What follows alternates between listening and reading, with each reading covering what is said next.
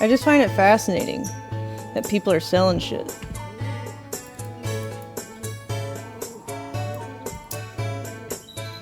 I mean, these are like a, where do I find the feed at? I don't want stuff I've already seen. I want to see, oh. The fuck? That's wild. eBay's changed so much. You can have like thumbnails for live auctions and shit now. Oh my gosh. Crazy.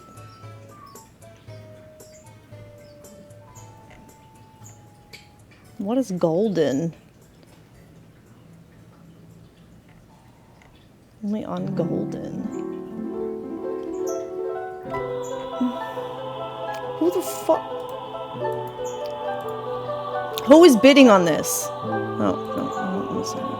57 bids? Almost at $10,000? Must be crypto, I swear. I don't know. PSA 10. Japanese shiny Mewtwo. People wildin'.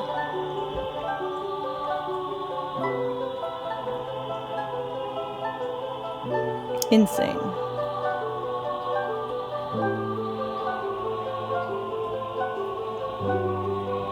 Sometimes I just look for old kid toys I had.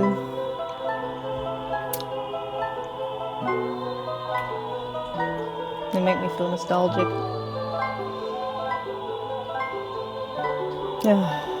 I've gotten most of the ones I can remember, I think. I wonder if there was any other Barbie Riding Club toys that I didn't have. So I have a stable, and it looks like it has like attachment points, but I never had those. I don't know if they existed or if it was just weirdly made.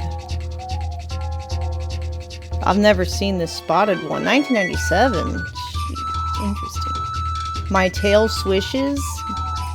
Is there a video?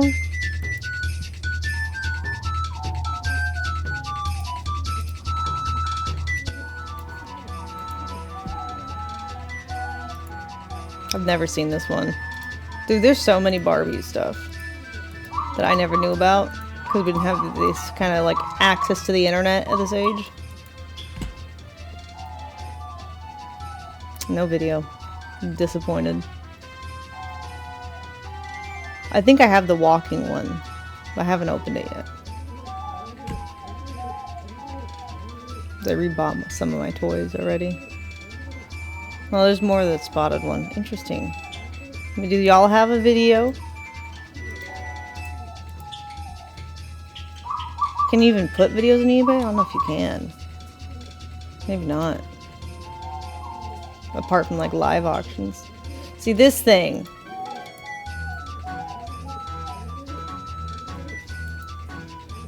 See, how does it actually attach? I have never gotten it to be able to attach. Am I missing pieces? I remember... I think I remember this part, but mine doesn't attach. Because I have the stable already. And I have like the fence. But I've never been able to snap it all together. Like I can't figure out how it does that. Like it never seems to fit. Maybe I just have to force it. Maybe I'm just being scared. But I don't know if I have the archway though. I don't know if mine came with that. $12?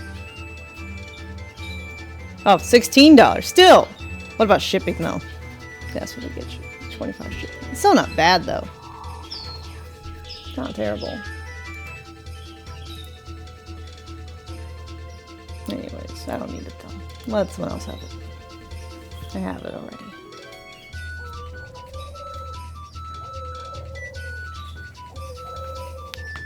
Thanks, Jones, for setting for 27 months with Prime. Wait, what the fuck? There was Ferris wheels? My Barbies didn't have this shit. But it was out when I was a kid, I guess. I'm assuming. I just didn't have it. I didn't know about it. Now I feel like my Barbies missed out. They got FOMO.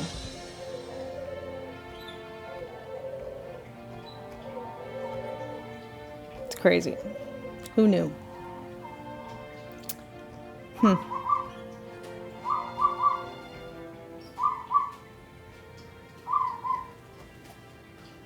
You know what's funny though is out of all the Barbies things that I have in the playroom, the thing that my niece plays with the most is the Barbie golden retriever that poops. Just can't get enough of it. It's so funny. We bought it at Target one time on stream. Like you push down the tail and it drops some turds. Because it's like Barbie walking her dog. It has a poop bags ready or whatever. I don't know. It's funny. Got the scooper with it.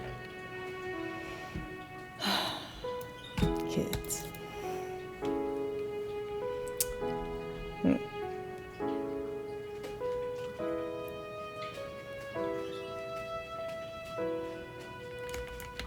Is there a Barbie castle? I never had a castle.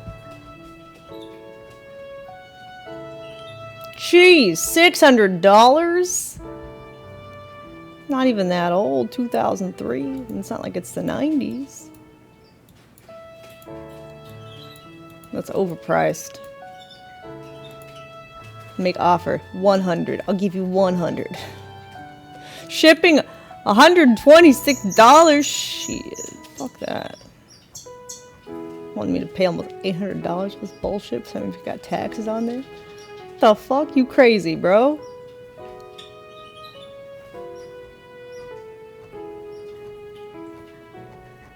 It's only a really castle thing I see, though.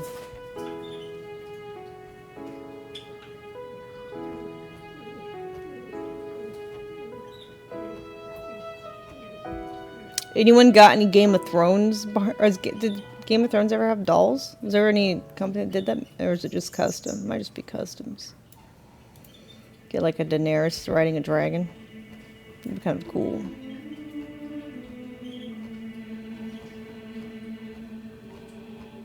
That'd be sick. Now I'm curious.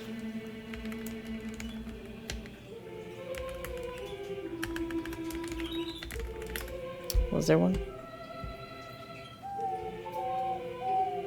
Oh, someone repainted. It doesn't even look like her. Very convincing repaint. Did they repaint the faces or just dressed up Barbies? No, the faces are the same. They just dressed up Barbies. It's not the same.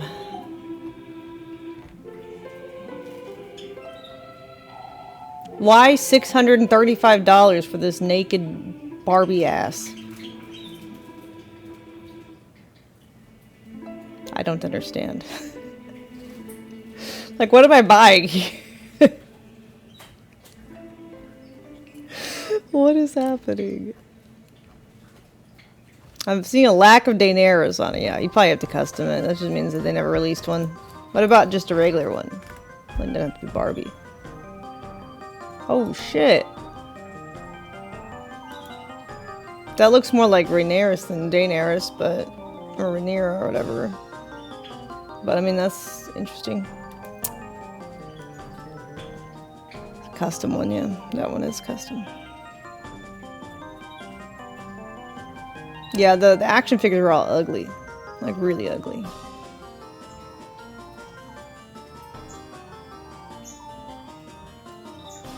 I don't know. I guess there's naked statues. Ooh, this one's cool. What the fuck is this? Oh, it's a figure. I thought it was like a toy. Oh, you know what I did have that I missed? Oh, Autumn might like that a lot, actually. Is a, I had a Harry Potter dragon toy. I think it was Harry Pottery.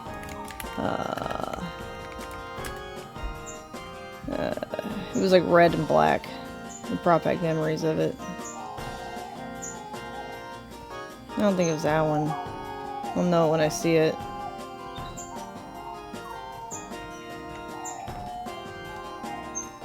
It was from the 2000s.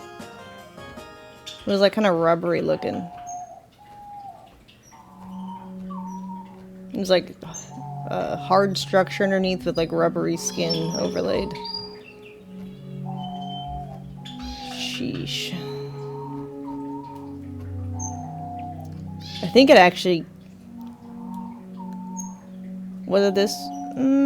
I don't know if it was this one. This one doesn't look red to me. It's not red enough. No, I don't think it was that one. It was a red one.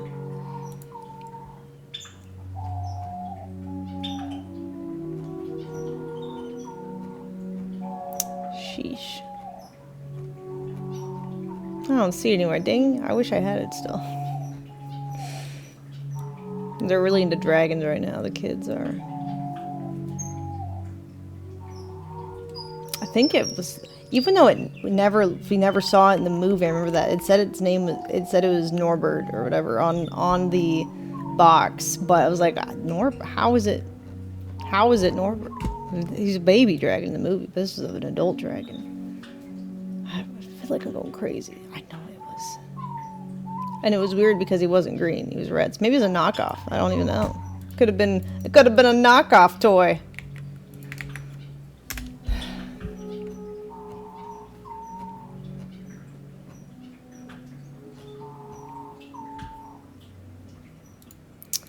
Let's do vintage. So I got it for Christmas. I don't think it was not the Hungarian horntail. It was more. Maybe it was this. This looks rubbery. This is Norbert, and it has red on the back. Yeah, this was it. This is the one. I'm not crazy.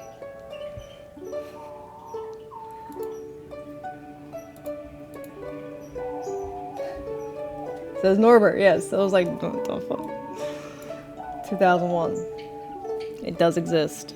It do, yes. Similar items. Okay, so there's more. Nice. Is this one missing his horns? Oh my god. For shame. He's been dehorned.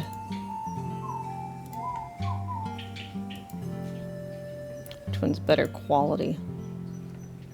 Better condition. His horns are kind of crooked, so this one's probably better. Well, actually, they're pretty crooked here too. Maybe not. Maybe did it come crooked? I don't think it was that crooked to begin with. I don't know. I mean, from here it doesn't look too bad.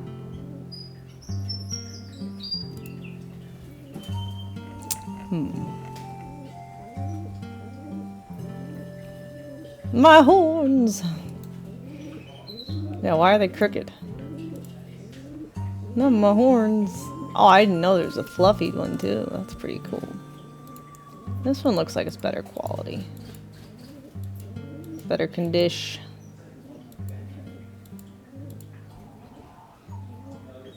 In one cart. I should be the asshole that like... Oh, it's coming from UK? Well, it might be fucked by the time it gets here then. Depending on how well they wrap that shit.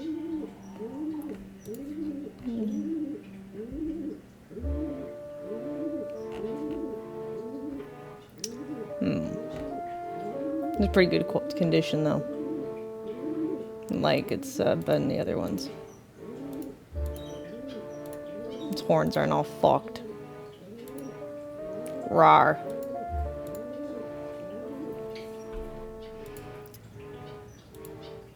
Yeah, I remember it was like a nice size for Barbies to ride. They're not tiny like Daenerys was, but you know, it's like you can still do the thing. Am I collecting? No, this was a toy I had as a kid. And when I was over, Autumn was using imaginary dragons for the Barbies to ride on. And I was like, what if I just get her the dragon? I mean, it's because the pose is good for Barbies.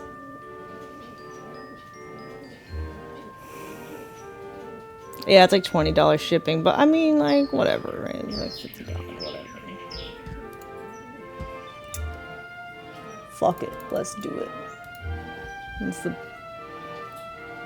Unless I can find, I mean, let me look on eBay more. Let's see if I can find any others whose wings aren't, or horns aren't fucked, but I mean, probably not. Norbert. Let's see. In America. Now that I know that it was dragon toy. Why? Why does it pull up everything else? Was this one I already looked at? Yeah, its horns are meh.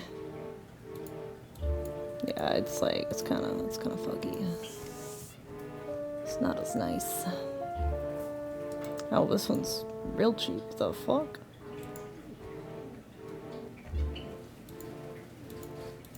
That's not terrible.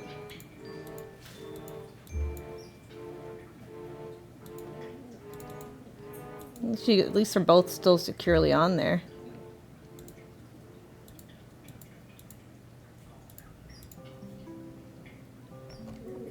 I think this one's still the best condition, but will it still be that way when it comes from the UK is the question.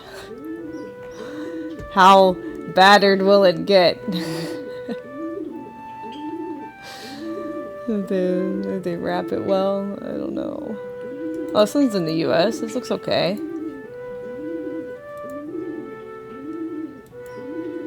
This one's not bad. It's alright. I think the horns are just crooked slightly. Like, I mean, by default. But as long as they're not, like, one's dangling. It's okay. It's probably, you know what? I think it's from Colorado, so it's a little cheaper. So we'll vote for this one over the UK one for now. Yeah, that seems to be most of the listings. Let me check this one. Nope, missing a horn.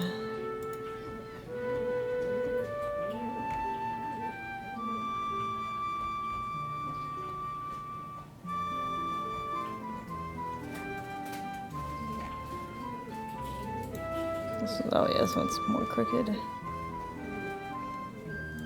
Alright, let's do it. I can't believe I remember that randomly.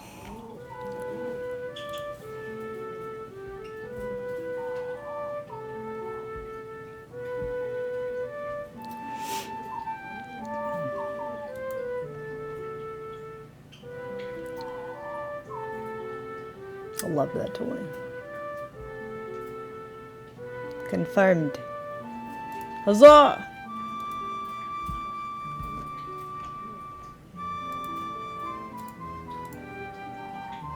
Now she won't have to ride a pretend dragon.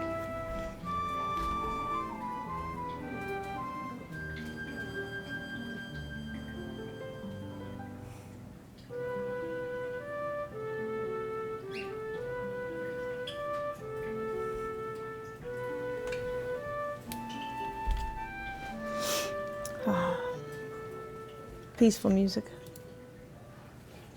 Yeah, I don't remember anything else really besides horse toys. I had like a Digivolving Growlmon, but they don't know Digimon, so they wouldn't appreciate it. Oh.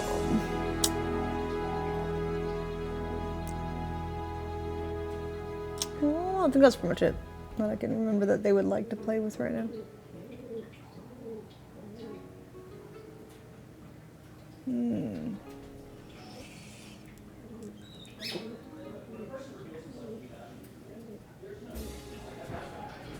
Still got your magic wand. Which one? Which one? Which wand did you have? 9 inches stiff.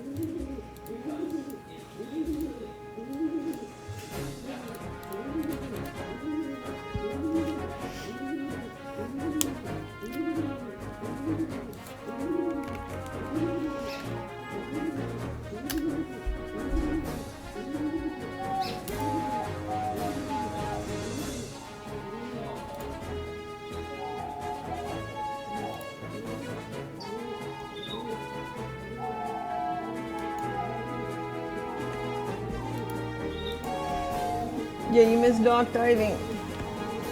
Just got back a little bit ago. Ryder didn't jump off the dock, but he went down the ramp into the water and fetched a toy, which is progress for the first time ever seeing it. So that's good.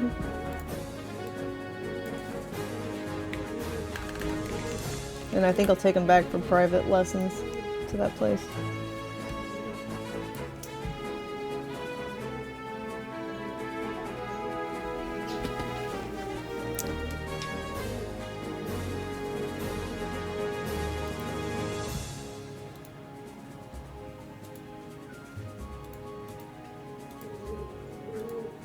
Oh my gosh, this rain. So much rain. Oh jeez, it's huge. Shit.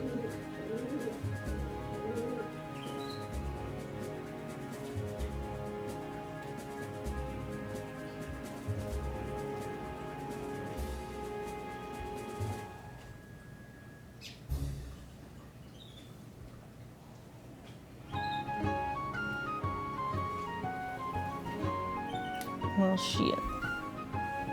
There's a lot. Possible flooding across the south. Well, shit. Okay. I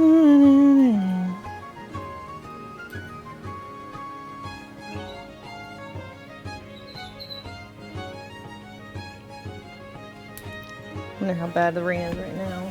I wanted to go across.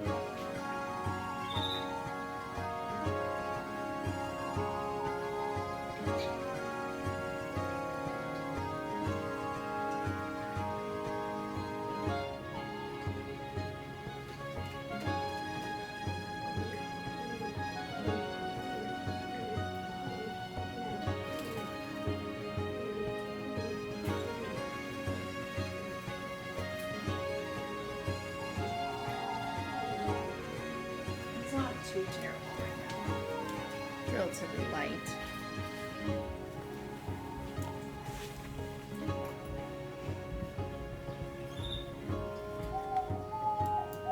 Let's see.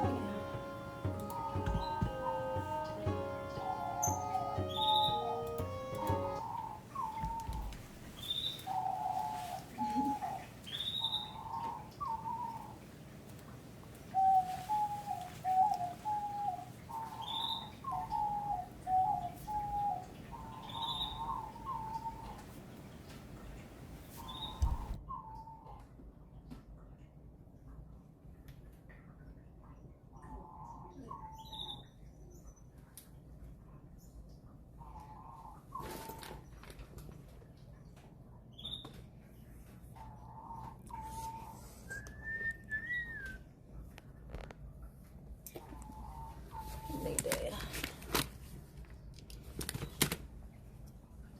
Battery.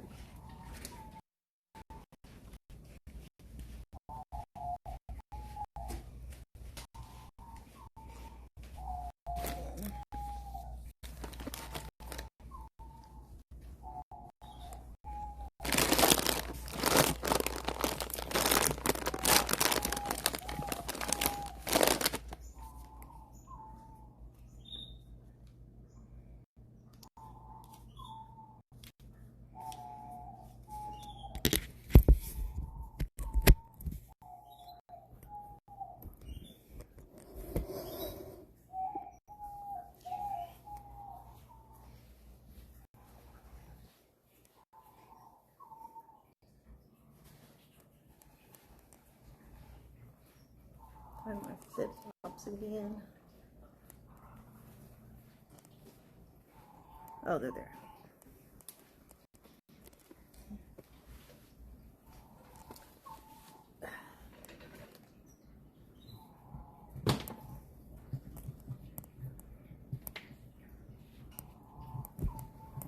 You got the Hermione Granger one with the light.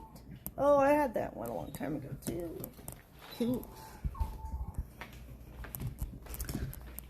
I think it sounds very familiar. Long, long time ago. I mean, It's super light. Let's just go.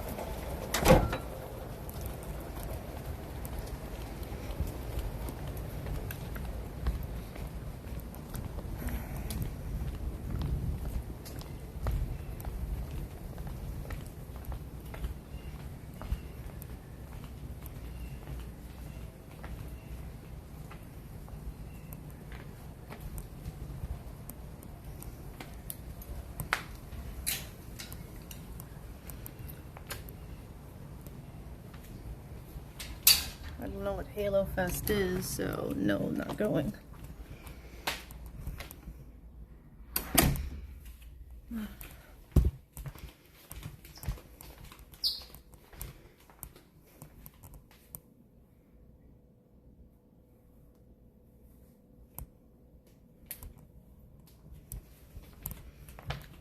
Is it for Halo, like the game?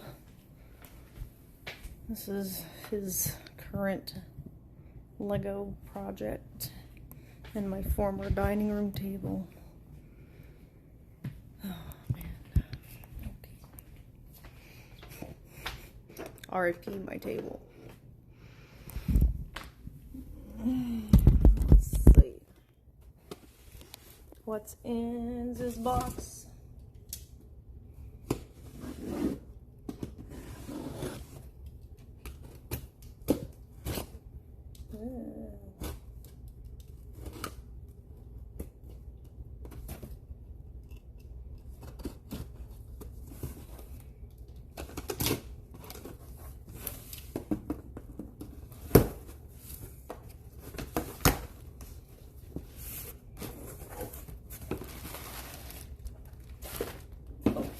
What color is this?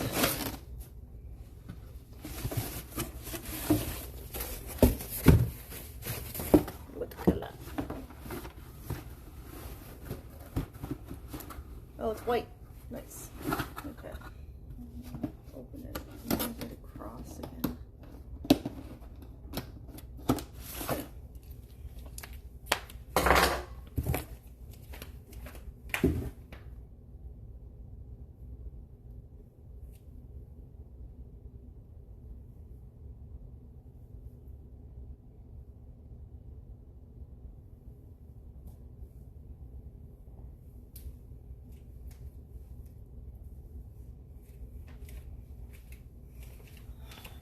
Let's check outside too.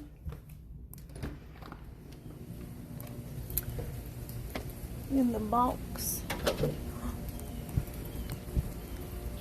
Squirrel. Oh, he's gone. Damn it.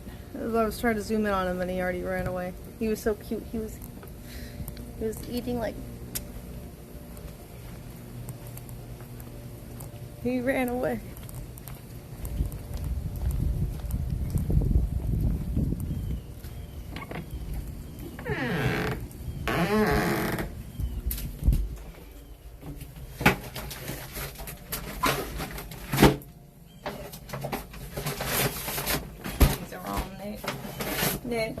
Nick, all again. All right.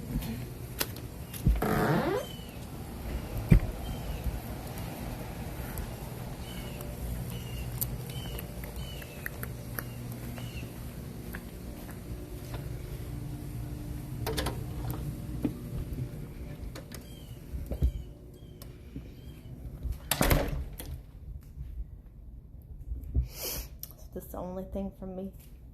Fine.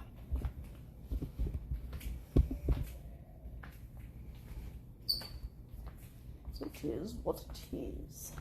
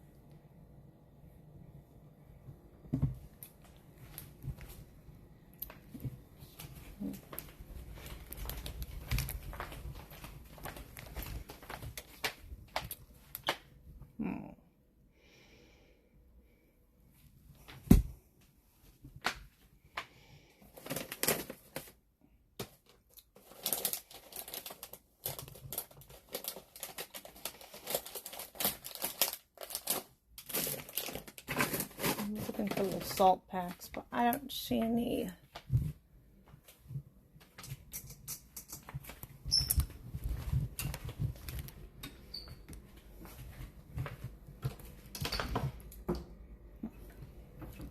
Oh well, I'll just take some salt.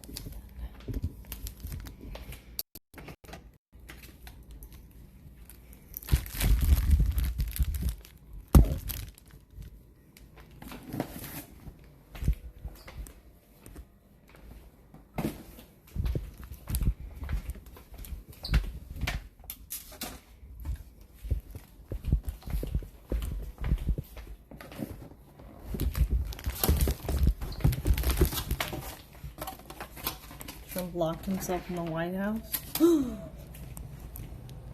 I mean, I locked my doors too. What does it mean? Or maybe masked Trump locked real Trump in the White House.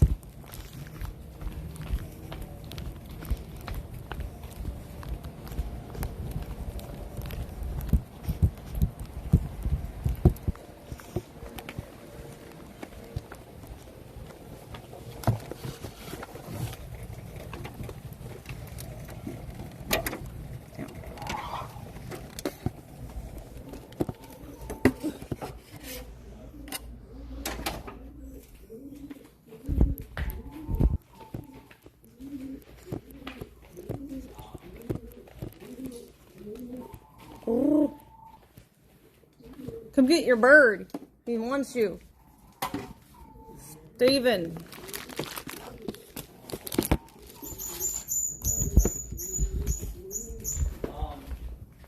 Doors closed for now? No one's here?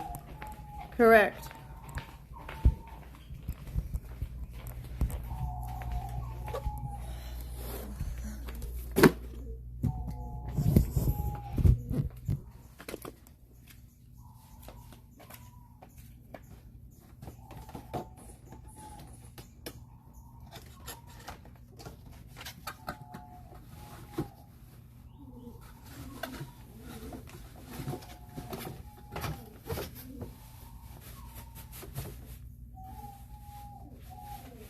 I think with this, all the helmets I ordered are now in.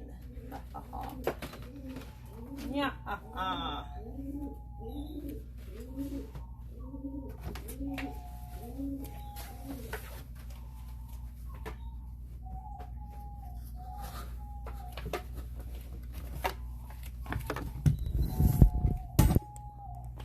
Why need so much? Need. No, I want it.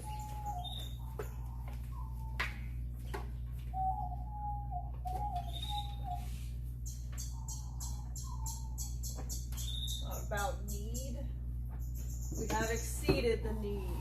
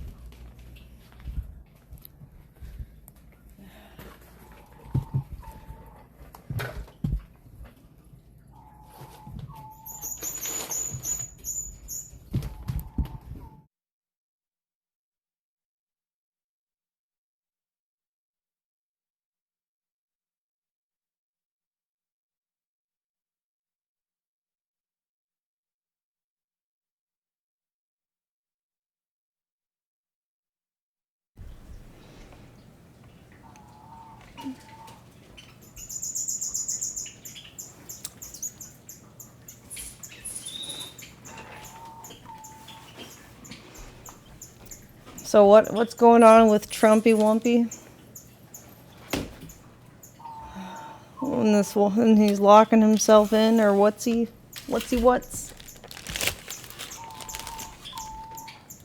Do tell. Tell of the news today.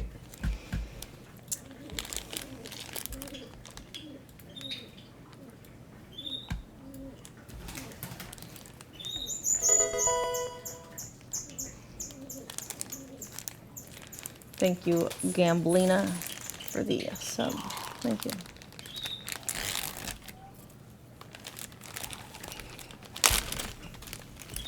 Time for some AS. Oh.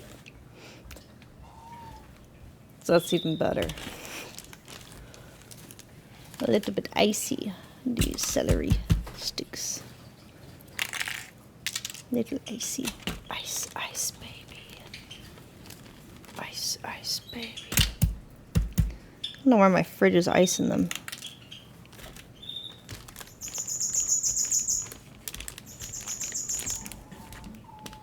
Oh, you like the vid media share? Cool.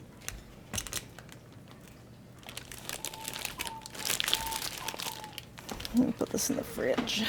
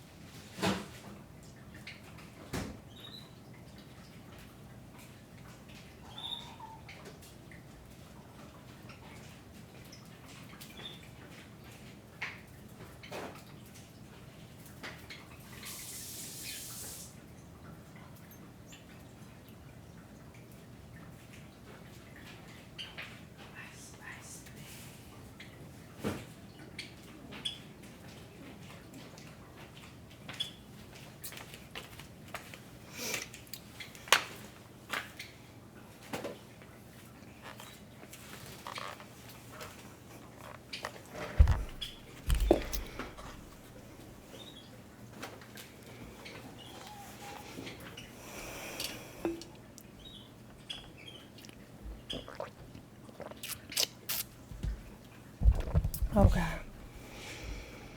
Let's see.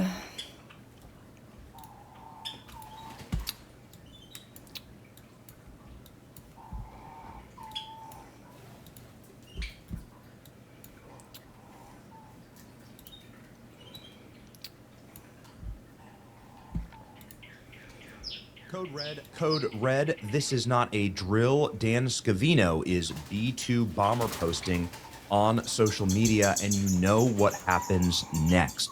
If you don't know Dan Scavino, you should. He's a man who's been by President Trump's side for nearly 40 years, probably the single most trusted advisor to the president, the voice of Donald Trump when it comes to digital media, and a man who runs all presidential personnel. And so he's a man who knows what's about to happen. And when Dan Scavino starts posting videos like this, it means it's about to pop off. He did this before we blackbagged Nicolas Maduro in Venezuela. He did this before the Iran war popped off. And everybody has the spider sense that something's about to happen, and something strange is happening right now. President Trump has canceled all plans this weekend, told top administration, military, and intel officials to cancel all of their Memorial Day plans. And Donald Trump is back at the White House and hasn't been seen. All reporters were sent out of the White House, ladies and gentlemen, late last night. Something's about to happen.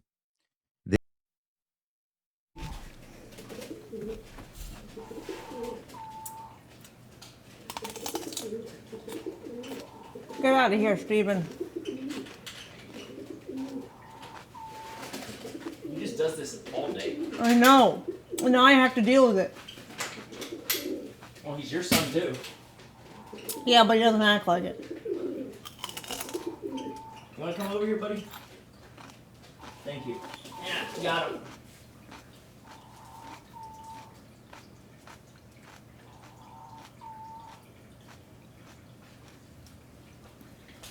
Just like that.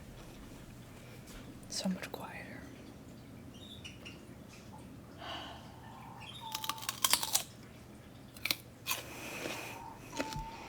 This is one sign. This is another sign.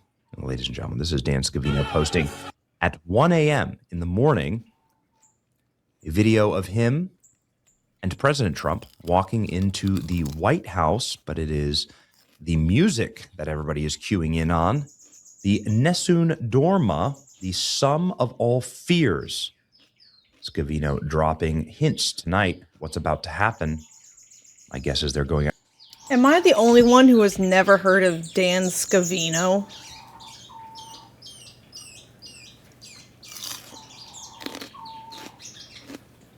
I've never heard of this man.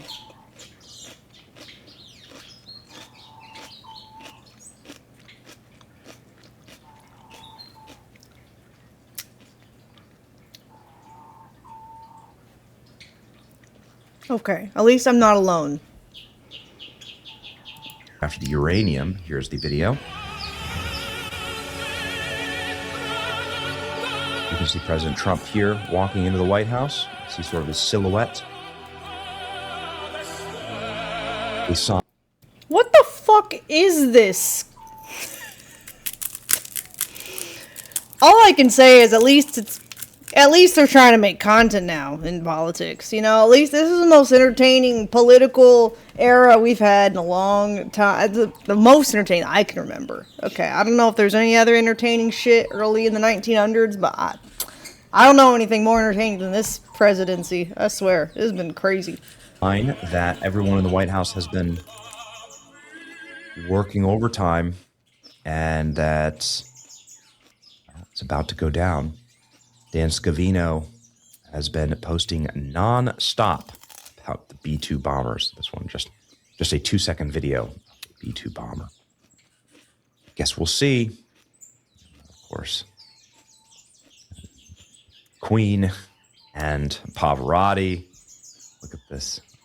It's about to pop off, man. Is it going to pop off because of the threat against Ivanka Trump, the president's daughter? We just learned this a couple hours ago. This story broke, a World News exclusive, the #1 story on earth, that Ivanka Trump was targeted for assassination by Iranian terrorists in a twisted revenge plot.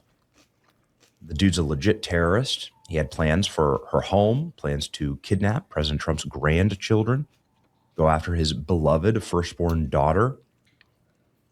I'm not sure, but all the pieces are starting to come together, and President Trump has done something very strange. Donald Trump has canceled all of his plans. Donald Trump does not normally do this. President Trump often, virtually every weekend, golfs on the weekend, gets his business done at one of his golf courses. Donald Trump canceled a planned trip and all of his Memorial Day plans as well. He was going to go to Bedminster, New Jersey, in order to golf, but instead Donald Trump stepped off Marine One right back to Washington, D.C. This was not part of the plan, which is causing a ton of speculation. And you can see here Donald Trump marching into the White House and the doors shut quickly behind him. Well, I mean, if this is true, this explains why he locked himself in the White House. Probably locked his daughter and his grandkids in the White House too, to make sure they're not being targeted, or if their house would be targeted, that it was empty. Donald Trump canceled all plans and is now back in D.C. CBS is reporting Intel officials have also canceled all of their Memorial Day plans and are on standby. Something seems imminent. Here's President Trump arriving back in a rainy Washington, D.C. this weekend. U.S. military intelligence officials canceling all of their Memorial Day plans. We'll see. There's great speculation as to whether this could mean it's going down in Iran, Cuba, or both. Or maybe it's like a emergency meeting. We're going to go fuck them up right now. I don't know. Could be. I can see a lot of different avenues if the threat is actually legitimate and not just like fake news, you know? I have no idea. My sources tell me that Pakistan's Field Marshal Asim Munir is on his way to Iran to deliver a final ultimatum. Or what if they're using a decoy Trump is wearing a mask? And that's the one in the White House. I don't know. From President Trump, give up your enriched uranium immediately, or you will be turned into a glass factory. Ladies and gentlemen, President Trump is convening his senior security team meeting this morning, talking about the Iran war situation. He's seriously considering launching new strikes against Iran barring a last-minute breakthrough in negotiations. Trump is considering launching new strikes in Iran. Trump's messaging all week has been hitting as well. Trump is telegraphing that he's about to strike, which is normally not his MO. Misdirection may be afoot. We'll see. Is there misdirection happening right now? So uranium, is that what they use for nuclear energy, or is that something else?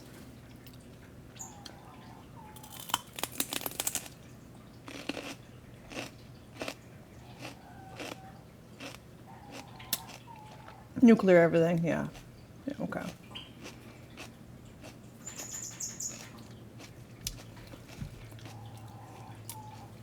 So how is it harvested, uranium? Like, how do you get that? Where does it come from?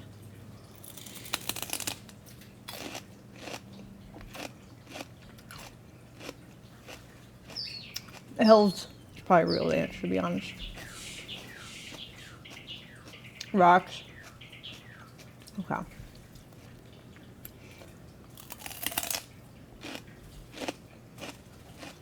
Hollow Earth. Agartha. No. Could it be that they're focusing on Iran when it's really Cuba is their aim? I believe the liberation of the most wonderful people of Cuba from the clutches of communism is close at hand. Cuba Libre, says Lindsey Graham.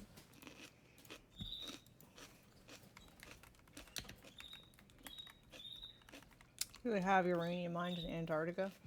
Yep, it is.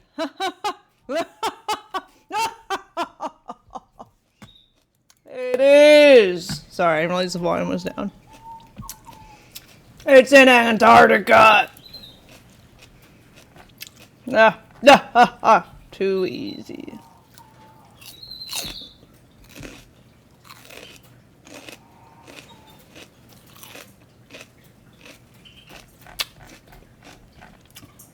Well, that explains the treaty now. Yesterday evening. Well, if anybody would know, it'd, of course, be warmonger and neocon Lindsey Graham. Cuba might be in American territory by Tuesday. Happy Memorial Day weekend. Is Donald Trump going to pop off, knowing that it is a federal holiday on Monday? Iran has shut down their airspace. Trump's canceled all plans and is back at the White House, and they just uncovered a plot to kill his... Now I'm curious.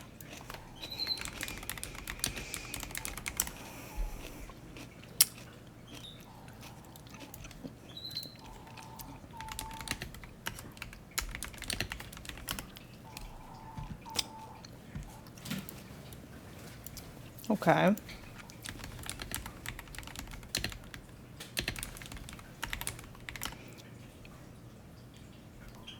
So we could have had the treaty after we made the first nuclear bomb, because they're like, we're gonna have a global dispute fighting over Antarctica's uranium. I mean, that kind of makes sense. It kind of adds up, to be honest. His daughter, they effed around TikTok. See here, the Iranian airspace has been... That's like the place you could mine the most without having to worry about like civilization or environmental effects or whatever. In theory, if you were callous, you know, you're just like, fuck Antarctica, it's just a resource hub. Totally cleared, except for one flight from Pakistan. One flight from Pakistan went in with the Pakistani negotiation team. So hopefully a good sign there. Obviously, I want peace in the region. Heavy interference, red zones, massive GPS jamming detection across Iran, Iraq, Kuwait. So you can see the GPS jamming happening right here. Well, glad I stocked up on popcorn. Action coming soon. I fear that Trump is skipping his son's birthday to spend the weekend in D.C., something he normally isn't keen to do. His son's birthday. Okay, yeah. I mean, maybe he's also skipping Don Jr.'s wedding. What if that's what the really big hole in Antarctica is? It's a mine. Could be. As well, a sign we should brace for something crazy this weekend. Even libs are able to see it happening. Cuba, Cuba, Cuba, Cuba. It's all popping off. Guess we'll see. Pakistan Air Force jet departs Karachi, reportedly heading for Iran. So maybe they'll get the peace deal done, and maybe we'll take over Cuba.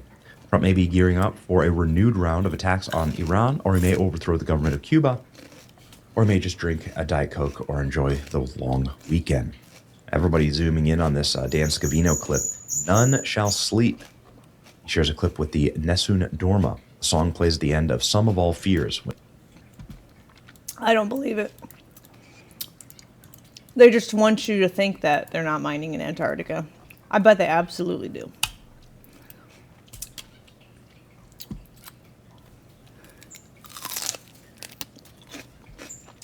They just don't want other countries knowing that they are, who aren't part of the treaty.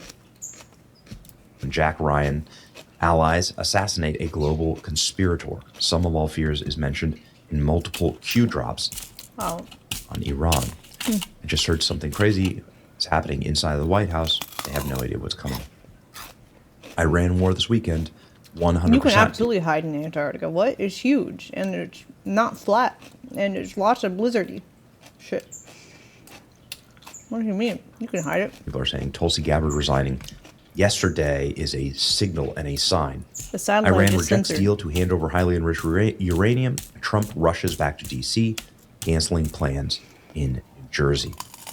Last time Dan shared this video was an hour before Epic Fury. Tonight is the FAFO time, as we've shown you. You have a heat signature? Who says they're using humans?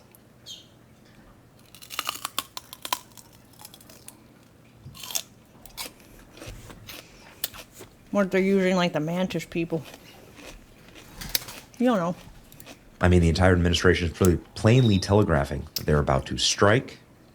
This is not, if it's not misdirection, then Trump clearly wants everybody to tune in to what happens next. Yeah, that's the sense that we get. Or the as well. reptilians. The only reason I would ever skip my kid's wedding, Don Jr. is getting married this weekend in the Bahamas, is if something absolutely massive was about to go down. So massive that missing a wedding would seem small by comparison. Are we going to war? Or maybe it's just Trump. deep enough, like Hollow Earth type shit. It's like a whole different type of deep. I don't know. Saying that he's going to skip Don Jr.'s wedding. U.S. Southern Command is prepared to begin offensive operations against Cuba, the godless communist regime. Raul Castro might be captured this weekend. Make Cuba great again. And of course, the Domino's pizza tracker is experiencing 227% spike right next to the Pentagon. Always a beacon and a signal, a blaring signal that something is about to pop off militarily. Pretty sure when you try and assassinate the president's daughter, all negotiations are probably off. War is coming. See. We'll see. Trump doesn't go to his son's wedding. He goes to the White House instead of a normal trip to New Jersey. Tulsi Gabbard steps down, trying to trip over. Reports Trump is considering bombing again, and Massey loses. All signs point to an imminent attack. We'll see. Middle East tensions appear to be escalating again. Iranian airspace restricted. Iran's military posture has reportedly moved to maximum alert. Fighter activity has been observed across the region. GPS disruption is happening now. I don't know, man. Iran airspace shut down. War is imminent. All right. And one plane has flown over Iran. And we'll see. One plane from Pakistan. The final message, the final warning, I don't know. But I have a sinking suspicion, and we've been right on these things because we pay very close attention, that we are either going to take over Cuba or Iran this weekend. One or the other. So stay locked in, Patriots. It's going to be a wild Memorial Day weekend. Pray for the president, his team, and for wisdom. It's your boy Benny. See you all situation monitors on the internet.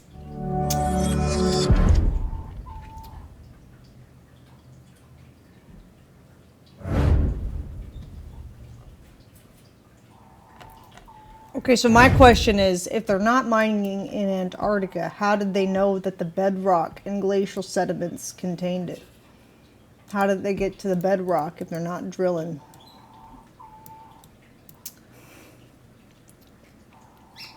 They're not digging through the ice to search for shit. Samples, but like where'd they come from? Oh yeah. Oh, so that's right. They can mine for scientific purposes, but not for commercials. What the treaty says. It doesn't mean you can't mine. It just can't be for commercial. But if you don't sell the uranium, then is it really commercial?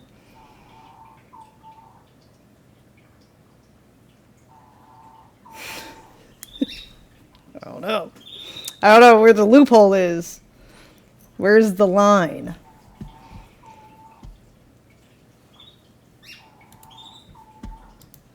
That's all it says, is that commercial mining in Antarctica is banned legally under the treaty. It doesn't say private mining. Now, I believe Private that dinosaurs use. and people... I don't know.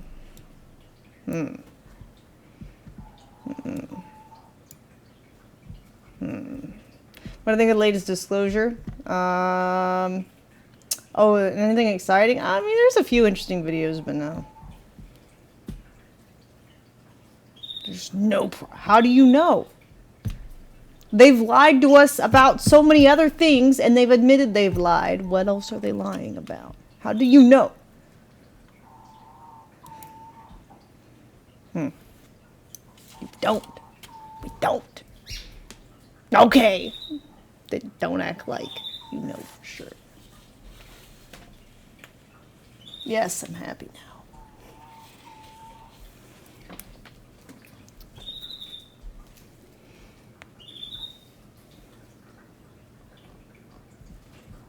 All right. But yeah, no, I watched the videos of the release too, and it was... Most of it was not interesting, but some of it was pretty interesting. What is happening here? What are y'all sharing in media? I don't even know what y'all are sharing sometimes. Joker, thanks for subbing for 12 months. 12 months. Thank you.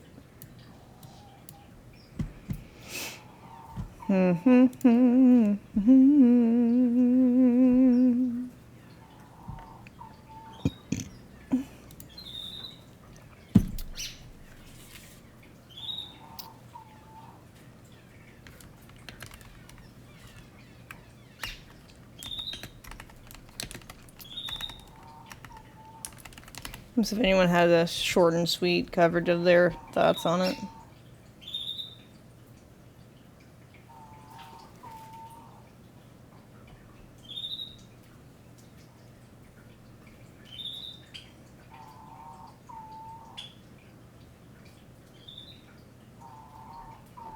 Anyone like credible, not Fox News. Ugh. Spielberg warns. Ooh.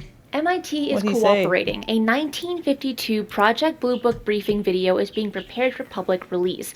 2 members of Congress have already watched 52 classified UAP videos that the public Project hasn't Blue Book seen. video. Investigative reporter Jeremy Corbell told Newsmax that the President of the U.S.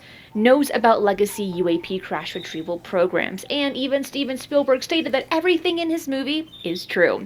Hey ufologists, I'm Christina Gomez, and this is your UFO News Update. Let's start with Steven Spielberg, because the cultural side of this story is moving with the political side this week.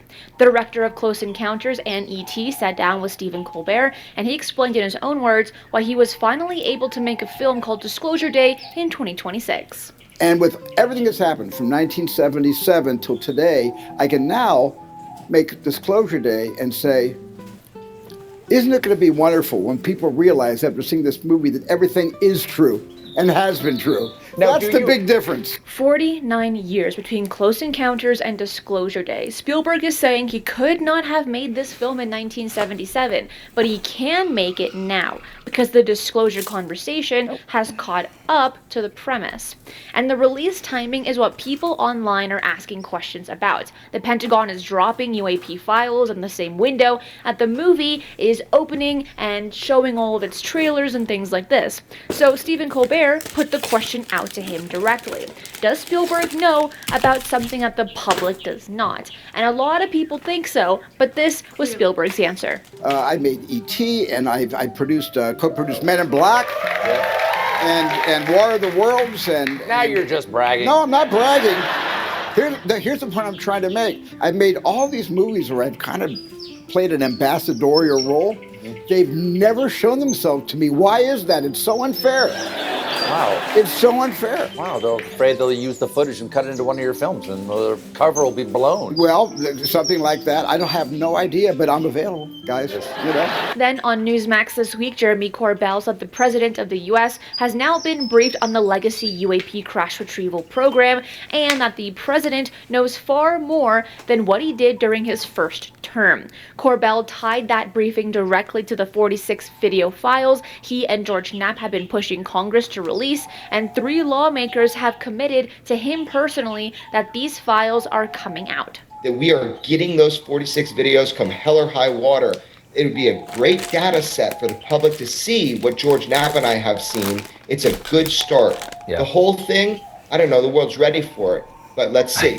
If the president really has been briefed on the legacy crash retrieval program, as Corbell says, what should the public reasonably expect him to do with that information? Drop your thoughts in the comments below. Congressman Eric Burleson joined Fox News, and he stated that his team has been pulling records from federally funded research centers that work exclusively for the U.S. government, MIT Lincoln Labs, Rand Corporation, and others. MIT responded to his letter immediately, and their legal team agreed to cooperate. Here is the latest information on that. You know, so we sent a letter to MIT Lincoln Labs, and they responded immediately, their legal team did, that they would comply with our letter.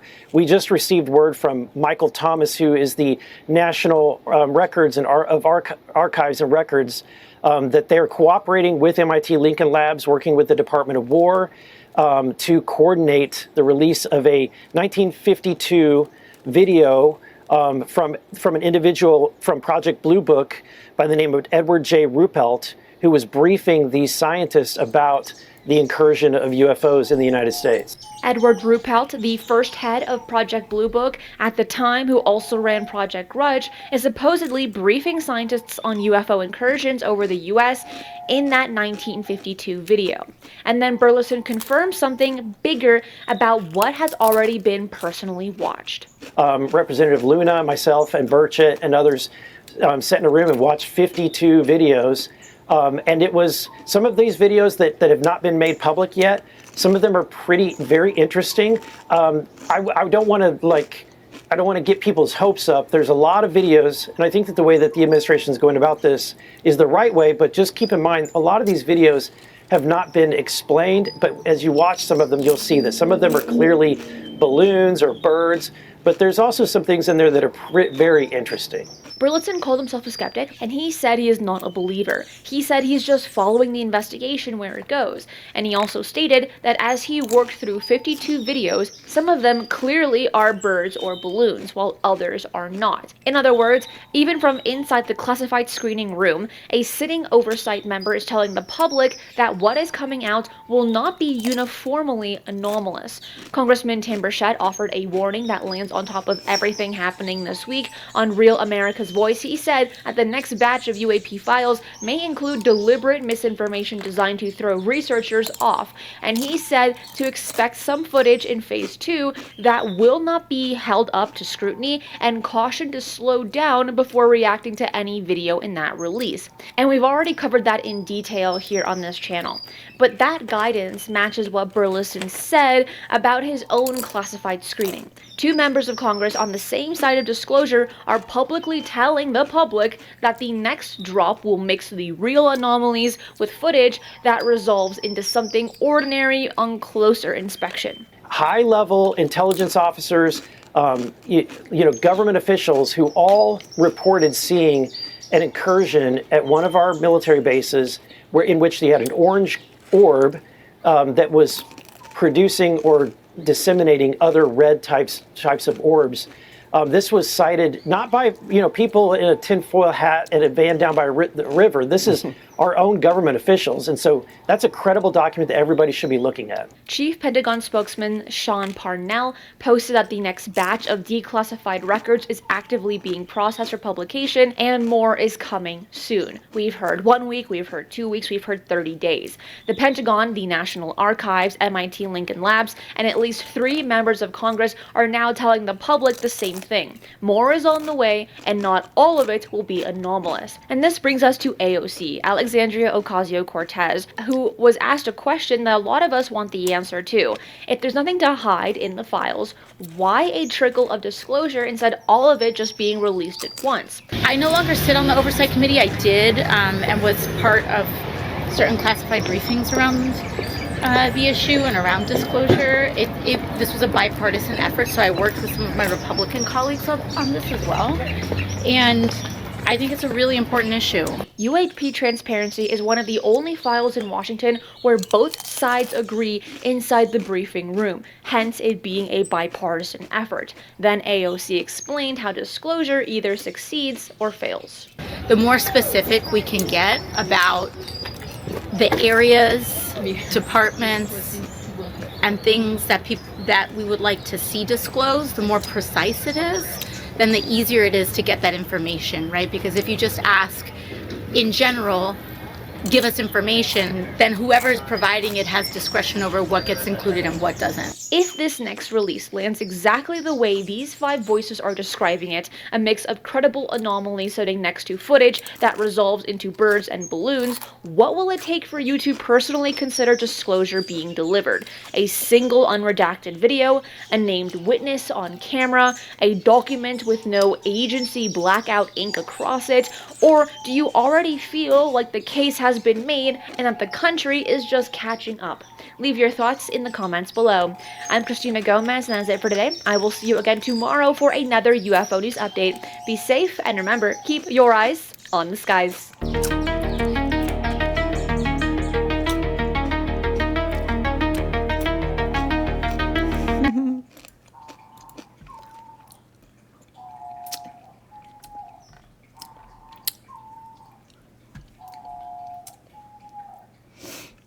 Another short one? Which one? Which one's short? Is this one the short one?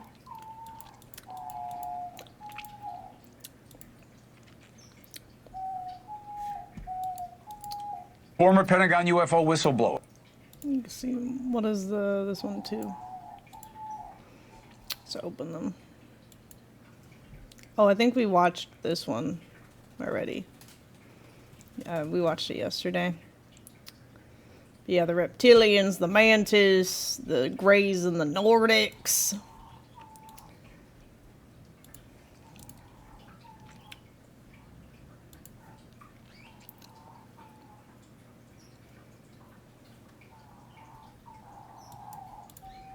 My brother from another, Lou Elizondo, News Nation special This one's not playing, is it? Oh, it is.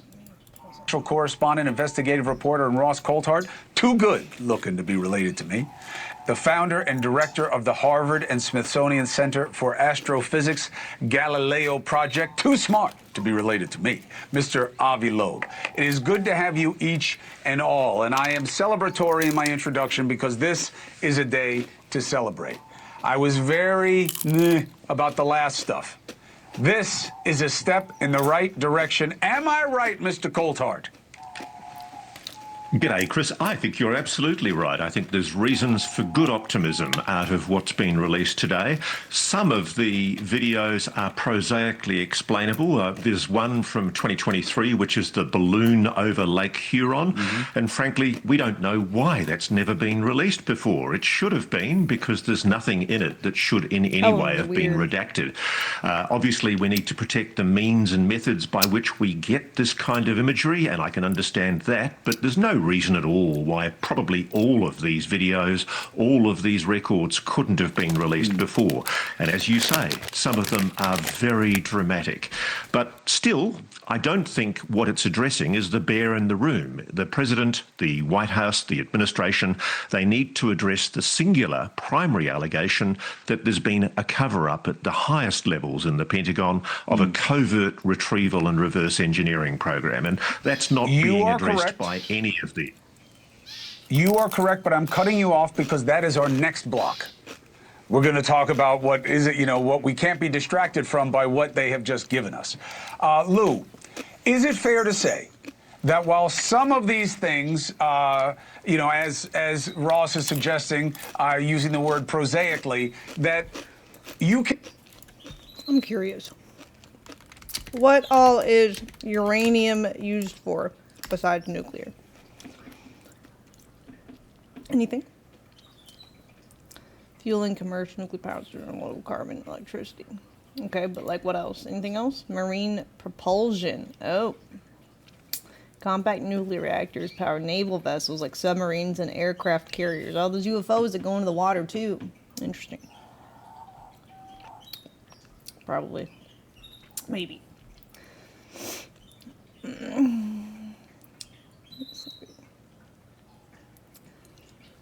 Depleted uranium. Armor-piercing munitions because its density allows it to penetrate heavy tank armor. Oh, cool. Science and medicine. They create specific radioactive isotopes critical for diagnosing diseases and treating certain types of cancer. Which is interesting. Geologists rely on the decay rates of uranium isotopes to determine the absolute age of rocks, minerals, and the earth itself.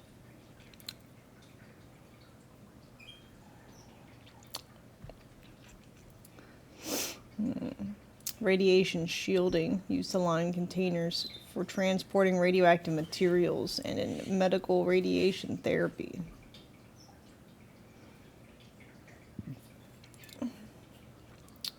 High density weight for aircraft control surfaces, helicopter rotors, and ballast wheels, racing yachts. The keels. Interesting.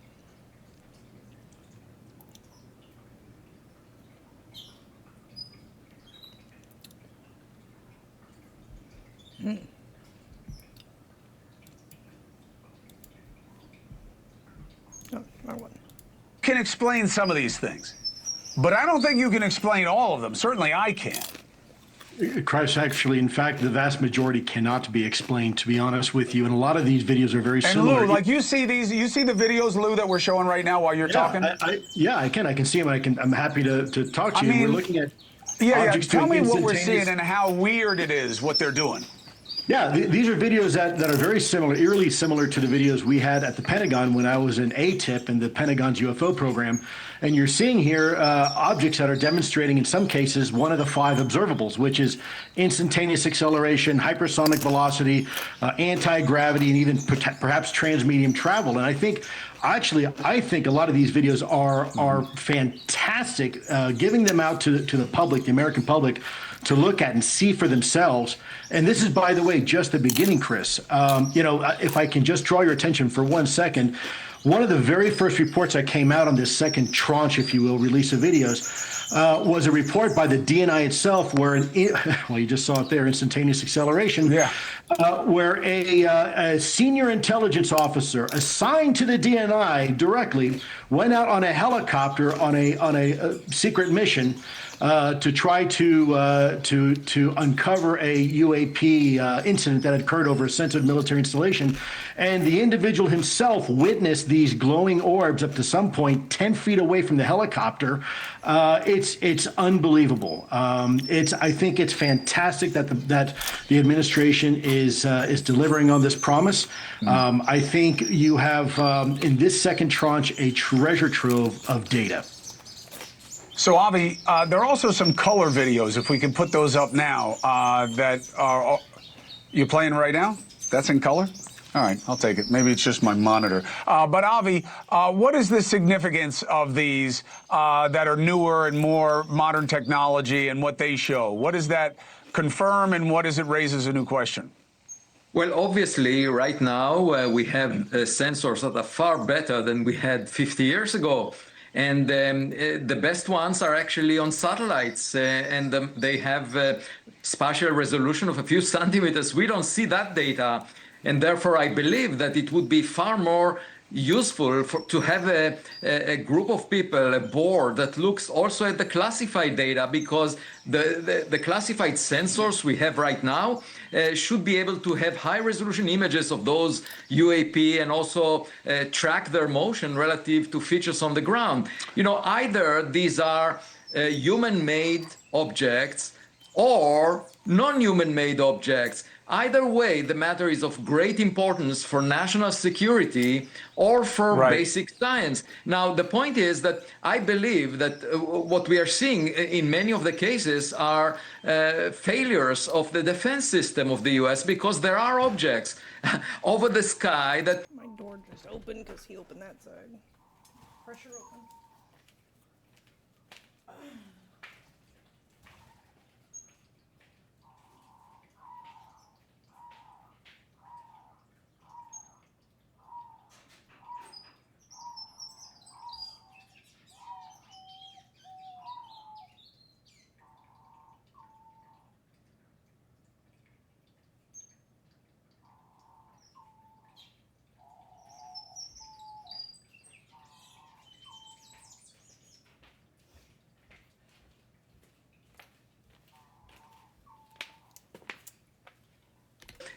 we don't know about. Some of them are Chinese spy balloons, as we noticed in 2023. But there are adversarial nations flying things, and at the very least, let's figure those things out. You know, because the Pentagon and the intelligence agencies cannot. Apparently, they're not doing their job. Right. Let me show one more thing, and then I want to take a break, and then I want to talk about what you guys are hinting at, which is wait until you see fill in the blank. Wait until you learn fill in the blank. So coming out of the water or close to the water, Lou, just give me a quick take on from a military and intelligence perspective, why are these specifically important to you? Great question, Chris. First of all, we call that transmedium travel. We have technologies right now, for example, a seaplane that is technically transmedium. It can fly and it can float, but let's face it, a seaplane is neither really a good boat or a good airplane because it's a design compromise. So you're compromising performance. Loud as fuck thunder just now.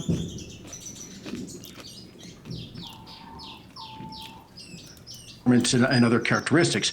Well, we are seeing objects that can apparently go in multiple mediums, whether it's in low Earth orbit, in our atmosphere, and even underwater, without any of those performance compromises, meaning it can perform just as easily as it can underwater, where the friction coefficient is astronomical, no pun intended, and be able to zip through the sky with ease, apparently not even recognizing or realizing that the water is there. And so anytime you can imagine from a military or national security perspective, if you have a technology that can operate both in air and in water and potentially even space, that is definitely a strategic advantage over your adversary. And this is why, exactly why Avi's correct, we have to take this very seriously.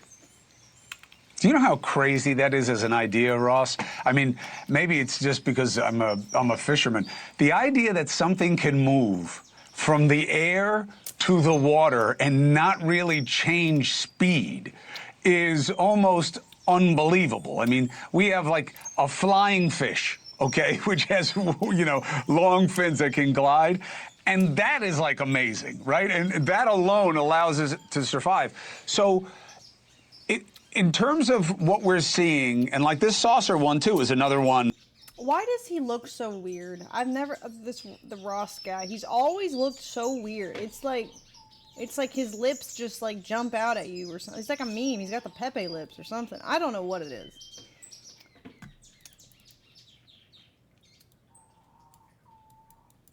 You know what I mean? Like it's like no eyebrows hardly, and then like the lips, they're so, I don't know, that they don't look right. I don't know what it is. Maybe it's bad work being done in the showbiz. I don't know. That really needs explanation. What do you think the strength of seeing something like this is in terms of moving the needle that there's more to understand? I think it's very important. I think it's commendable that the administration is doing this. And frankly, I think it's right. The president has said the public can now judge for themselves. What we need to do, though, is advance beyond this, because there's a lot of data that's redacted in these files for good reason. I know we have to protect sources, means, and methods, and that's a good reason, frankly. The suspicion they throw that label on a lot of things, though. Yeah, I think the primary suspicion I have, and I think Lou could probably add to this, is why has the government concealed this for so long? I suspect a lot of it is because the Pentagon doesn't like admitting that there are superior technologies operating on this planet that are not ours, and they don't appear to be foreign adversaries, and we don't like admitting that we're not the apex predator anymore. That's right. And that's the problem, because that is the most dangerous reason to not disclose it, because it is literally saying, I have to protect myself from you and your accountability for what I'm supposed to be doing for you. All right, let's take a break, and then we're going to come back and discuss these now very important questions that are raised by these, not whether or not it's real or not, and I disagree with the president. It's not for us to judge. All right, the government should have, information that they put out about what they know and don't. We shouldn't have to guess. We'll be back with this amazing group of minds and men right after this. Time I fire a pitch down thruster, I get a shower of these little fireflies. I have some more of the white particles in view below the capsule. At least they put subtitles on it this time. They appear to be traveling exactly my speed. There is one drifting off.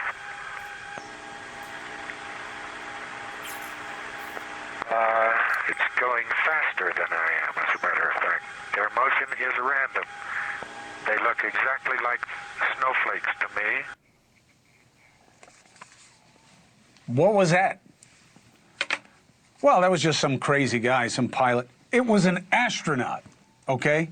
Scientists that are the most capable among us aboard the Mercury missions in the early 1960s, describing UFOs that they were seeing in space. You know why? No. Because they couldn't explain what it was. I'm sure some of their cocaine just floated out of the ship, and that's what they were seeing. Clearly. And they're scientists, all right? So today was a great day for those of us who've been saying to you, it's not absurd that we think there's something to know. It's absurd that you accept that there isn't. And when you look at the videos today, you will see clearly there is more than any of us understand, except for the people in the government who aren't giving us the rest of the information. You see what I mean? That's why what we got today is good, but it's not enough. That doesn't mean I don't appreciate what I got today. I do.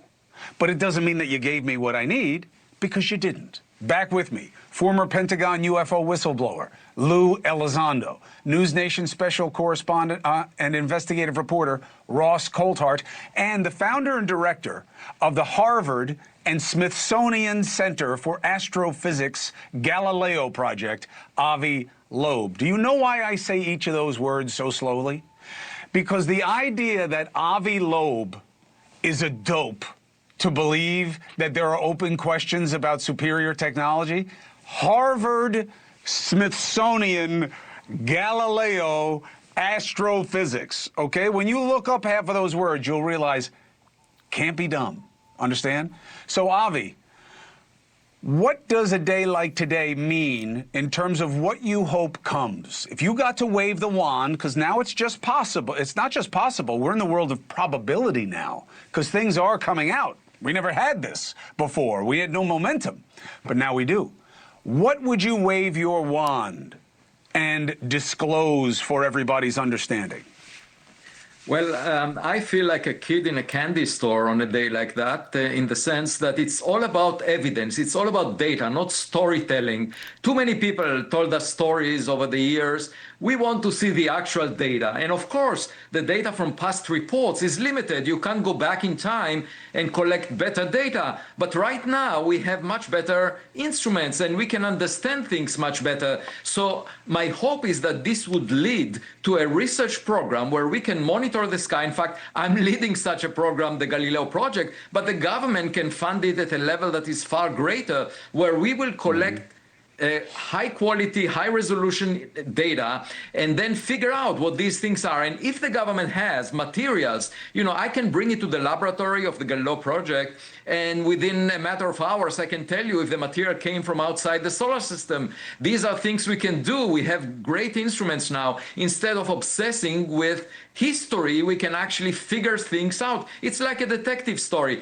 Now, with respect to what you said about the astronauts, I should caution that Scott Carpenter, who talked when he said instead of history, or what was it? Instead of, what was the word he used? Debating history? With history, we can actually, we have great instruments now. Instead of obsessing with history, we can actually figure things out now. That means we can make stuff up and say that we figured it out.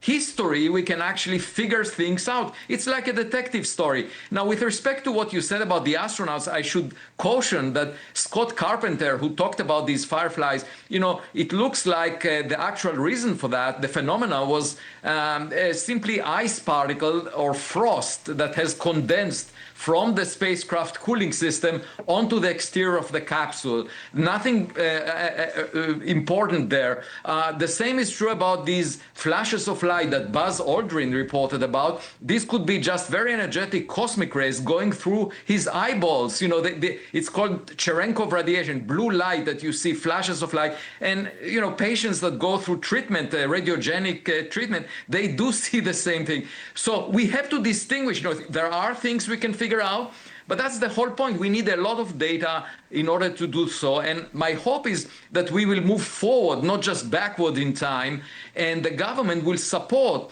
an effort to figure these things out, because at the very least, they are of great importance to national security. We have a mixed bag here of things that we could explain and things that, could be the biggest discovery ever made by humanity. Ross, what do you believe needs to be known? Okay, we know from whistleblowers that have appeared on News Nation, Jake Barber, David Grush, Lou, Chris Mellon, there's been a succession of people, insiders, who have described a covert UAP program where the US government has allegedly retrieved non-human technology. Multiple people have said this now, and the government has never directly addressed the claim.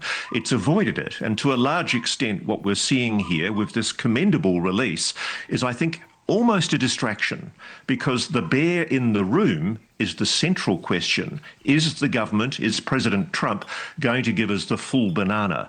Are we going to get the full story on what the government actually knows about retrieved non-human technology? I think that's the real story, and I'm sure Lou feels the same way. Well, I don't know about that give us the whole banana line. I don't know that Lou was going to use that line, Ross. I'll tell you that right now. I don't think he was going to say that. But Lou, when you look at the universe, pun intended, of what you know and suspect that I don't know and can't know from you, what would you want to come out as a category? Obviously, I don't want you to betray a confidence. No, of course. I do still maintain a security clearance, so I have to be very careful. I know. I think Ross is correct. I think we need to look at what lengths the U.S. government in the past has taken to suppress this information. We just had a whistleblower where video came out last week where this individual had admitted, for the record, to Congress that elements of the CIA were secretly recording out of the ODNI conversations between the ODNI DIG, the investigative body set up by Tulsi Gabbard, and whistleblowers. Now, think about that for a second, Chris. Think about somebody in the government making a unilateral decision without a FISA warrant to collect information on U.S. persons. Let that resonate for a minute. You had somebody from the CIA, a senior CIA official, testify for the record, under oath, that actually happened. People like myself and others who were illegally recorded to find out what are we going to say. Hence the slush fund. Lou, thank you very much. I appreciate your insight in this. We need to know more, and We do need to know more.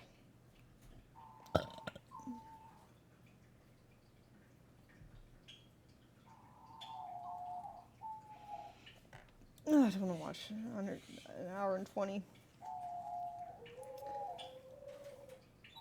When I started watching, I don't know, maybe an hour ago or so.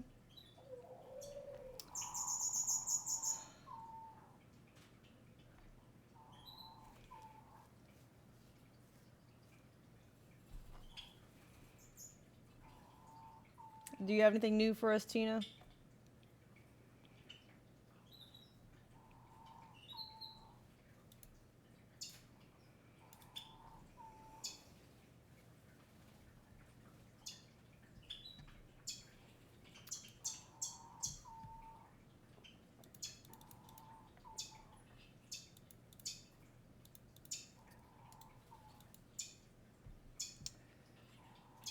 Pentagon Pizza Watch put on high alert last night. What does that mean?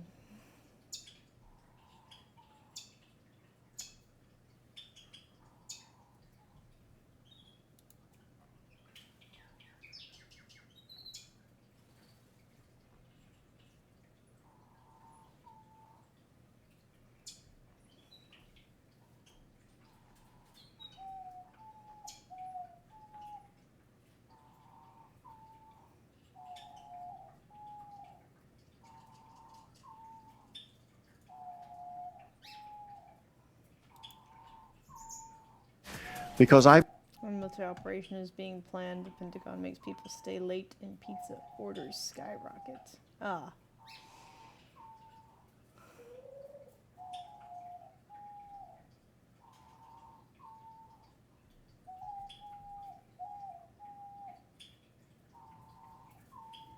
Interesting. I believe you're going to see more and more UFOs.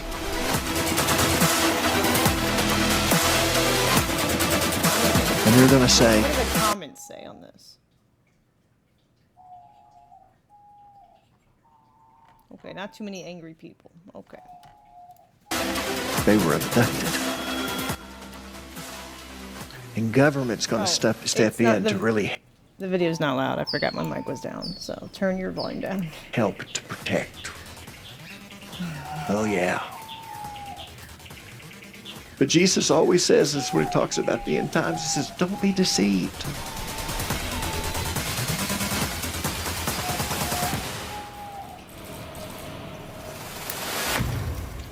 Good morning. Good to see everyone. Good to have those who are joining us online. This morning's sermon is the second in a three-part series entitled Don't Be Deceived. Why does everyone look like they have a mask on now? Now you're just paranoid that every bald man is a masked man is the issue. So. And I have a lot of information that I need to cover this morning, so I really don't have time to review what we covered last week like I usually do.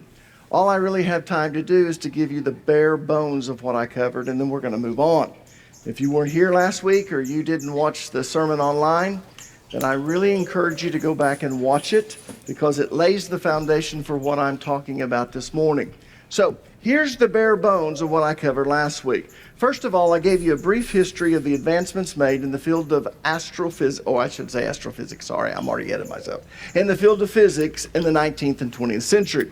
And I emphasized that in 1984, scientists discovered that our universe actually consists of superstrings, which involve a 10-dimensional mathematics. In other words, they discovered that our universe consists of at least 10 dimensions, maybe more. 10. Secondly, I pointed out that according to the top research scientists in the field, and this is where I got that, astrophysics, UFOs are not from some distant planet in some faraway galaxy, but they're from another dimension within our own universe. A higher dimension, or as scientists would say, hyperspace. Everyone remembers what hyperspace is, right? Hyperspace is a mathematical space having more than 3 dimensions. It's a term used to describe a multi-dimensional environment. So, these physicists believe that these... This is saying why they don't want you to know about the Nephilim and talk about aliens. UFOs are from another dimension within our own universe, and they should be classified as such. They usually refer to them as either extra-dimensional phenomena or interdimensional phenomena. And last but not least, I made the comment that understanding hyperspace gives believers greater insight into the spiritual realm in which the Bible speaks of. Because the things that happen in the spiritual realm are only possible in hyperspace. In other words, the things that happen in the spiritual realm are only possible in a multidimensional world with interdimensional beings. So science doesn't contradict the Bible. In fact, science confirms what the Bible teaches and has always taught. We just have the tendency, when we don't understand it, to just classify it as all being in the spiritual realm, and they're miracles. And they're miracles to us, but God knows what he's doing. To him, yeah, we have religion to thank for that one, where they monetize your guilt and your shame instead of actually teaching you things. Not a miracle. Anyways, in fact, the Bible tells us that there are interdimensional beings. They use religion to keep you. They use the Bible to keep you in check and feel bad about yourself, and be complacent, and be better behave, or you're gonna get spanked by daddy up there. When really they mean, don't riot and try to revolt against the government because we're doing wrong. Just know that everyone will get their just reward one day. It'll be fine. So you stay complacent and worry about where you're going. That's what the religious nations really focus on, or different sects of religion. It's all about control and tax-free monetization. They don't really teach how, scientific facts and how the world and how things work in our planet relates to what the Bible says. They don't focus on that stuff. They just focus on you're a sinner, and you're lucky you're not going to hell because Jesus died for you. It's like, okay, yes, but also there's so much more we could talk about rather than you should feel shame. It's like... we refer to them as angels. Okay. Some are evil. We have the tendency to refer to them as demons or demonic forces. Okay. But I want you to notice what Ephesians chapter 6, verse 12 says. For we are not fighting against flesh and blood enemies, but against evil rulers and authorities of the unseen world, against mighty powers in this dark world, and against evil spirits in the heavenly places.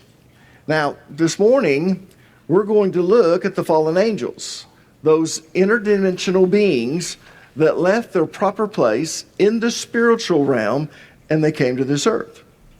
But first, I want to point out what Jesus said about the end times. And the reason I want to do that is because there's a reason I named this series, Don't Be Deceived. We are in the end times, and we're getting closer and closer to what I refer to as the rapture, what we think of as the end. And as we get closer to the end, I promise you, the things that the demons want to do is deceive us. In fact, that's why Jesus always says, don't be deceived. So what I want to do is I want to point out what Jesus said about the end times. Turn with me, if you would, to Matthew chapter 24, verses 36 through 39. However, no one knows the day or hour when these things will happen, not even the angel in heaven or the Son himself. Only the Father knows. Now, why would Jesus say that? Isn't Jesus part of the Trinity? Isn't he part of the Godhead? And part of the Godhead, he's omniscient. So why wouldn't he know? Well, the time Jesus spoke this... You ask why there's a drum in the background? Drew go, do you see a Catholic headdress on this man? No, which means he is some Protestant, which means we play music that isn't weird Gregorian chanting in the church. Yes. He's on the earth, and we're told in the book of Philippians that Jesus emptied himself. It's called the kenosis doctrine. And so walking on this earth, he wasn't using his powers of deity. As a result of that, he's just speaking honestly to you. At this point, no one knows the end except who? Typically The how Father. it works in Protestant churches is that you'll lead with worship. It's like people that are members of the church who will oftentimes volunteer their time to lead the worship music, and then after that segment, then the pastor comes and gives the message for the day. So no, I don't think he was playing the drum. I would be very surprised. And then he says this, when the Son of Man returns, it will be like it was in Noah's day. If I were you, I would underline that in the Bible. Jesus specifically tells That us. timing, though. He said in Noah's day, and then the thunder happened. The timing. Then in the end times, it's going to be like it was in the days of Noah. And then he goes further. In those days before the flood, the people were enjoying banquets and parties and weddings right up to the time that Noah entered his boat. People didn't realize what was going to happen until the flood came and swept them all away. That is the way it will be when... Oh no, we're having a flood watch and I'm watching this video. Oh man. the Son of Man comes. Now, Jesus' main point was this. This is a society it was we're all on a business flood watch as usual in Noah's day, right up to the time the flood came and wiped them all out. That's the main point of this passage of Scripture. But I also think that Jesus was hinting at something else. Besides business as usual, something else was happening in Noah's time, in the days of Noah. And Jesus was insinuating that something very similar would happen as we get closer to the end. So let's look at what was happening at the time of Noah that caused God's judgment to come in the form of a flood. So turn with me, if you would, to the book of Genesis chapter 6, and we're going to read the first 4 verses. I recommend that you go home and you read the entire chapter. I would start in chapter 5 and read chapter 5 and chapter 6 together. But we're just going to read the first 4 verses, and we're going to really kind of zero in on the first 2 a little bit later. So here goes. Now it came to pass when the men began to multiply on the face of the earth, and daughters were born to them, that the sons of God saw the daughters of men, that they were beautiful. And they took wives for themselves of all whom they chose. They say, And girl, the you Lord make said, my pee-pee My swing. spirit shall not strive with man forever. For he is indeed flesh, yet his days shall be 120 years. There were giants. We translate it as giants. Actually, it should read, there were Nephilim on the earth in those days, and also afterward. I really wonder, though, do you think that the fallen angels actually have, like, penises? Or do you think that they're, like, using the force in their midichlorians to, like, make babies? And I don't know. It's like magic. I just wonder. Sons of God came into the daughters of men, and they bore children to them. Those were the mighty men who were of old, men of renown. Now, to be honest with you, this is one of the most interesting passages of Scripture in the entire Bible, if not the most interesting. That's why we're going to take our time, and we're going to just kind of go through this and look at some of the details. Now, as you can clearly see, verses 1 through 4 is an explanation of how and why the people became so wicked. When they appeared to you as an angel, they were fully intact. Otherwise, the guys in Sodom would not have wanted to get dirty with it. Well, I mean, what if they don't have a penis, and that's even more why they wanted to get dirty with them, because they can't get fucked back. I don't know. You might not have picked that up as you're just browsing through this, but as we go into detail, you're going to be able to see why the people were so wicked and how they were classified as being wicked. In essence, what was taking place is intermarriage between the sons of God and the daughters of men created a super race of people. That super race of people is referred to as the Nephilim. In your Bible, it probably says giants. Ooh, new conspiracy theory just dropped with penis theory. What if when Adam and Eve ate the apple, that's when they developed genitals? And that was the whole game plan the entire time. And with genitals comes lust and shame and guilt, and maybe it's the hormones related to genitals. I don't know, just a theory. If you can, look that word up and you'll find out that it's Nephilim. Now, once you understand who the Nephilim are, you understand why the people were so wicked. In fact, we'll look more at that next week. But anyways, then in verses 5 through 8, we're told why God had to destroy the super race of people and everyone else on the earth, with the exception of Noah's family. So let's look at the first 4 verses in chapter 6, starting with verses 1 and 2. Here's verses 1 and 2. Because maybe that's why they needed to eat the apples. They would have genitals that are compatible with the fallen angels because they wanted to smash. I don't know. When men began to multiply on the face of the earth and daughters were born to them, that the sons of God saw the daughters of men, that they were beautiful. And the way this is written in Hebrew, it means they were very beautiful. And they took wives for themselves of all whom they chose. Now, if you read chapter 5, you know that all of the descendants of Adam who lived before the flood lived very long lives. Adam lived to be 930. Yeah.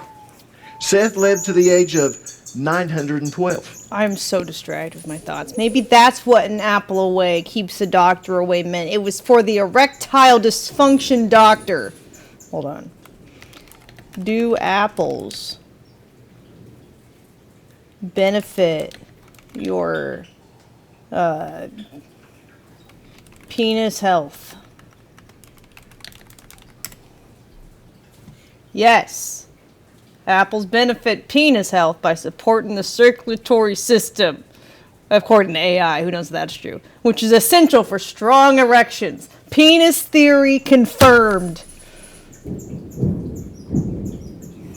Anyways, back to the video. Enos lived to be 905. Canaan lived to be 910. Mahalaleel, he didn't live as long. He lived to be 895. Jared lived to be 962 years old. old. Go eat some apples. Enoch was raptured at the very young age of 365. Look at verses 23 and 24 in chapter 5.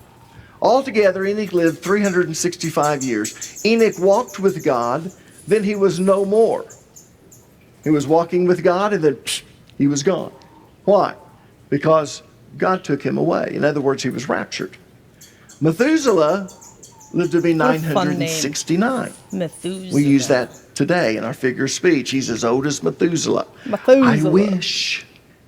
Lamech lived to be 777. And Noah was one of Lamech's sons. He was so lame. So when you look at how long the descendants of Adam lived before the flood, there's no telling how many children they had. In fact, it wouldn't surprise me if each one of them had hundreds of children who had hundreds of children, who had hundreds of children, but no one really knows how many children each one had. All we really know is that the population multiplied. Look back at verse number 1. Here we are in Galatians chapter 6. Now it came to pass when men began to multiply, not when men were added. They began to multiply on the face of the earth, and daughters were born to them. So you had this population explosion. Now, verse number 2 tells us that their daughters were very beautiful. And people, that comes as no surprise. Why? Because when you consider genetics, you realize that the further you go down the line in the genealogy of Adam and Eve, the greater chance you have, or the greater the possibility of having mutations. Yeah. But these descendants were very close to Adam and Eve, genetically speaking. Now, Adam and Eve were perfect specimens before the fall. So you know that their children were not just beautiful, they were gorgeous. And their children were beautiful, and their children were beautiful. But the further you go down the line, well, look what you have before you. Yeah. I was never created to be bald. I was never created to be fat. These things that are growing on my body from being out there, that was never meant to be. But here I am. Yeah. People, it's genetics. Now, verse 2 tells us that the sons of God took notice of how beautiful these women were, and they had sex with them. Look back at verses 1 and 2, and then we'll focus on verse 2. Notice what it says. Now it came to pass when men began to multiply on the face of the earth, and daughters were born to them, that the sons of God saw the daughters of men, that they were beautiful, and they took. That's a very interesting word in the Hebrew. They took wives. Bad translation. For themselves. Kidnapped. Of all whom they chose. Now, this sounds like, if you read this translation, and probably the translation that you read, that the sons of God married the daughters of men, but people, it doesn't mean that. And I'll tell you why I say that. The word wives is translated from the Hebrew word isha, which refers to a woman regardless of whether she's married or not. Yeah. It just simply means woman. And the word took is translated from the Hebrew word lakach, which is a very common verb. Interesting. But when it's referring to women, it has a sexual connotation. It literally means took in the sense of having sex. As an example, in Genesis chapter 34, verse number 2, it says that Shechem took Dinah. And it means that he had sex with her, even though they weren't married. Now, we know, reading the context of the story, that he raped her.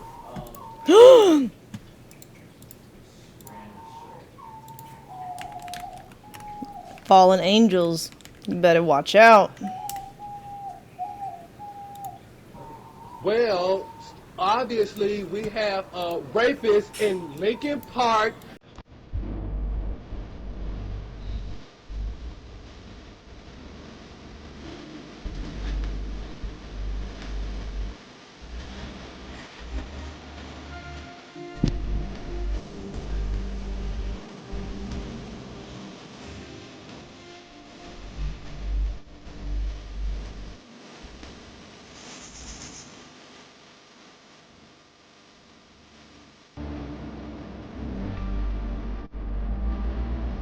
The man got away living behind evidence.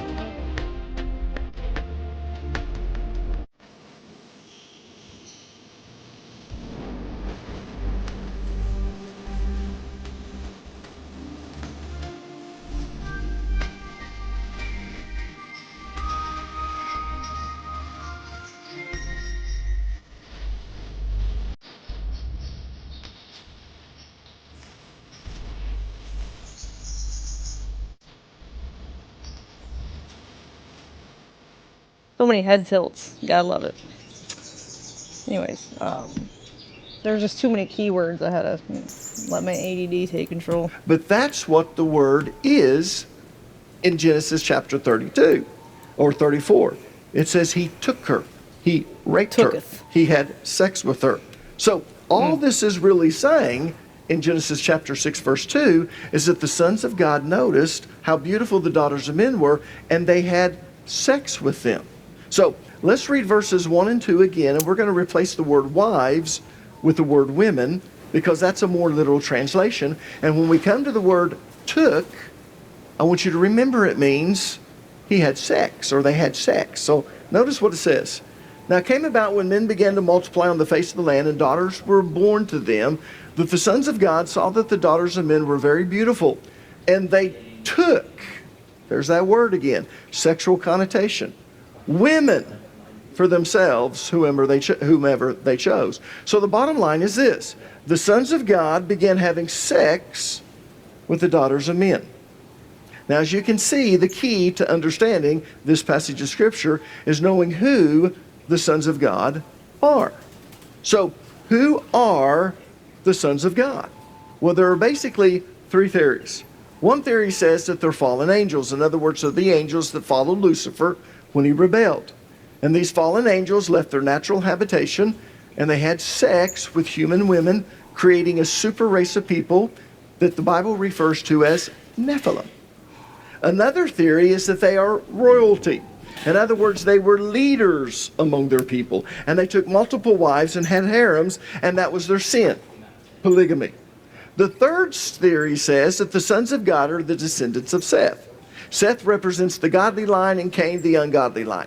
So the godly descendants of Seth married the ungodly descendants of Cain, and they were no longer racially pure, and that was their sin.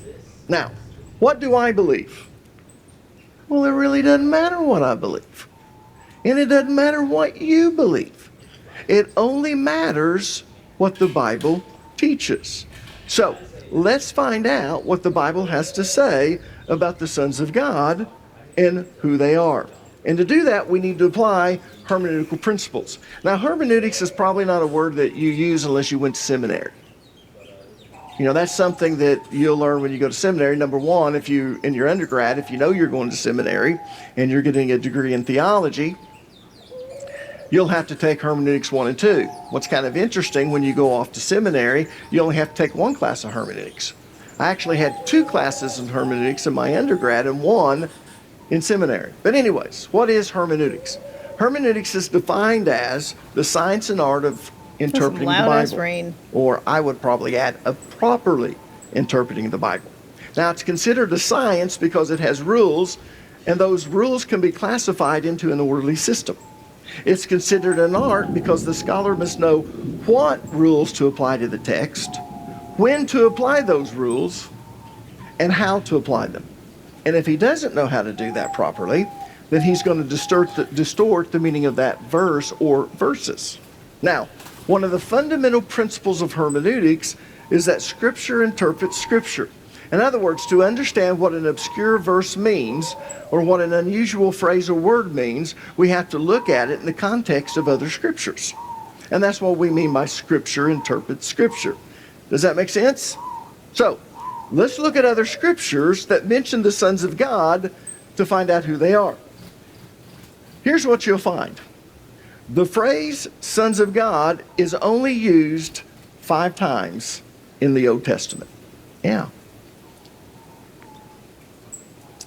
Here in Genesis chapter 6, verse number 2, 3 times in the book of Job, and once in the book of Daniel.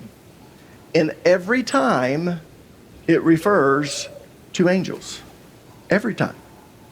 You can look it up for yourself, but what you're going to find is every time the phrase sons of God is used in the Old Testament, it always refers to angels.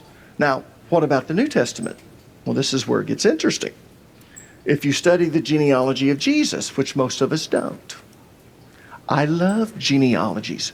You wouldn't believe what's hidden in the genealogies in the Bible. But if you study the genealogy of Jesus, you'll find out that Matthew traces the genealogy of Jesus through Joseph, and Luke's going to trace the genealogy of Jesus through Mary. Even though Joseph's there, that was typical of them to put that as the husband of Mary, but he's going to trace it in a different way. So when you study the genealogy of Jesus in Luke, in fact, let's do that. Let me show you something. Turn to Luke chapter 3, verse 38. Kenan was the son of Enosh. Enosh was the son of Seth. Seth was the son of Adam. Adam was, catch this, Adam was the son of God. This is the last part of the genealogy. It actually started in verse number 23 where it says, Joseph was the son of Eli. Eli was the son of Mathat. And then Luke traces Jesus' genealogy all the way back to Adam, but when he gets to Adam, he specifically says, and Adam was the son of God.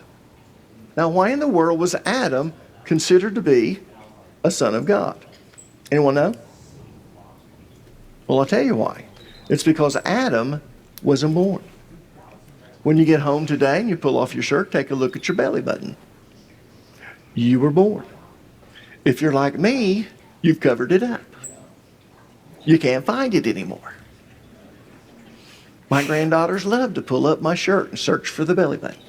But anyways, you'll find you have a belly button. Adam and Eve didn't have belly buttons. Why? Adam was not born. Adam was created by the hand of God. It was a fat joke. You see, the phrase sons of God refers to those who are created by God rather than being born. Adam was the direct product of creation, and that's why he's called a son of God. And that's why angels are referred to as sons of God. They are created beings, and they were created by the hand of God. Now, let me show you something interesting. All right? Turn to John chapter 1, verse number 12. John chapter 1 is one of the greatest chapters in the Bible. Starts off with, in the beginning was the Word, and the Word was with God, and the Word was God.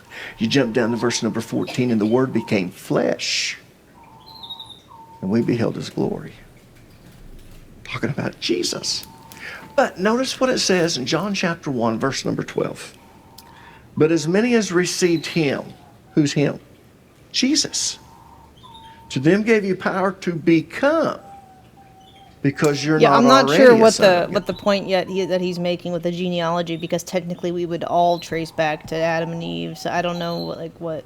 Maybe he's just pointing out the distinction where the Bible states sons of God always refers to either Adam or angels, or like in the New Testament Jesus, right? Like in the Old Testament it talks about like sons of man versus like sons of God. I don't know. God. But if you receive Jesus, Not sure what his point is. he gives you the power to become the sons of God, even to them that believe on his name. We are born and not created. So how in the world can we be called sons of God? We'll turn to 2 Corinthians 5:17. Therefore, if anyone be in Christ, if you covenant with him, and you're baptized into him, you become joined to him, you're one spirit. So if anyone be in Christ, he is a new creation. The old has gone, the new has come.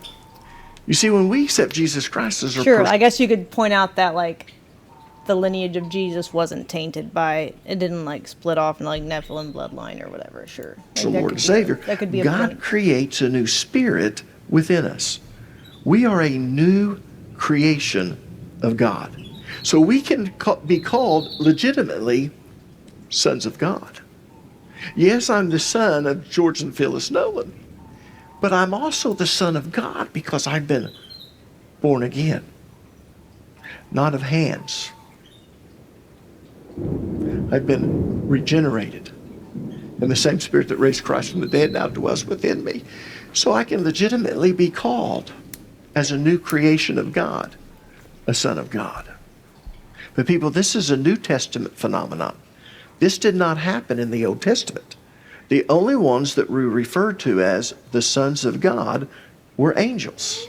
So in the Old Testament, the phrase sons of God refers to angels. Always. No exception. In fact, I'll tell you where this theory came that it was the descendants of Seth married the descendants of Cain. Actually, that didn't come about until the 4th century by a heretic. He thought it was crazy that people thought that the angels could come to this earth and have sex, even though that was the prevalent thought and belief, not only at the time of Jesus, but for the entire New Testament church up into the 4th century.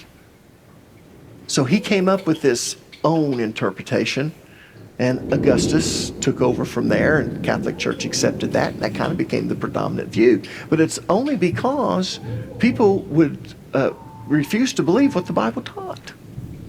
Yeah. So, in Genesis chapter 6, the phrase sons of God refers to fallen angels. We know it's referring to fallen angels because God never created angels to procreate, and to do so was even further rebellion against God. Turn to Mark chapter 12, verse number 25.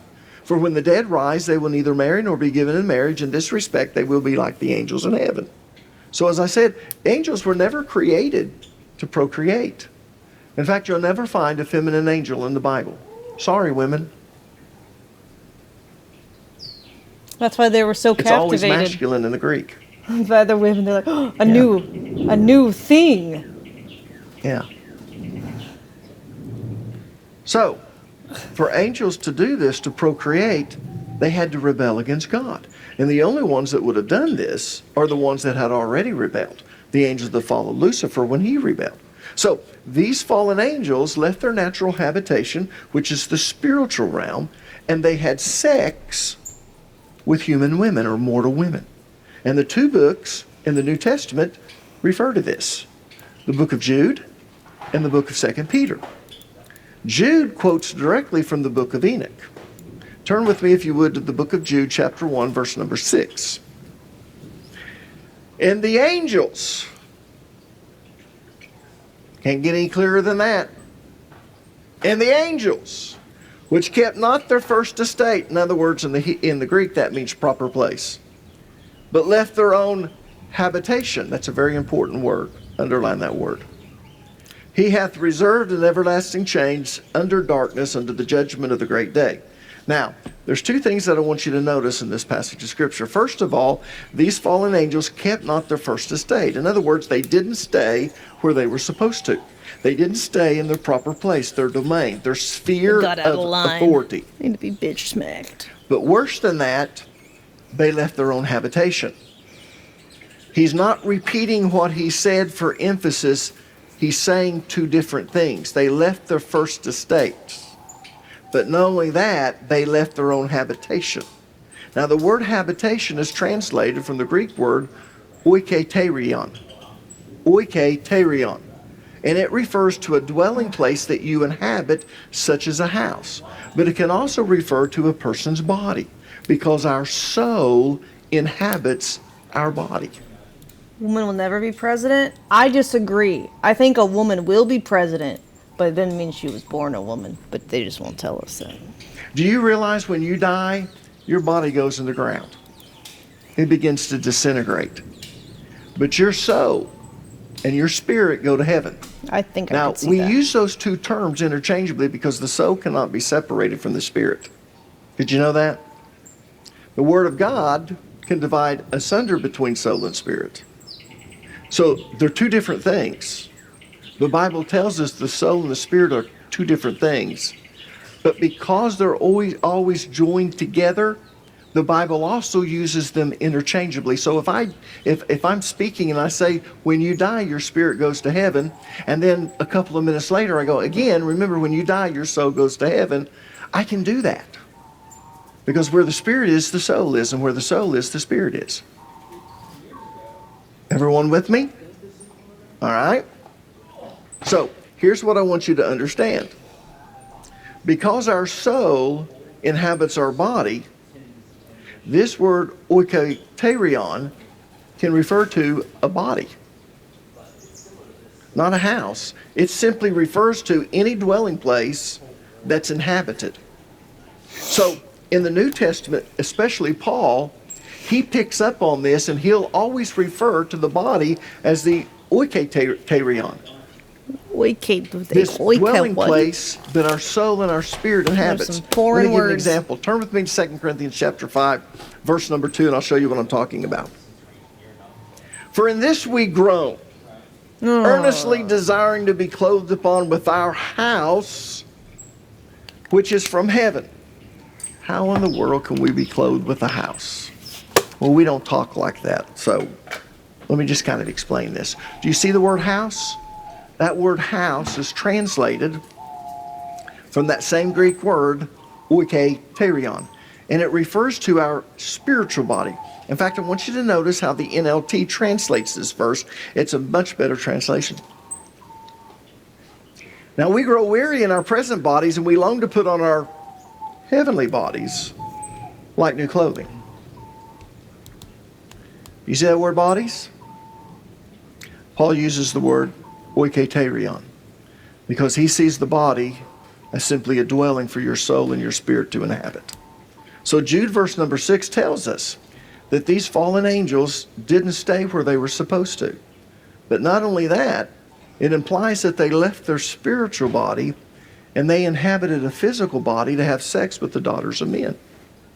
And for that, God placed them in chains in a place called Tartarus. Which brings us to 2 Peter chapter 2, verses 4 and 5. This is the second place that refers to Genesis chapter 6. Notice what it says. For if God spared not the angels that sinned, but cast them down to hell. Now, that's not a good translation. If you look that up in the Greek, it's Tartarus. It's below hell. Yeah. And delivered them into chains of darkness to be reserved unto judgment. And he spared not the old world, but he saved Noah, the eighth person, a preacher of righteousness, bringing in the flood upon the world of the ungodly. Now notice the time period this is talking about. This is all one passage of Scripture. We put the verses in there. Hold on, let me see if I have packages outside of the gate. Did you check in if there are any packages at the gate recently? Not recently. Like since we got home?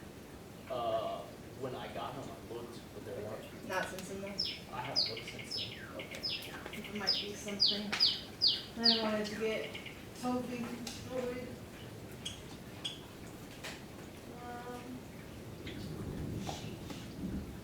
Umbrella. Oh, my big umbrellas are. Do you have any big umbrellas over there? Yeah, I have a samurai sword.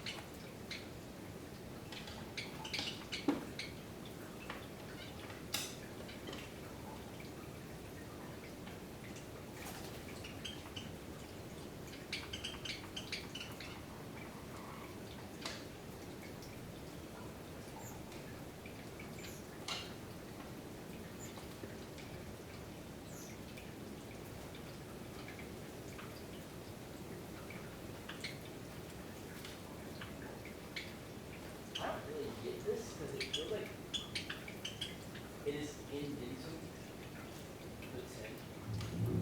Instead of peeling it, it feels like it's squishing more together. But maybe that's the whole point. Change shape around it and unseal.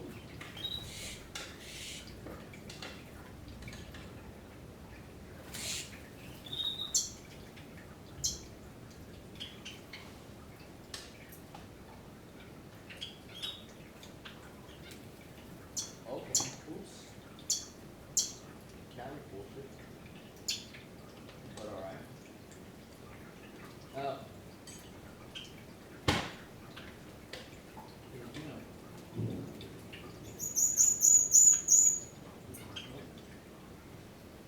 That's weird. That's good. It's fucking hell.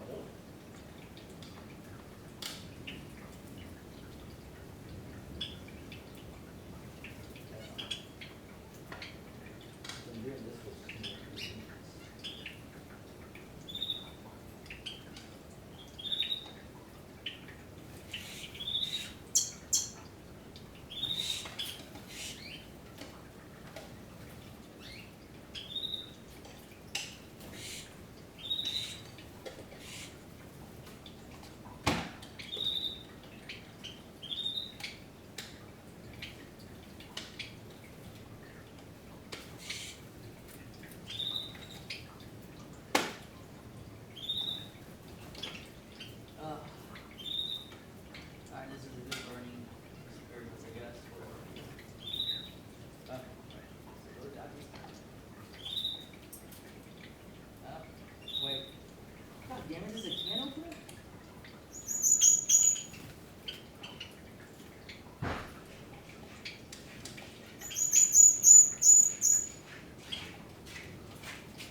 Dude, it's so good. No, wait, it's a can opener. So wet. Oh, you got it? Yeah.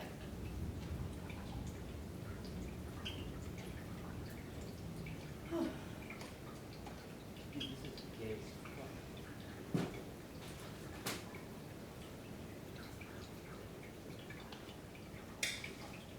Dude, why don't you go pound down? How about that? How's that sound?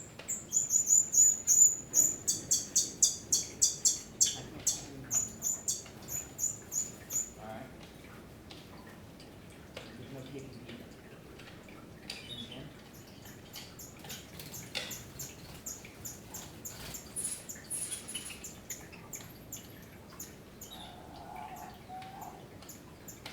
Okay. Wow, dude, this is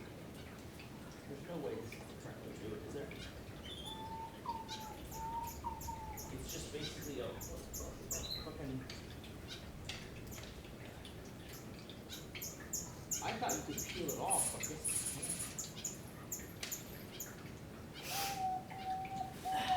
and then you gotta pull it out. And then the edges are all jagged and you might get yourself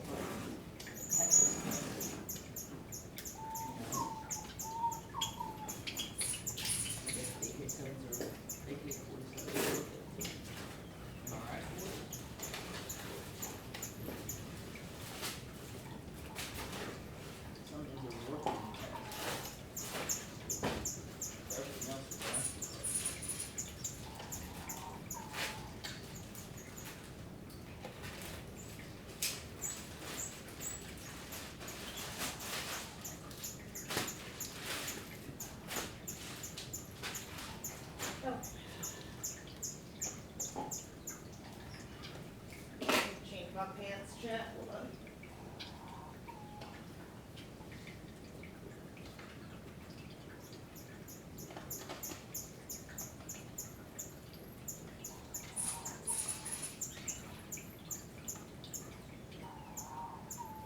There's no way this is right.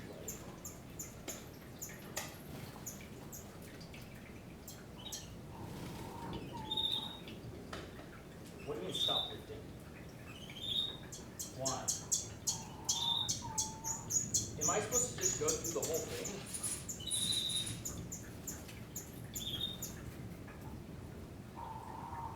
You mean like just cut it open and then roll it?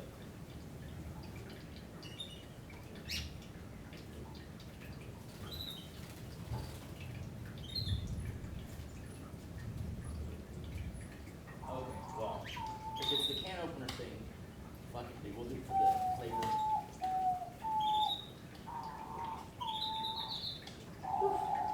I just assumed that there was either way. It almost looks like you could peel it up. Nope. All right. I'm wearing green, but I look black right now, so. What time period is he talking about? It's the time period right before the flood.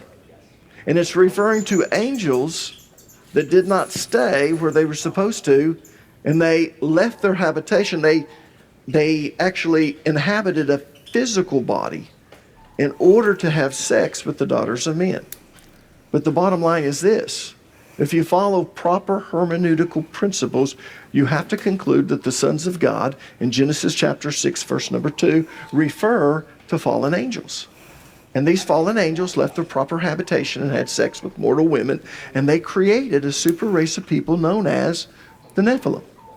Now, according to Jude, I always say chapter 1, verse 6, because there's only one chapter, and I get all these emails. Maybe make it less cold in here. I don't want the birds to get too cold when it's raining.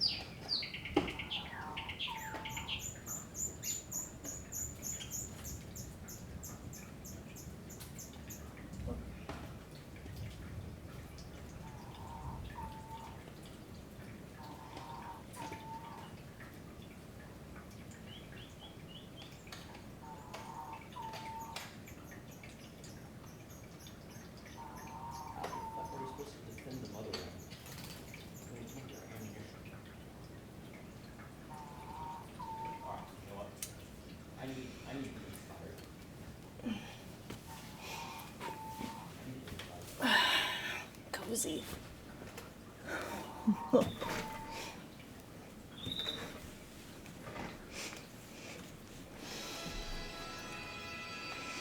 right. Now, so which chapter, Pastor?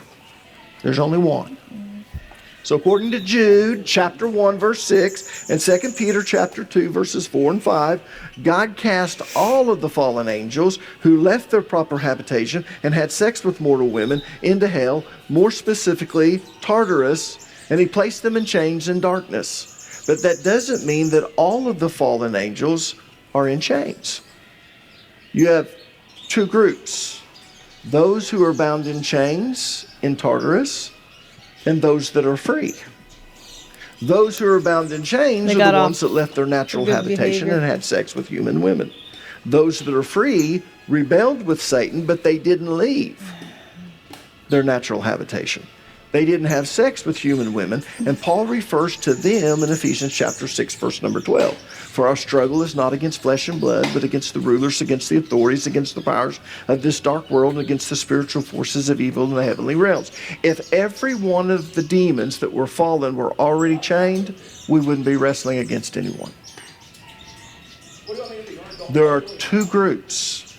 Those who are chained because they left their proper place and they had sex with human women. So the sirens or mermaids or whatever, do you think, we'll just play into the theory. Do you think that those were the human women who, because they consented, they weren't just tooketh, they weren't like raped, they wanted the fallen angel pee-pee? Do you think those became cursed and lost their souls and became mermaids? Or do you think that they were a Nephilim themselves, a hybrid race?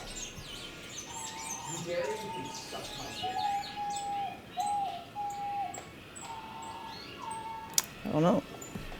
And Paul lists the different classes of fallen angels. Both? And people, they're still free to operate today. Could be In other both. words, they haven't been cast into Tartarus and placed in chains and darkness. Now, let me ask you a question. Why in the world? We're starting mixing religions here. The Bible isn't religion, but yes, also they were in, I believe it was mentioned in the Bible actually, the mermaid, siren stuff, I think. Would these fallen angels risk everything by not staying where they were supposed to and inhabiting a physical body to have sex with the daughters of men? Why would they Maybe do they're that? described differently, like not. Think about it. They had to have known that by crossing that line, there was a good possibility that God was going to do what he did and that he would cast them into hell. Lord, they probably didn't know about Tartarus, and that they would be placed in chains in the place of torment and darkness until the judgment. So why in the world would they risk that? I know that the daughters of men were very beautiful, and let's be honest, lust is pretty powerful. You see a lot of men and women do crazy things because of lust. But was that the sole reason they risked everything to have sex with human women? In order to produce offspring? Personally, I believe they had another reason they risked everything to have sex with human women. In order to produce offspring. Personally, I believe they had another reason for doing it. In fact, let me show you something interesting, and this is why it's important to study the details. People sometimes they'll ask me, what book did you get that out of? Well, I've got almost 8,000 volumes of books in my library and about 15,000 in my ebooks in my Logos. And it just comes from research and studying and translating from the original languages. But I want to show you something interesting, all right? Jump down to verse number 9 in Genesis chapter 6. Notice what it says. This is the same chapter. Chapter 6 is the chapter of the flood. These are the generations of Noah. In other words, this is Noah's ancestry. And where did he give that? In chapter 5. So I told you to read chapter 5. List all of the generations of Noah. In other words, his ancestry. And then it goes further. Noah was a just man and perfect in his generations. And Noah walked with God. Perfect in his generation. Oh, well, Lord, we know he wasn't perfect. He got drunk after the flood. Remember that? And see, now we're learning that perfect doesn't necessarily mean behaviorally. Now we know that perfect, because even Jesus got angry, right? Perfect means genealogy, not tainted by fallen angel hybridizing, which means if Jesus was then considered perfect without sin, is it possible that sin refers to tainted genetics rather than purely behavior. In general, we are all sinners because the world's been mixed up so much that most of us probably don't have any bloodlines that aren't tainted at this point. And that's why we need Jesus to die for us, because we are all tainted with the fallen angel hybridizing bloodlines. Therefore, we can't get to a different realm on our own, because we're cursed literally as a species at this point.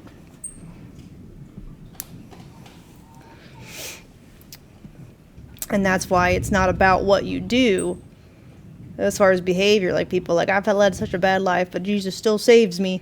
It's because it's not about correcting so much your behavior to a level of perfection. It's about acknowledging that you are no longer you are not a perfect being in a genealogical and biological sense.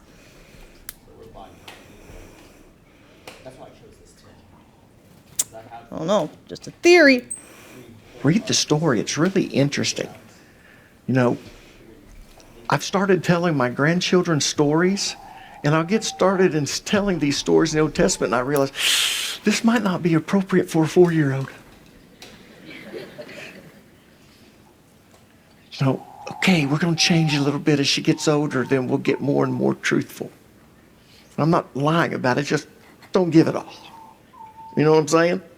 But notice that it says Noah was perfect in his generations. Now, the word perfect is translated from the Hebrew word tamim. And in this context, it means unimpaired, without blemish, pure in the sense of healthy genes. So let's read verse number 9 again, and I want you to notice what this is saying.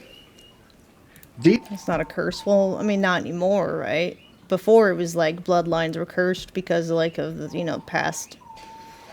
Right now it's not like it doesn't prevent you from going to heaven now, but in theory, before Jesus died, it could have, right? So these are the generations of Noah. This is his ancestry.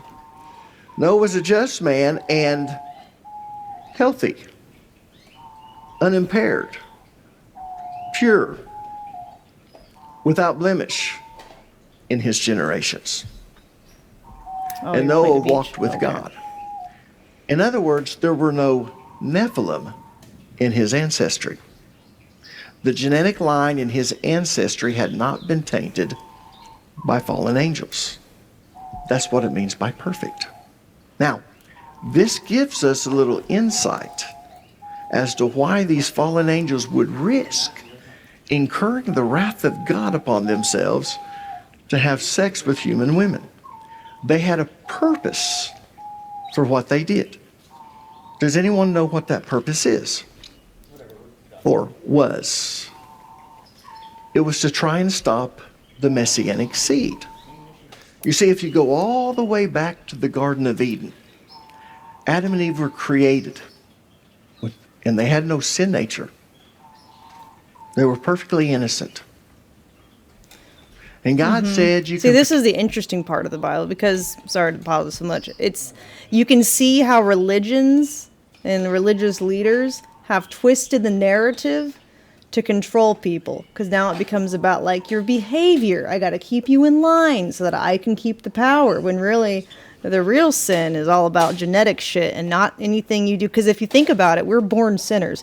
That doesn't make sense. Babies can't act badly. They cannot lie. They can't deceive. They can't do that shit. So how is something born a sinner? Well, it's because genetically the species has tainted bloodlines.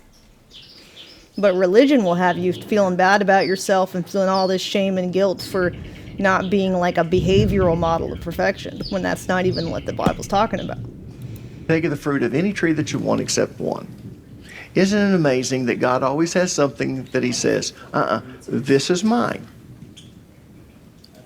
And here's what's interesting, because it was their job to tend the garden, they still had to take care of the tree that produced the fruit that they weren't supposed to partake of. Right? And we know the story. They eat the forbidden fruit. And then the curse comes upon them. So God's given the curse. Notice what part of the curse is, because in the curse, and we're looking at this and going, why did you do that, Adam and Eve? God. Oh, no. There definitely is behavioral, like moral things, right, that they consider sin. And yes, there are things you can do which opens a path. It's funny, actually, because the more religion puts emphasis on you, it makes you fearful of where you're going, fearful of like the way you act. It makes you paranoid, it fills you with shame, and that's actually what leads to demonic possession. So in a lot of ways, religion makes it worse. You're more susceptible to demonic possession. But as far as the Bible goes, where we're born sinners, it doesn't mean behaviorally, because you're not starting off, by lying and doing all this bad shit, right? You're just a little baby. You just can't. It doesn't make sense. But yeah, I mean, definitely religion turns it into control and shame. Gives a promise. He gives a messianic prophecy. He gives us hope. Notice what he says in Genesis chapter 3, verse 15. I'll show you what I'm talking about here. And I will put enmity between thee and the woman, and between thy seed and her seed. It shall bruise thy head, and thou shalt bruise his heel.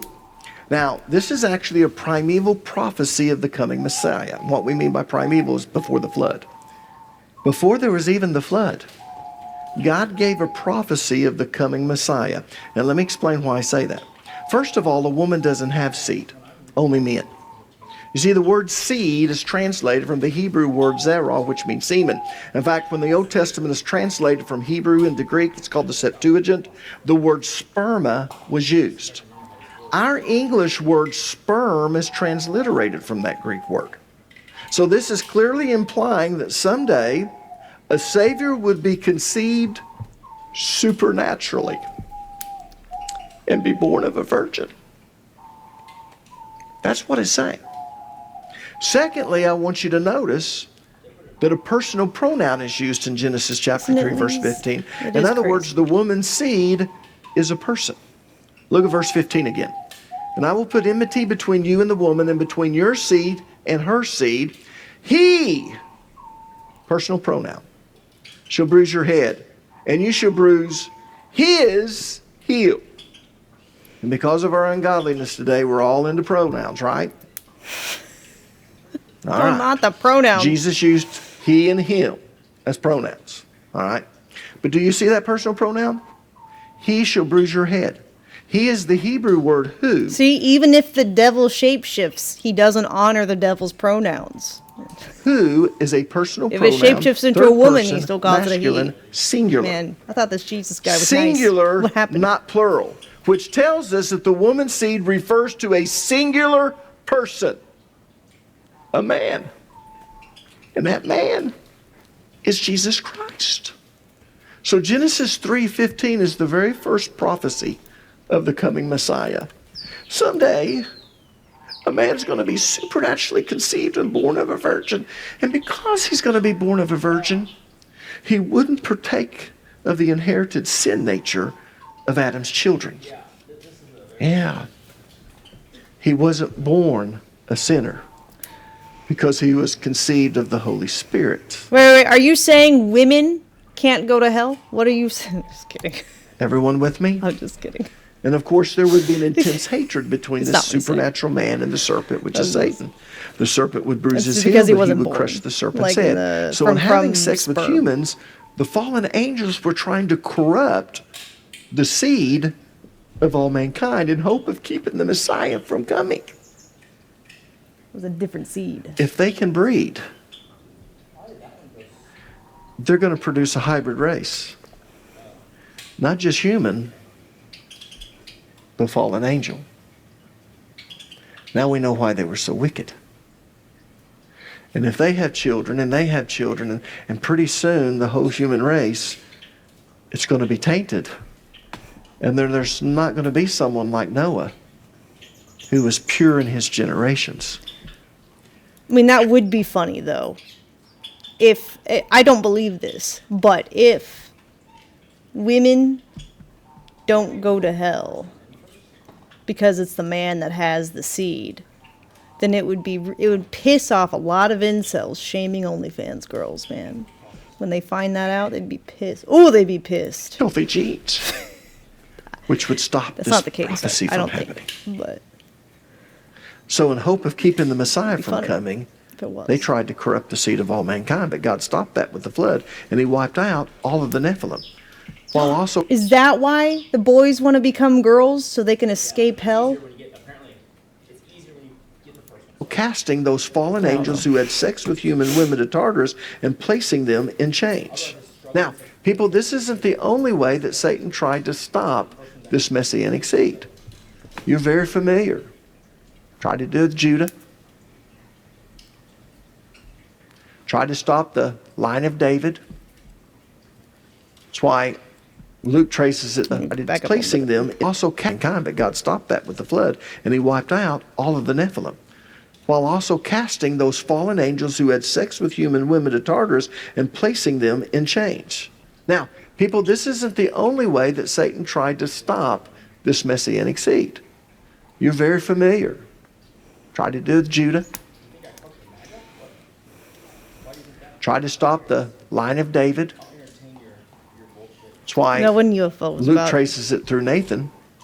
it has had because the something curse about is on the aliens, other you know. side. The title is wild. They don't want you knowing Yeah. about the Nephilim. King Herod, we're going to kill all the babies. So maybe he'll connect Why? at the end. We've Conclusion. got to stop this messianic seed. King Herod didn't know what he's doing, but he was being influenced by these demonic forces. We've got to stop this messianic seed from coming. Now, Jesus said in Matthew 24:37 that when the Son of Man returns, it will be like it was in the days of Noah. This implies that in the last days, fallen That angels happened too with the in Egypt. You know, they try to kill all the babies. are going to be leaving their first estate, their domain, their sphere Maybe a of authority, different way. and Maybe they a will different cross over reason. from their dimension The Pharaoh. in Being like, hyperspace "No, the Jewish into kids." ours in order to deceive. Now, personally, I don't believe that they will leave their habitation and try to have sex with human women. Israelites. I think they know better, because when that happened, God drew a line in the sand and took every one of those fallen angels and he cast them down into Tartarus and he placed them in chains. And I don't believe anyone wants to do that again. But they weren't cast into Tartarus for leaving their sphere of authority. They weren't doing that for leaving their first estate. It was for leaving their own habitation and having sex with women. Therefore, I think they're going to cross the line. They're only going to go so far. But I believe they're going to come over to try and deceive. And that's what we're going to talk about next week. But here's what I want you to see. And this is kind of a preview of next week. When the rapture occurs, I hope it's on a Sunday morning. Lord, I hope I'm up here preaching. And I believe, because you guys are great Cornerstonians and you love Jesus Christ, not because you're Cornerstonians, because you love Jesus, 90% of our church is going to go, whoop. And the 10% that's sitting in the seats that were invited by their friends and family and thinking, when's this over? Are going to go, what in the world happened? Now, hopefully they had friends and family that's told them about the rapture, but I'll tell you what, most of them will believe. Because I believe you're going to see more and more UFOs.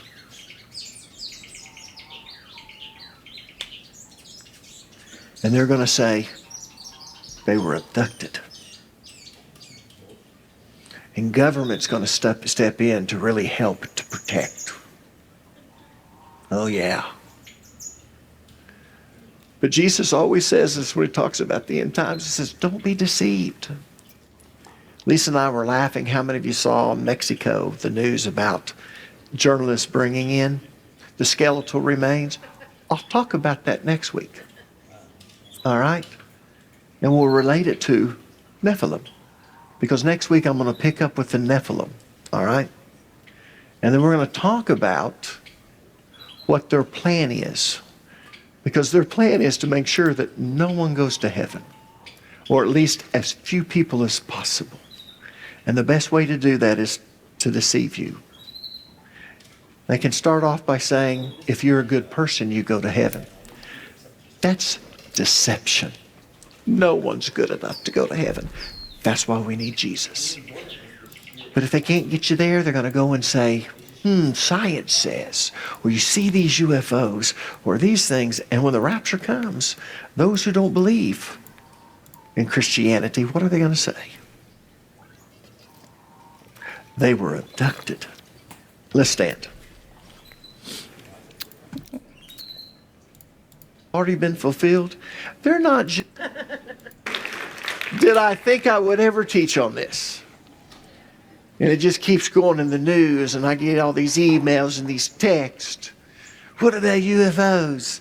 And I always want to write there, don't be deceived. Guys, the Bible is true. And it's going to happen just the way God said it would. Study all the prophecies in the Bible, the ones that have already been fulfilled. They're not just generally fulfilled. They are fulfilled in such specific detail that it's unbelievable. There's no way a person could prophesy that. What's interesting is we know that Daniel was written before 300 BC.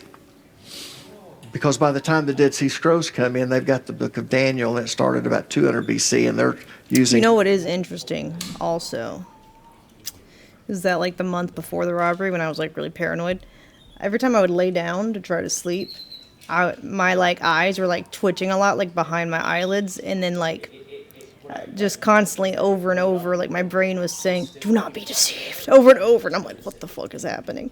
I think there's some points I was almost muttering it to myself, and I would wake myself up from sleep because I was saying it stuff. And I'm like, what the fuck? And then the day of my robbery, actually, that evening before it happened, I was talking to my dad on the phone, and he's like, maybe you should use your platform for, spreading God's word. And then the robbery happened, and I was saved. And here we are. Some manuscripts, but here's what's interesting. So weird. For years, liberal scholars I feel like it's said the full Daniel circle couldn't moment. have been written. And that's about the time that my viewership dropped off, too. So, there's a checkpoint there, because the agenda doesn't want me to hit the algorithm. Daniel had to be written sometime around the New Testament period. And the reason why is because it had too much details now. So he had to have lived through all this. And people had to see the history, and they must have written it all down. Because this history comes in and shows you what happened even in the 1st and 2nd century AD. But no, these prophecies have all been fulfilled. And everything that Jesus said about the second coming is going to be fulfilled just the way the Bible says. But here's the problem. Are people going to be deceived? Maybe you're here this morning, you're deceived. You think that if you're a good person, or if you come to church, or if you get baptized, you're going to go to heaven. No. Jesus said, no one comes unto the Father. In other words, no one goes to heaven, to God. He said, except through me. There's only one way to get to heaven, and that's Jesus.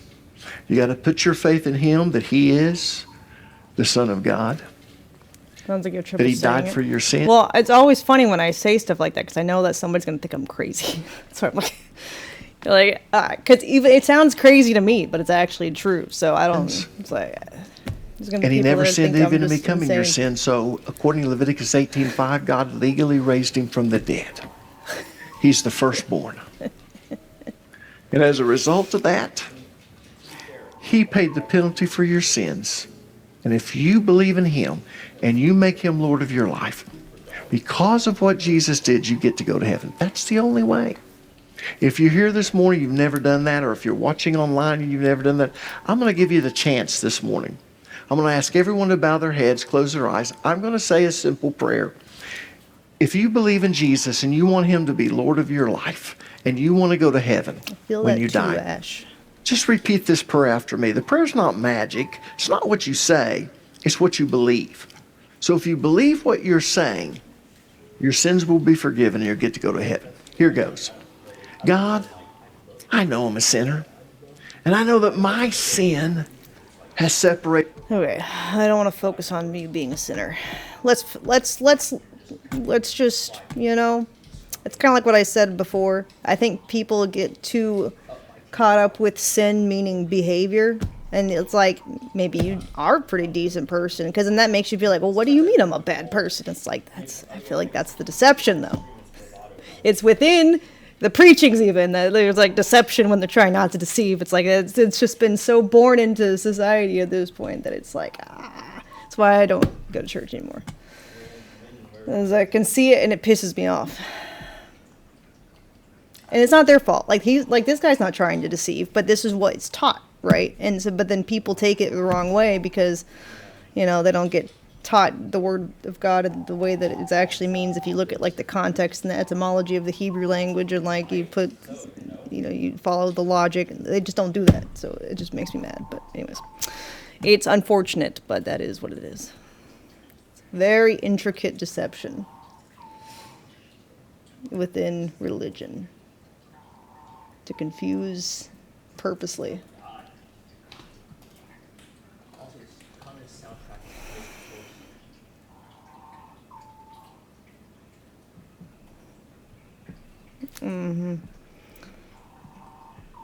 This is 3 weeks ago. Let's see if he has that, like, next week episode.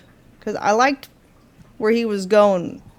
I think he has a lot of different insight than most pastors, for sure.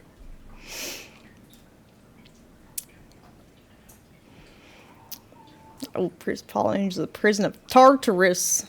Oh, what everyone gets wrong about David and Goliath. Oh, interesting. I don't know which one I want to listen to. The hidden truth about Nephilim. They all sound interesting. Oh, these are shorter clips, so we can watch those. Or unless this is a clip of what we already did. Maybe it's not a...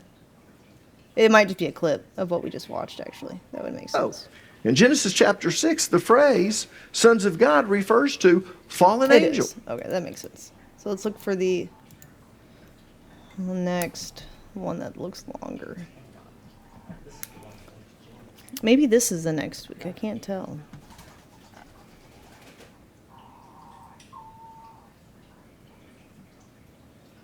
Oh, I guess this is his wife.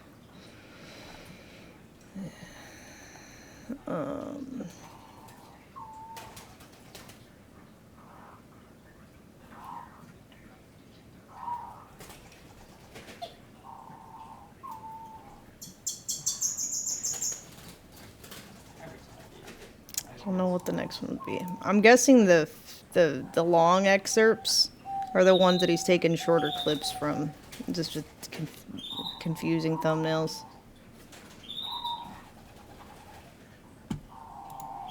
Eight weeks ago, actually it was longer than 8 weeks ago, but if you take out the times I've been out, 8 weeks ago I began a new sermon series on the life of David.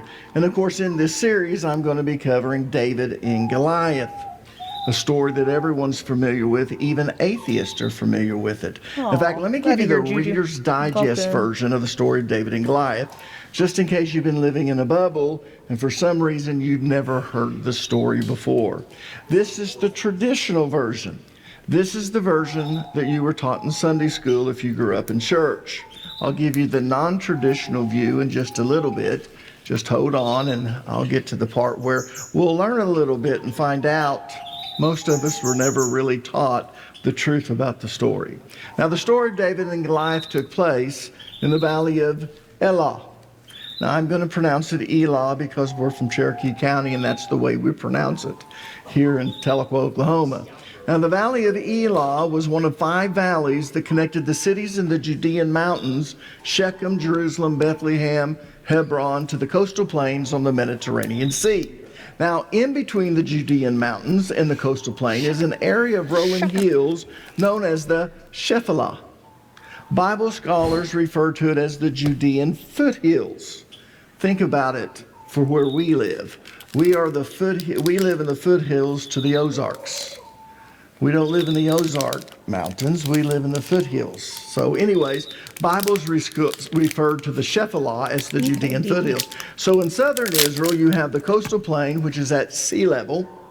And as you walk east toward the cities in the Judean mountains, you run into rolling hills. The hills are about 1,500 feet above sea level. This is the Shephelah, the Judean foothills. And if you continue traveling east, you run into the Judean mountains, which are about 3,000 feet above sea level. Now, the Shephelah was a buffer zone between the people who lived on the coastal plain, which were the Philistines, and those who lived in the Judean mountains, which were, of course, the Jews. And as I said, there were 5 valleys that ran through the Shephelah, and they connected the coastal plain on the Mediterranean Sea to the cities in the Judean mountains. Here are the 5 valleys, and they're very important. You have the Ajalon Valley. It's a picture of it. The Valley of Sorek, the Valley of Elah, the Guvran Valley, and the Lachish Valley. Now, whoever controlled these valleys controlled the buffer zone. And as an added bonus, these valleys are and were very, very fertile. So both sides wanted to have control over these valleys. Now, at the time of David, the Israelites controlled these 5 valleys. But the Philistines desperately wanted them for several reasons. First of all, it would weaken Israel's strategic military position. You see, if you control the passes that go through the hills and the valleys, you control who can travel in that area and who cannot travel in that area. So your enemies can't get to your cities, not without being ambushed at every pass. Secondly, it would cut Israel off from easy access to the Mediterranean Sea. So they wanted to make sure that they couldn't get to the sea.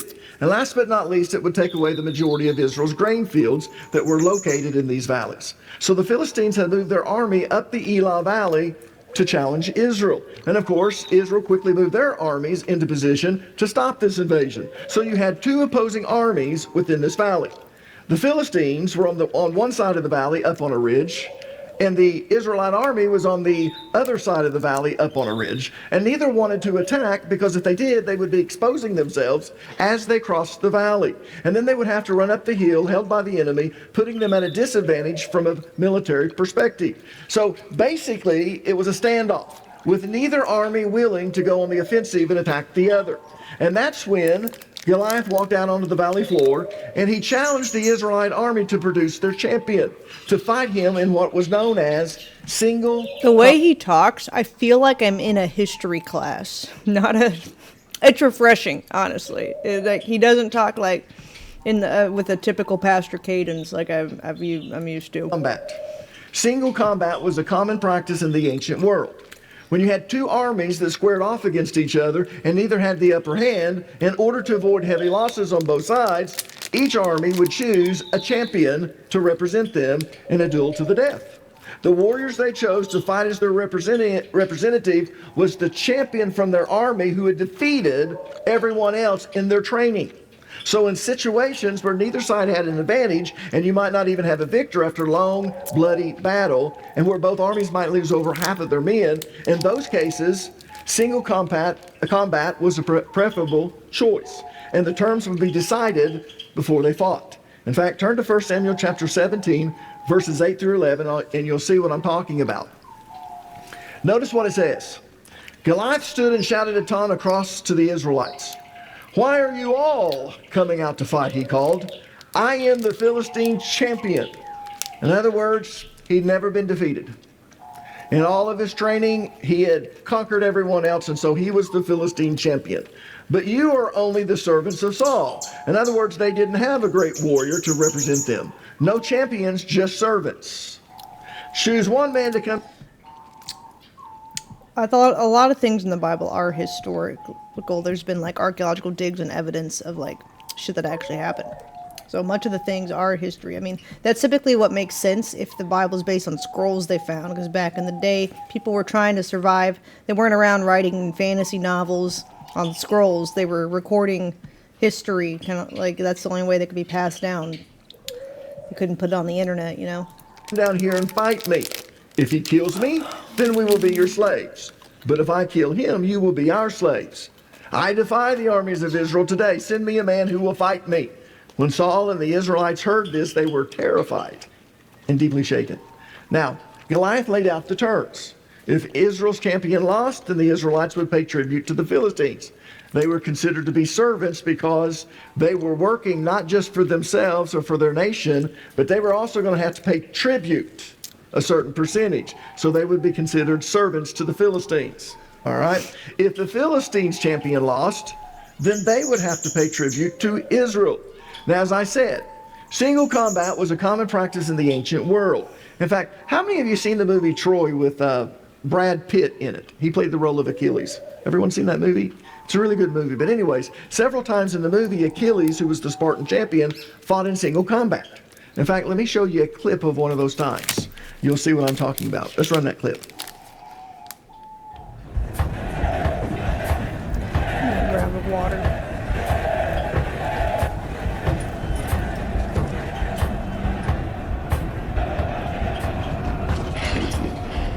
Perhaps you should have a war tomorrow when you're better rested. I should have you whipped for your impudence. Perhaps you should fight. Achilles. Achilles. Look at the men's faces. You can save hundreds of them. You can end this war with a swing of your sword. Think how many songs they'll sing in your honor. And then go home to their wives. Imagine a king who fights his own battles. Wouldn't that be a sight? Of all the warlords loved by the gods, I hate him the most. No, but you know how, like, even in our modern history, people are like, oh, women in, lower class were illiterate. They weren't taught to read or write or whatever. And yet they still try to pretend that ancient scrolls must be fiction. Like, how many people were literate? According to what we talk about, even as far as like a few hundred years ago. Like, it's like, yeah, no, those are people whose job it was to record actual events. Anyways, I don't know, it just makes me mad. We need him, my king. For now.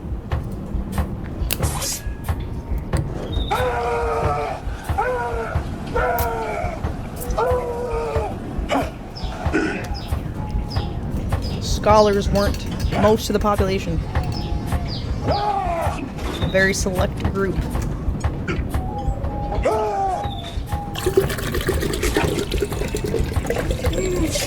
Most people were literate in the modern time. That's what I'm saying. So it's so weird to me when they try to be like, oh, but these were just like novels from ancient times. Like, that makes no fucking sense. Anyways, this. It's like, how? How?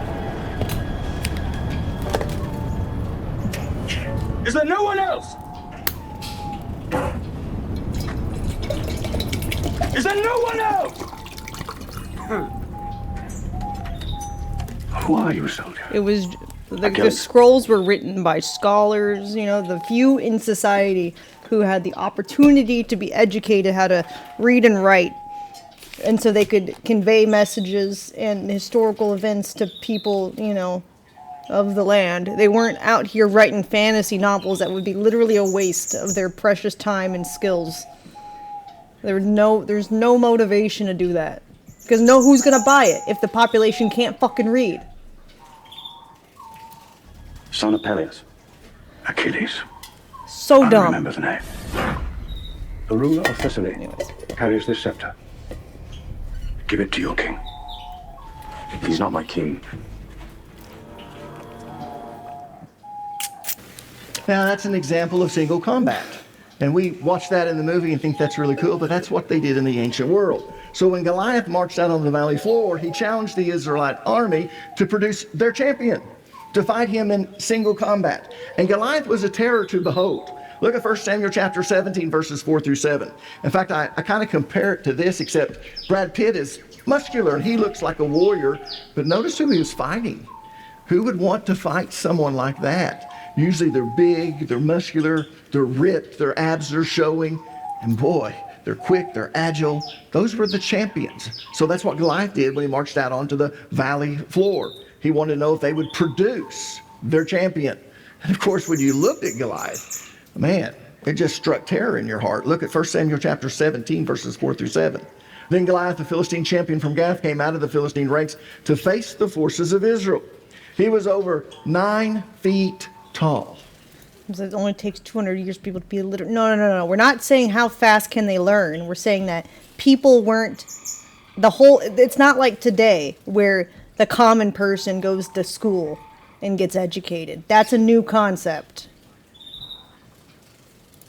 That's my point. You know, when you see these 7-foot basketball players, you're thinking, wow, look how tall. But imagine someone being 2 foot taller than them. He was 9 feet tall. Now actually it says he was over 9 feet tall. 9 feet tall. He wore a bronze helmet, and his bronze coat of mail weighed 125 pounds. I mean, that actually makes sense. Because there's people today that are almost 7 feet at least. Some are 7 feet. He also wore bronze leg armor, and he carried a bronze javelin on his shoulder. The shaft of his spear. Now let me explain something. A javelin and a spear are two different things. Let me say it like this. All javelins are spears, but not all spears are javelins. So a champion, a warrior, would have a javelin and a spear. All right, the javelin was smaller. It's usually made of all bronze or whatever metal they had that was light but still sturdy.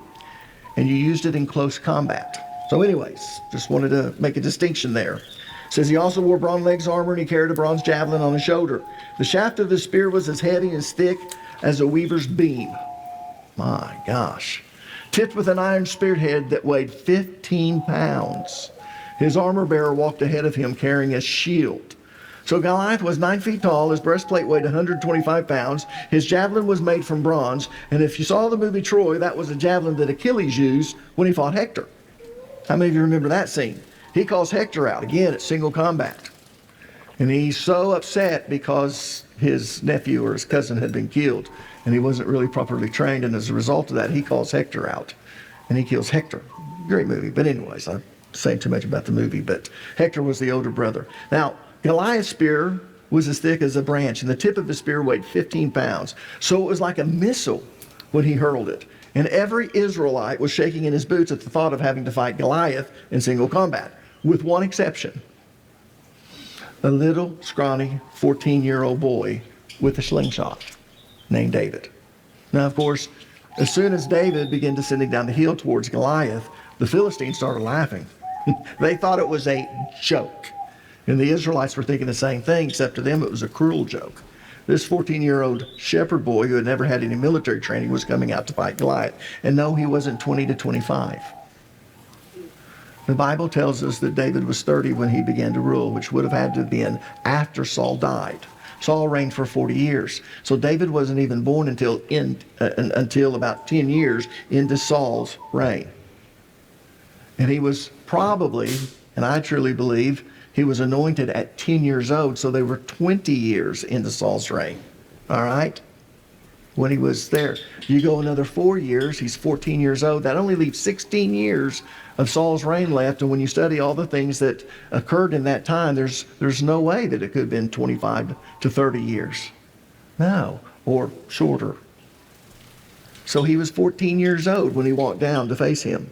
And all of the Israelites are looking at this and they're thinking, we're putting our trust in this 14-year-old shepherd boy. He's coming to fight Goliath. Now we all know the story. David slew Goliath with a stone slung from a slingshot. And he hit Goliath right in the forehead with a stone about the size of a golf ball. And in doing so, he won the greatest victory in battle that's ever been won. In fact, to this day, when we talk about an underdog, we'll talk about them being David. David and Goliath. Why? Because he was the ultimate underdog. And the victory by him was so great. Now, that's the traditional version of the story. And it's what most of us have been taught in Sunday school. But to be honest with you, I don't buy it. And the reason I don't buy it is because I'm actually reading the story from the Bible and not reading into it with my preconceived ideas. I'm letting the details from the Bible instruct me. Because to be honest with you, Goliath never had a chance. You see, David's faith in God caused him to think outside of the box. And that's one of the greatest things that man has, is to think outside of the box. The greatest innovations, the greatest technology, the greatest inventions have come from people who think outside of the box. And David's faith in God allowed him to think outside of the box, which gave him a unique advantage. And let me explain why I say that. In ancient times, armies had three kinds of warriors, or what we would call soldiers. First, you had soldiers who were in the cavalry, those who fought on horseback or in chariots. Secondly, you had infantry, those who fought on foot and who wore armor and carried swords and shields. And then you had what we call artillery. These were the archers who had bows and arrows. And it also included a group of soldiers known as slingers. That's probably a term many of you have never heard before, but it comes from the Bible. A slinger was a soldier who fought with a sling, and a sling was an ancient slingshot. It consisted of two leather straps attached to a pocket that held a stone. So a slinger would grab the end of both straps. In fact, I'll tell you how they usually did it. One end of one of the straps actually went into your wrist. You could tighten it up so that it stayed on your wrist, and you grab the other end of the strap, you placed a stone in the pocket, and then you started whirling it around your head. And when the desired centrifugal force had been generated, you would release that strap that wasn't attached to your wrist. It would send the stone flying towards the target. Now, here's what's interesting. In ancient times, slingers were unbelievably accurate. In fact, notice what Judges chapter 20, verse 16 has to say about the accuracy of slingers at that time.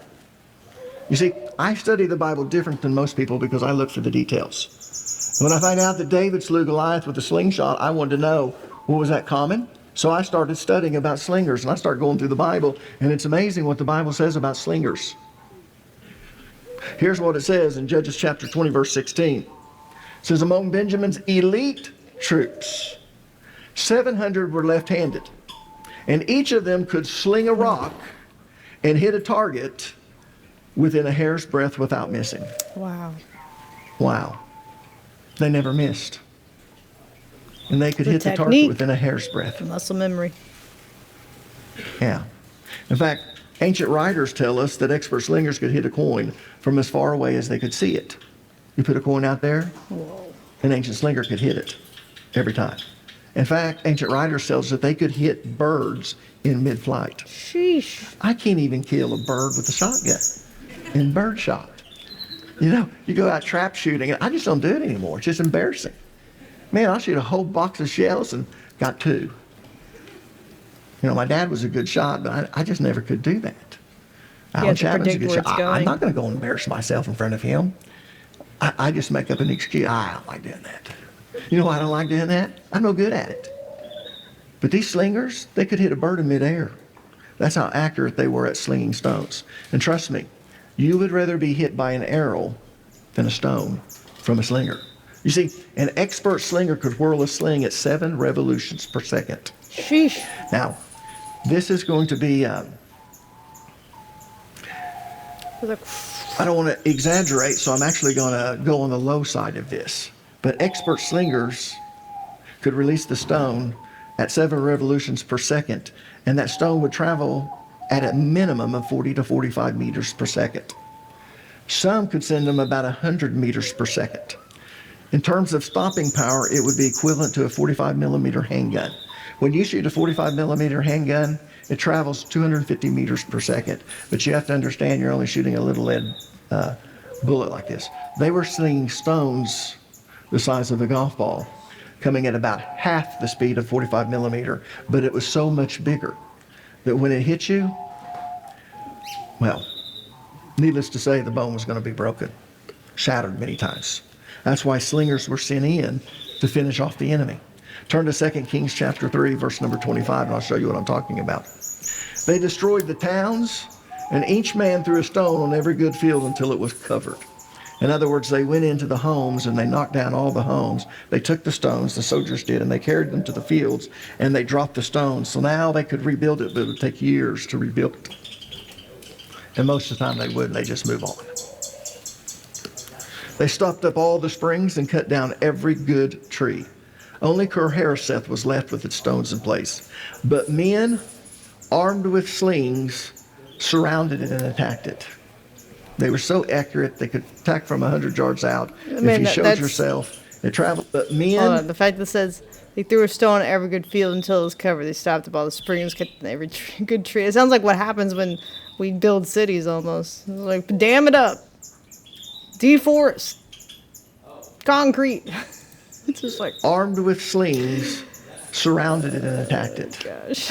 They were so accurate they could attack from 100 yards out. If you showed yourself, it traveled at so many meters per second that by the time you jerked your head back, you're already hit in the head. Now let's talk about the three types of warriors or soldiers: the cavalry, the infantry, and the artillery, or what we would call archers and slingers. These three types of warriors achieved a balanced army.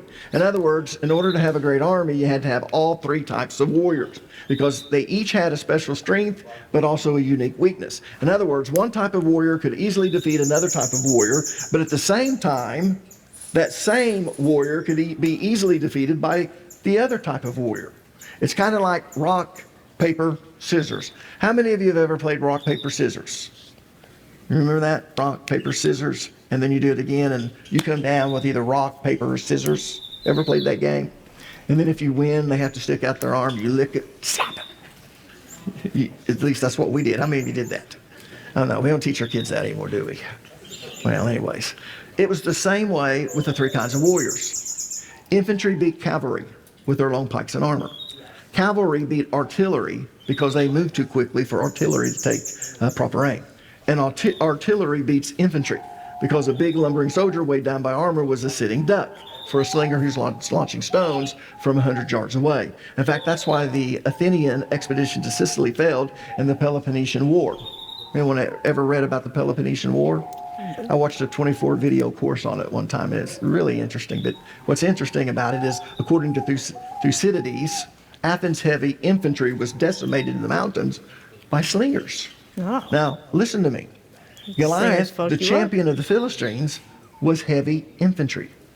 He was big, he was strong, and he had armor from head to toe. Heavy armor. His breastplate weighed 125 pounds. No telling how much his helmet weighed.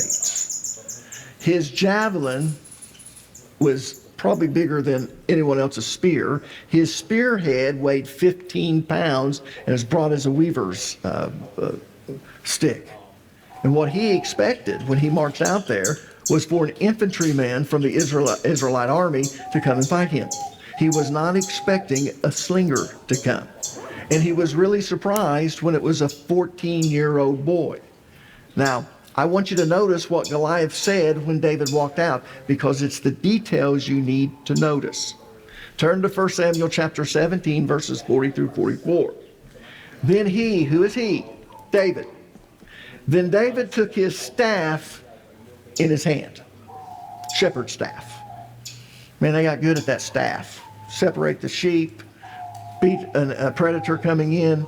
You use the staff for a lot of things. Your sheep or your goats gets in the place where they can't get out. You got the little crook, you can get it down there, you can pull it up. So he takes his staff. This is what he's used for in one of his hands. He chose 5 smooth stones from the stream. I've actually been to that stream. I brought a rock back from that stream, and it almost looks like a perfect golf ball. You know how the water runs over them and the rocks tumble, and so because of its tumbling, perfect. I can't find it now.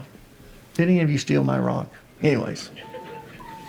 He chose 5 smooth stones from the stream, put them in the pouch of his shepherd's bag, and with his sling in his hand, staff in one hand, sling in the other, he approached the Philistine. Meanwhile, the Philistine with his shield bearer in front of him. Why? He's in front of him because he's holding the shield, not Goliath. Important detail. If you go against another, he approached the Philistine. Meanwhile, the Philistine with his shield bearer in front of him. Why? He's in front of him because he's holding the shield, not Goliath. Important detail. If you go against a... Wait, is the shield bearer also a giant? Because otherwise it's not going to protect him. If you go against someone who is a slinger or an archer, what do you want to have? Your shield. Stupid move. Arrogant move. His armor bearer with his shield is in front of him. I guess if he was expecting infantry, then that would have sufficed. Yards away. With his shield bearer in front of him, he kept coming closer to David. He looked David over and he saw that he was little more than a boy. Yeah. That's why I know he wasn't 20 to 21. At 13, you're considered to be a son of the commandment. You've gone through bar mitzvah as a result of that. You're underneath the commandments of the law. When he uses this term boy here, we know that he's talking about someone who's in their preteens or early teens. So 14's about right. He looked David over and saw that he was little more than a boy, glowing with health and handsome, and he despised him. He said to David, "Am I a dog? Did you come at me with," now notice this, "sticks"? Do you know what that means in the Hebrew, sticks? Sticks. He has a staff in one hand, which to him, with his huge spear, looks like a stick. And he's got a sling in the other that's just hanging down. And it's brown, made out of leather. So hanging down, it looks like what? A stick. And the Philistine cursed David by his gods. "Come here," he said, "and I'll give your flesh to the birds, the vultures, and the wild animals. They'll come out and eat you." Now notice again what Goliath said. "Am I a dog that you come at me with sticks?" Plural. You see, David had his shepherd's staff in one hand. He had his sling in the other hand. But the sling hanging down looked just like a stick. So the implication is Goliath didn't know that David was a slinger.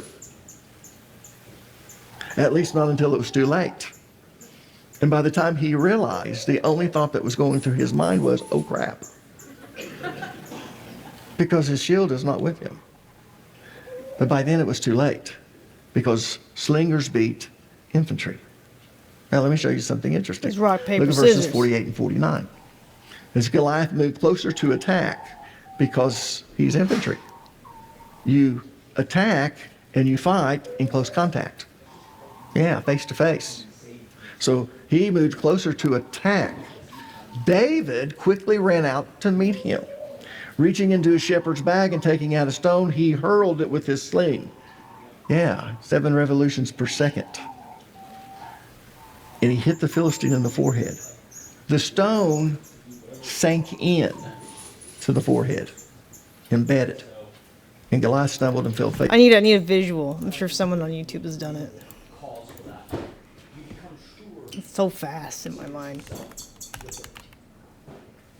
Slinger demonstration. Well, that looks like a lot longer than I would expect. This says truth about slinging. Doesn't work like this.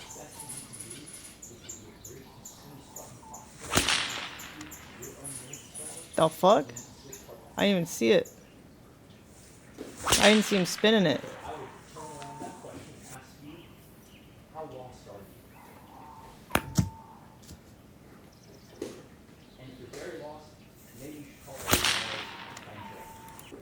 That sounds crazy though.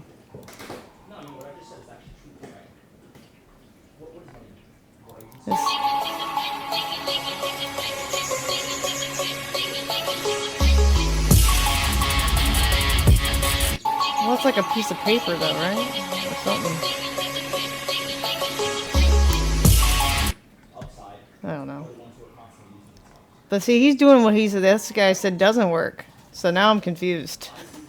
I have more questions. Getting started with the sling. First things first, you gotta find one. This one I got off with most power. And just show it. Do it again. You're gonna at least practice when you release the projectile. Practice with different styles as well. Overhead, just practice the release. Practice. I don't think he's very good. Let's see.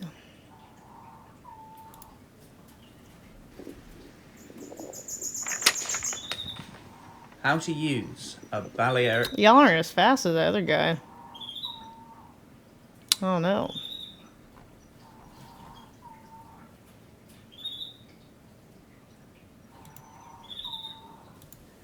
Hi, I'm David the Shepherd, and this is what I like to call target practice. That's not the same.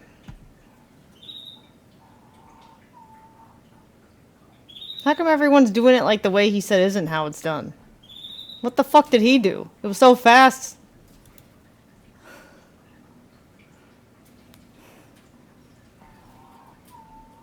It's a Romans thing here.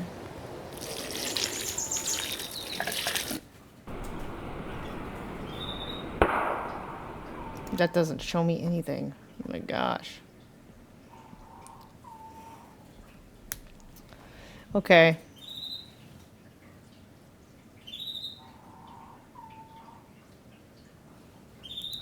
How Prophet David's slingshot works.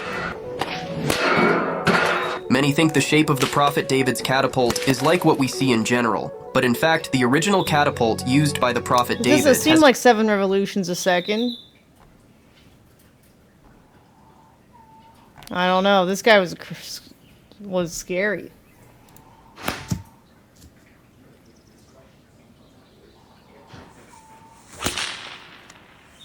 Like, where the fuck did it even go?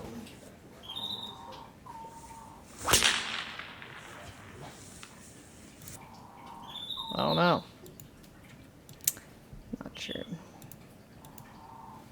Anyways. Face down on the ground. Do you see that? The stone sank into Maybe his it's fake. I don't know. forehead. Maybe. In other words, I it don't know. literally caved in his skull, and it became embedded in his forehead. So he was dead before he ever hit the ground. Now, let me explain why it's important that you understand the story with the details the Bible gives us. Everyone thought, including Saul and Jonathan, but they were too scared to fight Goliath, that David didn't have a chance of defeating Goliath. Goliath was big, he was strong, and he was skilled in the weapons of war. He was an experienced warrior who had been tested in battle. And to top it off, his armor and weapons were massive. On the other hand, David was small, skinny, and a simple shepherd. But what they didn't realize is this. The things that gave Goliath an advantage also put him at a disadvantage. If I was taking notes, I'd write that down. He was big and slow because of his armor, and he could only fight in close quarters. And the things that put David at a disadvantage also gave him an advantage. He was small, he was quick, and he was an expert slinger.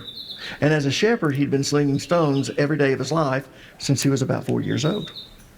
Why are you two y'all queefing in my chat? Sing kumbaya, block each other. Jeez. Yeah. You know, the first time I studied this out and read about this, I thought, you know, that just doesn't sound right. Because one of the Bible scholars said that he'd been slinging stones since he was probably 4 years old. And then I thought about something that my dad told me.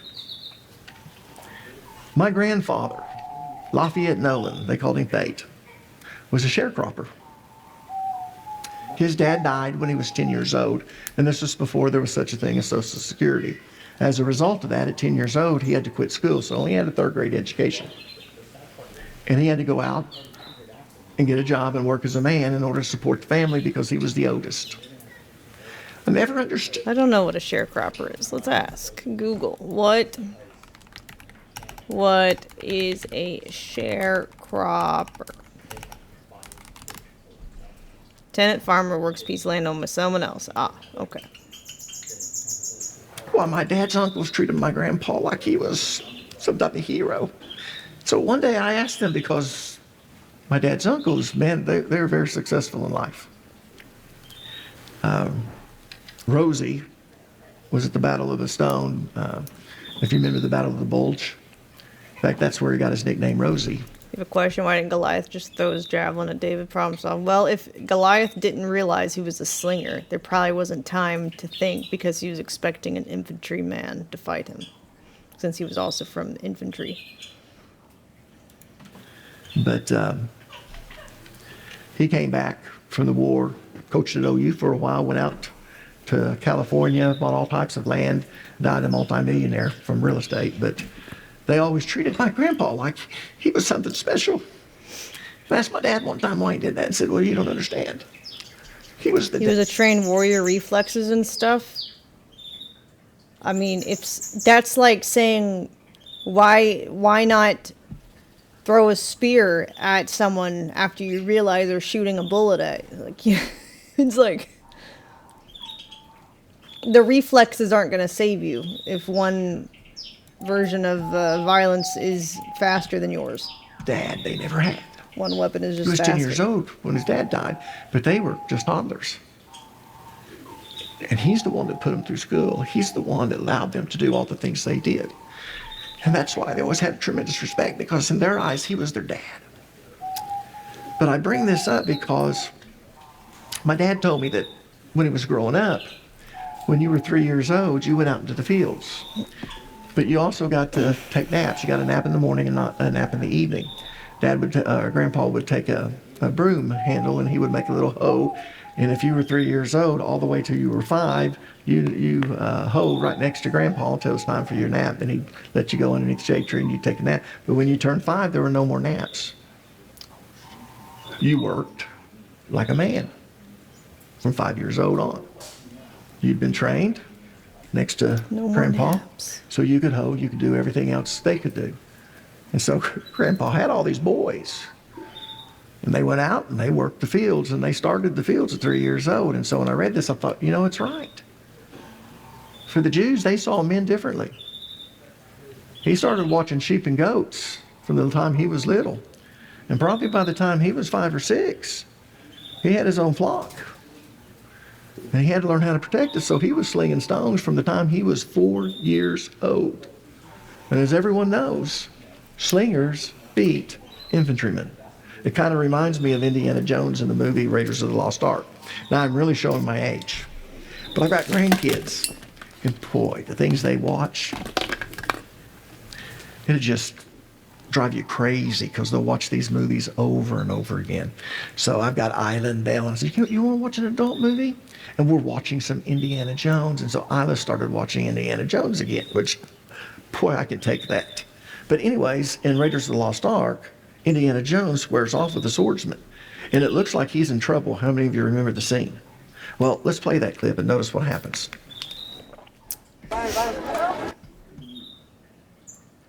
Can we calm down? Stop bickering. Just just mute each other. Just mute him, Tino. Just stop. It's very distracting.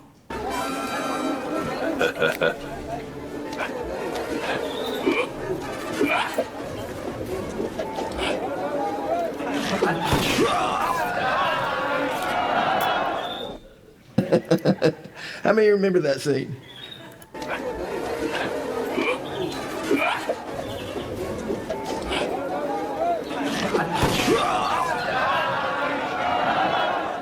I can't tell if they were happy or upset. How many remember that scene? You see, it didn't matter how good that guy was with the sword because Indiana Jones had a gun. And if we look at it the same way with David and Goliath, it didn't matter how big and strong Goliath was, David had a sling. But here's what you can learn from the story. Now we want to make some application. Just like David and Goliath, some of the things that put you at a disadvantage also gives you an advantage. In fact, you need to write that down. All Christians should learn to think this way because this is the way the Bible teaches.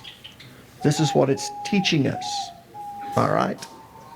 Some of the things that put you at a disadvantage also gives you an advantage. But before you can turn a disadvantage into an advantage, you've got to change the way you think. And people, that's very difficult to do because it's human nature to only see things from a negative perspective. We are, or most of us are, negative by nature, human nature.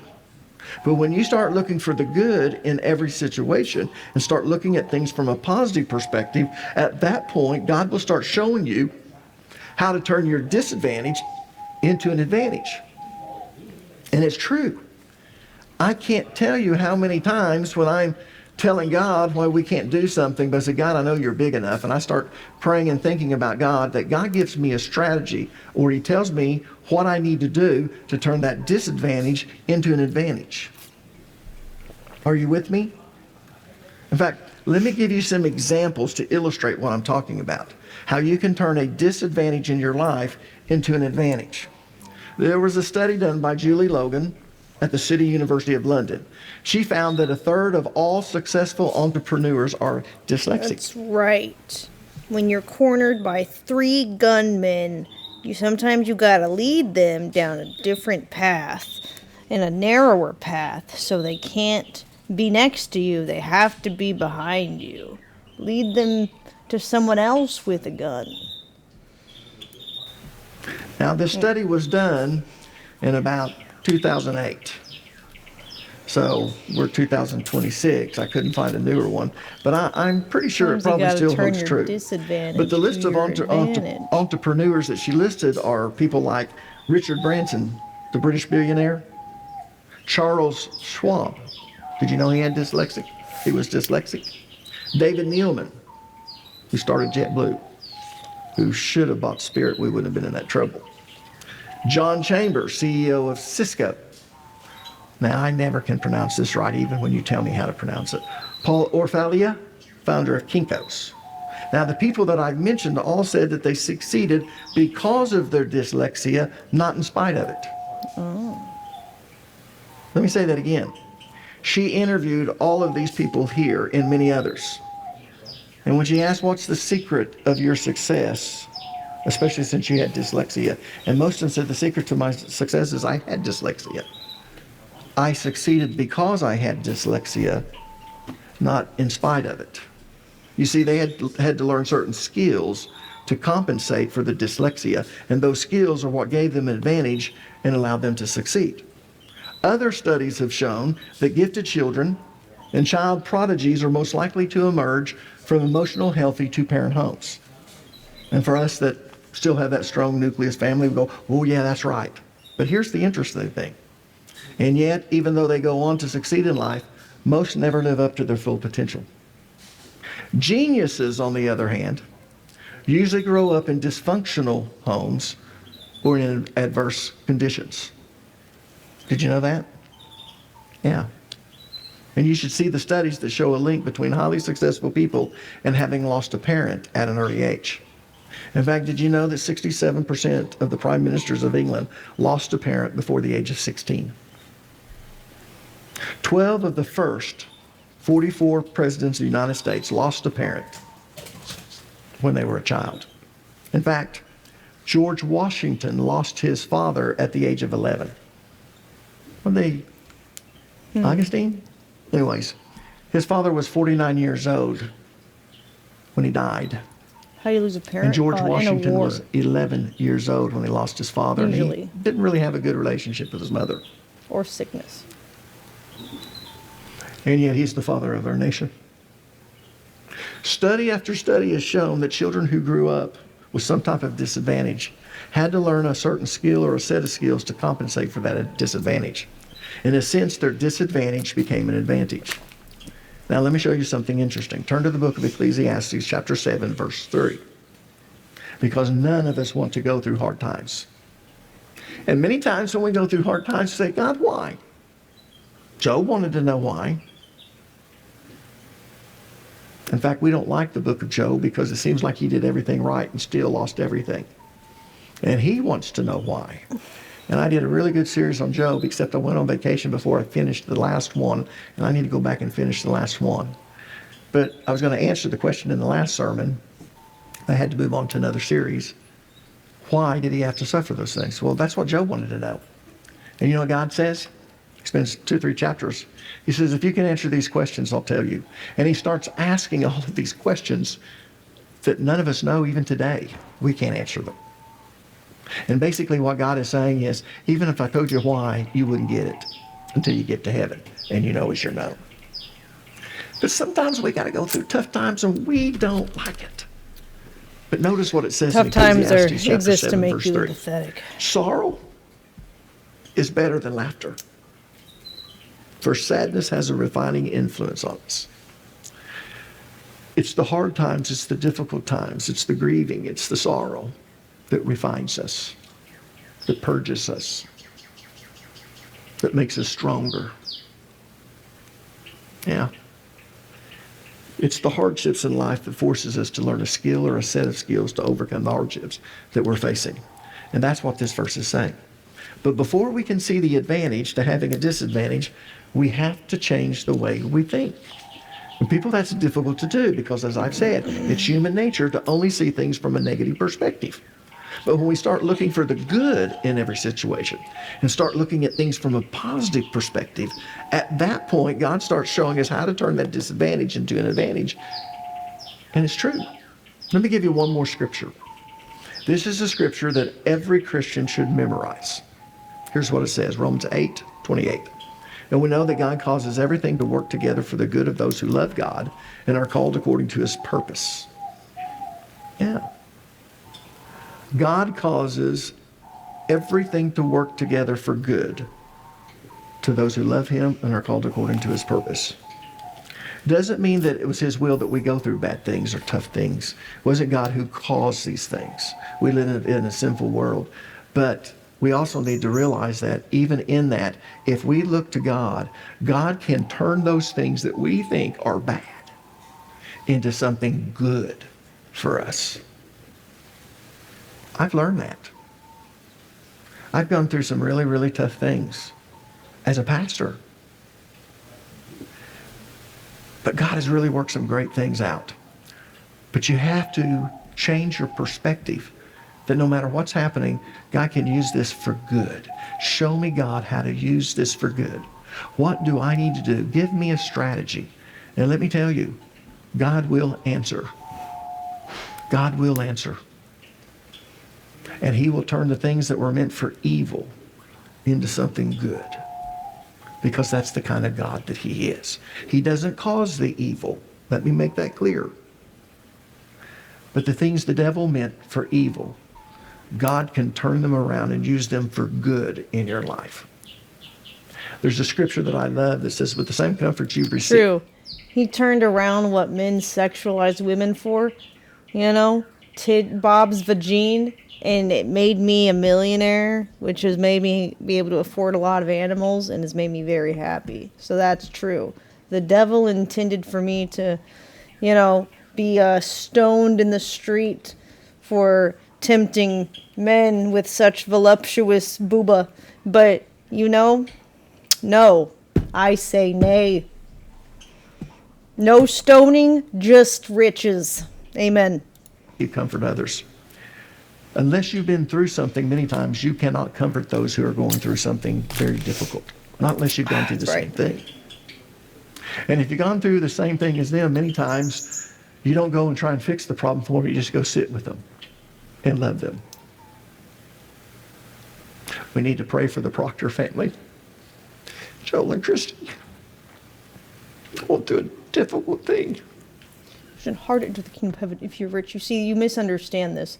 What this was referring to was that a lot of time, especially back in that day, in order to get riches and have advantage on society, because capitalism was not a thing, you had to make deals with bad people or demons or whatever, or do some sacrificial shit. All right, they didn't have the great market of capitalism like we have today, where people can make money on their own in ways that weren't designed to before.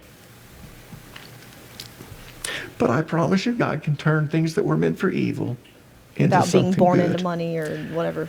I don't know how he can do it, but he does. Because he's God. No, that still does happen today. You're absolutely right. But I'm saying it's not the only way now to overcome, you know, peasantry or whatever. I think you have disadvantages or you didn't get what someone else got. Let me tell you, God made you uniquely you. You are his workmanship, his work of art, created in Christ Jesus. He gave you the gifts, talents, and abilities that you need to accomplish his will for your life. But you've got to change your negative perspective into positive. I'm excited for what God has done in my life in the past and what he's getting ready to do. I'm going to turn 66 in another month. 66. And I'm just now hitting the peak. Man, the next 20 years are going to be great for me. Seriously. As the body begins to fall apart, what God wants to do through me is going to get better and better and better. A lot of time back in the day, if you wanted to become rich, you had to kill a bunch of people and just take their shit. You know? Invading, pillaging, whatever. And the more that a person does that, the more, let's say, desensitized they become, and the more likely they are to turn to wicked ways and not give a fuck anymore. But the way God is. And David looked at Goliath and he said, I'm just a little shepherd boy, got my staff in one hand, I got my sling in the other. Who is this Philistine dog And he sinks that stone in his forehead, cuts off his head. And now David's going to escalate.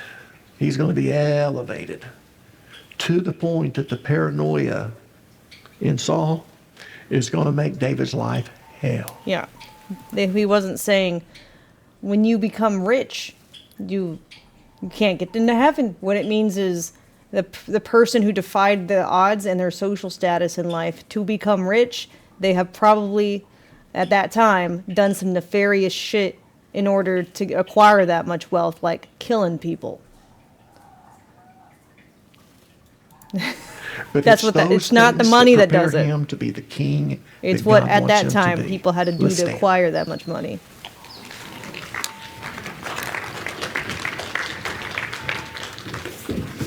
If they were not like a prince or whatever. Now let me say this. Or a lord. Some of you have never been saved because you've been mad at God.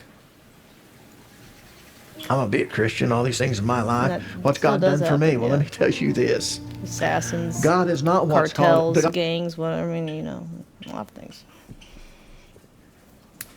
Criminal activity.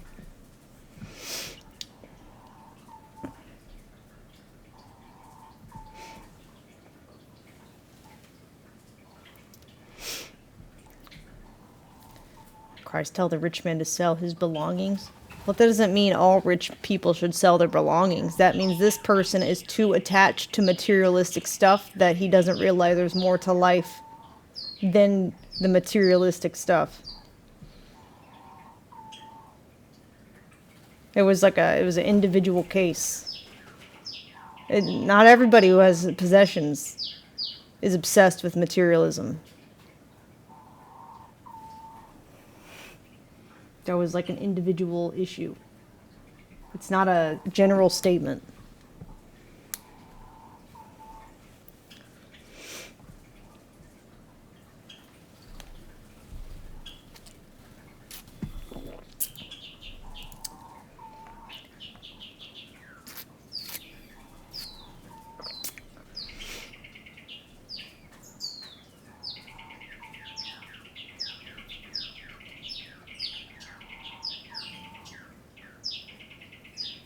And have you noticed, maybe it's just me, maybe my view is biased. I mean, I have a very limited worldview for sure. I haven't had that much experience with humans. But I have noticed that the more desperate a person is, like, you can want nice things, right? But when they, like, think that it defines them, you know? Like, I feel like the more obsessed someone is with acquiring things to elevate themselves through materialistic possessions, the harder it is for them to acquire it a lot of the time. Not always, but a lot of the time it seems like they tend to struggle more in life than the ones that, you know, still realize there's more to life than stuff, and then they seem to have plenty.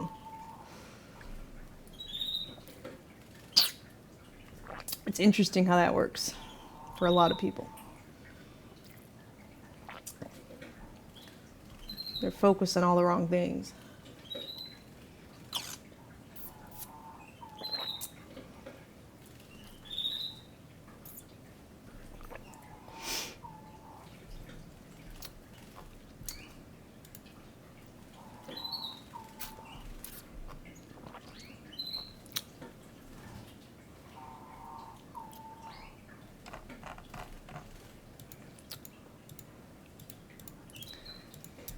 I still don't think that was the next week video he was talking about. Because it sounded like in the previous video, I mean, this was still interesting. I didn't know that about the sling or whatever. But in the previous video, it sounded like they were going to talk more about Nephilim shit. I mean, I guess the Goliath kind of is. You know, I mean, not kind of is, but I mean, I guess that's kind of on topic.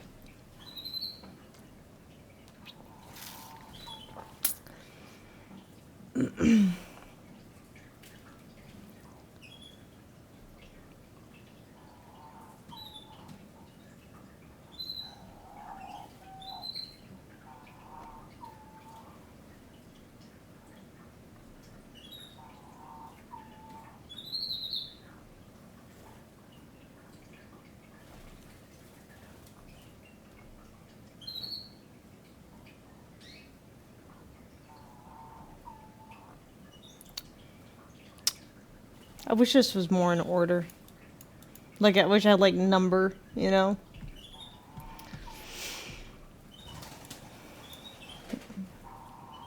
I don't really want to watch the Antichrist stuff. I feel like it just scares people. And ultimately, it doesn't really matter.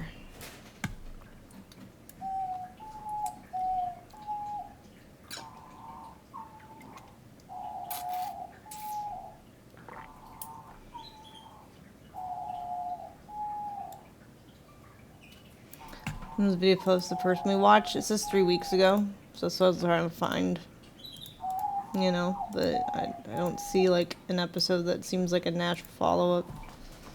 Unless it's his wife talking about it, but I don't know. That's just how much comparison anxiety, so I don't know about that. It was why they don't want you to know about Nephilim, and then I think these are just clips of this, so I don't know.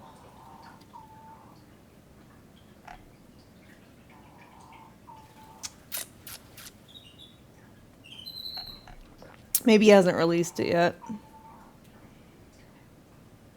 Unless it's this video, where it's like, maybe he combined a few sermons or something. 'Cause this is like a 4-hour video. Heaven, hell, and the afterlife.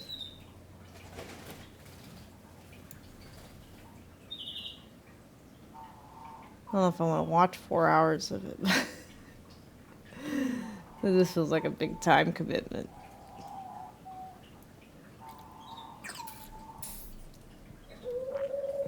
Yeah, I don't know why it's so many. Did he do this all in one sitting? Now I'm curious. I'm just gonna like... No, he's wearing different shirts. Okay, so it is a compilation. Okay, alright. I was like, there's no way, bro. Okay, so that's probably not the episode we're looking for then. That's not a next week, so... Yeah, maybe he hasn't released it yet.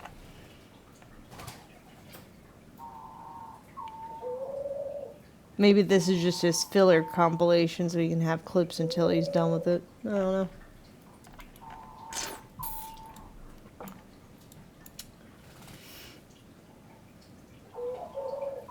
Oh, multiple shots fired at White House like just now? Shit.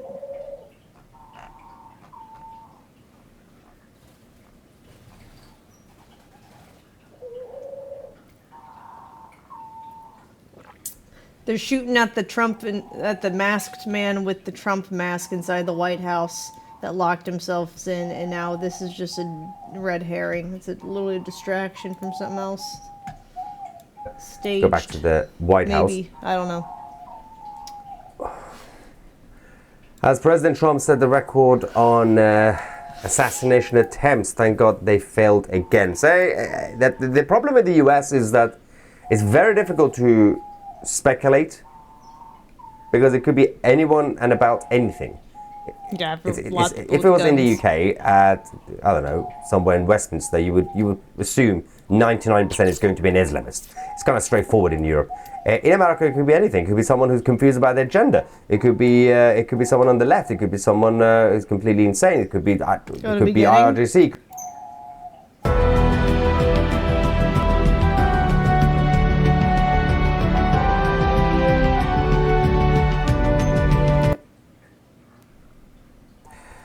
Welcome to Tusi TV. This is your global news channel. I'm Tusi, and we come to you guys with some breaking news coming from the White House. Multiple shots fired as the authorities, with the help of the Secret Service, have managed to send the press and media who are on the North Lawn back into the building inside the White House. We are also hearing that the local FBI agents have been deployed to help with to widen the investigation.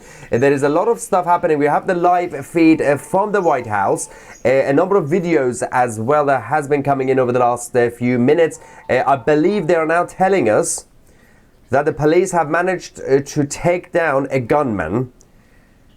At least 20 to 30 shots were fired. I'm going to show you, this is the image we have from a few minutes ago, from the top of the White House, with the snipers being, of course, on a standby. I think we can quickly go to Are those his snipers or that the the shooting started, criminal snipers? one of the reporters was actually in the middle of her report, and this happened. That President Trump has said a deal is close, only for the two sides to remain far apart. Holy fuck.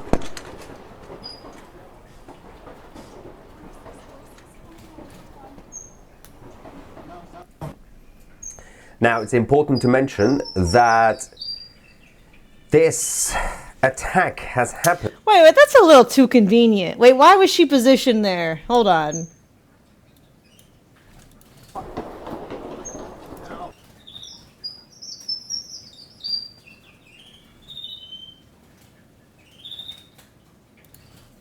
Close, only for the two sides to remain far apart.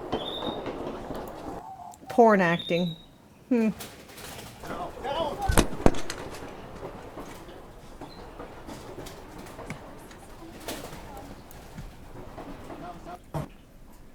Now, it's important to mention that this attack has happened only hours after it was confirmed by the authorities in the United States that the IRGC were plotting. This is weird because they just said, President, you told me the president went inside the White House and locked the doors. Oh, what does that mean?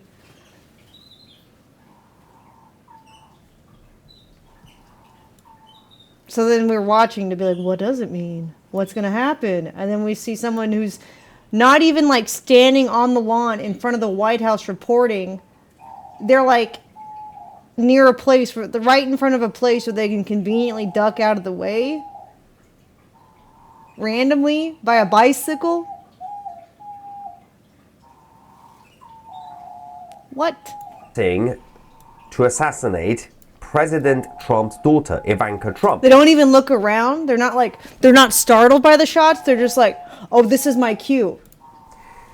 And of course, a man has been arrested. Here. Yes, that's why we're in front of this There's thing. no evidence that, like, of course, this is linked to that, but it just shows that the attacks on the Trump family and, of course, the democracy and the White House and everything in America in general, it seems to be on the rise. Again, the police so far are saying we don't know the motive, so we're going to wait and see what they are going to be telling us over the next... And notice how, like, they make sure to film her ducking, too.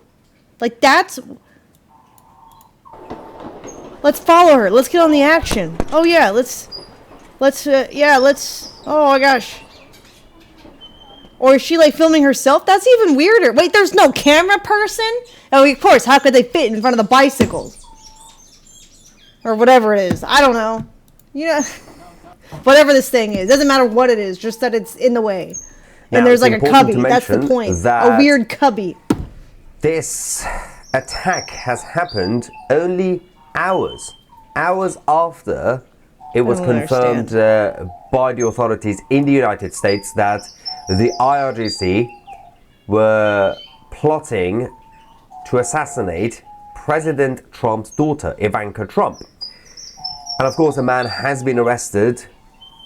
There's no evidence that, of course, this is linked to that, but it just shows that the attacks on the Trump family and, of course, the democracy and the White House and everything in America in general, it seems to be on the rise. Again, the police so far are saying we don't know the motive, so we're going to wait and see what they are going to be telling us over the next few minutes. We quickly can go to the next video of just after the shooting. Wait, since when do we need a motive to assassinate the president? Isn't that like kind of a thing? Like that's, I mean, that the motive is clear. I don't. How much more explanation police, do you need? And Secret Service securing the area.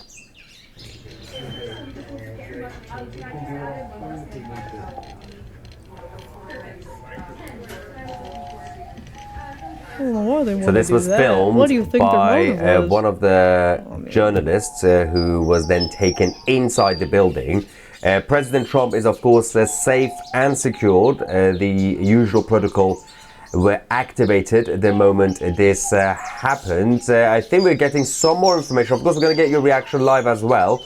But we are getting some more information about what exactly happened. We don't know so far who was behind this. Of course, if you're watching this later on, so tomorrow, all the information has come out, so you might have to fast forward this. So yes, apparently there is a civilian who has been shot. The armed suspect has been taken down after the gunfire erupted. It's not just the way that she reacted that makes me feel like it's staged. It's where she was set up. Also, the fact that there was not a camera person with her to do that, like in front of her. She was filming herself. I don't think that's typical. From every time I see news out and about, it's always two people when it's legitimate news. And then also like the fact that they let us know on the news or whatever that the president went inside and locked his door, so we'd be waiting in suspense for why. Like those combination of things makes me think that it's staged. This was on the west side of the White House, and as they say, President Trump is confirmed safe, but apparently one civilian, a bystander, has been shot. We're getting some more information about how this happened, but there is an image by another reporter from inside the building. Where we can't see anything? Great. Obviously taking a photo of the Secret Service covering the outside area of the White House. Okay, Kash Patel, the director of FBI, has a quick statement. We're going to quickly see what he has to say. Kash Patel says the FBI is on the scene and supporting Secret Service responding to shots fired. Okay, I have a question. What is this thing? I don't remember seeing that when I went to the White House. I drove past it. I didn't go visit the president. What is this, giant thing?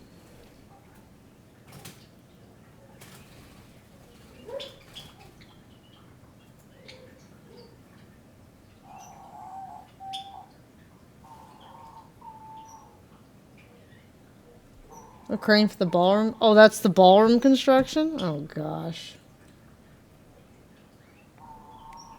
Okay, listen, fucker. I've never staged anything. And that's how I can also feel like this is staged, because I've actually been in a situation where shots are coming unexpectedly, at my location. Okay? That's why I'm like, you don't react like that. That's that seems like a prompted thing.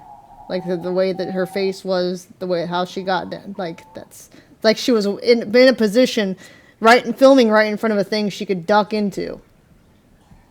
That's fucking weird. Near White What House are the grounds, odds? we will update the public as we are able. So of course we have to wait a bit longer for the FBI to continue their investigation. Some of the information that we have is that the attacker approached the White House near Gate 17 around... She was just well trained in duck and cover. But why was she ready to do that? Because it's normally when news reporters film in front of a place they're talking about, the White House, they're on the lawn with it visible in the back, the actual thing. It was a very cropped image, and it was not. It was not a typical shot, is what I'm saying. I don't know. 6 p.m. local time. And of course, if we quickly go to our time zones, of course, that was just over an hour ago in Washington, D.C. So approached Gate 17 of the White House, fired 3 shots towards the building and also Secret Service agents. And then the agents returned fire. They took him down, but a civilian who's been shot. Now, we're trying to figure out if the civilian was hit accidentally by Secret Service agents or whether the gunman... Okay, now they're saying 2 people. 2 people have been shot. I'm assuming the other one is also a civilian. Oh, wait, hang on. No, they're including the suspect as one of them. So they are saying that the attacker is now in critical condition, has been taken to the hospital. The second person, the civilian, the bystander who was there and got shot, is in serious condition. So we... There were small, narrow tins lying on the White House lawn where they report from. What? There's like cubicles ready for these types of events? Wait, what? Where were these? Is that new? Where's your source? Let me see the multiple reporters on it. Let me see the other angles. Post them in the Discord. We don't know if the attacker is going to survive this, but we will wait for more information on that. Also, we're expecting an extra... I saw them on the very video. Let me see. We're at 1952. And this happened. That President Trump. What do you mean we saw them? Where's them? I only see the thing she ducks into. Only for the two sides to remain far apart.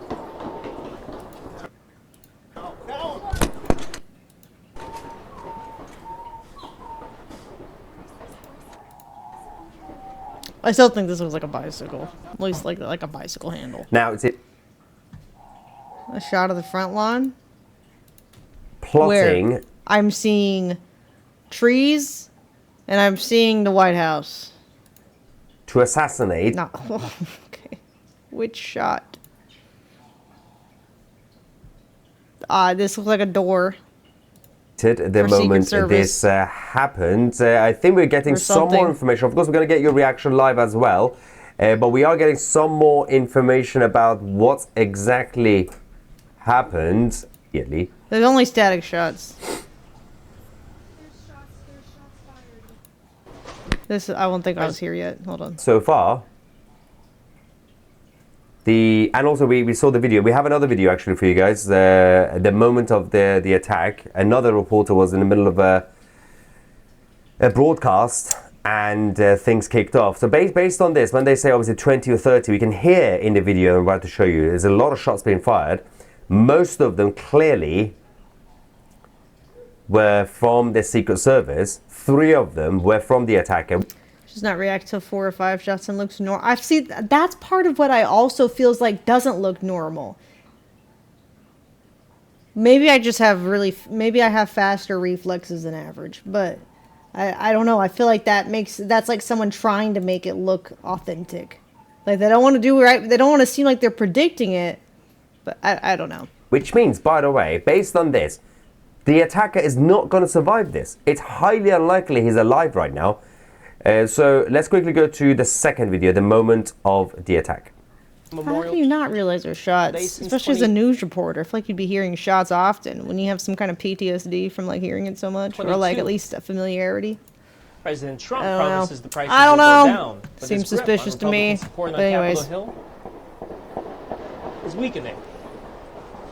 See, this too. It's like they were all taught, wait till the 4th or 5th shot. We don't want people to think it's predicted. It's like they all got a protocol. What the fuck is this? I don't know.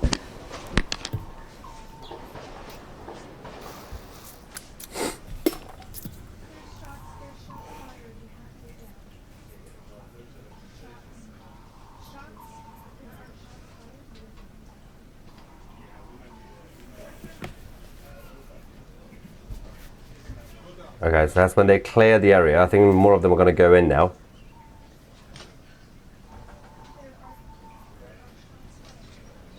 There is another videos coming in just now.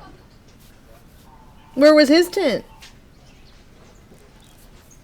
They're not that good actors. I don't think it's fake. Well, that's what I'm saying. I don't feel like it's good acting. Anyways, I don't know. I didn't say they're good at acting. I feel like this feels like a setup. I don't know.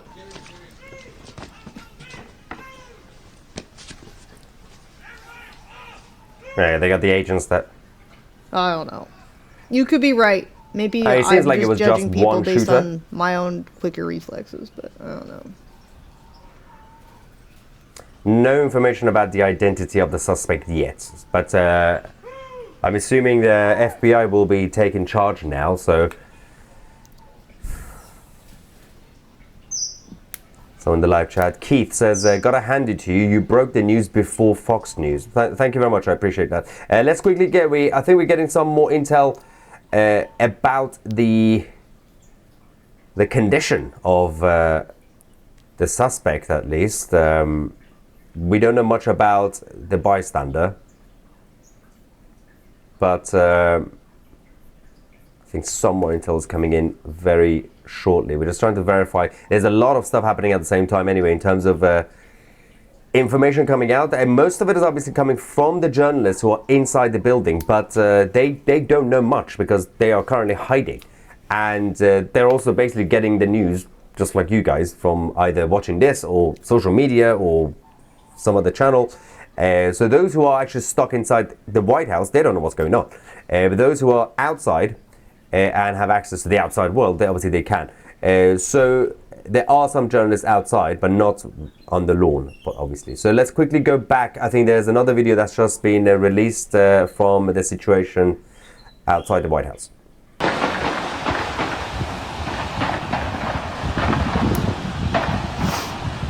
You can hear it.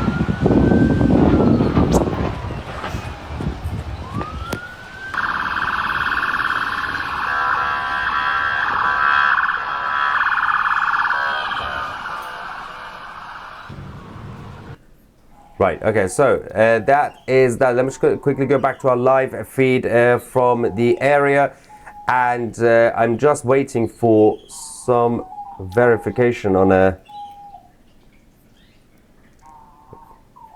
Yeah, we'll have to wait apparently, okay. The scene has been contained and the FBI will be taking charge. Yeah, I mean, they're not gonna depend on, they're not going to rely on the Secret Service. The Secret Service agents have already done their job in terms of the immediate response, but in terms of the wider investigation, you're going to have the FBI to be on top of it. While we wait for some of that to come back to us, I'm going to get some reaction in the live chat. Anticipating another great show. I won't be able to watch, but I expect it will be very entertaining. This is not a troll. Well, there is a bit of an emergency right now. So one civilian has been shot. Again, I'm assuming, again, we can't confirm, but I'm assuming that was accidental shot by the agents because the attacker was just outside the gate. So the agents were shooting at him. If there was somebody just standing nearby, it would have been a problem. I can't believe what's coming up out of the ooze. When tragedy comes, the left are always there. I know the area well. I often stay at Hampton Inn just down the road. Shocking, says PC. Betty was fit back in the day. Okay. Now, just gonna get some quick update. I think yes, the FBI will be holding a press conference. Trying to see what time. Okay, we are getting the additional live feed from near the White House, just outside, very shortly, imminently. So stay with us, and I think that should begin. Yeah, let's just double check something quickly.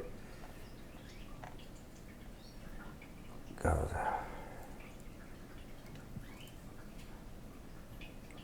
We'll wait for this one because you just scan the channels on TV, nothing being reported. That's interesting, but also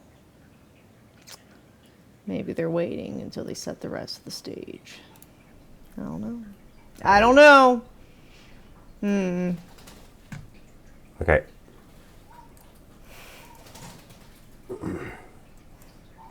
Okay, that should be with us very soon. But in the meantime, let me just see what's going on with you guys. Let's go back to the White House. As President Trump set the record on assassination attempts, thank God they failed again. Yeah, you see, that also makes me feel like that it was staged. Not that the shots were necessarily staged, but maybe they knew about it. And so, like, maybe they were told, wait till the 4th or 5th shot to deduct, or else it's going to seem like we know about it. I don't know. Because obviously they're probably real shots, right? I'm not saying like, oh, it's a recording. You know. The problem with the US is that it's very weird. difficult A lot of to weird things. speculate, because it could be anyone and about anything. If it was in the UK at, I don't know, somewhere in Westminster, you would assume 99% is going to be an Islamist. It's kind of straightforward in Europe. In America, it could be anything. It could be someone who's confused about their gender. It could be someone on the left. It could be someone who's completely insane. It could be IRGC. It could be anyone. But this is why it's good, at least on a federal level these days, with the Trump administration, we have more transparency. Every time something like this happens on the federal level, they tell you as much as they can immediately. Sometimes, depending on the state. We've had a lot of situations in Minnesota, for example, where the local side become a little bit vague, and they tend not to give you the actual information that you need at the right time, and there's a vacuum that's created. And most of the time, the federal side, especially FBI, under the current leadership, try to fill the vacuum before it gets worse. Someone says, bad guys leave the ineffective and inactive Joe Biden presidents alone. You said, brave to speak his opinion in light of assassination attempts to retire, but chooses to continue to help America. Oh, you still believe the wars are real? That's cute. Yes, people die. Yes, soldiers go and get killed and expendable. But they're not there for the reasons they're telling you they are. Oh, inactive presidents like Joe Biden alone. You can tell the presidents who don't play because bad guys are after them. Yet another example of the benefits of re-establishment of institutionalization of the mentally ill, says Dagenham Dave. Thoughts on Iran-US deal? Thanks. I will get to that shortly as well. It's interesting because the White House and the Islamic Republic. I kind of view war as like, if you ever saw Spy Kids, the 3, I think it was 3, where they're stuck in the video game, and it's like, if you die in the game, you die in real life, kind of concept. I think that was that movie. Anyways, I kind of view it as that, where it's like, you're playing the game, but you didn't write the game. You don't know the plot. You don't know the agenda. That's kind of like what people who participate in the war are. The soldiers, the innocent people. It's like, you're in the game, but you don't realize what that plot actually is. Anyways. Probably have been saying for the past few hours that they've basically got the deal ready. But usually at this point, you've already had President Trump announcing it. He would declare it, say, we've done the deal. But he keeps saying we are close. We're basically there, but he hasn't actually announced it. He's been saying, I've been talking to the Arabs and the Israelis, and then this happened. So I'm not really sure how this is going to affect this, because obviously President Trump has been taken to his secure area. There we go. I think we have the... No, not yet. Okay. That doesn't help. Thought we had the feed now. Obviously still live, ongoing development, so things could change. The information could change imminently. And wow.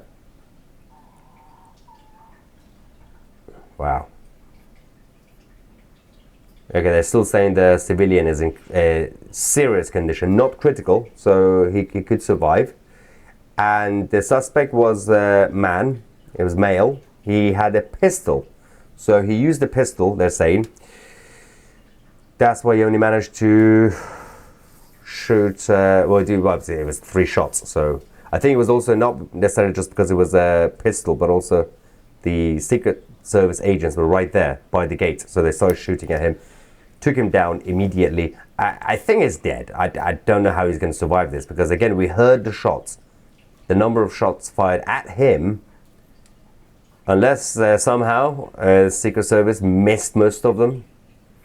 They probably won't. Idea all the pieces from He's yesterday not going to be able to. I don't know. It just feels like another distraction from something. The fact they let us know that he locked himself in his house. You know, I feel like if they actually had a security concern, they wouldn't have let us know that.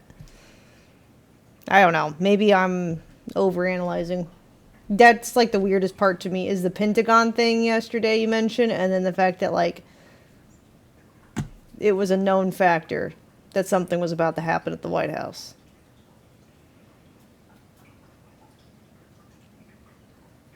It makes me feel like they either knew or they planned it to distract us from whatever they discussed at the Pentagon last night.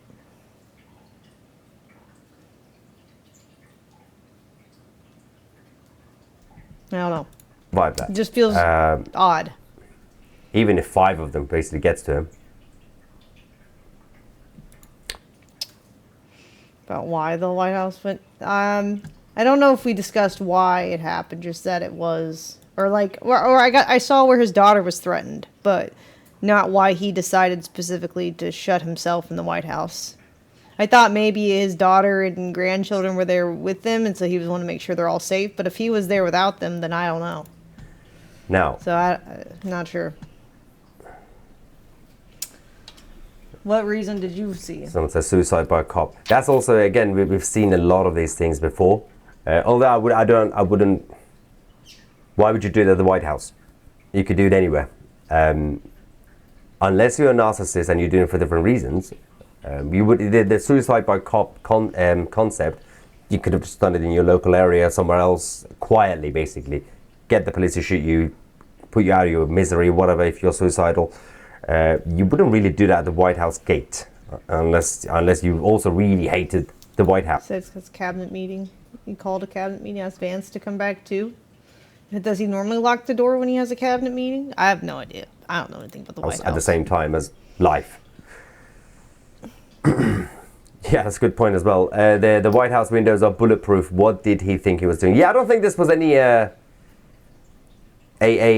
stable genius villain. No, sus. Yeah, I don't think there was a well thought through plan here, because walking around with one pistol, shooting at the gate, well, through the gate, trying to storm the gate, but not going to be able to, because you can see the agents right the other side. This doesn't make sense. This clearly was not a professional. This wasn't really some sort of a assassin, unless this is like some sort of distraction for something else. But that's the one I think it is.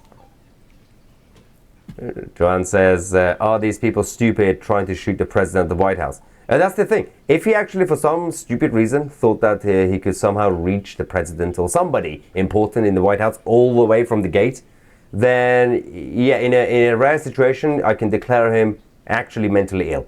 Because it makes no sense why you would even consider doing that. So I think I'm just trying to make sure we get the update on when the FBI... I think it's going to take some time for the FBI to actually arrange the news conference. Also, they've just cancelled the live feed that was supposed to be added to this from outside the area.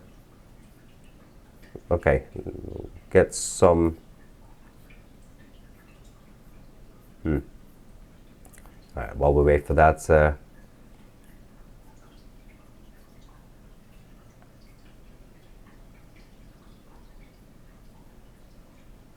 suicide by the White House. I hope the bystander is actually at least surviving this, because obviously that's not fair. I'm not really sure how, unless this was very, very quick. Obviously it was quick, because he only managed to do 3 shots before all the bullets came towards him. That means if anybody's around him, would have been hit. I think we are getting the intel that the White House lockdown has just been lifted. See? That means the lockdown was initiated because they knew. Interesting. Okay, so that's good news. I mean, this was never going to be, at this point... It wasn't for a cabinet meeting.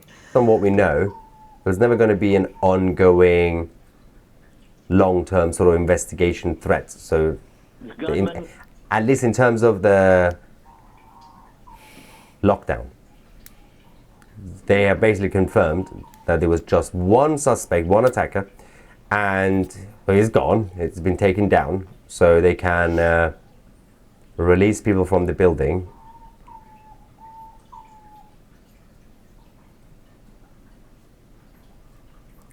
Insane.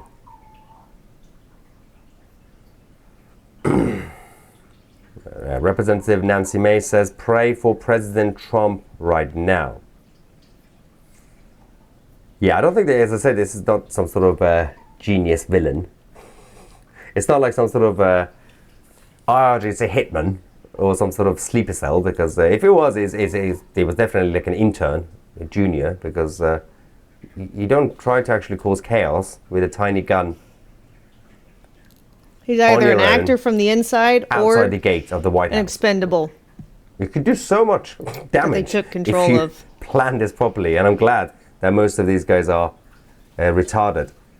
Okay, so what else we have? Only Mayatusi would take the care to be certain that the news he was providing is accurate as well as timely. Thank you so much. To be fair, this is the biggest challenge of what we do, because we always strive to be as fast as possible. Most of the time we can actually obviously get things to you guys before the establishment legacy media. But having said that, that's one challenge. The second part is, if you're doing it fast, reporting, you have to make sure you get the right information.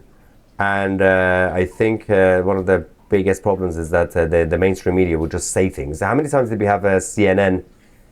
What was it last time? It was a few months ago, when one of the suspects, they were really obsessed with the identity of the suspect. CNN said it's a white person, whatever it was. I can't remember the area. Some of you might remember CNN saying this is a white person, then it turned out not to be white. It was literally the opposite of being Caucasian. It was the fat guy, the fat black guy. Where was he? We had so many so-called incidents and attacks recently. I can't remember. Yeah, the guy was walking around in his pajamas or whatever. Yeah, CNN was saying he's white. It's like, does it look white to you? Special people. Somebody's going to remember that moment a lot. Anyway. Now.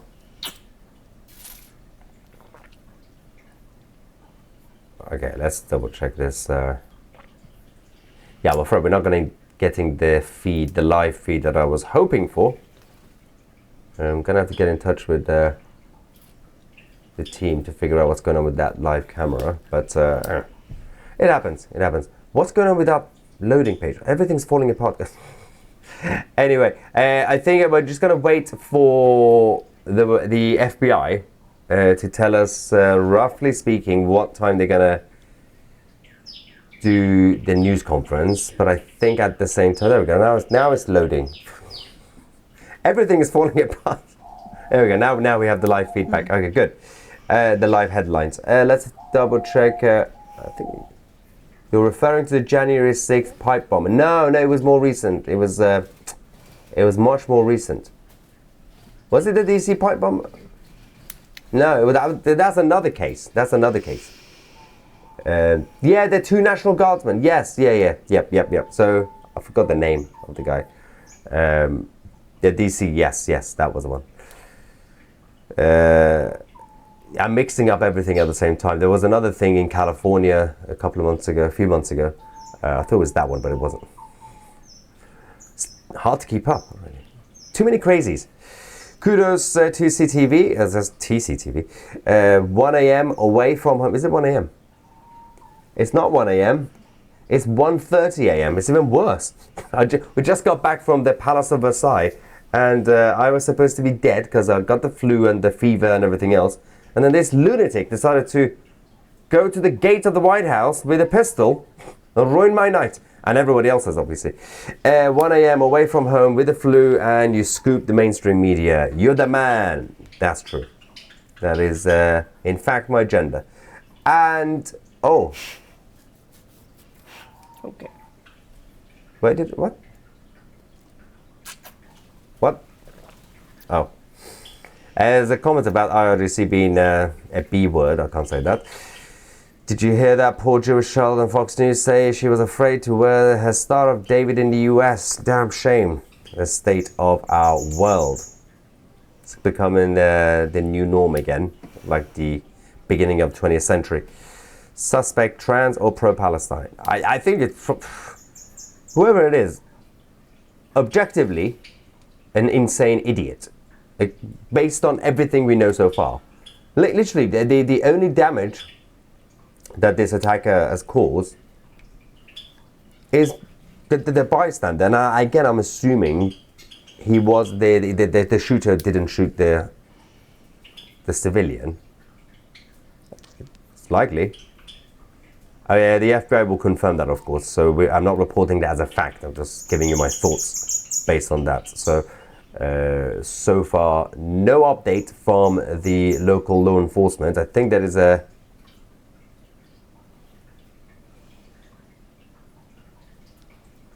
yeah. So they keep saying he started firing towards the White House, and then they also, in a second sentence, they keep saying the local police says a civilian was then shot during the chaos. So I'm assuming that's unfortunately obviously a collateral damage situation. I think oh, there's another situation.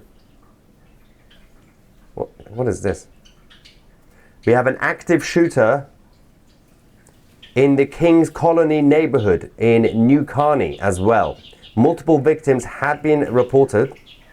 Law enforcement are currently responding to the active shooting. This is in the Nottingham Road area in the East County. So this is, of course, in Texas, for those of you who don't know.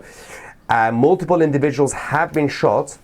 The police department, the Roman Forest Police Department, have said if you are in the neighborhood, obey all comments from law enforcement as they are on scene and actively working to bring the situation under control. So we are now dealing with another shooting, this time in Texas and in the King's Colony neighborhood in New Carney. So, right. Nothing from Secret Service yet. Yeah, the lockdown has definitely been lifted. Okay. Obviously, it hasn't been. Doesn't mean it takes 50. I don't think anything ever got converted. Annual memberships. You can get full access to the whole channel. Is live. 20 to 30 shots, kind of crazy though.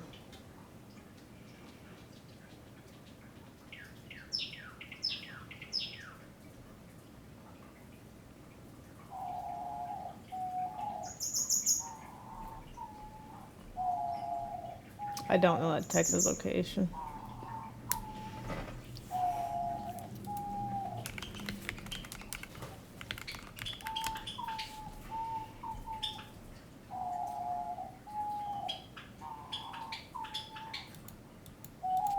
I don't know.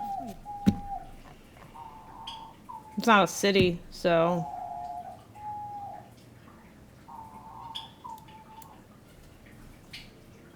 Maybe there. I don't know. Unincorporated community? I don't fucking know.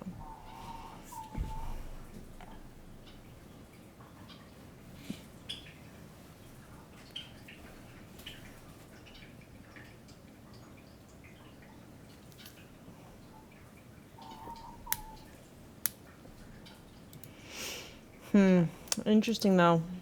Interesting things happening in the world.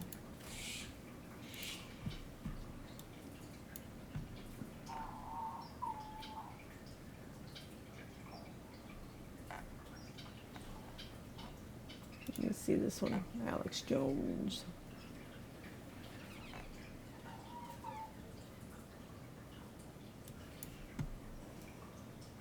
This evening. Tommy, this is what always happens when we have something like this. I always start to check in on the security situation at the White House, but this is what happened around 6 o'clock this evening.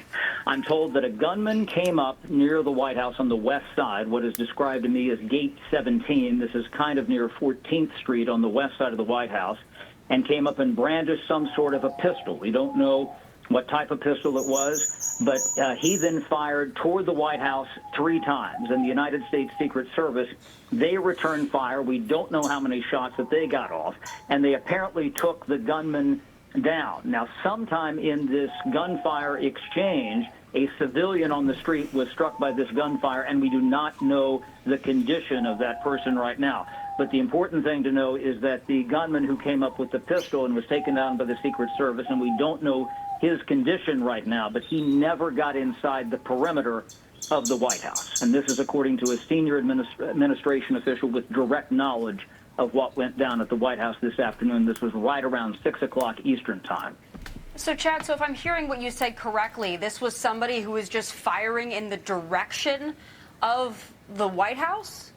It was something that the Secret Service obviously perceived as a threat. Obviously, we're told that that gunfire apparently was directed toward the White House. If you get toward the west side of the White House, and we're trying to figure out precisely where this was, you have the old executive office building now called the Eisenhower Executive Office Building, which is kind of a big complex if you're working from west Don't you have a bunch to of east cameras? toward the White House. So we know that he was firing in the direction of the White House, and this is the preliminary report from someone who's very senior and would have direct knowledge of this information. Again, a lot of people in town. There was one source that had, questioned me earlier, even before we had this information. There's a lot of motorcyclists in town for the Memorial Day events. They always come for this time, and people thought it might have been, motorcycles backfiring or something like that. There's quite a cacophony of that. But this is clearly someone who came up and was firing at the direction of the White House. And the president, of course, is at the White House today. Tell me, this is what Mike says, we're not here for that long. Why concern yourself with this toxic crap? You know what, Mike? You're right. I could log off the internet right now, never come back, live a fantastic life filled with happiness and animals and rich privilege and doing whatever I want. But you know what? Even if there's one person in here that would have been deceived by all the aliens and government misdirection, and now they come to realize, hey, maybe that's not what I think it is. I don't know. Maybe they realize the world for what it actually is. I feel like it's worth it. What always happens when we have something like this, I always start to check in on the security situation at the White House. But this is what happened around 6 o'clock this evening. I'm told that a gunman came up near the... And that person's probably not even a chatter. They're probably just a lurker. Amouranth, realize this? No, you don't. You could research on your own, but the thing is, a lot of people don't do it. Even if they're online a lot of them just watch different types of brain rot all day. And if I can help a brain rotted chatter just as they're passing through, well, hey, sounds good to me.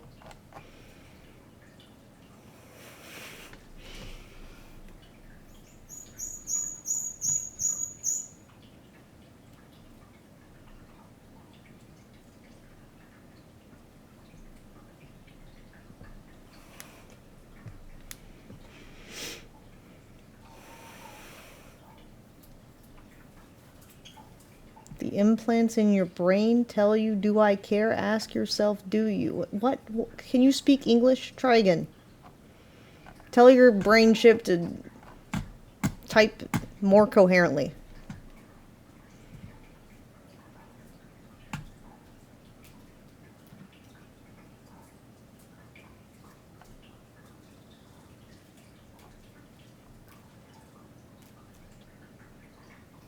I don't know. Occasionally, there's a lot of. I feel like maybe they're not bots, but it's definitely algorithm bot behavior or something. That whenever I watch something like this, there's always somebody. Not just somebody. There's always a few people that come in right as we get to like juicy, good information where they're like, "Don't watch this," in like bad English, basically. It's interesting. It's an interesting experience to see, but it's textbook every time. Like, why are you doing this? Don't do something else. Don't watch this. It's like, the fuck? Weird shit, man.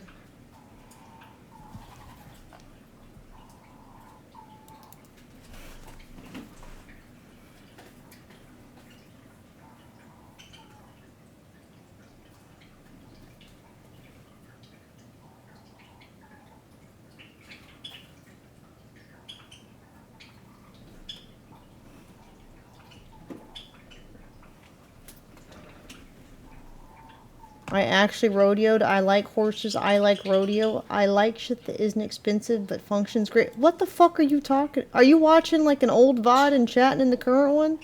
What context does this stream? What? I didn't even go see horses today. The fuck is that? I swear, this is another chat. Like, I don't understand it. I do not understand some of these chatters.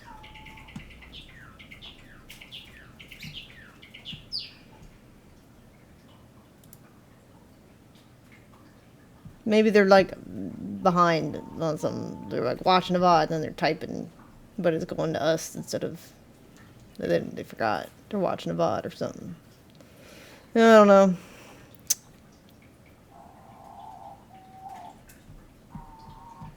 Sitting at your computer is an IRL. Okay, well, I'm here in real life. So what do you want? I was, you know, on my selfie stick earlier on my phone. What do you want?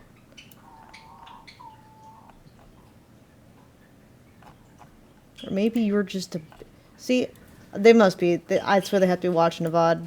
They're like arguing with like yesterday or something. I don't understand.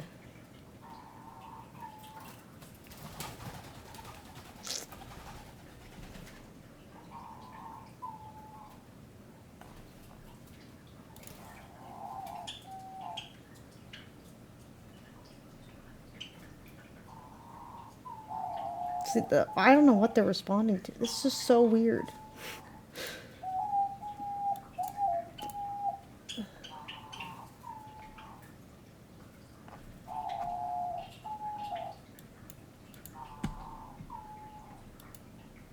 Oh, now they've shifted to talking about the IRL thing. I thought they were still on about the horses. I was like, what are you?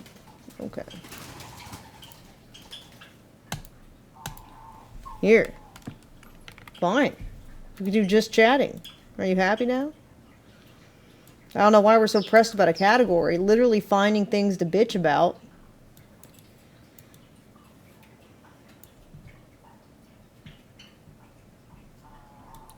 Whatever.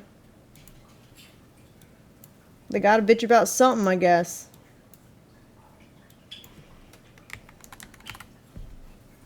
Now that I've changed the category, will they still continue to bitch?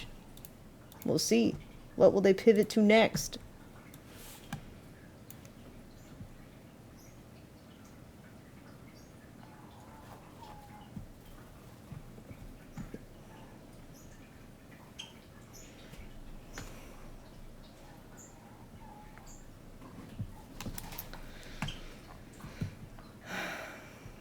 That's a great social experiment. What else will they bitch about?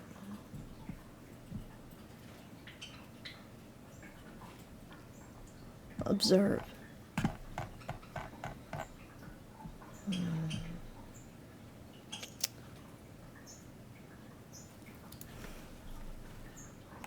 I'm not mad. I'm just confused. Like how people allow themselves to care so much about irrelevant shit, like the title of someone's stream. I just don't understand. I cannot like comprehend giving a fuck.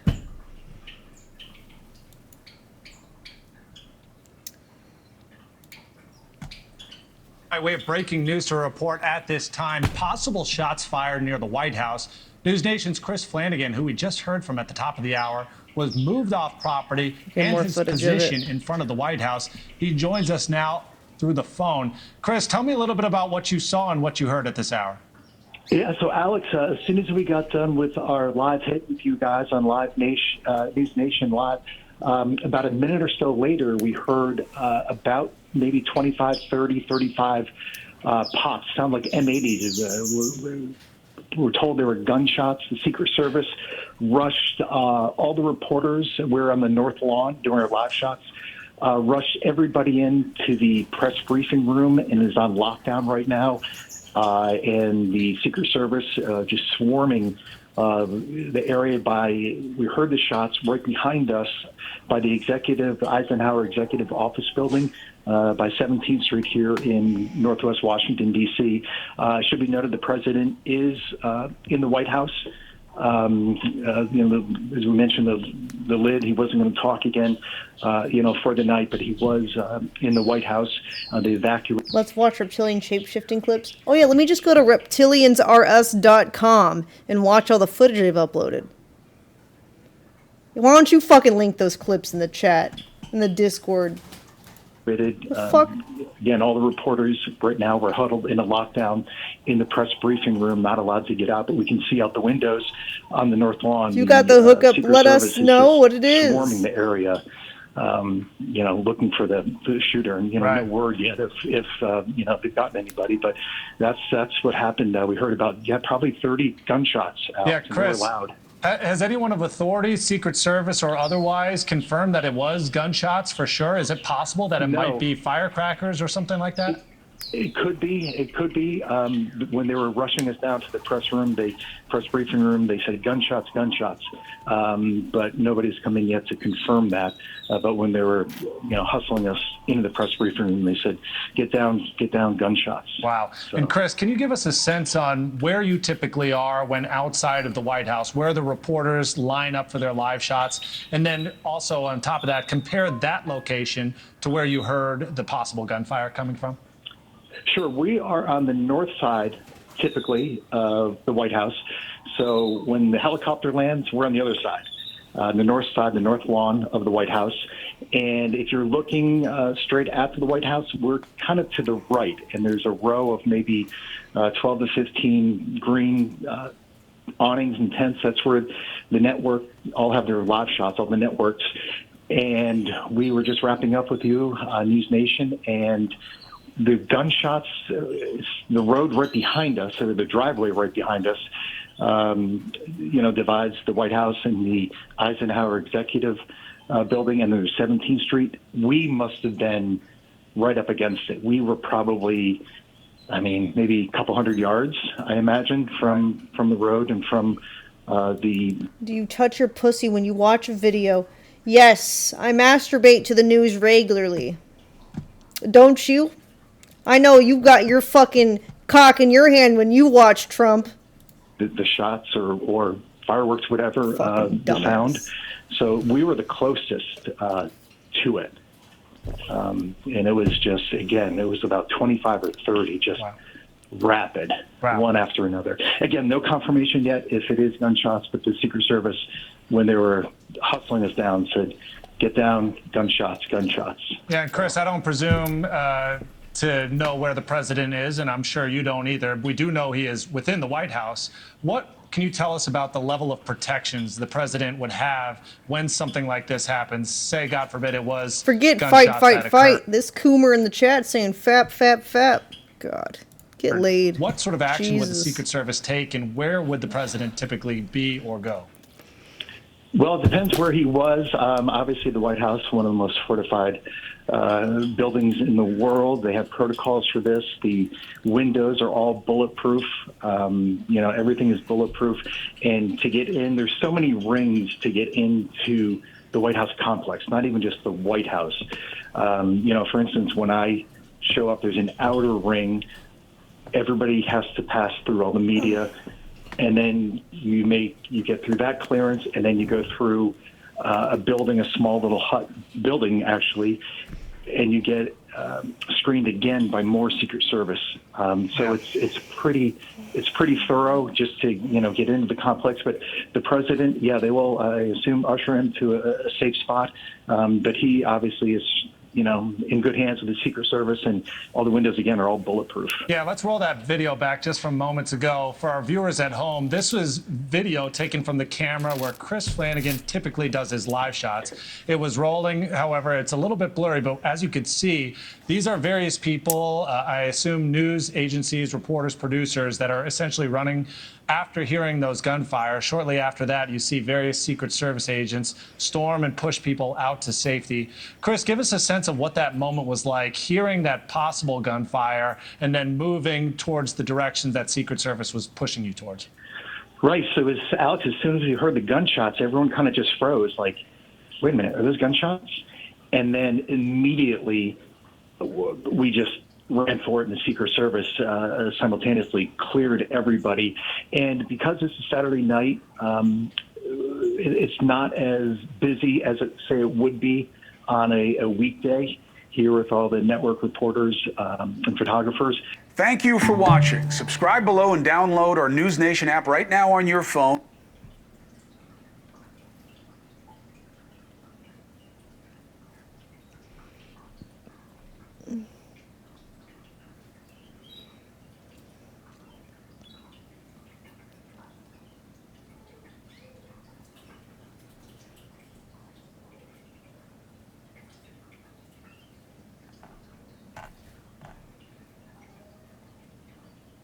This guy's like, probably just kids with fireworks in the neighborhood. It's Memorial Day weekend. I have never seen... I'm in Texas, and I have never heard Memorial Day fireworks.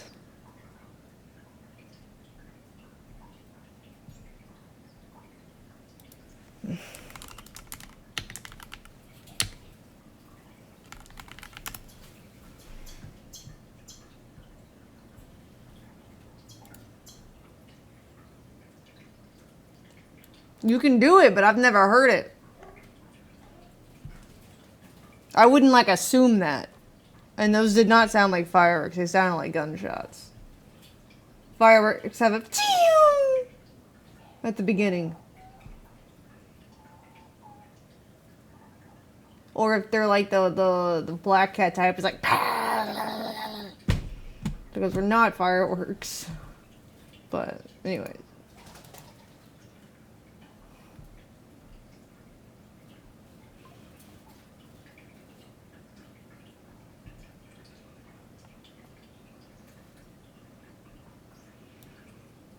Jeez, I'm a fucking weirdo.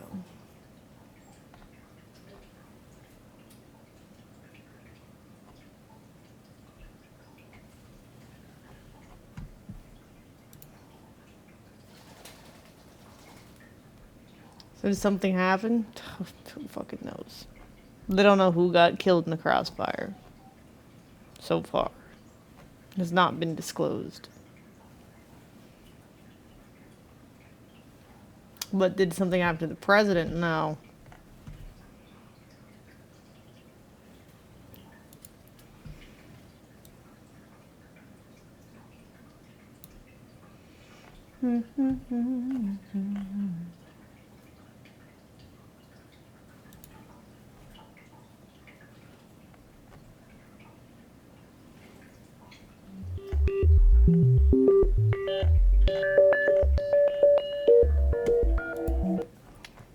Keep this too.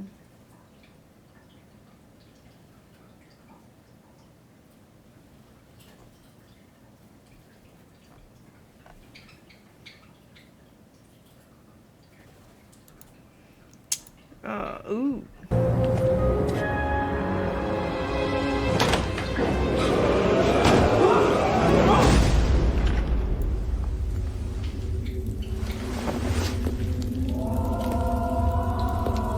Boy, is that a slingshot?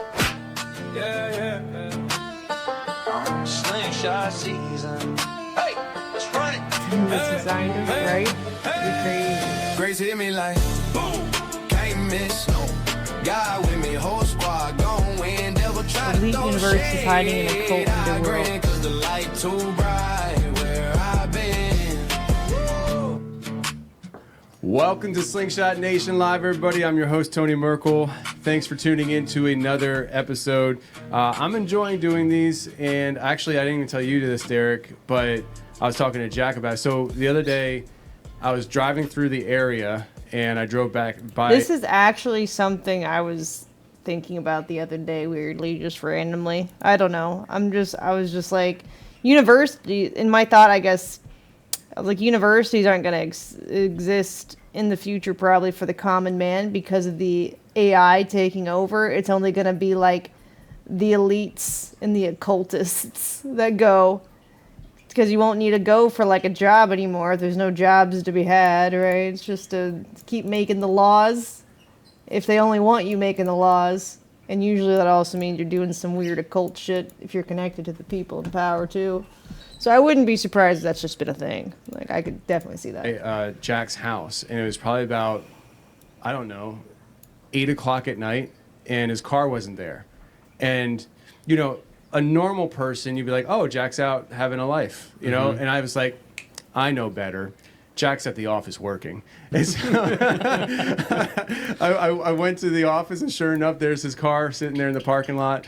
And I go in, and we start talking, and we started talking about just everything that we're doing, you know, and how much things have changed since you've been here, since Jack's come down, since I started. And, you know, the idea of doing a live show was something that you couldn't have gotten me to do probably a year ago, 2 years ago, you know, and I'm really enjoying it. Okay, great. Let's content. So you guys were the ones that did a lot of like digging on it, and so and it's truth. It's truth. But we had a great time. If you don't know about the Atomic Energy Act of 1954, well, you should. So that's what I'm gonna say. I mean, that was something that, like, kind of you were saying ties everything together as a foundation to the House of Lies. Yes. Interesting. I was just looking up uranium, really. Yeah, that's how they built the house with that act in 1954. House of Cards. It always connects. Absolutely. Jack, man, how you doing over there? I'm good, pushing the 1s and 2s. Back over here is where I feel like I am welcome. I welcome you over there too, because no sneers. Golly. So we recorded that different members episode where, you know, kind of went on that deep dive, and you know, I told you guys, I said you guys were the ones that did a lot of like digging on it, and so I said, why don't I sit over at the producer table and run the switcher. And I'll chime in when relevant, you know, and I feel like I chimed in more than I thought I would. Yeah. And I feel like I steered the conversation in a direction you guys weren't expecting. My bad. No, it's good. Jack and I tend to nerd out too much, so it gets dry and boring. Yeah, like if you look at me over at the producer chair and I'm doing this. Capacity here.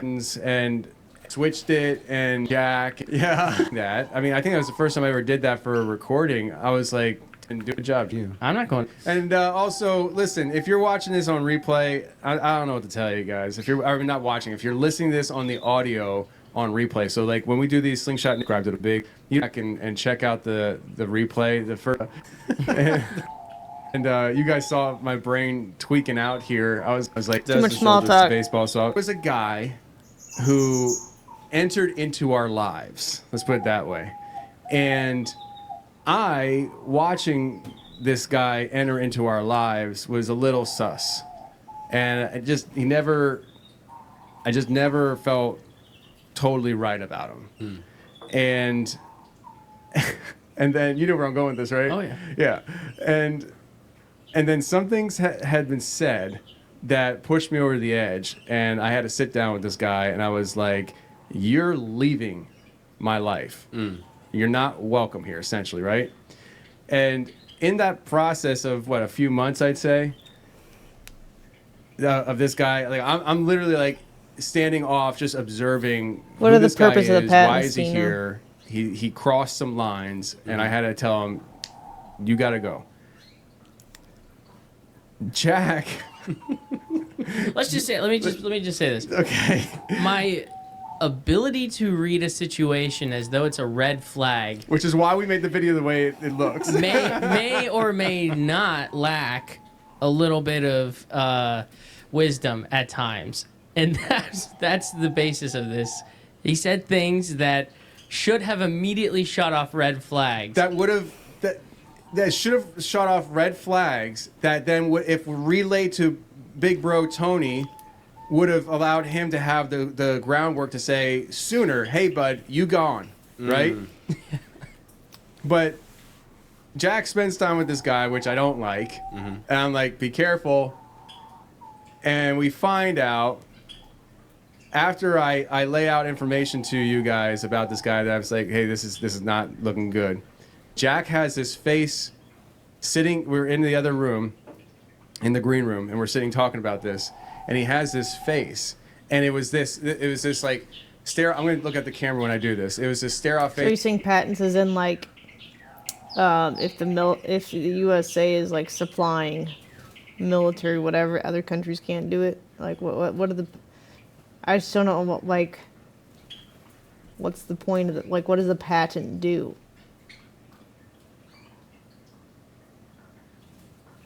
What is the goal of a patent So just on like this stuff? just like head going back, eyes getting bigger, mouth kind of dropping. Like, oh, I have some information that might make this worse. And it turns out this fella thought. Anyway. No, I wouldn't go into any of it. I wouldn't go into I'm not any gonna of it. go into it. I will just say this. All right, I'll let it go. Yeah. But I was just like, Jack, 10 weeks ago, this information would have been helpful. And so, no. So the shrug is very. Yeah, just like, huh, on point. seems good to me. But anyways, yeah. So I don't know how we got on that, but guys, yeah, check out the. We posted it on Instagram. Yep. And so that is on Facebook. So if you want to check out the AI video and you're watching this on replay and you just have a thing where you don't want to watch the replay on YouTube, check it out. Fun stuff, fun times. Did you guys feel like the outside of my inability to switch properly on the recording, how did you feel about going on your deep dive with the missing scientists? I thought it was really fun. Like, Yeah? I was really surprised how we actually changed the topic enough instead of just being like, Where does the content start? Ooh, man. There he is. Old Don up to his old tricks. Mm-hmm. Posting. What does it say what time he posted that at on there? I don't know. Yeah, 4:53 p.m. 4:50. Oh man, he was like, that was middle of the day. Like, he wasn't even sleeping. Like, I thought maybe this was like a late night post. You know. You wonder if he's like trolling everybody. I mean, clearly he yeah. is, you know, and like he's got all this disclosure stuff. So it's weird to me that that's exactly when everyone was praying to rededicate the DC to God. And he's posting an alien photo. That is interesting. It's just interesting. The timing is very intentional. You think he'd be maybe like, oh, let me watch and pray with everybody, but no, let me post this AI picture of me walking with an alien. Yeah, on the day we're rededicating the nation to the Lord, to God. Mm-hmm. Did he ever say what God? No, he never actually. He's more, I think, more of a deist, Interesting. honestly. I He's know. more of like a founding fathers That was the same theology. day. Gotcha. Yeah. Oh, it's totally off the topic, but I saw yesterday a list of our founding fathers and how they died. Some of the stuff that they died from is crazy. Like, I forget which one it was, but he had some kind of like, some kind of sickness, and he tried curing it by drinking a vial of mercury. Oh my god! I mean, it's Holy like, cow. Wow. it's like, what universe is that a good idea, right? The other guy had like some kind of like I don't know, like some kind of infection in his bladder or something, and he took a whalebone and stuck it up his urethra trying to clear it out, and that damaged his internal organs, and he died. Oh my Right? goodness! And 3 of our founding fathers actually died on July 4th. 2 of them died the same day, the same year of July 4th, within hours apart. Was George Washington one of No, them? George Washington died from. Of all the things, it was more normal, I think, if I remember correctly. Oh no, they drained 40% of his blood out of his body. Oh, the bloodletting. The bloodletting, yeah, and he died from that. Interesting. Yeah. Sounds like a sacrifice. I just wondered because I know that the Falls brothers did that whole like resurrection chamber in the Capitol, and that's like Washington's supposed to be resurrected, so it'd be like interesting if he died on the 4th too. Yeah, I was texting Justin Fall last week, I think it was, trying to get him to resurrect himself. That's right. we need him back. Yeah, dude, the dude needs to like He's an OG, man. I told him, I said, man, like, with everything that's going on in the world, like, it's time for you to come out of hiding. You know, like, I don't know what's been going on in your camp, but the world needs a little bit of the Fall brothers. So if they happen to see this, Okay, Justin, can we get to the point? because then you have I hate the live ones. They're so fucking activity. small talk. With that though, all that aside, Do you think that he is trying to, like, give a hat like a head nod, hat tip to what's coming? As far as like next drop, there's going to be bodies. We're presenting bodies. Are we going to see in the next drop Trump holding a meeting with an alien, or is this, or could it be the opposite end of things where people are, where he's like, hey, the next drop, just be alert because there's going to be fakery in it. Mm-hmm. What do you think? I mean, Luna and Burchett have both mentioned that they've actually been behind the curtain, so to speak, and that it's left them kind of speechless and in awe.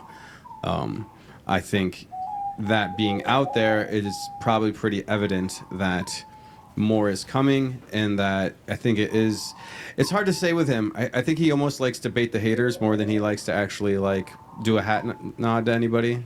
So yeah, he's definitely probably just baiting haters. Because if we zoom in, Jack, is there any way we could zoom in on that? Because we saw this photo and we were like, whoa, and then we like started zooming in, and then there's like a tire missing on the Humvee. Yeah, totally. And then like there's no chains on like between the arms. It's like actually he would be. And so when we deep dive that will be, I think, very much tied in to very much shallow dive. Yeah, a shallow dive. Your deep dives, man. I'm just like, okay. All right. It's just too much information at one time for me. Oh, too deep. I got you. I thought you were taking like I don't have enough in the dive. No. I'm encouraging more of a shallow dive. I see.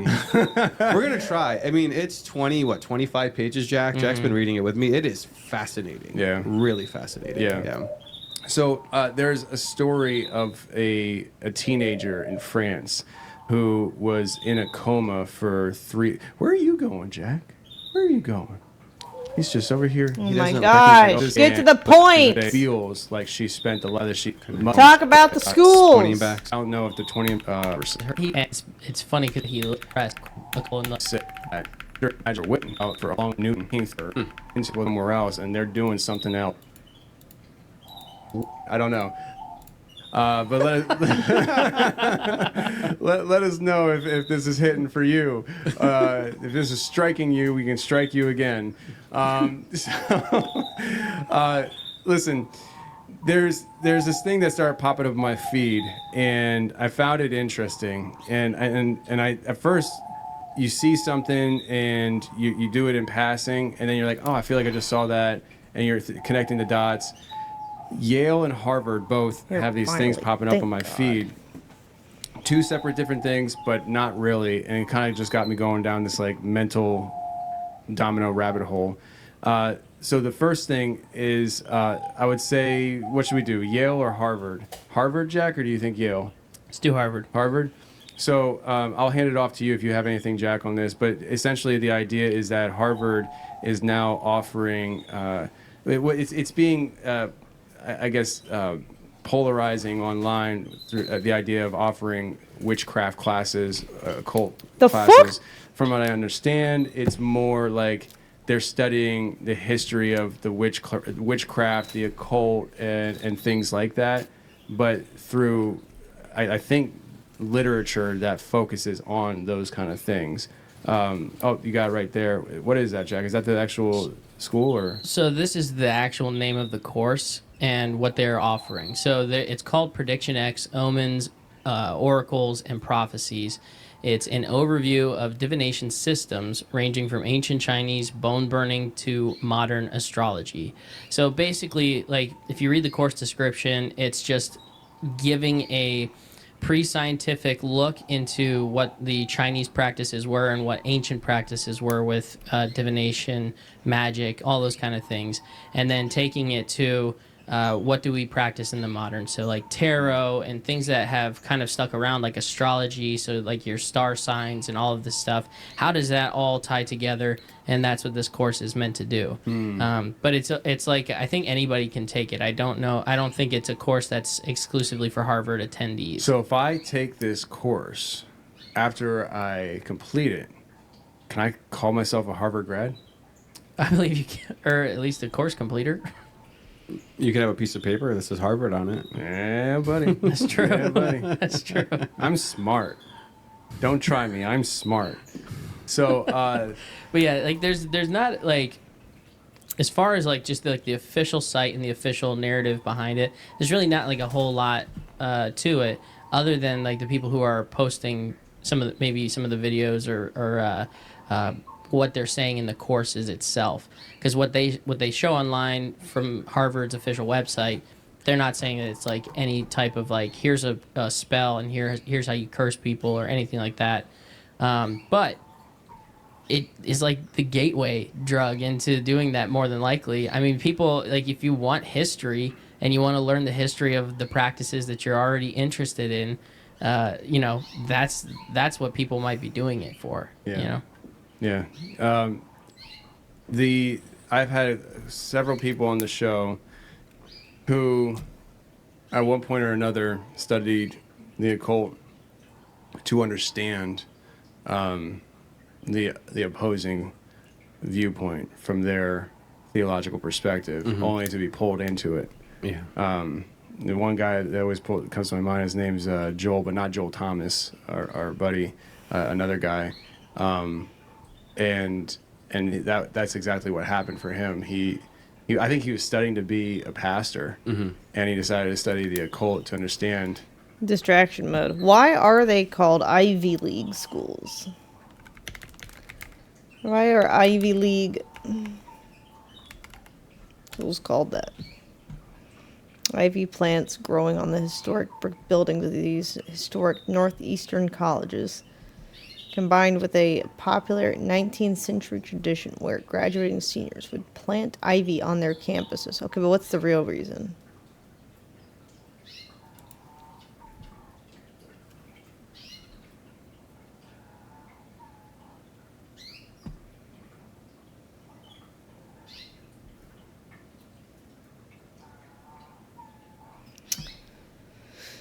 These schools belong to the league, which are globally blah, blah, blah, academic excellence, blah blah blah blah blah blah blah. The Ancient Eight. Interesting.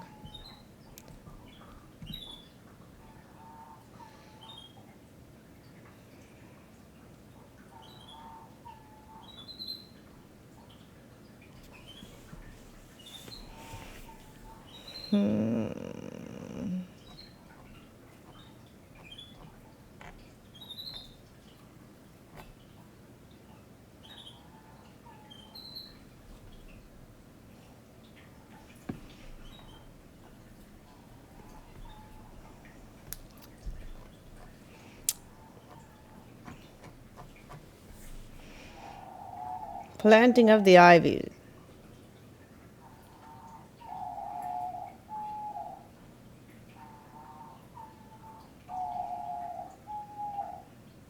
But what was the significance of the ivy?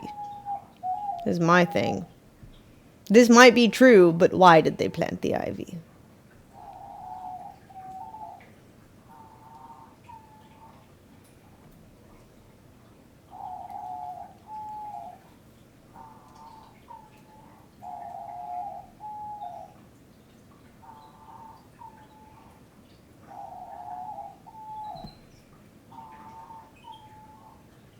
Oh, football. Numeral for 4. Common folk etymology. There was such a sports league with 4 members. I believe it was from the Central System of Harvard.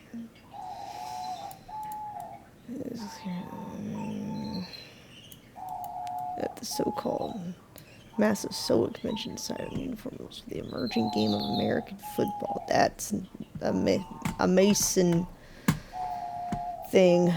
The football. Interesting. Interesting.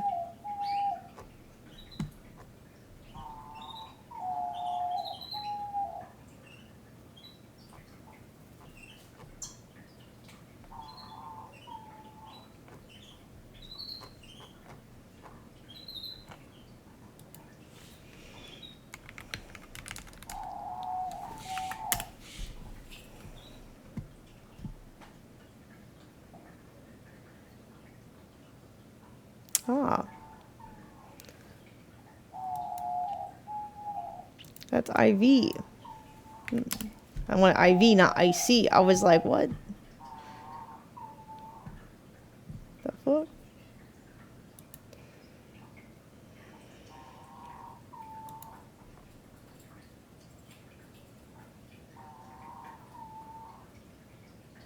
Mystery and secrecy, symbolic meanings.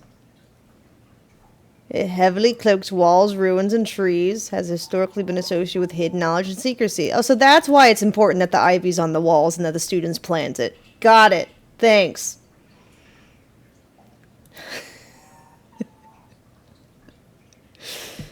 It's the secrecy. It's like, shh. Hide it. Keep it secret. Keep it safe.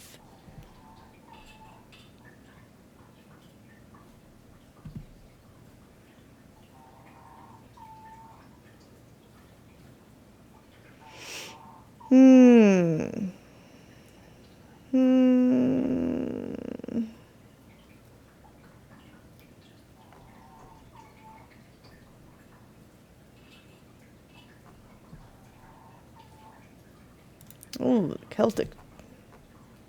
Ah, that's true too.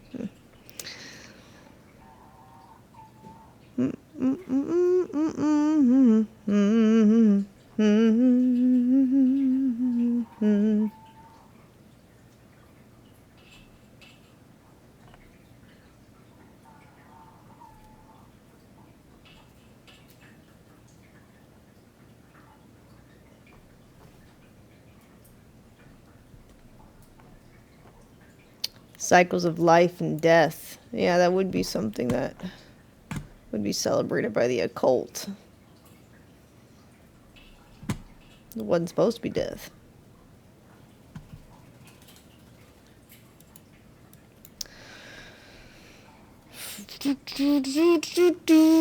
Anything else? Interesting.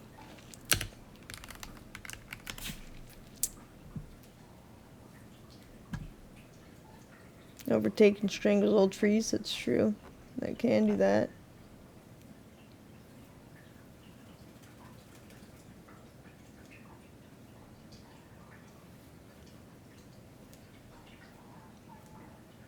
No, most people in this chat, Jim, aren't Trump supporters. And they're not religious. I wouldn't even say they're conservative necessarily. I'd say they're probably more libertarian.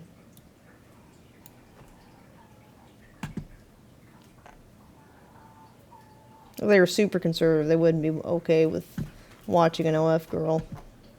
Or chatting with her or whatever.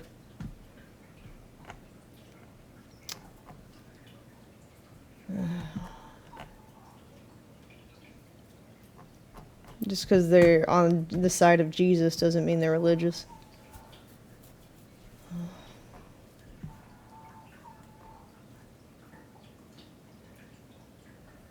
Play a game. Enjoy your life. How about you shut the fuck up, Mike, and realize that I enjoy this?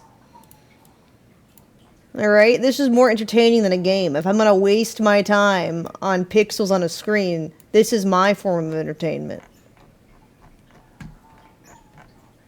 Why don't you fucking take a hike, Mike?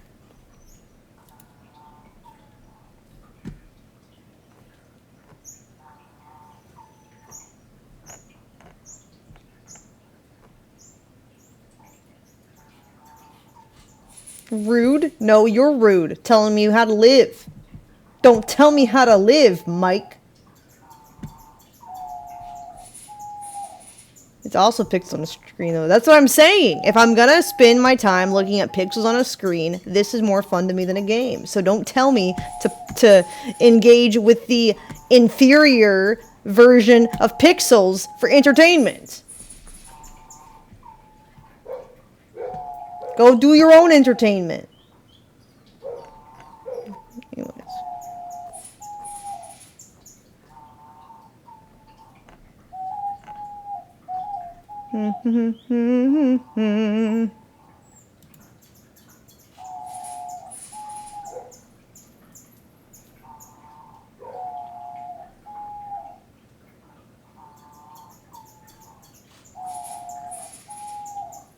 Oh, unlock this document. Boo.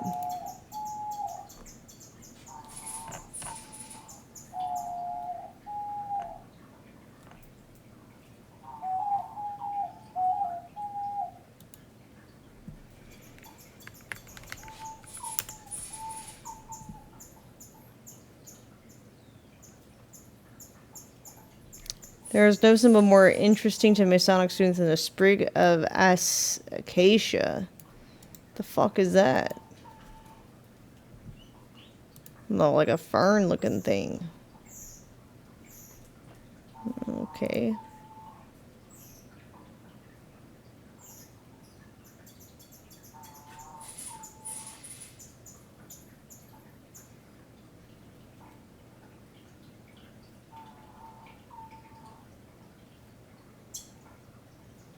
Oh, kind of like how they were they fan kings with stuff like palms. I don't know.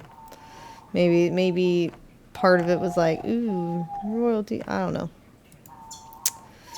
I mean, plants can be used for like symbolisms of power, but I've never heard it called acacia. It's like a fern or something. Sprig of acacia. Yeah, I think Caesar had something similar on his forehead or something.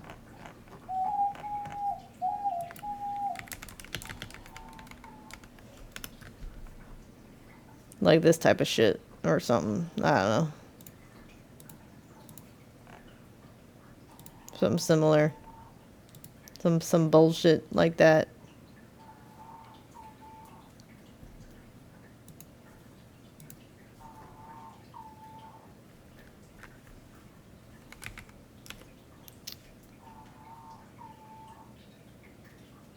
Oh, Freemasonry is to us now in the place of ancient initiations. And this acacia is substituted for the lotus, the erica, the ivy, mistletoe, and the myrtle. Okay, well, there we go. There's my answer. Great. We are using a hidden symbol to represent hidden knowledge. Great. Okay, carry on. The enemy. Yeah. And he got sucked in, and he started teaching himself magic and all that stuff. So, well, that's what it says. It's like we're supposed to think upon that which is good and righteous and holy. And so, like, when you meditate, basically, and you're opening these pages and books and this art that's probably has spells on it, like that stuff's gonna attack and attach to you. Yeah, I think that's under considered when it comes to literature, artwork, and what spiritual anchor points are connected to it. And maybe this is a good point, a good route to go with the ninth house. That's what it's called, right? The ninth house. Yeah. So the ninth house is a book that my wife told me about, and it's pretty dark. In fact, she said she had started reading it and she didn't finish it because she felt like it was spiritually not healthy and dark. And I think it's not just a book; it's a series. Yeah, it is. I think it's 2 books. It's 2 books. Yeah. And I think that there's, from what I understand, there's actually more coming. But the author of the book, you know, Lindsay didn't tell me this last night. Because last night I was League universities hiding brainstorming what we would talk about today, and she had come out. I guess because they released courses, you can take online courses about witchcraft. Telling her what I was thinking, and she brought this book up, and she didn't tell me that this author was a witch. But as we looked into things today, without putting a stamp of authority on it, all signs point to her being witchy, right? Yes. Please fill in those blanks, please. Well, in her Instagram, she actually has like a what was it? What did I show you? It was like a serpent. It was like a little altar bowl. Right? Yeah, it was like a little altar bowl that she had on there. Which it was kind of similar to what her book cover looks like. Offering bowl, yeah. Yeah, and then so she actually, I found a Yahoo News article, and it says, because she actually went to Yale, and she goes, I had a very good experience in my society and a very good experience at Yale, but But if I am honest, there was another side to that you cannot write a story about an institution like Yale without exploring the idea of privilege and class and gender and race. And you can not write a story about magic, which is essentially going to operate as a commodity, without exploring the kind of damage that we could do to each other if that was actually in play. So she's alluding to this aspect of like this magic that is definitely, I think, prevalent in these societies in Yale, and in the ones that are very popular, like Skull and Bones. What's the other one? Key and Scroll. Scroll and Key. Scroll and Key. And then like the Wolf. Is that right? I don't remember the Wolf. I think it's the We'll Wolf. call it the Order of the Wolf. The Order of the Wolf. But yeah, I mean, so like, I think these are real things that are going on, and it kind of goes into all these like Netflix shows that we watch. Yeah. Like they're really, I think, really intentionally accurate. Being seated. Yep. What's really going on in these colleges. Yeah, no, that's where the dominoes started falling in my mind on this stuff. I started thinking like, man, this might be these stories that are coming out about Harvard, the Harvard classes, and you brought up Yale. The other story, it involves Yale having one of the largest collections of forbidden magic books on Earth. And so I don't know if there's an actual article for that. Did you ever find one for that, Jack? Maybe. That sound effect is Jack thinking. I totally thought that I had one up, but apparently I thought you did too. Yeah. Apparently, I have 2 different Yale articles that are specifically about secret societies and not. Jack got distracted. Not the stinking books. That's okay. I just the reason why I asked for that is because what I saw was an Instagram post, and I was looking for something that was a little bit more in depth. Mm-hmm. But the idea is that Yale has one of the largest collections of forbidden magic books in the world, and you know there could be a whole slew of reasons why that is, but there is an appropriate question, which is why, right? I mean, for instance, you went to Bible college, right? Yep. Which school did you go to? Elam Bible Institute. Yep. When you went to Elam, did they have a library on the campus? Yep. In the library on campus, what percentage of all the books in the library would you say made up something to do with your Christian theology? 90%. See where I'm going? Mm-hmm. So the why, I think, is a good question because Yale is an Ivy League school, very much pushed as intellectual side of things. Why would they have such a large collection unless maybe, this is me just openly thinking out loud, let me preface it with that, but maybe there's a large culture and population on that campus that uses those books. Maybe there's an underworld, an underground culture of witchcraft, witch covens that are all connected to that school. And Yale being an Ivy League, it is, but maybe there's other things that are going on underneath the surface that go overlooked. And in today's world, outside of idiots like me who want to talk about this as a nefarious thing, people would just look at it, oh, well, it's an Ivy League school. Of course they would have tons of books on everything. And it's like, no, I don't know. It's a little concerning to think that they would have one of the largest libraries. I mean, like that's significant to me. Yeah, and a lot of these like fraternities actually all started off. I was just researching a different book, and they said that they all actually link back to Freemasonry. So like the origins, a lot of them all root back to Freemasonry. So I mean, you already have that like kind of a cult like angle in there, built naturally in there, and these fraternities are gigantic. I mean, their trust funds are monstrous, and they're worth a lot of money. They have incredible buildings that are very secretive, and they have very important people. You know, like the Skull and Bones has both the Bush presidents were part of Skull and Bones. Yep. Right, and then the other one, the Scroll and Key, I think Bill Clinton was part of that. So like we have like recent presidents that are part of these groups and associations, and like it ties into Epstein files and all of it. I mean, like they're all kind of corrupt and dirty and have this like filth amongst them, right? And so like tying it all back to when you start at college really is not surprising. Yeah, and I mean, when you're looking at university, young adults, Yes, I am AI generated. Beep, beep, beep.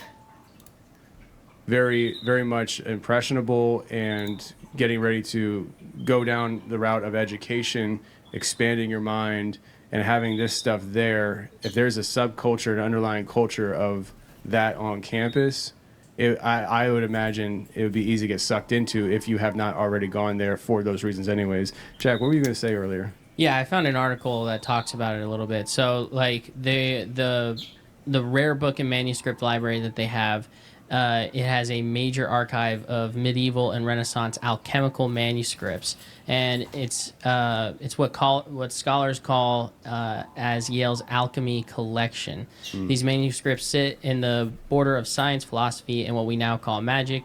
They include handwritten works of alchemy, astrology, early chemistry, and natural philosophy. And at the time, so they basically are saying, like, because it's a historical context, like, to it, they're bringing out the historical nature of the manuscripts and allowing people to see how Do you look scary, Tino? perception of these things has evolved to be more magic rather than what it was then, which was a scientific study, because of like guys like Isaac Newton and what was the other guy? Plato, all these other guys who were involved in alchemy. So. Yeah. So they're making homunculus underground at Yale. That's what I heard. And they might look like wolves. More than likely. I mean, so there's this like tie-in though. Schools of mystery. Where are schools of mystery? The real schools of mystery are the ones you never heard of. The ones that you can't find online, the ones that are invitation only. And where would you put a school of mystery, that like a real school of mystery? Where would you put that? Well, I mean, you could put it in a creepy old mansion in the middle of the woods somewhere for some teenagers to stumble across and start urban legends about. Or you could put them at Yale University and Harvard, where everybody's already going for education, and you just have it as a underlying thing that, you know, you have all this education, people studying law, doctors, but there is this underlying thing of witchcraft and the study of the dark arts. And when you look at pop culture, that is mirrored.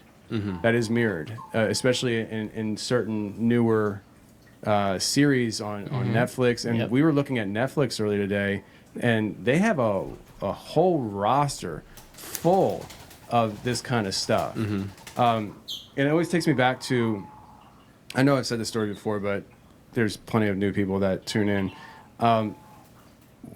Years ago, I was driving to Kentucky for the first documentary shoot that I didn't know was going to be a documentary. I was going to be hunting Dogman, right? And it was October, and Tim Pool had just started working with Shane Cashman over at Timcast. And he had Shane Cashman on. I never knew who Shane was before this. And they're talking, Shane was going to be starting this like paranormal podcast. And he still has it today. What's it called? Inverted World. Inverted World. Over there at Timcast. People should definitely check it out. And he started telling a story about how he interviewed somebody who was in a school of mystery. And they told him that in one of the classes or whatever it was, they were practicing / learning how to open up portals. What? And this person told him that in the classroom, there was a portal that opened up, They're and an learning how to upright walking apparate. dog came through. Wow. Oh, shit. And he says this on Tim Pool, and I'm literally driving through like No Name, Pennsylvania at 2 o'clock in the morning, and all I have is a giant box full of double-aught buck for a shotgun. And I'm thinking to myself, how do you kill something that comes through a portal? Like, right. You know, I was just like, I don't know if that's... As you're getting ready to go hunt the Dogman. Yeah. So I was a little on edge when I arrived in Kentucky. I was like, boys, I'm not sure if we're on the same page as to what these things are now. And certainly, I've gone deeper down that thought process over the years. But that person, whoever he was talking to, you wonder, like, where was this person at when this happened. Geographically speaking, where did this take place? You know, is it in somebody's home? Is it in somebody's basement? You hear stories of people talking about like secret, you know, satanic witch covens in the basement of somebody's house. The whole neighborhood's in on it. Is it something like that? Or is it more like this, where it's already at an establishment that's meant for education? It's just this. I'm drawing a lack of way to describe it. Now I want to know J.K. Rowling's background. Is this like a soft disclosure, kind of like Tolkien?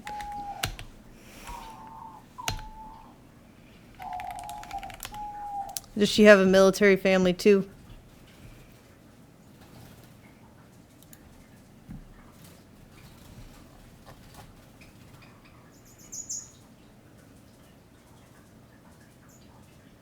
Naval postings. Royal Navy. Yep. All right. I mean, if you guys have any, like that was like fast. You have the. Is there nuance to this? Very nuancy, very nuancy. But it's like it's the cover. The cover story is, you know, this is an education a place for education, but then underneath it, there's this whole other reason and culture and society operating and being very. I'm very underground occult, like they're I'm subversive. Like it's gonna come to me. The word's gonna come to me once we're done here, and I'm gonna be driving Why away. did I not know like, this? oh, No, but it's a great point because I think like you already. What about what's his face? Not that one. The other one. Fuck. Game of Thrones guy. What the fuck was his name? George.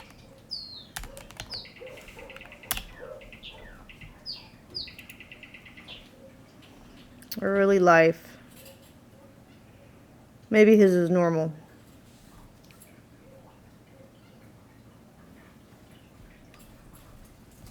Oh. That's a different type of knowledge. Okay. I don't even want to point it out. Interesting. Huh.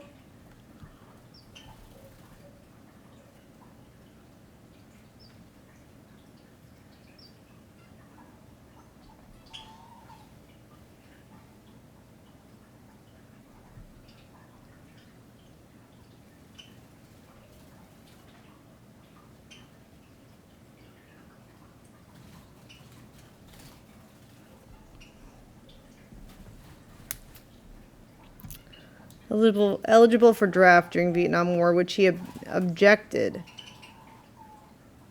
To which he wait, you could do that? I thought you didn't have a choice in a draft.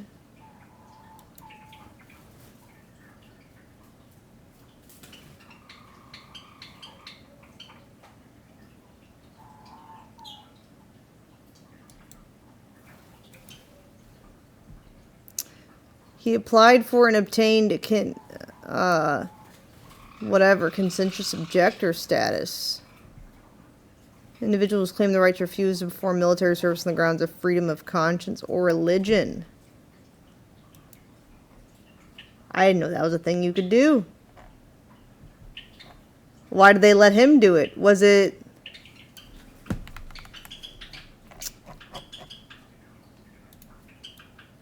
I don't know. I can't figure it out. No idea. Does it mention his religion? A lapsed Catholic. You would consider me an atheist or agnostic. That's interesting.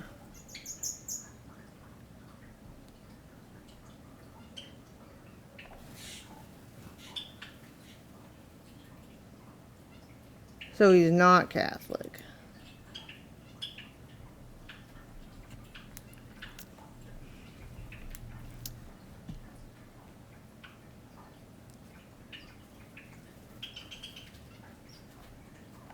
Oh no. Whoo!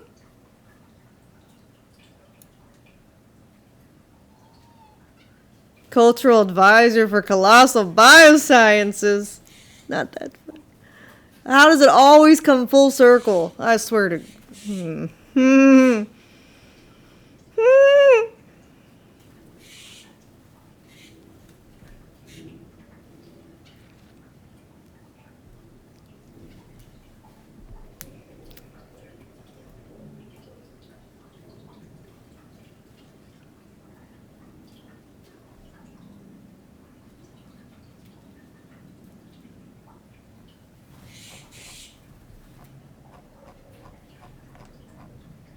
Interesting. Well, I kind of found my answer, though.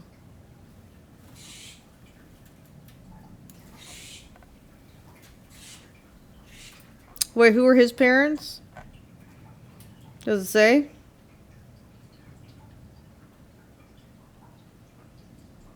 Oh, I bet he's seen some shit. His dad was a longshoreman, dock worker, waterfront manual laborer who loads and unloads ships. Interesting. Family had once been wealthy. Lost their wealth in the Great Depression. Interesting.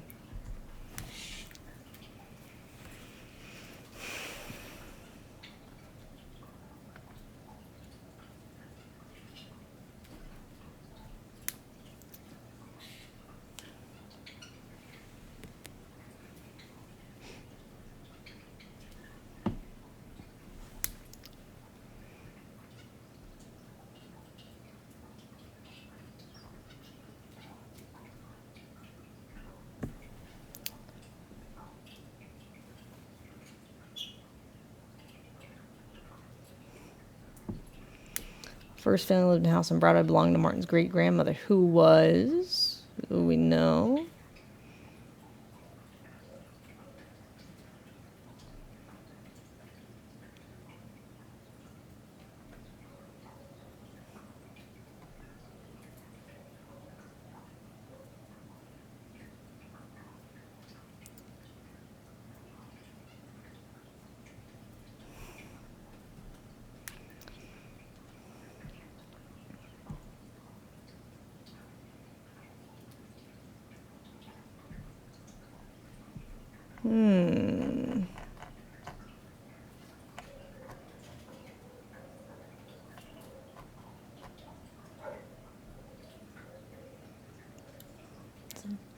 Interesting, though. He adopted a different name. He, uses a different name. His dad was Raymond Collins. So he uses his mom's name, Martin. Dad's middle name he had, and he uses mom's last name. Interesting. So maybe great-grandmother was on her side.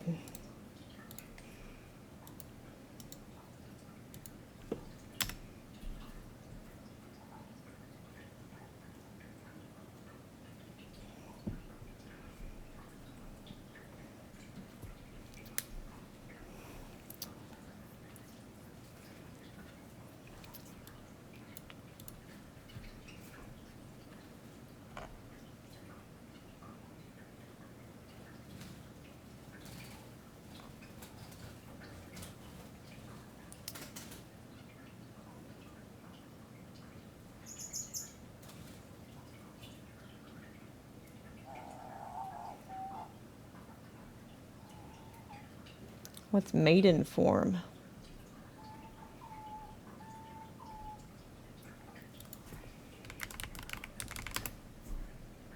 Oh, interesting.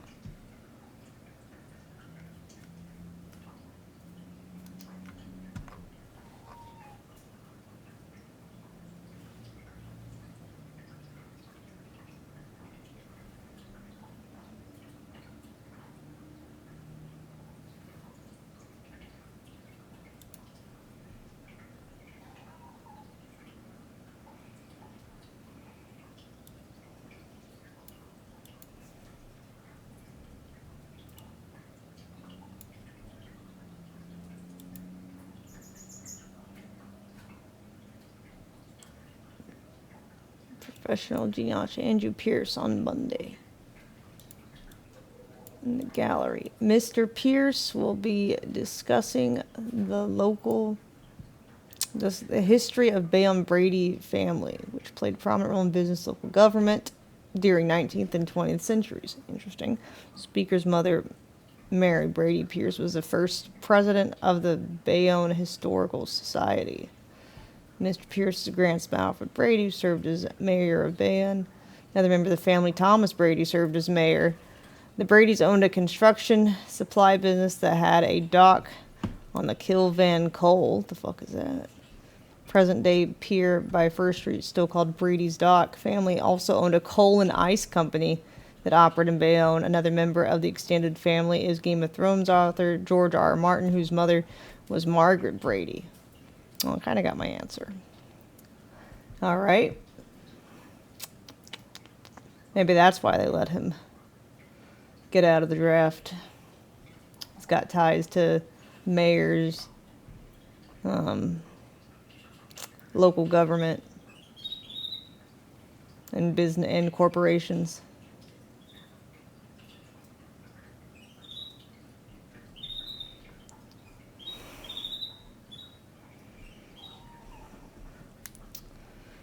Interesting.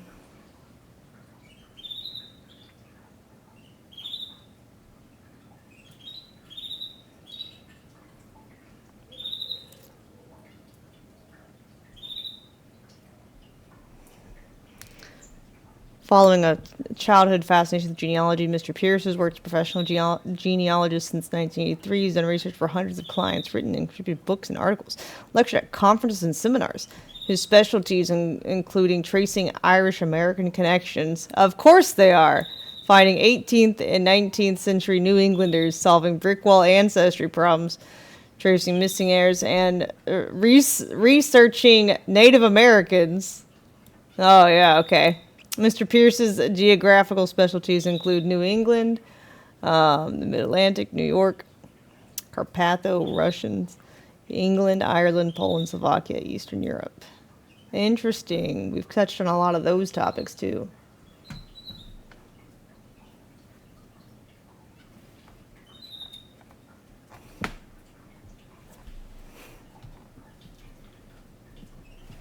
Interesting.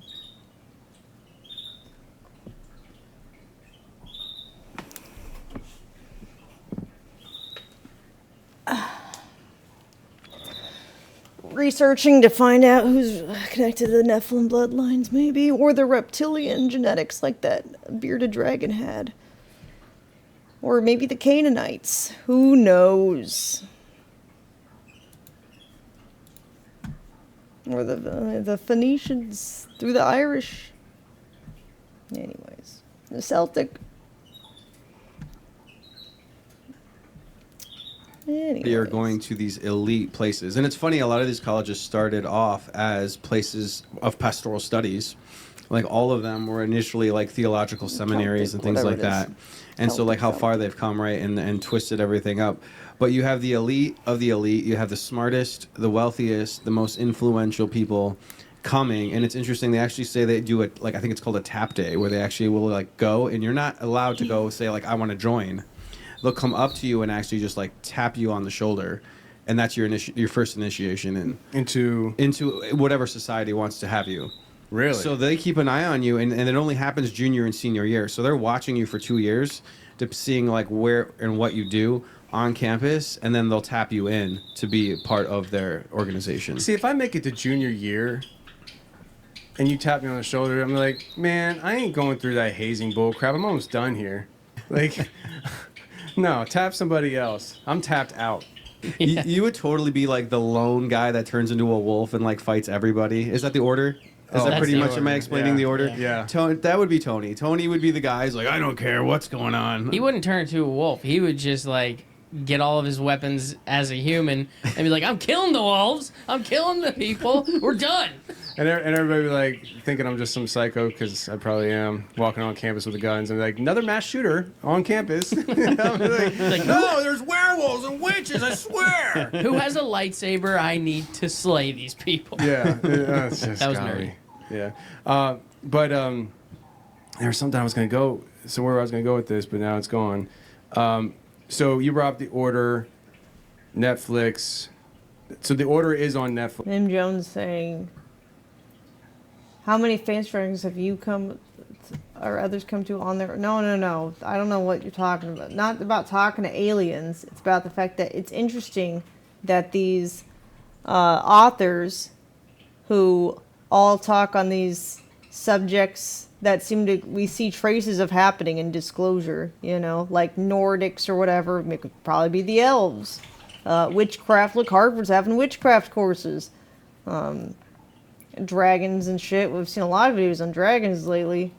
And magic and all this bullshit. It's like how the fact that a lot of them have ties to government and the military in their families, and they happen to become authors and write about stuff like that in detail with mega series. Interesting. That's the interesting part. This idea, werewolves and stuff. So, I don't want to be a werewolf spirit, Derek. Okay, so I'm you just can saying, scratch if there was that. gonna be one, that would be you. You would be like the rebellious, fight everything, you versus the world. Yeah, let's just leave the werewolf That's spirit fine. out of it. We Though. can do that. So yeah, The Order. Bring that back up, Jack. I just saw that as you took it away. So The Order is a series on Netflix. What is it? 2 seasons? Yeah. And it's based on this idea of an elite Ivy League school, and students go there to attend classes, but there's this underground culture where the students are going and becoming and joining this like very dark. So it's like witch stuff coven. like this. It makes you And think like I think some the people students that know it's make there. these stories or these series, whether it's a show or movie or a book or whatever, it's like a lot of the times we're seeing now, there's at least elements of this that are crossing over with other people's accounts, and like stuff that gets disclosed. And it's interesting to be like, well, where do you think the stories came from? Clearly they knew something, but they couldn't come out and say this is a documentary. They have to put it under the guise of fiction and make little tweaks here and there. And that's why they're there, and some are being recruited. But like the head of school is like the high priestess or whatever, inspired by real things. and they do all this dark occultic stuff. I mean, it's very, very much a dark show. I think the second season gets way darker. But then there's also on the campus a coven, or what would you call a werewolf group, a pack of werewolves, and they war with one another. And this is something that seems to pop up throughout pop culture, but it makes you wonder, where does this play into Tony's fantasy of reality?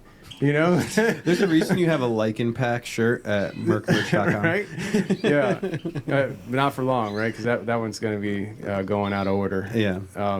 But yeah, I mean, it's everywhere. That's the popular thing, right? Let's see if we can fight werewolves and vampires, or was it Underworld? Is that the movie? Yeah, series? Underworld is the one that's werewolves and vampires. That's the serious one. And then you got Twilight, that's werewolves and vampires. Oh, yeah. How many other ones are there? Werewolves and vampires. I mean, there's Dracula stories that are werewolves and vampires. Yeah. And then you get this one. What was her name again? The Twilight author? Stephanie Myers or whatever. I haven't read Twilight, so I don't know what it talks about besides werewolves and vampires. I haven't read or watched any of the movies.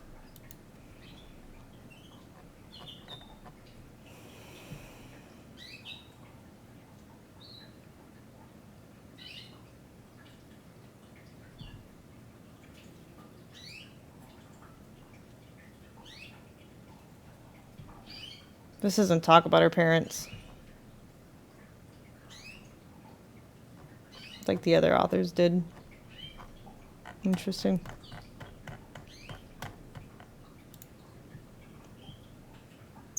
It talks about this one, but it doesn't say about what they actually do, right? Financial officer, what does that mean? Officer in what?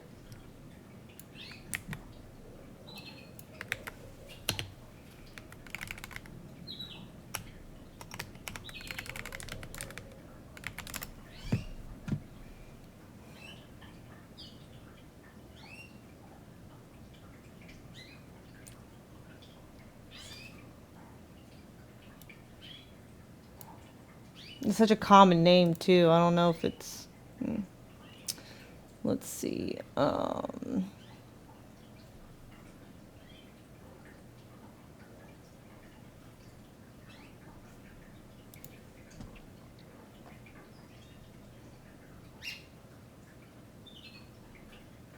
Different countries. Father of Stephanie.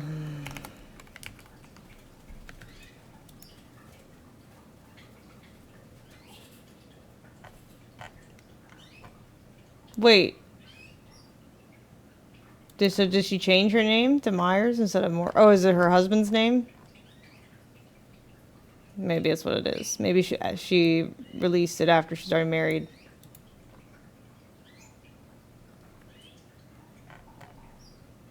Yeah, okay. That's what it was.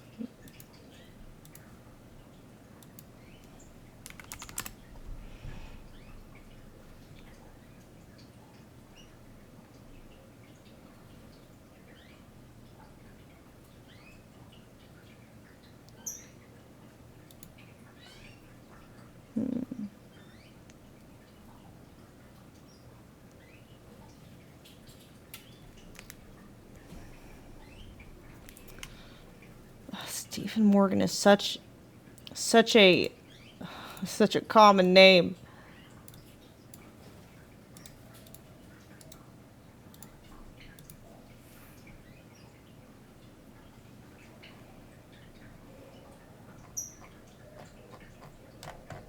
Now, fuck you.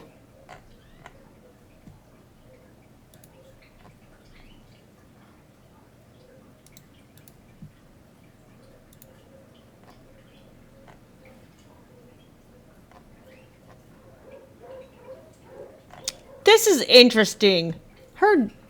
That's weird to be like, I dedicate my novel New Moon to my father. What did your father tell you growing up? The fuck? What do you mean? Daddy taught me everything I know about werewolves. Like what?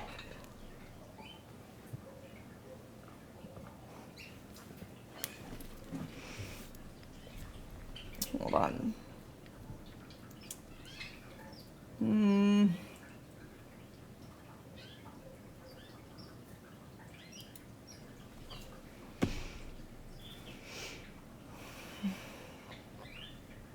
Why is there so little information on this man who's a financial man? I can't find him. Is that on purpose?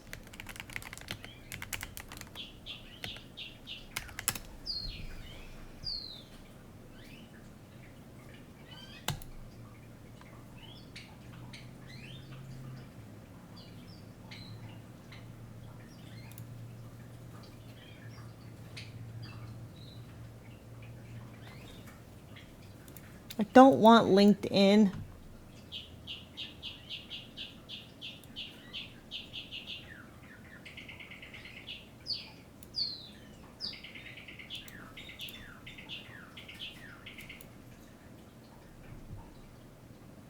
Oh, I doubt that's him.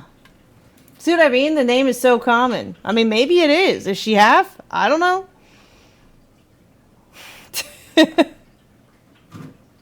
I have no idea. I couldn't tell who she is. Maybe I need to put the wife's name in too. Was it Candy?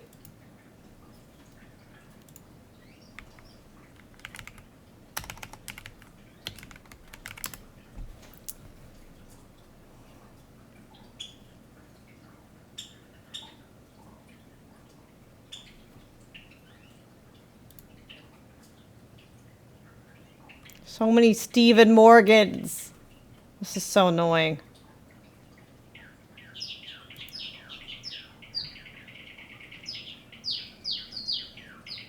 Oh, is this true? Her father, Stephen Morgan, worked as a seminary teacher for the Church of Jesus Christ of the Latter-day Saints. Is that true? What happened to... So he was a... Oh, interesting. I can't... Is this true? I can't tell.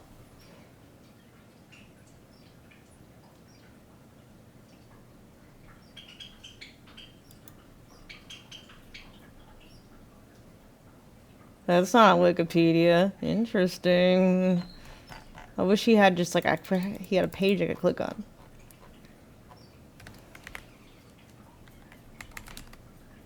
Oh yeah, I guess it is true. Myers membership, the Church of Jesus Christ of Latter-day Saints shaped her novels. Interesting.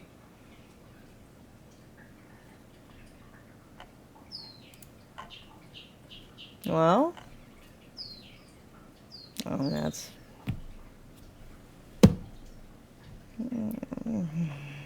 That's why she dedicated to her dad, I guess, because he was a teacher there.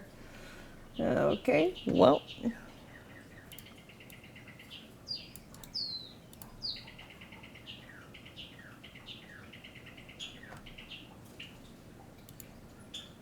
The Mormon. Same religious group. It makes more sense now. All that weird shit, I guess, in Twilight. I mean,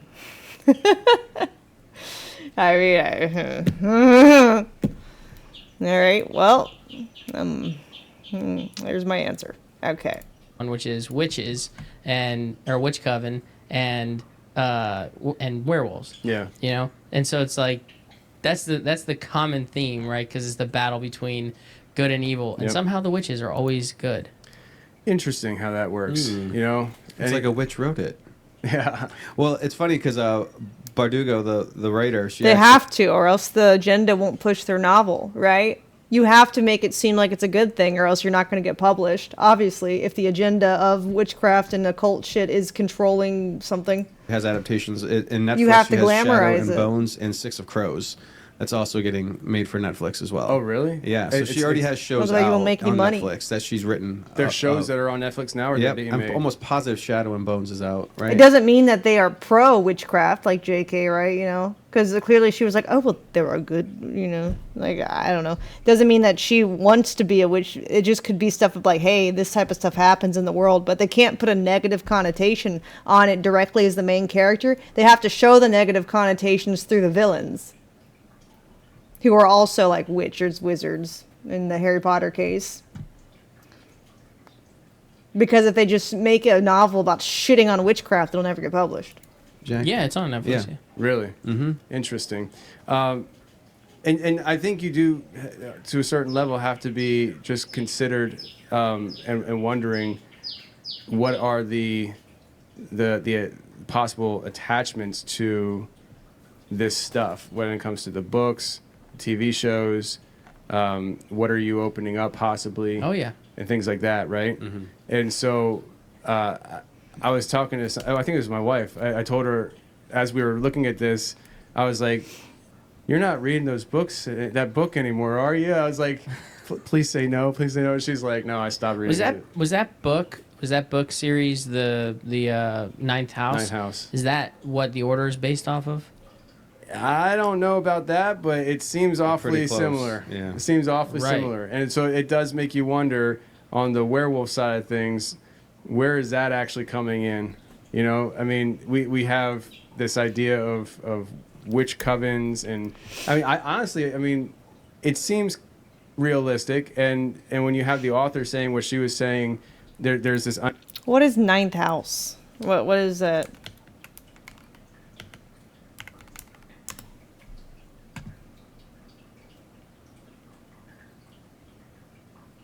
Oh, that's that book they showed earlier. Okay.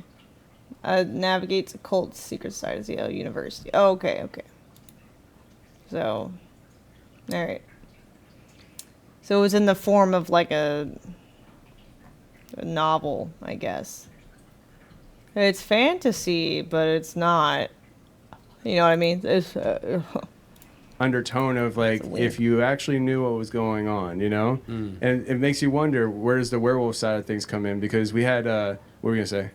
No, I was just curious how that lines up, because this is in Connecticut, Yale's in Connecticut, and then you have the one in Massachusetts, Harvard. But like, is that the triangle out there, the New England, not Bermuda Triangle, it's the Bennington Triangle. Bennington Triangle. Yeah. I wonder if that is associated in all this to some extent as well. The Bennington Triangle? I don't know. With Huckamuck Swamp in it. Huckamuck Swamp, yeah. Yeah. But it's interesting this idea though, because we just had Pastor Dave Bryan on the show this past Tuesday. Was it this past Tuesday? Yeah. And he shared a story where he had a professor, I think, come into his church with possessed by a werewolf spirit. Oh. And do you have that clip ready? Can we play that? I want people to check this out. Then we broke for lunch, and he's just standing at the back. I thought this guy has had some kind of an experience with a weird beast or somebody in his family. Yeah. I went up to him. I said, hello, what's your name? He says, Professor Wolf. No joke. Wow. And I said, Professor Wolf. He said, yeah. I said, what's your first name? He told me. I won't disclose it here because, this will be seen by hopefully millions of people. Yeah. But anyway, he told me his name, and I said, your first name does not sound American. Your last name does, and I'm wondering how that happened. He said, well, our name was so-and-so, so-and-so, so-and-so, but my mother changed it to Wolf when we immigrated into America. So, I'm already thinking, this isn't just by chance that she chose the name Wolf. She could have chosen Jones or Smith. Yeah. Right? Yeah. You really want to fit in? Choose Smith. Yeah, right. So anyway, he said, do you believe that story? And I said, absolutely. And he said, do you think it still happens? I said, I know it still happens. And he said, we need to talk. I said, we are talking. Do you mean we need to pray? He says, yeah, we probably need to pray, but not here. And so we went to our room. He told me a story of how his grandmother was a witch, and that they lived by the Russian border, and the Russian soldiers come over and rape, pillage, and plunder. They couldn't do anything about it. So she had him do a ritual to invite a weird spirit into him that would be triggered by anger or fear. So if he got, you remember the Incredible Hulk? Yeah. Like he would say, you're making me angry. You don't want to see me when I'm angry, right? Yeah. It was about transmogrification, right? The whole series was about that. So anyway, long and short of it is he told me all the story of how it happened and how he had lived with that for years. And he was now a professor in an Ivy League college. I said, how does that work with having a weird spirit? He said, I don't get mad. He said, people make fun of me, but if something's, I can feel it. What are you doing for dinner? I don't know. Just want to ask you the same thing. All right, what are you feeling? Do you want to make some food? You don't have to. If you want Taiwanese sausage, just say I still have your salmon fried rice. Oh, like the one you made, or Yeah, just? it's in the bowl still. Oh, is it still good? I don't remember how many days It's ago. still good. It's what, like Thursday or something? Okay. I mean, yeah, I'll take that if you have You it. want me to heat it up for you or what? Yeah. All right, sure. Let me run upstairs and order something. Okay. Okay, so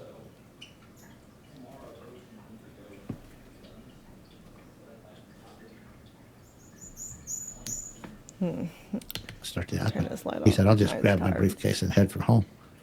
And so anyway, we were able to get him free of that. But at night? Yeah, that afternoon. Yeah, wow. And of course, he was married. His wife was thrilled. You probably saw him a time or two. Yeah. Yeah. And I said, she's a little tiny thing. He's a big old dude. He probably weighed, I don't know, 260 or something, big guy. And she maybe weighed 100 pounds. She's a little Asian lady. And I said, you've seen this happen? She says 3 times. Mm. And she's real cute. I said, well, you're a pretty brave lady. She says, not brave at all. She says, very scary. I said, I get that. It would be very scary. But you still sleep in the same bed with him at night? She said, yeah. He said, he's very nice when he's not a wolf.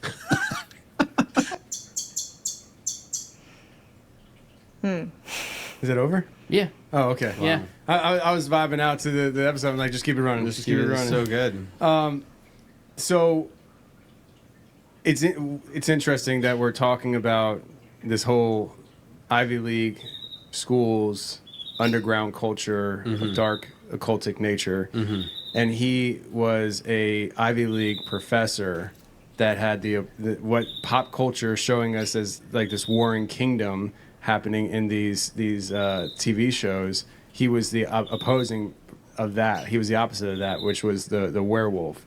And so I would love to talk to that guy and just hear what he has experienced, because like forget about the Ivy League school stuff, like just in general, like what, and his wife, like if I could have his wife sitting here. Yeah, no, it's good because it's no longer in him. So I was thinking will he manifest? No, he won't manifest. It's no longer in him.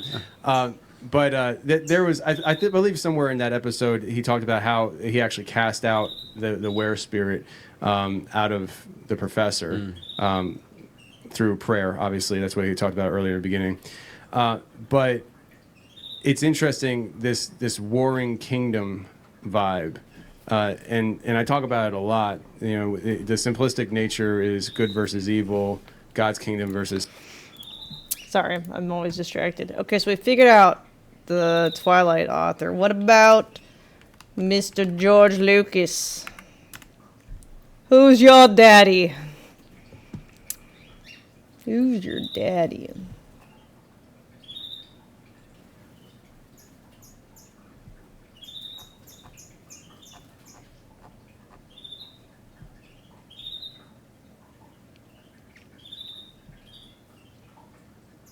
It's a lot of different things.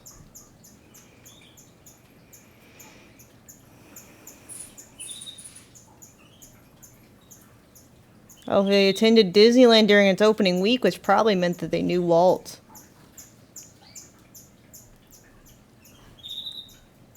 They're not saying that, but I mean, that's kind of what it implies to me. Interesting. Yeah, we watched the White House stuff earlier. We watched the news coverage that covered it before the mainstream media did. So we've already looked at that.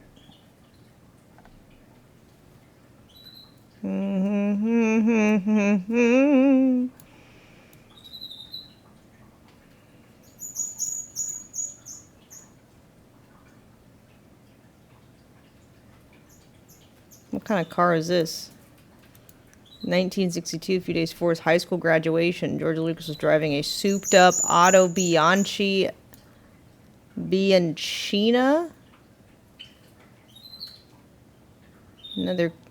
Another driver broadsided him, flipping his car several times before it crashed into a tree.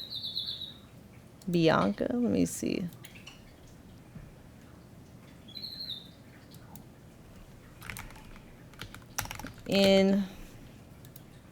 I'm just curious.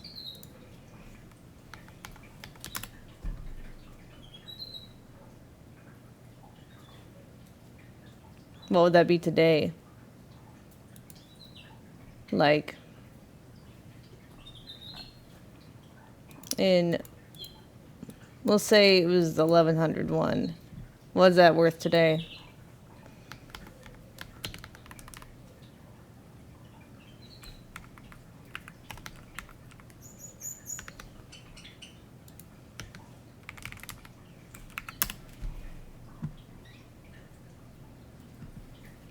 It was about 12,000 today. That's not very much. What do you mean souped up then?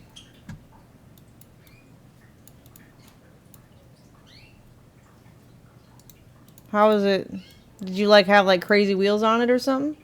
Like what? Anyways.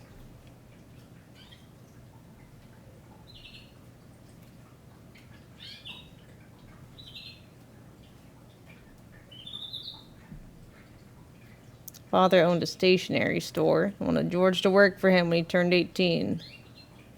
He'd been planning to go to art school, but his father said he would not pay for it. Does that mean he couldn't pay for it, or does that mean that he refused to? There's a difference.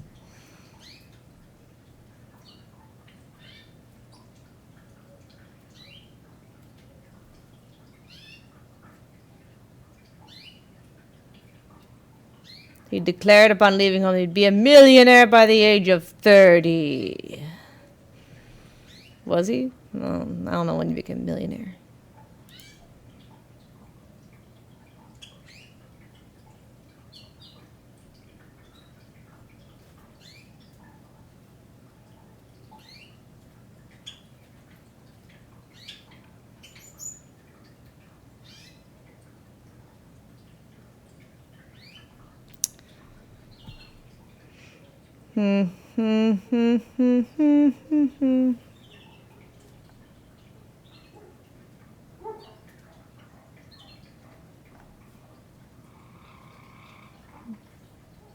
So, I guess after he worked with Wexler, did he pay his own way into school?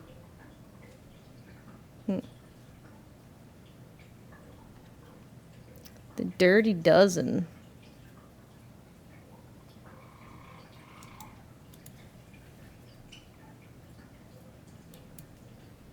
Became good friends with Steven Spielberg. Okay.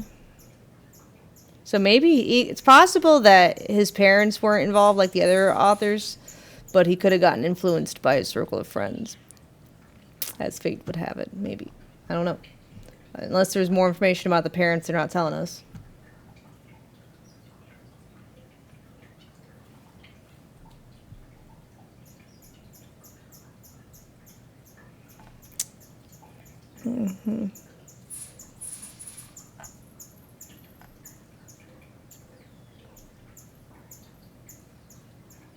Who's Roddenberry? I haven't seen him.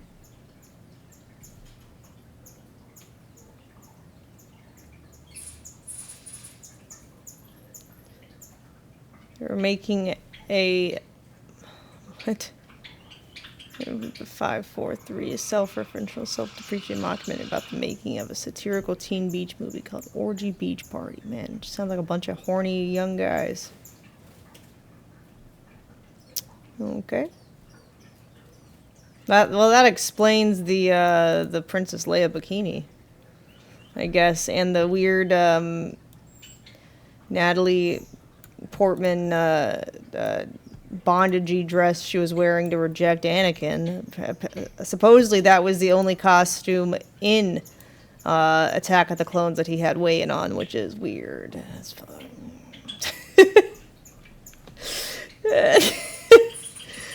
Very odd decisions. Yes, very odd.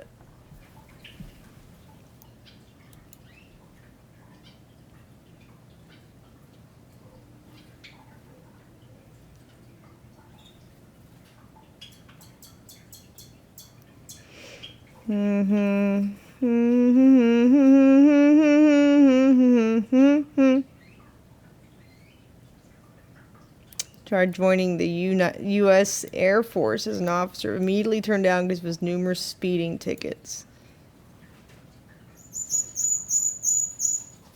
Okay, I didn't know that was a thing. You would think they'd want to take the delinquents the most. That doesn't make any sense. Why wouldn't you want to take the rowdy kids? The fuck? This makes no sense.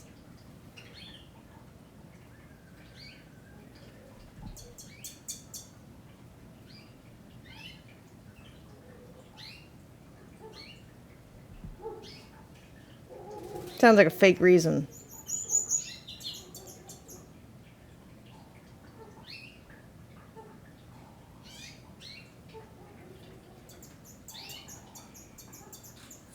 Later drafted by U.S. for military service in Vietnam, but he was exempted from service after a medical test showed he had diabetes. Interesting.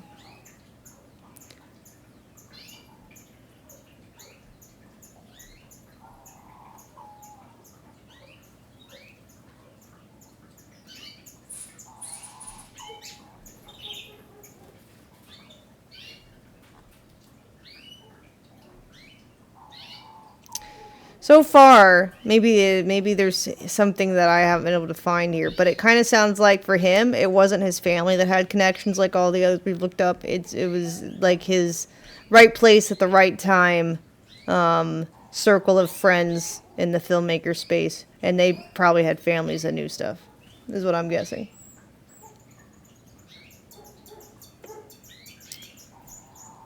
If we're going just off of this Wikipedia article alone.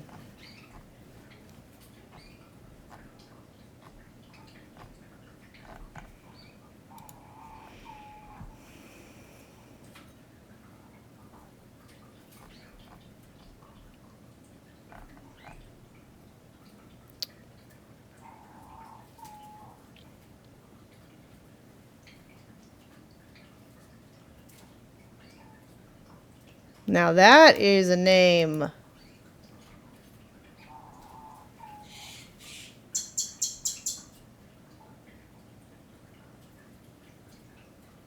So is this one.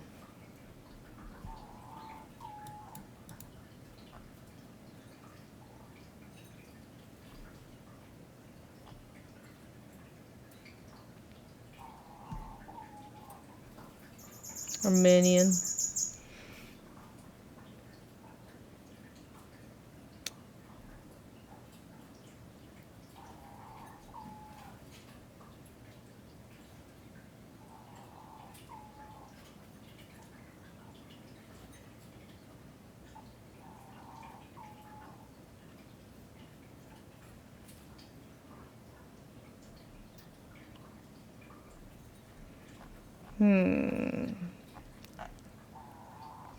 Interesting.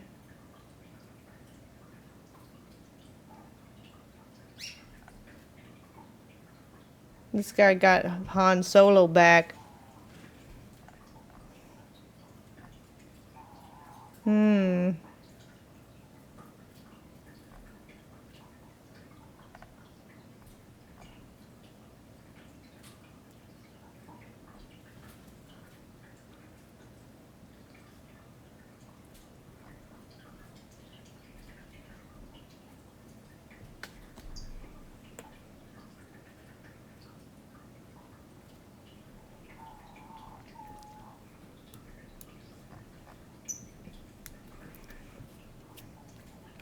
Doesn't say who his parents are.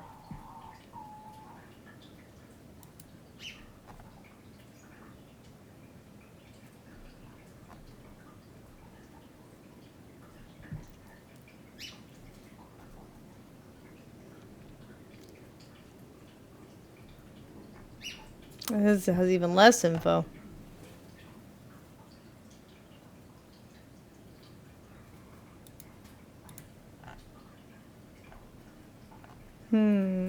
Interesting.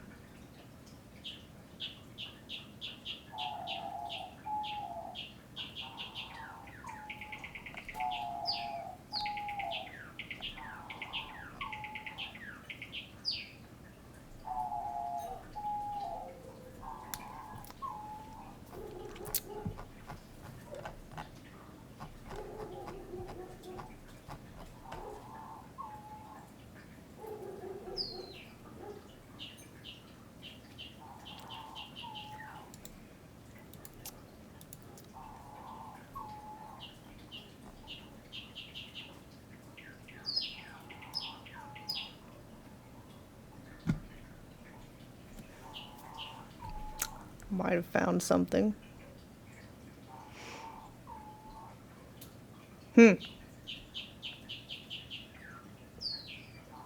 His wife that he married in, I think it said 1969.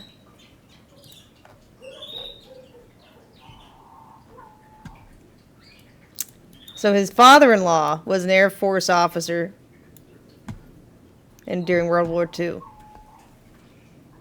Okay. All right. Interesting.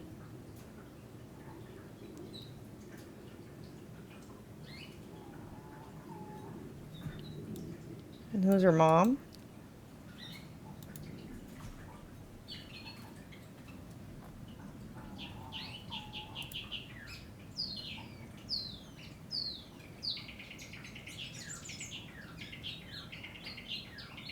It doesn't say who her father was, just her mom.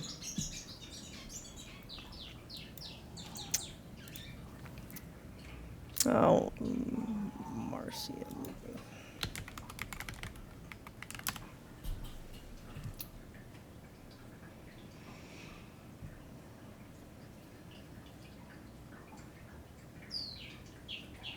Wait, what?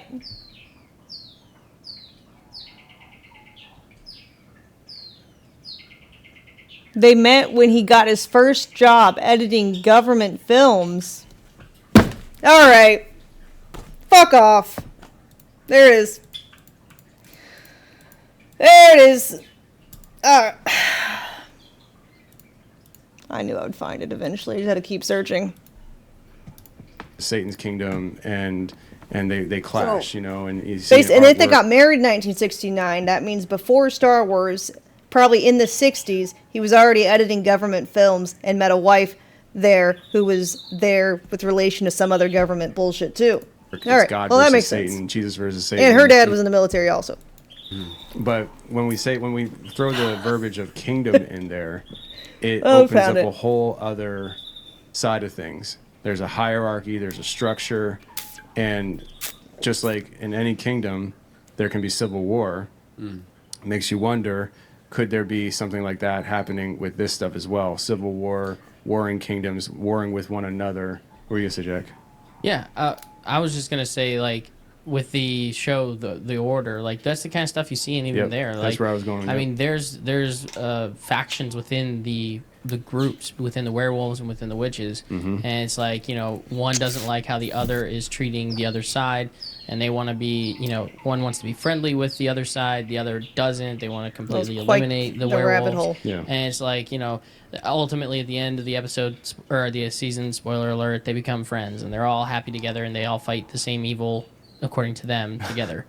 The evil become friends and they fight other evil, and then those evils become friends, and then they fight other evils until quote unquote evils. Yeah, only the church remains, and then they fight the church. But yeah, no, that's exactly right, Jack. I mean, it's this in these TV shows I have here. We were just talking about the Order. It's witches versus werewolves. The TV show Fate. There's this this idea of it's like a witch school. This girl is taken to and taught magic, and she discovers her powers there and things like that. But there's an underlying thing that's happening where there's this monsterish thing. I can't remember all the details, but I believe it was the Crooked Man, and it's this idea of an evil coming, and the witches are warring. And you know, why don't they make a TV show about the Crooked Man being the good guy and having to war with the witches? You know, like it's always like these Netflix shows are painting the witches as these really just good guys or girls. Yeah. You know. Well, it's the white magic, right? Like that's. Well, I mean, they kind of Grimm, but that show got canceled. Right? It's funny that it got canceled when it got to the part talking about, like, basically the power of Christ compels you with the wood from the cross. And it's funny that, like, after that season, that's when the show gets canceled. They're like, no, shut it down. Comes down to is the black and white magic and the orders that are within the, you know, the Of course. there. Of course the it does. Gnostic background to all of that. What Like, is now it? you're talking too Joel much. talks about this all the time, and I seriously wish I could remember it. But just the houses that the white magic belong to and the black magic. And I mean, when people say they're practicing white magic, they think they're doing something that's honorable, that's good. Mhm. And they're still tapping into the same spirits, the same things. It's just they're not trying to curse somebody in their own mind, you know? Yeah. So that's where, like, I think that, like, even with Harry Potter, you play off of, you know, white and black magic, and you have Voldemort, who, the one who shall not be named. He is the bad guy. He's the black. See, they should have made Voldemort black. No, that'd be too on the nose. They couldn't do that. Instead, they got to make the guy trying to protect you from the bad guy black, right? Because that's like a little more DEI and a little less like. But they forgot about the part where James hangs him from a tree and Lily rejects him for the white man. But You gotta pick your poison, I guess. Like, Pick he your wants woke. to take over and rule everything, and then you have the whole school of Hogwarts that is the white magic, and they're the ones that are presenting as though they're doing a good thing. So, yeah. Anyway, you're making faces at each other. I'm just gonna laugh because I know that you're holding back all your super nerdism. I am. I know. Yes. He was holding I don't back. want Tony to get like the eyes rolling in the back of his skull. Like that. It's ideal to not have that. That's why I'm laughing, because I know you're just totally like reining it in, and you're like, as basic as I can say it. That's how I need to go. Yeah. No, you're good. And he's so specific when he talks all the time. Well, that's why we made him the Harry Potter of the the video. You know, it's very fitting. So there's Fate is the TV show that we were just talking. Most witches are good people. Well, I mean, I feel like most people that like look into like witchcraft or whatever kind of view it as like a fun, cool thing and don't have bad intentions. But like, you know, it can still lead to demonic possession of themselves or people around them. So it doesn't mean that that's what they wanted. Like in that other story, it was like a self-defense thing, right? Like, oh, we need a spirit to protect us. Oh, please. Like, yeah, but that doesn't mean it doesn't have bad repercussions still, right? Like, it's not, doesn't mean that they did it with like, you know, an evil intention, but it can be a gateway to potentially dangerous stuff. It's kind of like in Harry Potter, it's like the magic itself isn't what's bad, it's how you use it kind of thing. I mean, to some degree, yes. But then there's another one called Wednesday, which is based off of Addams Family, the character Wednesday, the daughter. And again, she goes to a dark mystery school, and it's a lot of the magical type stuff. And then there's this antagonist that is in the woods. And again, the Crooked Man in Fate, woods. Werewolves, woods.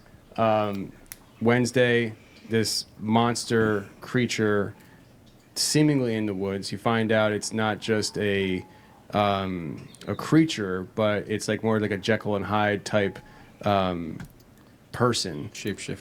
If there's any truth to witchcraft or magic, everyone plan to be doing it. No, that's not true, because religion doesn't want the people it's trying to control to have special abilities or powers often, and it will instill shame into you and guilt and fear-mongering if you try to look into anything, which in most cases I feel like is probably good for the common person to not look into any of it, because ignorance is bliss, and if you know, channel a bad entity, it could actually like have negative effects on your life or be fatally dangerous or something. But it's also, they don't want you doing it because they want to maintain control. So I mean, it's like, take from that what you will. Shape-shifting into this like beast of a monster that she has to handle and deal with. And I think season 2 she's still handling and dealing with. But you have this like mystery schools, underground mystery schools, witches learning witchcraft, monsters of the woods coming in, killing people. It's this common thread, right? Because you know what, honestly, I kind of look at witchcraft as like a mislabeled thing because it has bad connotation in like the religious control space, right? Or like society, whatever. I view it more as channeling the supernatural, channeling the spirit realm, whatever you want to call it, is more of what witchcraft is like defined. Like if you were going to be like, what is a definition of witchcraft? Practices that channel the spiritual entities, realm, powers, whatever. Right? It's not all bad stuff, necessarily. Not all bad intention. But it can still be dangerous.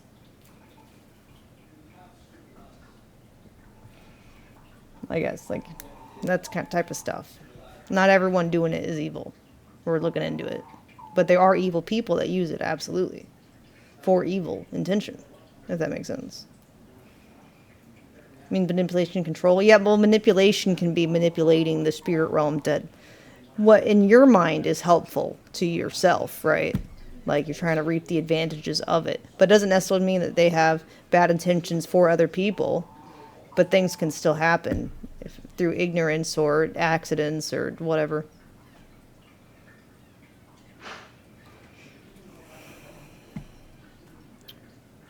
But like the occult leaders, though, yeah, they probably have bad intentions. But we're talking about like if you're talking about the average person that is interested by it and tries to get into it. No, I don't think most of them are bad. You wonder where the bleed. But they could absolutely between... be brainwashed by their leaders and or manipulated by the spirits that they accidentally invoke and possess them. So reality, fantasy. Maybe this is all fantasy. Maybe it is. Maybe it's all fantasy, and we're just on a magic carpet ride right now. But like you have like this idea of Dave Bryant, who, you know, has this experience with an Ivy League professor who had a werewolf spirit in him, and they cast that sucker out, and it just kind of builds this idea of this narrative of Ivy League, what's going on at the Ivy League schools under the surface that's not talked about. Why is it that Yale has such a large archive of occult books, almost as if there's a large group of people that need to use them as resources, you know? Go ahead, Jake. Yeah, no, I was just gonna say, like, and it makes you wonder, like, it's how many kind of of like these it's actually exactly like Wicked, where she thinks she's gonna, you know, learn magic to help the wizard and to help all these people and use it for good. And what do the leaders do? They use her new skill in magic to make her do the dirty work and frame her as the bad guy. It's kind of like that. They make her take the brunt of the repercussions instead of them. culture things, these movies, these TV shows, and we know that a lot of them are based off of books, but like how many more were based off of experiences that somebody didn't write in a book, but they wrote for a screenplay. And I mean, we know that just from what Derek read about this specific book series, the Ninth House one that you were talking about, like there's an underlying current to something that maybe she experienced, and it just ended up being that, you know, she wrote about it in a way that was figurative. And I mean, honestly, like when we're talking about the secret societies and the stuff that happens at Yale and Harvard and all the conjecture, because some of it isn't fully proven. Like, most of it isn't. We're just openly theorizing. Pontificating. Okay? Relax. Relax, Harvard and Yale. Don't be sending me any mail. Yeah. Don't send us any mail. But yeah, like, I mean, it just makes you wonder, like, how much is based off of those specific things that they get into. I mean, if there's going to be a secret society for people who are possibly selected into power, then there's going to be a secret society or something. What was it? There's actually one for writers that I think it was like even... did you forget about my food? C.S. Lewis or Mark Twain or somebody was part of. There's actual societies that people are part of for specific things that they do. I'm sure like musicians, there's probably something for them too. You know what I mean? Like you think about it, there's probably something for everybody. Probably. So I was actually sleuthing and actually also found a course from Stanford University, which, interestingly enough, if you know where Stanford's located, do you know where Stanford's located? Northern California, which is where Dave Bryant's from, which is an Ivy League school. Interesting. They offer history... Pull up the faculty list. Look for a Russian name, Wolf. So History 30S, it's Seances and Spirits, Science and the Occult during the 19th Century. The 19th century was an age of secularism, rationalism, industrialism, urbanization, and scientific... Sorry, my ADD. I wonder if has anyone found if King David had, or did King David have any Nephilim bloodline? I'm just wondering if his family was tainted.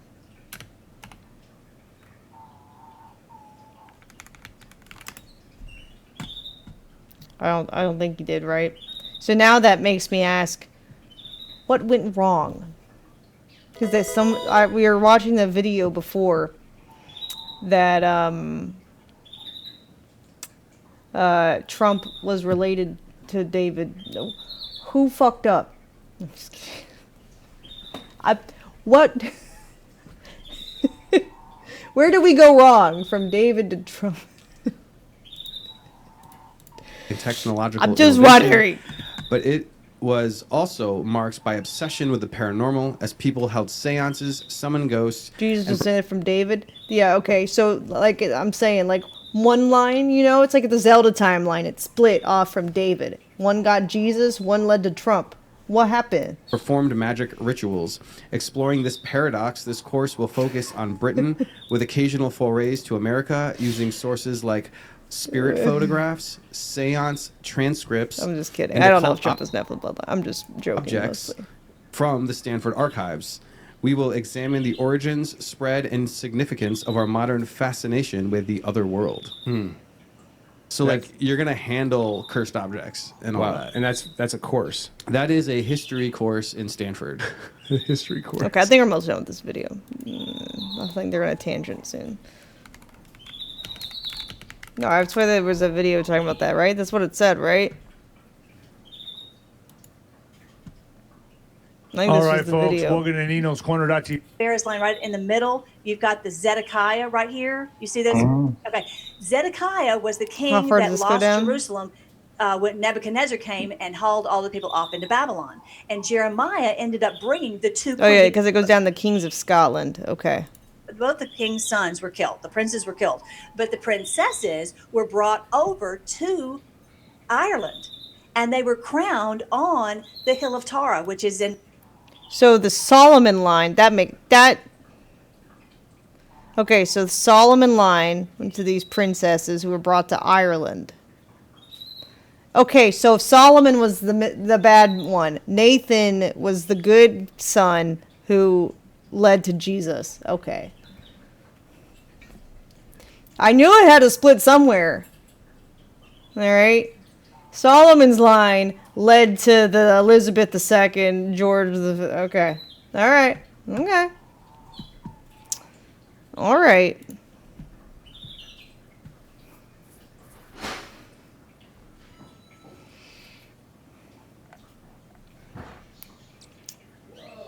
He's the one that fucked it up, probably.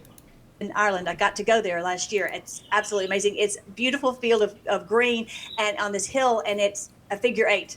Super cool. And they put the coronation stone, which is the stone of destiny. You've heard of like the sword and the stone? That's real. It's a real thing. And they go into all this on the videos. But anyway, So I know we don't basically, have time to go Trump into he's the rightful heir. Thank you. throne?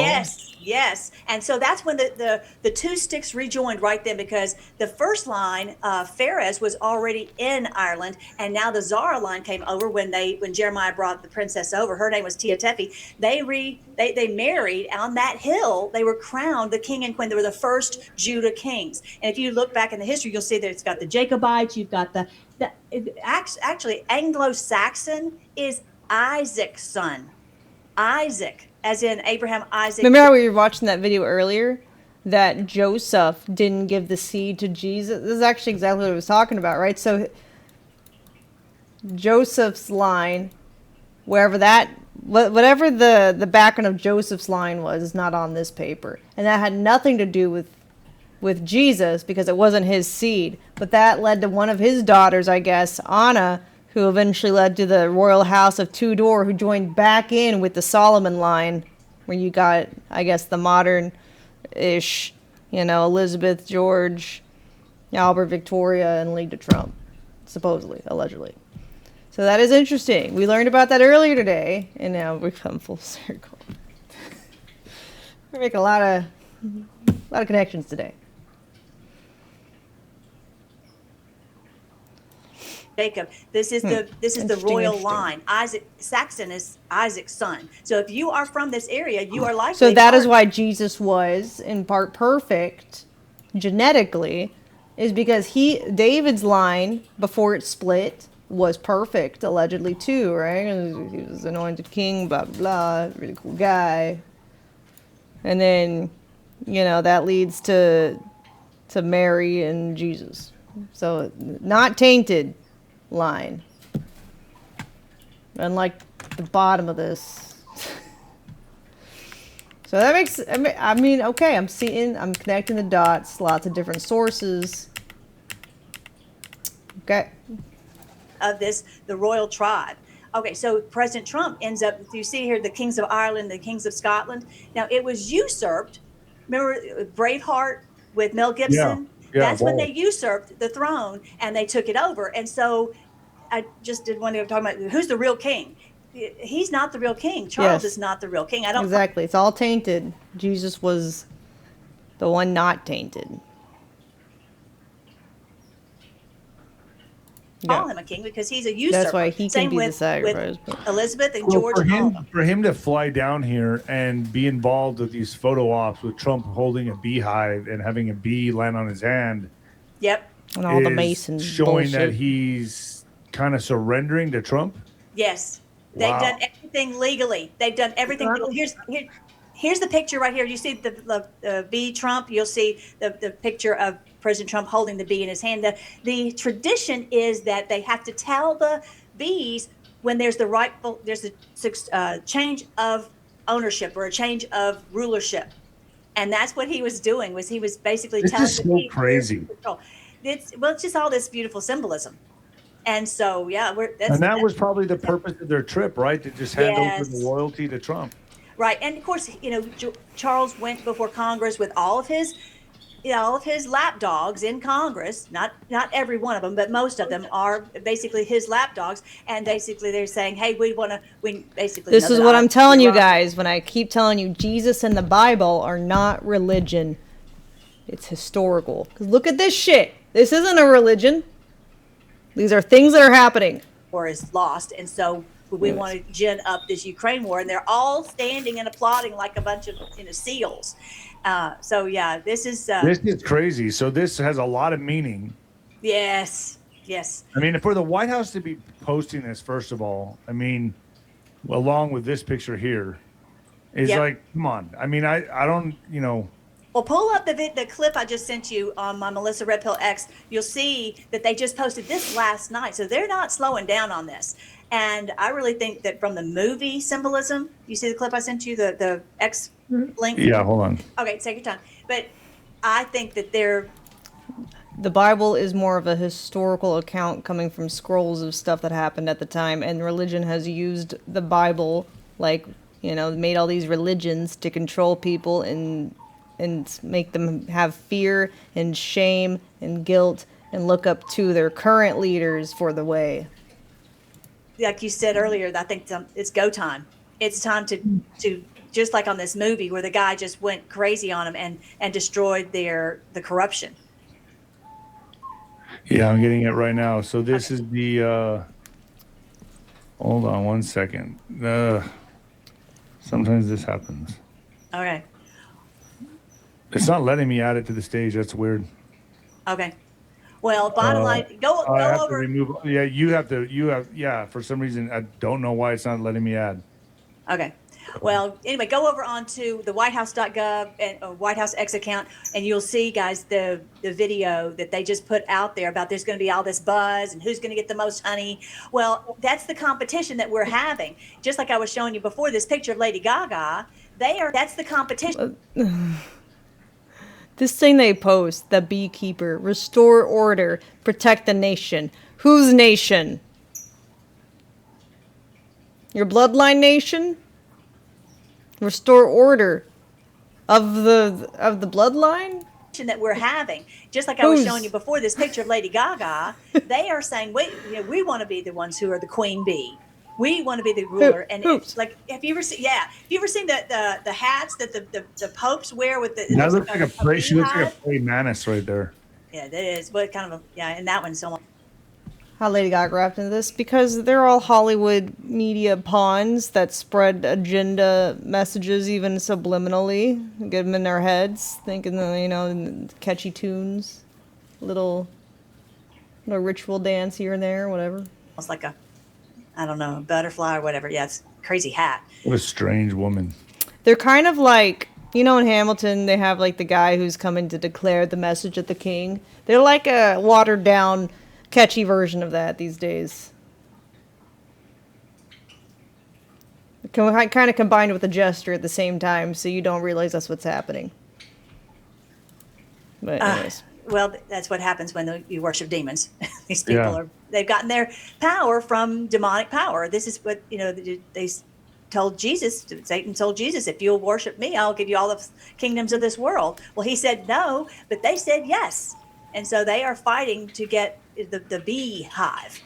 And so it's almost like it's just the same as Melania. They're like flags, when they dress up. When they wear certain suits or costumes or dresses or whatever, it's to show. It's like a. Before we watch this though. Now what were we watching? Oh, we were done with that video. That's why I went away from it. Okay. This is.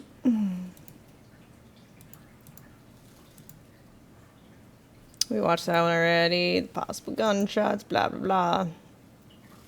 Biblical Giant footprints. The footprints were far too large to be human. One step at the threshold, another 30 feet away, each one over 3 feet long, deeply carved into stone. Whoever left them would have stood taller than a 6-story. The oldest Bible in Ethiopia says Jesus is black. Just like put out into the world a few months ago. Well, back in that day, they weren't called black, right? It was just a person of darker color. Which is, I mean, that's just true.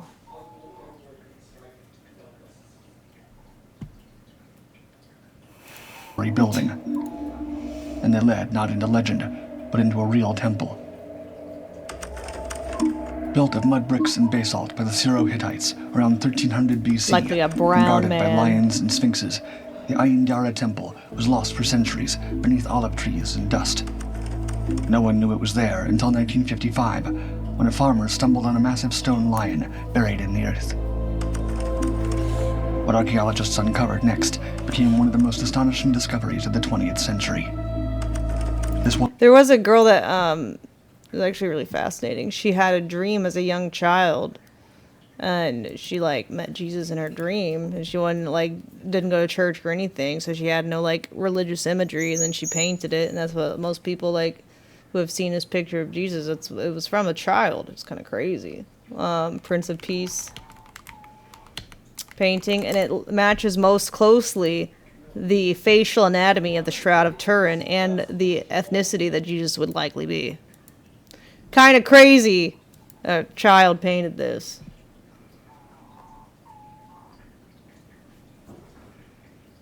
I think this is the little girl.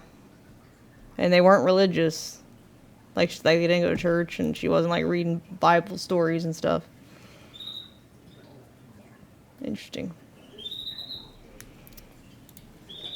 Maybe larger.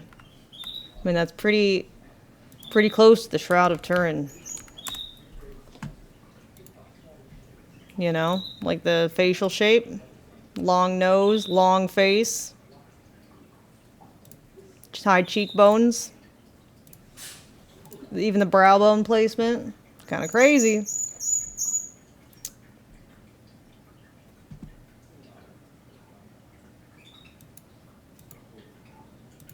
Yep. I think she's lying. Even if she was, maybe she doesn't remember. Maybe she saw pictures of Jesus or whatever. Most popular, like she's an adult now, most popular press propaganda of Jesus has not been this depiction in kids' books or whatever, right? It's not how he doesn't look like that in kids' books. So, I mean, I don't think she'd be able to match the Shroud of Turin. They don't teach that in your Bible school. He doesn't have light eyes. They're like they're not like blue, right? They're like green and olivey, like hazel green. They're not blue. But anyways. It's just like the light reflection in them from the painting style. It's interesting stuff. Anyways, back to the giant video.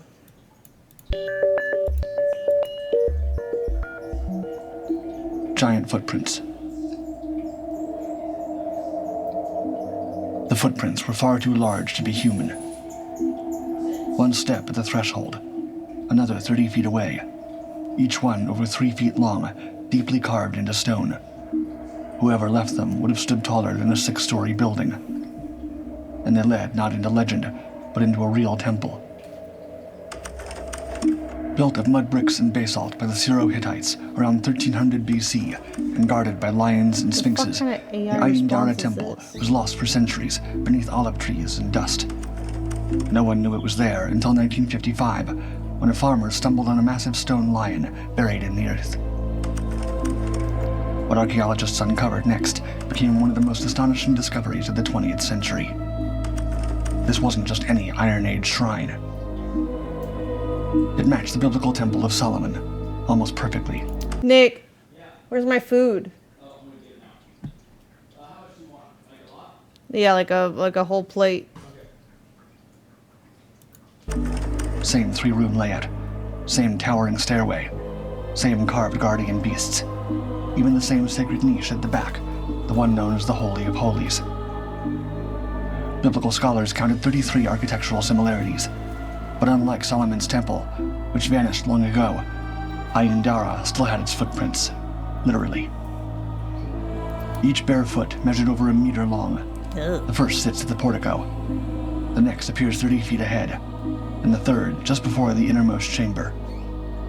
No human could make that stride. No ordinary god either. Some scholars say that the prints were symbolic, meant to show the invisible deity entering his house. Maybe Bel-Hadad, the storm god. Maybe Ishtar, goddess of lions and fertility.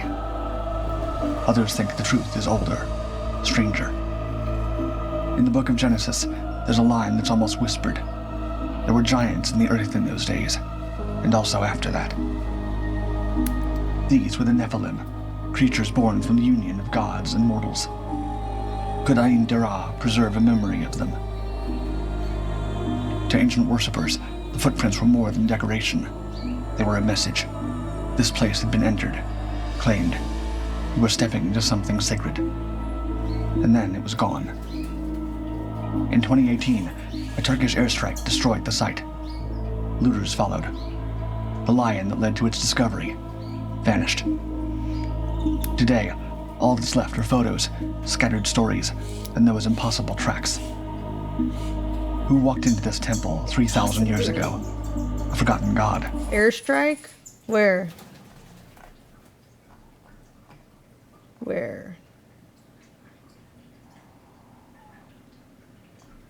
Like just now?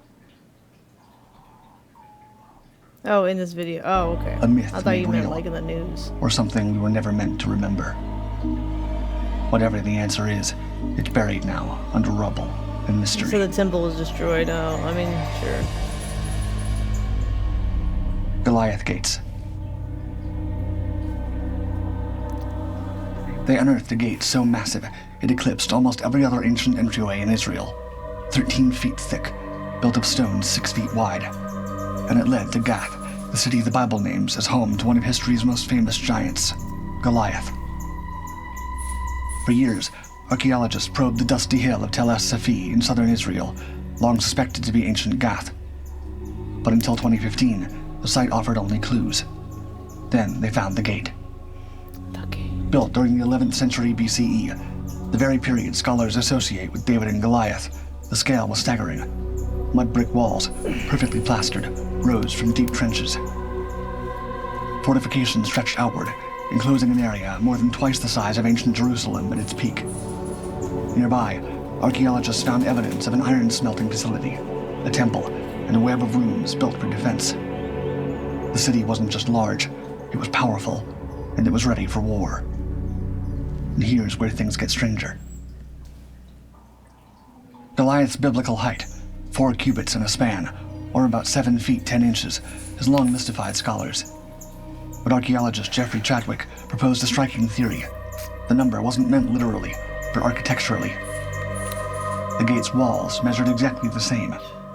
Maybe Goliath wasn't just tall, maybe he was the wall, a metaphor for Gath's strength. No skeletons of giants have been found at the site, but the architecture tells another story.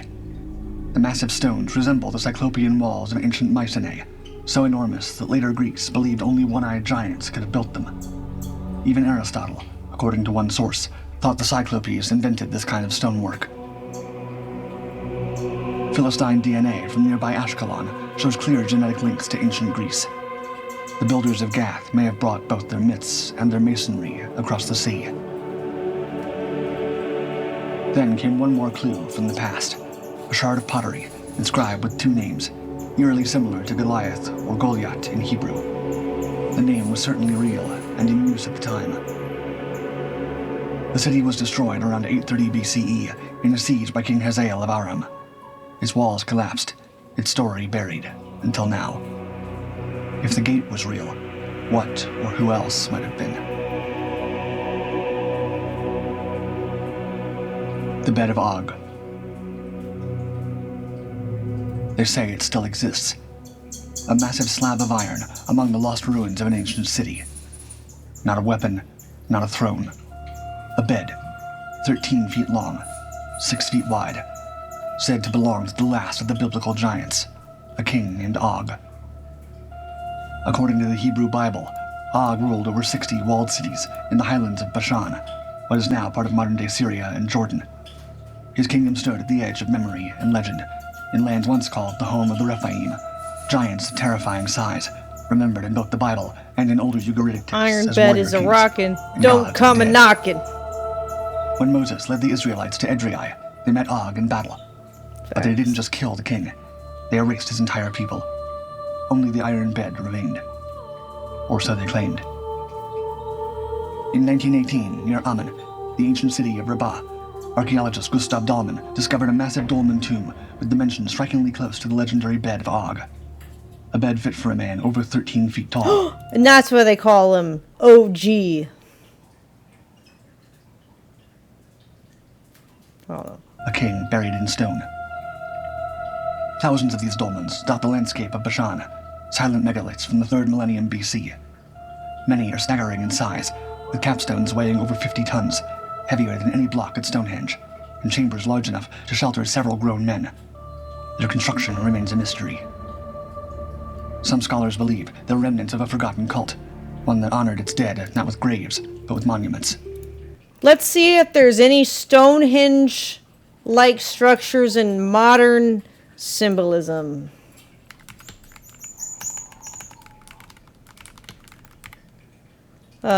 Stonehenge structures seen in modern symbolism.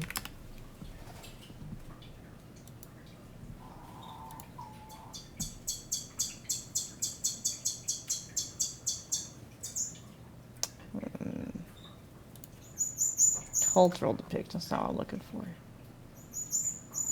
Just like the shape. What do you call the shape of Stonehenge? What is that considered? Just an arch? I don't know, but like a hinge? I guess a hinge. Any hinge shapes?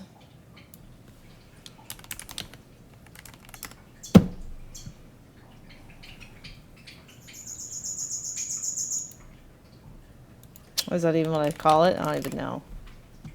Not really door. We don't know if they're actually doors, you know?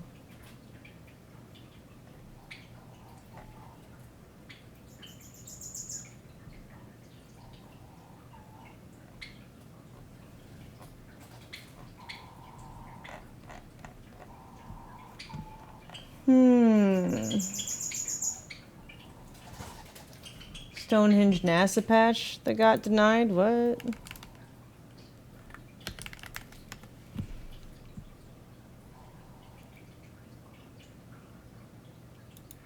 You'll have to give me something to look at.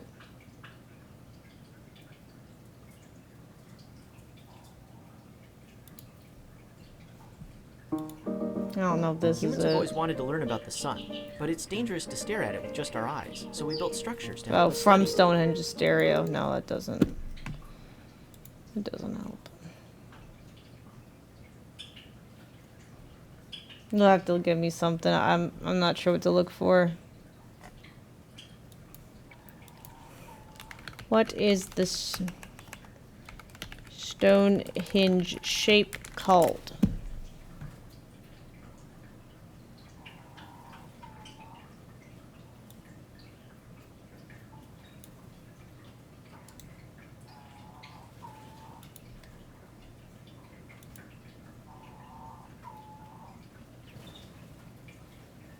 Originally, yeah, it looked much different. I went to the Stonehenge Museum there, and it looked different.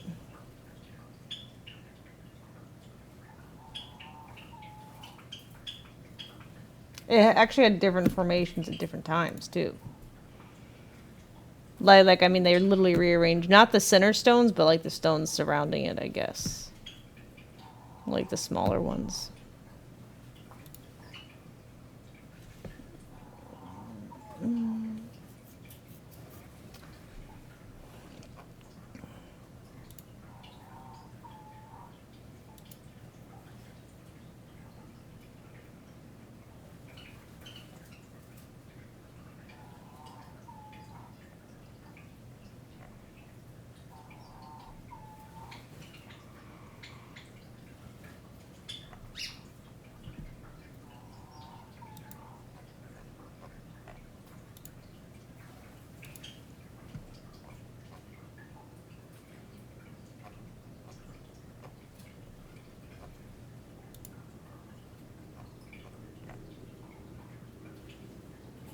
I don't know. It's hard to see.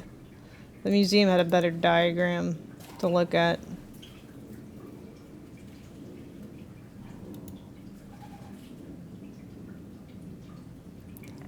I guess this is kind of like a better view of what it used to look like.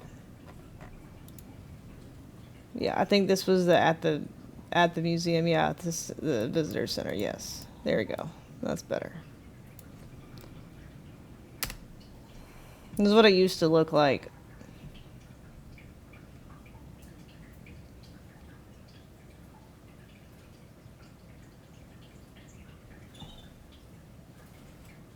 Interesting, right? Yeah, I have pictures of it somewhere when I went. I took a video, blah, blah, blah, but... I'm being lazy right now. I don't want to dig through my phone at the moment. But yeah, I mean, this is a picture of the model at the museum, so I mean, that suffices.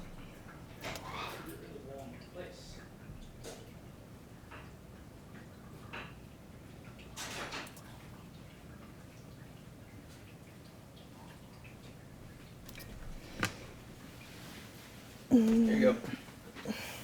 Thank you. Oh. Yeah.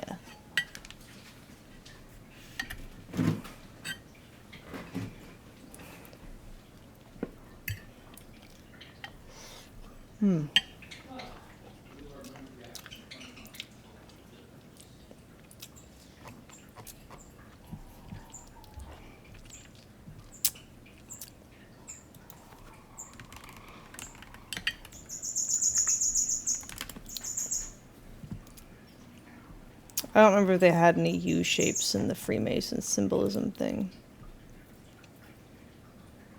Or not. Not that it's necessarily related. I was just looking for like weird symbolic shit in general.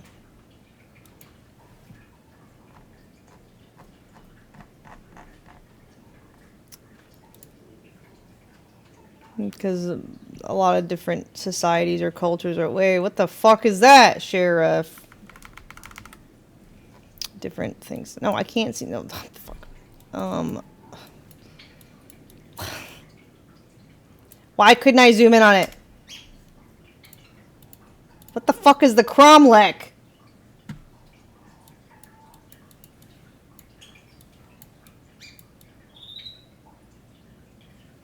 I mean, it would make sense. They did descend from like Scotland, Ireland, England, you know, like that area. I mean, it could be related. I don't know. I mean, this is kind of U-shaped, you could argue.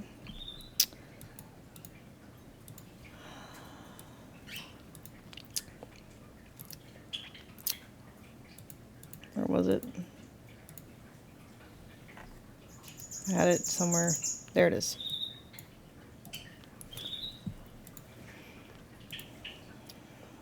I mean, it's this is probably the most similar. Let me move this. Sorry, can't see it. Ah, come back. Damn it, this fucking thing. This thing down here is the most similar that I've seen to a hinge shape. What the fuck is a cromlech?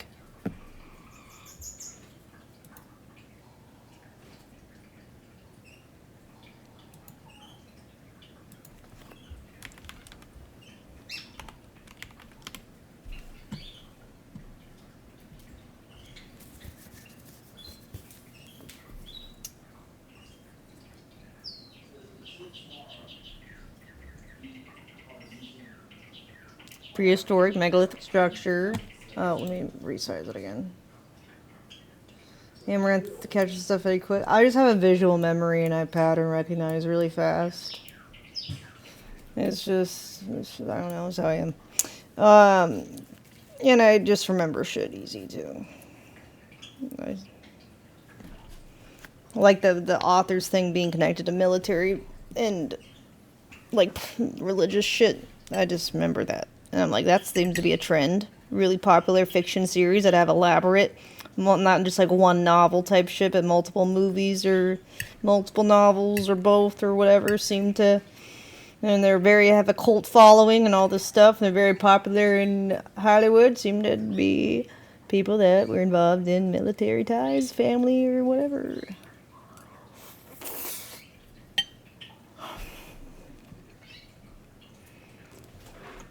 Just a pattern.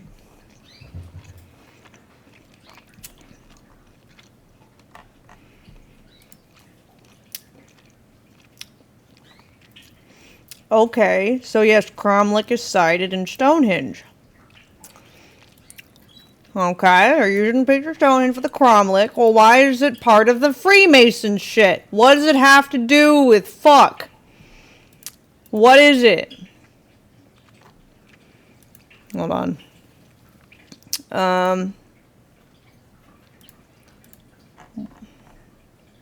99 cents. Oh boy.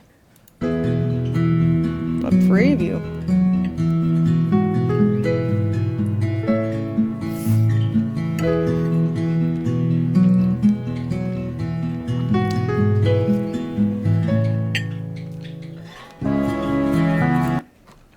I'm interested.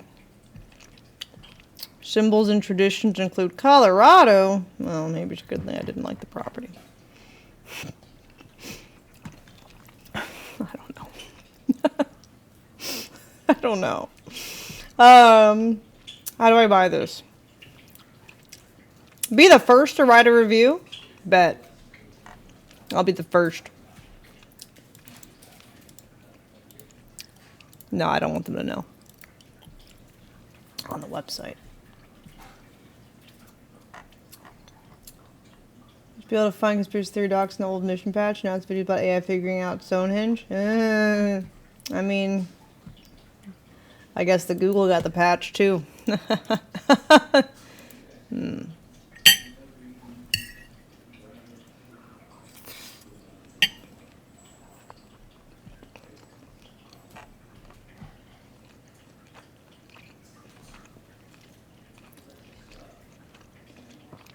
Am I gonna be put on a list if I buy this?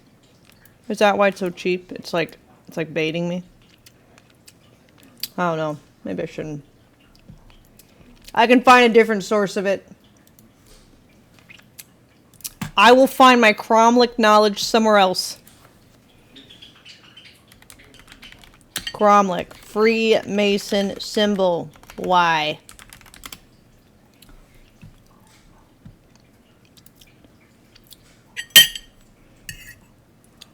The Scottish Rite. Okay. Yeah. Okay. Yes. I wonder if it was used for coronation or something. I'm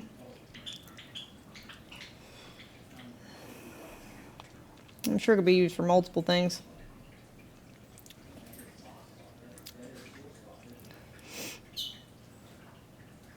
See, the Druid it's throwing you off. It's a deception.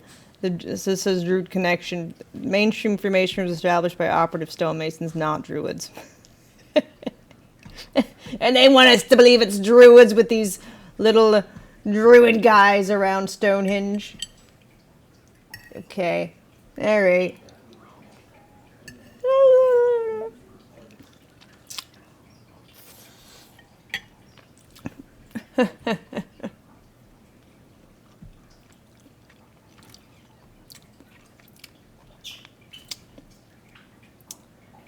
Okay, well, what does the Cromlech have to do with it, though?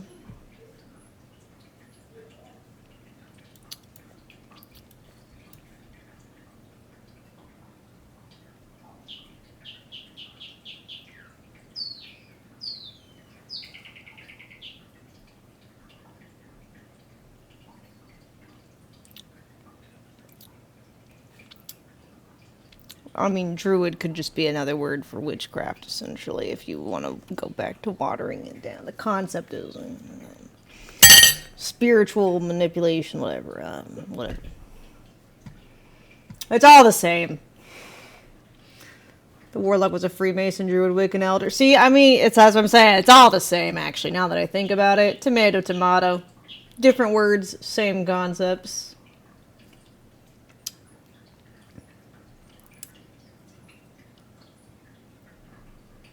You see, I don't trust that, because this is an AI overview, but yet when I look up Freemason symbolism, so... it's not saying it's not, it has nothing to do with it. It's not an official core symbol, right? You see how, like, vague that is? It's like, oh, so it has been used then. Like, well, technically speaking...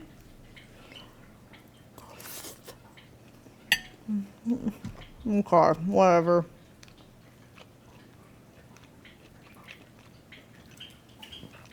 Let me look at the Sacrament of Scottish Rite.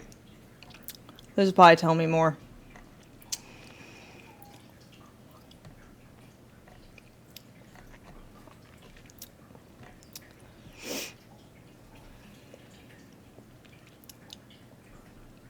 Close connection with the early symbolism of the solar orb in the universe, which is predominant in the ancient sun worship.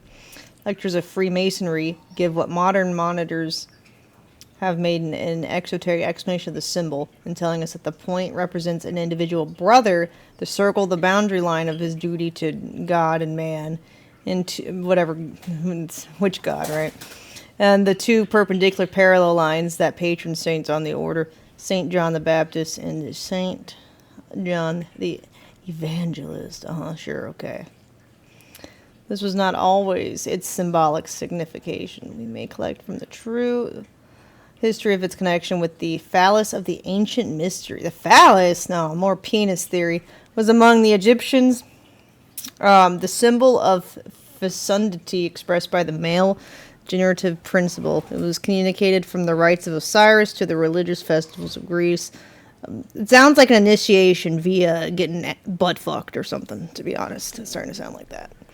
Among the Asiatics, the same emblem under the name of Miriam was in connection with the female principle worship as the symbols of the great father and mother were producing causes of the human race after their destruction by the deluge. The fuck? What is the fuck?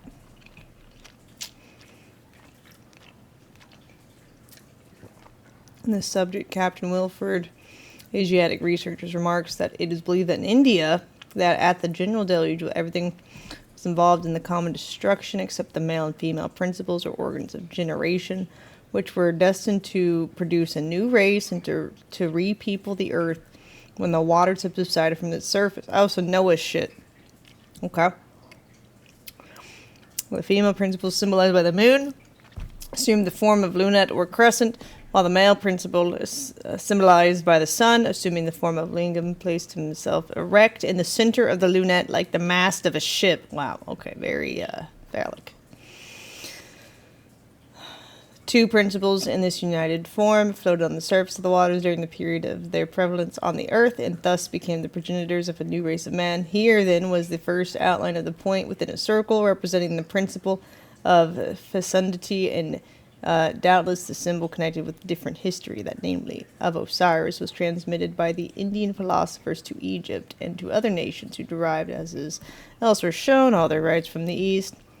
It was in deference to the symbolism that, as Godfrey Higgins remarks, certain circular temples were in the very earliest ages universally erected in secular numbers to do honor to the deity. In India, stone circles, or rather the ruins, are everywhere found. The oldest of which, according to Moore, is that of Dapple Diana. I don't think I've seen that one. Its execution will be complete. Oh, will compete with that of the Greeks. I don't think I've seen that one. Monolithic? Is it like a... I don't know. Google's confused. Stone circles.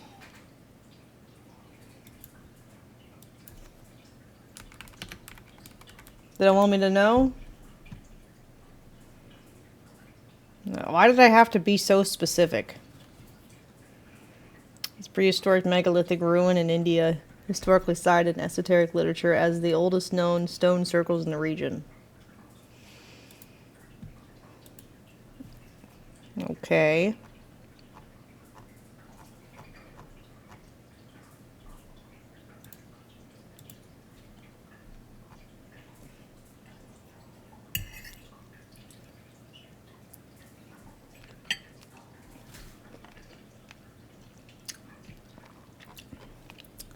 The oldest monuments of the Druids we find as at Stonehenge and Avebury, the circle of stones. In fact, all the temples of the Druids were circular, with a single stone erected in the center. A Druidical monument in Pembrokeshire called Wide Cromlech is described as consisting of several root stones pitched on either end in circular order in the midst of a circle of vast stone placed on several pillars. Have I seen this one?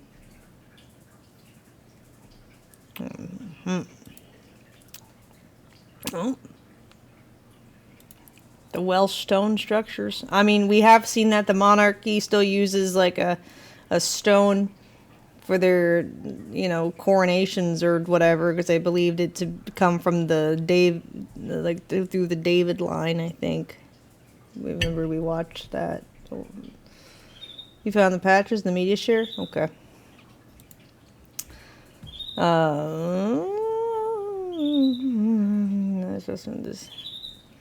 On a hill stands a circle of 40 stones.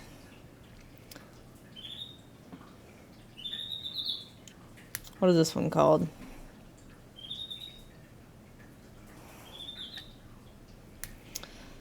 It doesn't say. Blah, blah, blah. Now let's apply this knowledge to Masonic symbol. Okay, thank you. We have seen that the phallus, and the point within a circle come from the same source and must have been identical in signification, but the phallus was the symbol of fecundity or the male generative principle, which by the ancients was supposed to be the sun. Which is interesting because Alexander the Great, Macedonia, sun symbol, horse's name Bucephalus, but it's spelled like Bucephalus, which is interesting. Anyways, just a side note. AD does that. Where was I? So this one? Which page was I on? Oh, this one. Yeah, okay.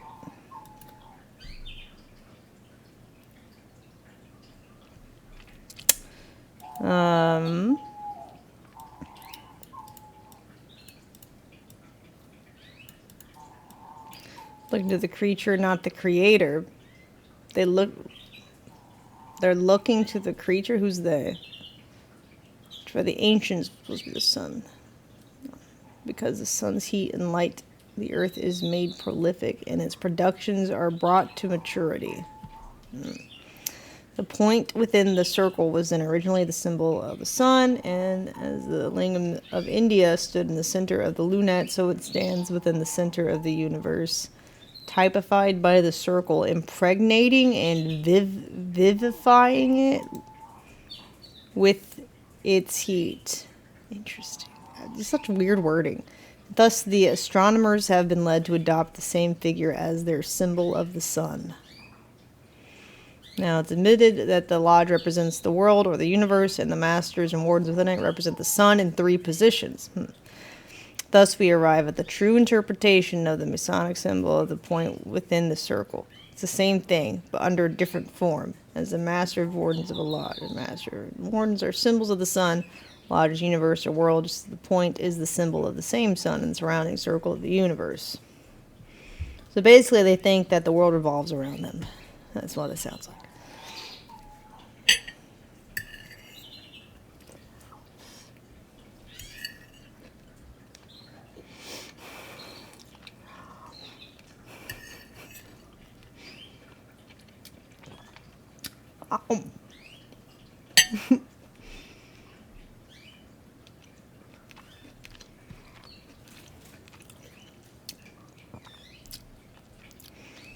It's all cock in the end.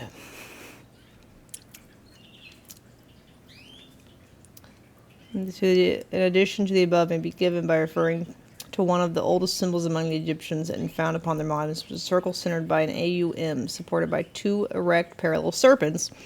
The circle being expressive of the collective people of the world, protected by the parallel attributes, the power and wisdom of the Creator, the Alpha and Omega, or the will representing the Egyptian omnipotent God, surrounded by his creation, having for a boundary no other limit than what may come within his boundless scope, his wisdom and power.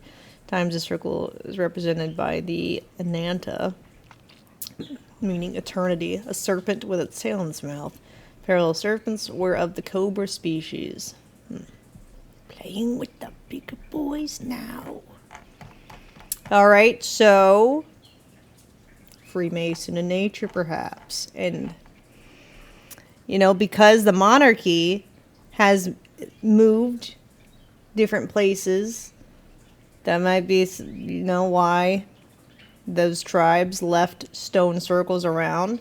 And maybe the most recent stone circle that's of monolithic origin is Stonehenge, which is why they have protected it partially, at least. It's been a little bit fucked, but still there. And because it is in the native lands that the monarchy currently lives in. That makes sense.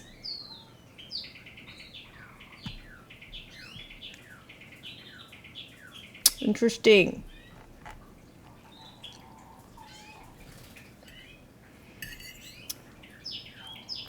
Mm-hmm.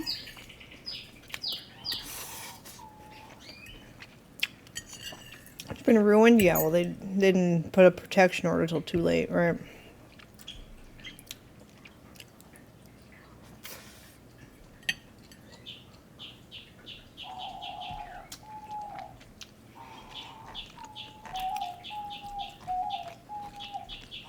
So anything could have happened there. Sacrifices, potentially. Initiations, coronations. We don't really know. But seems to be of Masonic nature.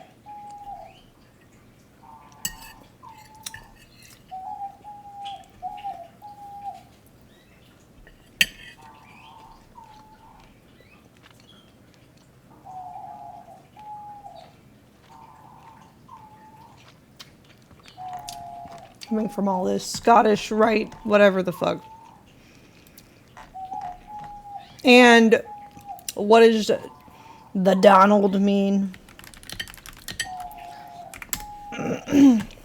Scottish name meaning world ruler.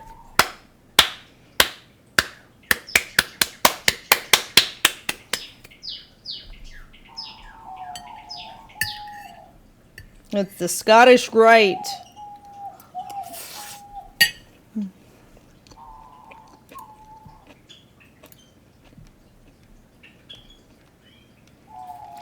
I want to know more about the Scottish Rite. Oh. There's actually a YouTube channel, Scottish Rite of Freemasonry. Wow, what do y'all post? We Are the Masons video. The fuck? Oh, I didn't know that. I didn't know there was a whole YouTube channel on this. Stained. I want you to think a little bit about how a stained glass picture or window is made. And you know, the process of the glass being made requires some heat, which is sort of a challenge. You know, it's sort of just like the world sometimes. And well, this makes sense too, because what did we learn? Southern accents came from Scotland. I feel like everything we've been learning has led up to this moment. Challenge to us. And they make that glass, and then the pieces, which sometimes are irregular, sometimes they're cut, but the pieces are then fit together, there is some lead that is placed around them. Are we making ivy shapes? And that lead keeps them together. It keeps a little pressure there. It keeps them held together. It sort of hugs those pieces of different shapes and sizes. We are the Masons. In the stained glass picture of the world, we are the lead that holds it together. We have held it together for centuries. We brought together this country. We held it together. We held it together because, like lead, we're willing to mold and, like the stained glass, around different pieces. Careful, someone's going to start a new cult and blame you. I could use irrelevancy. Colors, different shapes. I got Jesus, I'll be okay. Masons are more willing, if we are truly Masonic, to accept that we all have something to add to the big picture. Remember how they were saying, oh, well, the folklore legend of Ivy League is there was like 4 guys, and what do we always see? 4 guys. The Roman numeral IV, but that's just folklore. Then why are you always showing 4 guys then? Oh, God. Man, they post often. The fuck?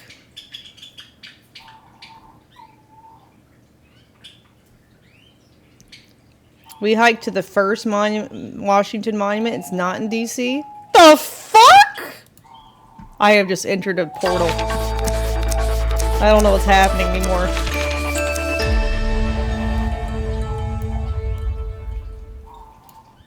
When you think Washington Monument, you think the big polished obelisk in downtown Washington, D.C. that we're all familiar with. Or if you're from the East Coast, you're from the Mid-Atlantic, you might think the Washington Monument in downtown Baltimore, or maybe there's one in your hometown. There are a lot of Washington monuments. Why? But Brother Herbie and I are hiking to the first Washington Monument. It was built in 1827, and I'm prepared to be underwhelmed. I've been warned. We're in the town of Boonesboro, Maryland, and Use your VPN, Amouranth. It's okay. They banned my YouTube channel, so they will never know. it was here that the townsfolk build the very Remember when we were first watching a video about user disadvantages to your advantages? Washington Monument. I'm Maynard Edwards, 33rd Degree. That's right, a Freemasonry channel. Thank you for tuning in. Brother Herbie Benevant, you might know him as the Rigging Doctor on YouTube. He's got a great channel. If you're not a member, subscribe to that channel as well. And my banner account didn't tell me. Than I originally anticipated. And it's very up. Well, and now Herbie's dressed for it. He's in shorts. Yeah. I'm in it's a hot jeans. day. It is. He's a little Maybe smarter. they knew that my pattern recognition was too good. Somebody prophesized on the YouTube side, the alphabet side or whatever, and not the Google side. And they're like, nope. Maybe there was like a shit list of like creators that could be a problem if they were allowed to do reacts on their YouTubes or something. And they banned everyone preemptively, those who could connect dots. I don't know. So what happened is, I can see it. In 1827, July 4th, the townsfolk of Boonesboro, Maryland, decided they were no longer going to wait for anybody to tell them or give them permission to build a monument to the father of our country. So they decided to hike up this mountain. You know too much, but the weird thing is my YouTube channels got banned before I knew anything, before I was even on a conspiracy hunt. So that's interesting too. And they wouldn't tell me why, and they won't give them back. With big rocks in their hands and build a Washington monument. On the morning of July 4th, 1827, the quiet town of Boonesboro, Maryland awoke to the sound of a fife and drum corps. Nearly all of the town's 500 residents had gathered in the town square, and the fife and drum corps marched them 2 miles up the rugged terrain of South Mountain in Boonesboro, Maryland, to build a monument honoring America's first president and, of course, preeminent Freemason, Brother George Washington. To build the monument, the townspeople used the George Washington was probably named after the King George, no doubt. Who we saw was the Line of Solomon. Unshaped granite found directly on the mountain, and they engaged in a monumental feat of operative masonry. They raised a stone tower 15 feet high on a base 54 feet around. When they laid down their working tools that day, there was a reading of the Declaration of Independence and a 3-round salute fired by local Revolutionary War veterans. After that, they took a break in building until September, when a group of workmen came back and finished the tower to a height of 30 feet. While the towering obelisk in Washington, D.C. wouldn't be completed until 1884, and the Grand Column in Baltimore was still under construction, this humble stone structure in Boonesboro officially became the first completed monument dedicated to Brother George Washington. It's However, ugly the as monument's fuck. timeline... Why? Why this shape? Is it supposed to be like a short phallus? Like I mean not short, but like you know where it's like girthy, so it looks like it'd be short, like a tuna can, you know? Is I don't as know. rugged as its stonework. Like, what is Time, this? harsh weather, and of course, Or a honey jar? Oh, maybe. Like a hive or a honey jar because of the bee thing? Could be. That's good. Or maybe. timeline is as rugged as its stonework. Time, harsh weather, and of course vandalism, including a reported dynamite blast, honeypot. eventually reduced the historic tower to an all but forgotten pile of rubble. In 1882, the Independent Order of Oddfellows in Boonesboro sponsored a massive restoration project, and they rebuilt the monument to its former glory. But by 1906, the Baltimore Sun newspaper was reporting that the tower was entirely in ruins. 30 years later, the Civilian Conservation Corps rebuilt the tower completely to the form we recognize today. Now, you'd never even heard of this place. No. And he told me about it, and I decided not to look it up. That way I would be Just be suppressed and surprised. wowed. Yeah. Well, there's a whole state park. It's Washington Monument State Park. And along the trail here, which is a nice trail, they've got little signs talking about different aspects of Washington's life. I've lived in Maryland my entire life. I've lived within 100 miles of this place my entire life and never really had an excuse to come here. But tonight we're watching my son in an MMA fight. More on that later. And it's in this town, so we figured, well, what the heck. And Herbie, aside from being a sailor, is a dentist. He's here to make sure that if Griffin gets his face knocked in, we can put it back together. So exactly. Things go better that way. Let this be a lesson, kids. Bring your own dentist everywhere you go. Oh, wow, there it is up there. Yeah. It's not that bad. The real reason is because if we need to pull teeth as part of the ritual. All right, so I was expecting a literal pile of rocks. Because his face would get knocked in by the brothers in the order for the ritual. The guys hike up the hill. But he didn't say that part. Like, done. I've heard that folks who like to hike the Appalachian Trail, this is about 2-3 miles away from the trail. So, like, this is a good side quest, if you will. But You always need a dentist in the order because they have extra wisdom teeth that they pulled lying around. Why do you think they're called wisdom teeth? Think about it. Mm-hmm.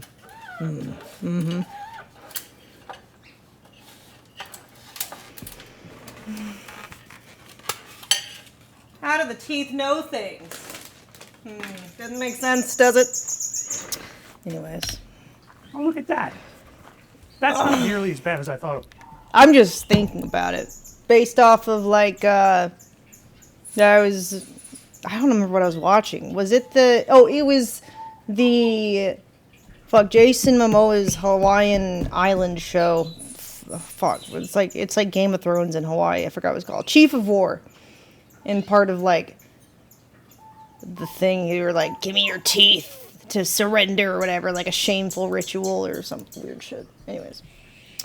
Are teeth used in Freemason rituals? I have no idea if this is true. I'm just bullshitting. I was just like making a joke, but I hope not.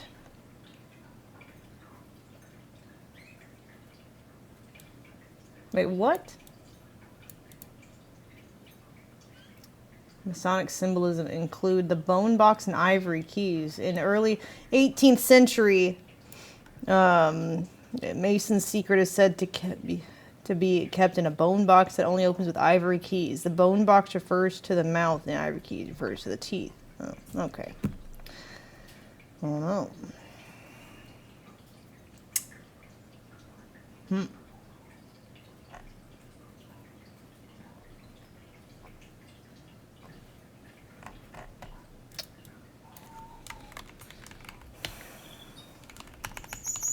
Why would their teeth be knocked out, though? Like, what is that?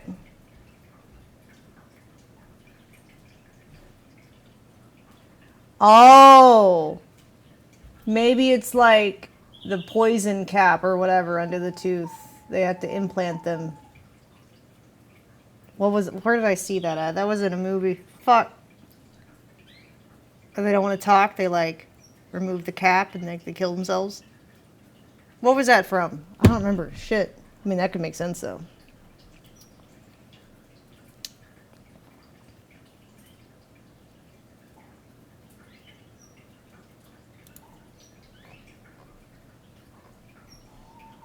Cyanide? Yeah. I just don't remember where I saw it, but, yeah. Never seen like that in Dune? Yeah, and the Nazis did that, too. I mean, that's what I could see that. Yeah, and that's why you need a dentist around so you can replace one of your teeth with cyanide cap thing or whatever. I could see that. That makes sense. That's probably what it was like. No, I mean that actually. Now I will say they probably did do the pile of rocks on 4th of July, because they were drunk. They had to be, right? And then come the 7th, hangover's worn off. They feel better. They look at it. They're like, we should make this better. You don't think that's why he's a People dentist? say it's shaped like Maybe he just likes getting in people's mouths. He's weird. He's a pervert. a jug. So, no, here we are at the Washington Monument. First impression. It's So they were saying like they have a lot of accidents. Yeah, I know. I mean, if you have a lot of lodge members getting like a tooth replaced with the the kill switch teeth, I mean that could be like. I don't know. Or maybe they just Look, do down rough. there, that has to be some of the rocks. Oh yeah, Rough carried up here. blowjobs. Another I don't know, possibility. They hiked up here. If you bite the master, you get your face punched and teeth knocked out. I'm not It's already sure. present. I don't know. And they just took the easy to move ones. Yeah, that would make more sense. I mean, why would you carry Yeah. rocks from all the way down there? Did I not know why I've seen a dentist? I mean, no, I don't know. What's that story? But wow, it is a breathtaking view. All right, well, let's go up inside and check it out.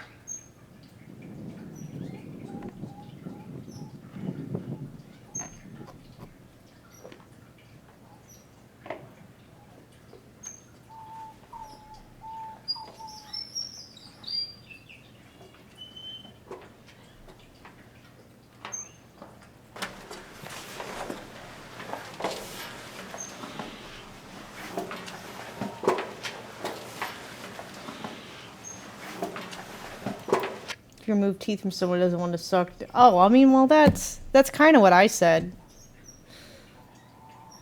If they bite you, whether on accident or on purpose, get your teeth knocked out. And if it's on purpose, you're kind of saying, I don't want to suck it. So, I mean, yeah. Maybe that's why George That's a Washington pretty had wooden spectacular teeth. view, for sure. Wow.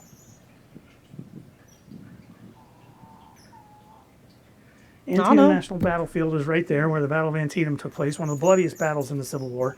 And that over there, that's towards West Virginia. And then down here, that little village kind of down right around there, that's the town of Boonesboro. That's where the folks came up from. So they came up this long road up here that kind of disappears into the woods.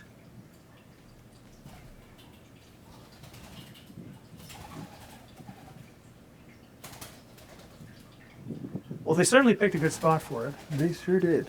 So it has stairs inside it? So it's like a tower rather than just a monument. Interesting. Now, it's a pretty spectacular view, for sure. Wow. Well, they certainly picked a good spot for it. They sure did. So when you think Washington Monument, They have a bird on there. I wonder if there has been spiritual guys that have learned how to shapeshift into birds, and that's how the theory got started that birds aren't real and they're government drones. And think about like in Maleficent when the bird turns into a man. I could see them like using the towers to turn into birds to scout the land, and then like go into the tower and turn back into humans, and no one would see. I could see it. I mean, if witchcraft's a thing, you know. Obviously, we all think of the big one in D.C. Since this is a channel about Freemasonry, you got to tie it into Freemasonry. This is an early version. This is a rough ashlar, if you will. This unpolished and uncut. But then, you know, years later, when they put the big one up, 555 feet, I think it is, and it's more of the perfect ashlar. So I think there is a little Masonic symbolism hidden in here. There definitely is. Or maybe if they go into a state of like meditation and they're trying to like remote view or whatever, maybe they like see themselves as a bird. The world by boat, and you do that, you show that on your channel so well. And Herbie's videography is so much better than mine. But you know, what's the value of making sure that you get out and see the things, yeah, like not just the three-eyed around the raven world, or but the whatever. things in your own backyard? Yeah, so that's actually a thing my wife and I Exactly. do. We play tourist in our own area because just like this, like I've never been here, but my wife's taken me to all sorts of places in Maryland because she grew up in Maryland, and the places that she always recommends to visitors that come in to go see, I'm like, let's go see that. And it opens up the whole world because you'll travel so far and you don't realize that your own backyard is the best playground as well. Amen. And as Masons, we are traveling men. The whole idea of Masonry back in the day was if you're a master No, they Mason actually and appear as a you've been in bird the for town, you're an a witch operative coming that Mason, way. and you've helped build the church. I wanna see that And video. you've helped build the school, and you've helped build a municipal building in whatever little So of all town the things I've said today, how come some chatters are like, are you crazy when I said that? Does that mean I'm right? I feel like we've talked about weirder shit today, and that's the one you question me on? Okay, all in right. order to continue to work, in order to continue to grow, in order to learn more. I mean, that would also make sense why, like, a lot of military powers use the eagle. You have to go out and travel in the world to another town. It's why Masons have to Going be too men of far. upstanding character, because if I'm, you know, a Mason and I show up in town and I'm a drunk and a rebel rouser, then everybody's going to say, oh, those Masons are bad guys. So when Herbie comes to town to try and get some work... That would make sense because they're using the bird people as their eyes in the sky, kind of like in Wicked when they turned the monkeys into flying monkeys and they were the soldiers, you know? It's kind of like using people to, like, you know what I mean? Like... And the knowledge, it just represents knowledge and having power, the eagle, because you can have spies surveying the land from the bird people. Maybe that's why Alfred Hitchcock made the movie about the birds. Maybe he's trying to tell us something. Not the actual birds, but the bird people. And if you think about it, Howl's Moving Castle, he was also a wizard that was being used by the government to turn into a bird. So I'm seeing a lot of this now. As a Mason, you know, they're going to say, oh, he must be a drunk too. So that is why Masons have to be upstanding people. But And they it's said if also you why keep assuming that for him, you won't turn back. traveling is so important. The more you get exposed to different sites, different people, different places, the more you grow. And that's one of the big things we're charged with, is to chip away at rough stones like this one to turn them into the more perfect stones later on. And this is the perfect year to embrace that history, especially if you're a Mason, because Masonry and early American history are all but inseparable. So take some time and do that and explore. Not Spirited Away, Howl's your- Moving Castle is what I'm talking about. your little corner of the world, or go further away if you can, but don't stay inside. Don't just surround yourself with the same things all the time, because you know, got a world traveler here, and But you know, I mean, he- that he too. Spirited Away also has some weird shit going on said too. wow, Different walking up here topics, just but yeah, the same way also I weird. did, which is pretty cool. So, thanks, brother. It's good to see you. Absolutely. Now we're gonna go watch my son be in his first MMA. Right.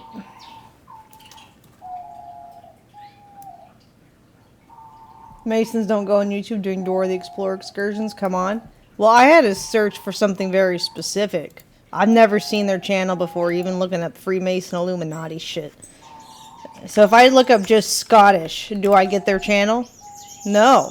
If I look up Scotland, do I get their channel? No. If I look up Freemason, I don't get their channel either. If I look up Illuminati, I don't get their channel either. I had to specifically search for Scottish Rite. Boom, there it is. And I've never searched that before today, so that makes sense why I've never seen it. If you know, you know kind of situation. I could even look up right maybe and probably not get it. Nope. What about Scotland right? Does that trigger it? Yes, that also does. So yeah, you have to know.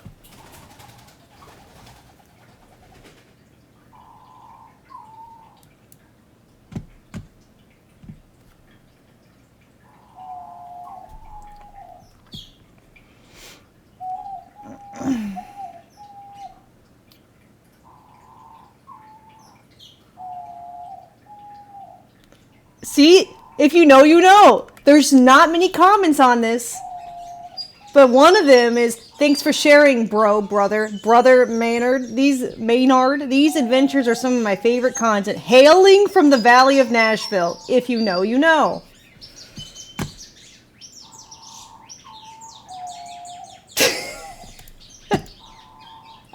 I wasn't even trying to find Freemason channel. I was just looking at more about Scottish Rite for Stonehenge. But anyways. But whatever. I mean, they seem harmless. The guys on there. And I think most people are. Like I said, like just like with religion. Just like with Freemason. With like anything. I think most of the people in it are pretty harmless. They're not evil. You know? I think a lot of it comes down to the leaders and what they don't realize they're working for, kind of thing, you know. Like, I don't think most people are that way. Yeah, they have fun. They don't know. They don't know.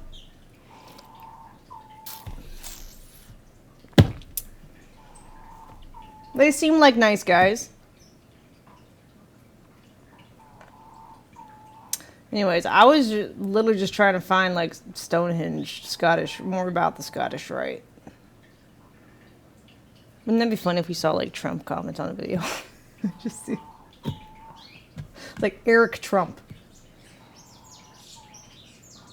That'd be funny.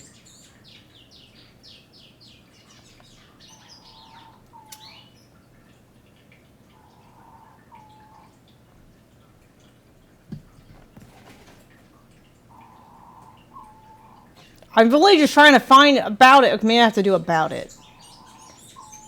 Is Freemasonry being hijacked right now? Groups posing as Freemasons are operating outside legitimate Masonic authority. See, even they've got problems with fake news and misinformation.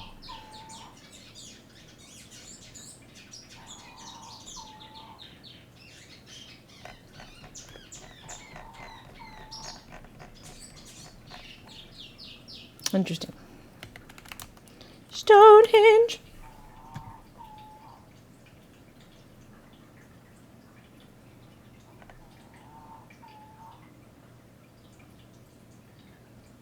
Scottish Rite Temple. That's kind of cool. That's not the Freemason channel, though.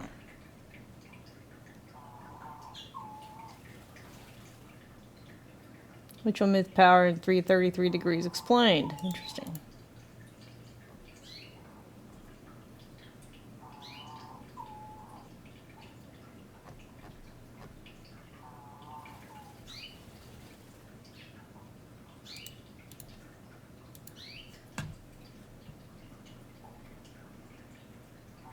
Now, a new analysis shows that the 6-ton iconic altar stone at the heart of Stonehenge originated from northeastern Scotland rather than southwest Wales. Oh no! The discovery Who shows thought? that its construction was a far greater collaborative effort than scientists believe. Here's our science correspondent, Palab Ghosh.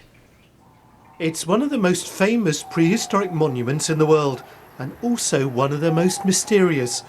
Why was Stonehenge built in southwest England 5,000 years ago, and what was it used for? What we do know is that the giant outer stones are probably sourced locally from England.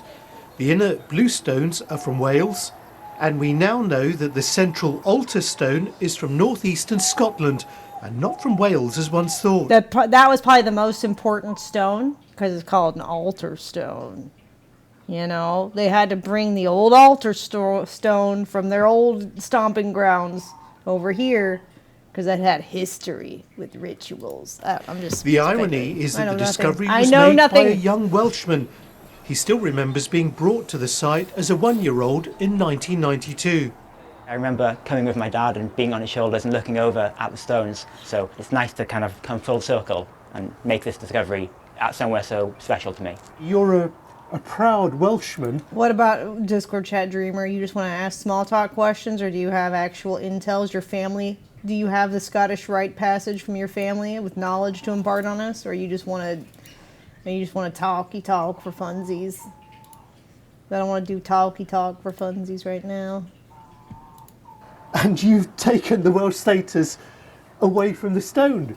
So how do you think it'll go down in Wales? Yeah, I'm not sure they'll ever talk to me again. It's a loss for Wales, no doubt, but Wales has contributed so many rocks to this monument, I'm sure Scotland can have one.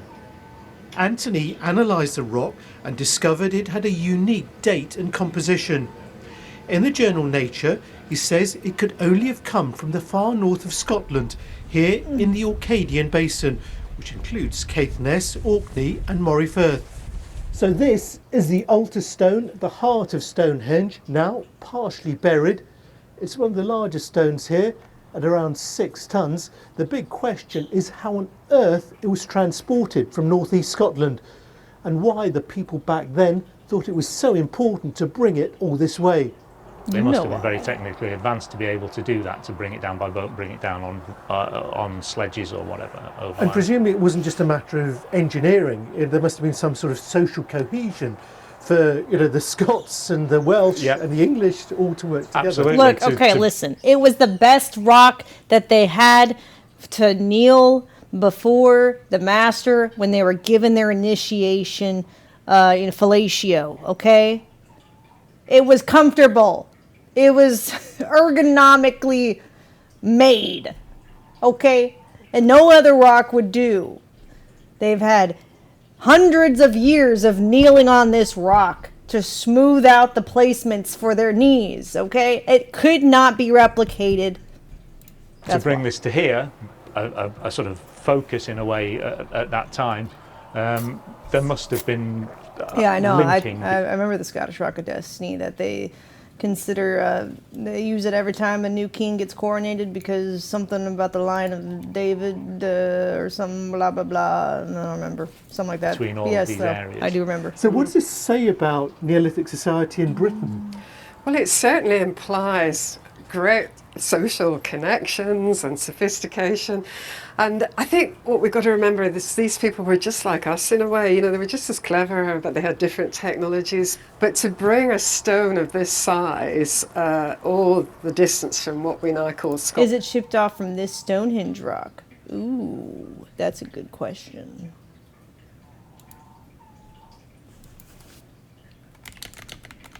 Off the altar stone? I don't remember what color it was. It's a little more red, but I mean, rocks can get weathered and change colors. What was, altar stone, Stonehenge.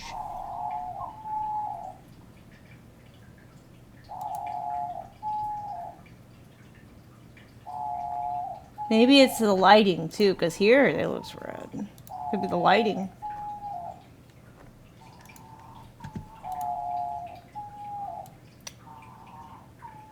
Sandstone.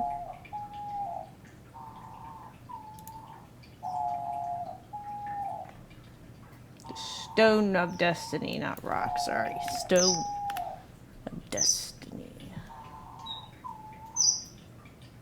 There's a Stone of Scone. I don't know what the Stone of Scone is. No, I feel like I remember it, but I don't remember what it was.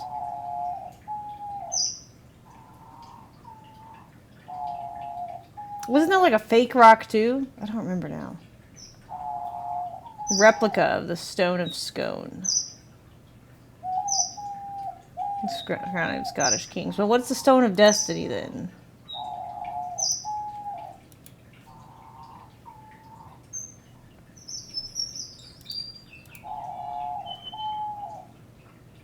Oh, it's the same thing. Different name.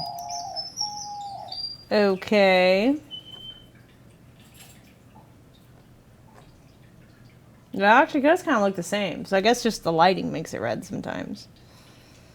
You might be onto something there. Hmm.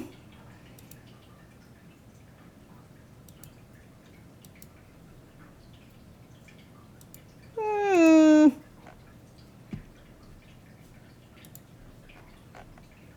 Let's say what type of stone it is.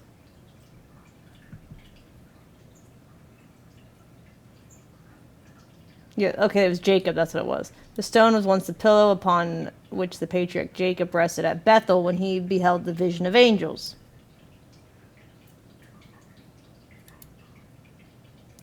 In the Holy Land, it purportedly traveled to Egypt, Sicily, and Spain, and reached Ireland to be set upon the hill of Tara, where the ancient kings of Ireland were crowned. So maybe that stone came from the hill of Tara. And this is like a piece of it. Maybe because the stone... Because I doubt it was in this shape. He was probably just laying on a stone. That could make sense. Just chilling on it. Kind of like how I did in Peru. Just chilling on like ergonomically shaped rocks for resting spots. That makes sense. Since it was taken by the Celtic Scots who invaded and occupied Scotland about 840 CE, it was taken by Kenneth MacAlpin to the village of Scone. So Scone was the village. So at Scone, historically, stone came to be encased in the seat of a royal coronation chair. John de Balliol was the last Scottish king crowned on it in 1292 before Edward I of England invaded Scotland in 1296 and moved the stone to London. And they probably would have just moved the part of the stone because they didn't have giants anymore. And so the stone was so big they couldn't move the whole thing. Maybe.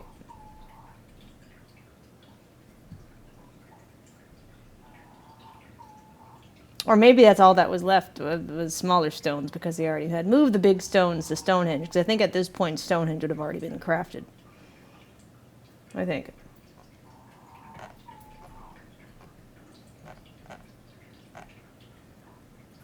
Wait, when did the altar stone get moved? Did that get moved separately? Ooh, that's a good question now. Altar stone. Did the altar stone get moved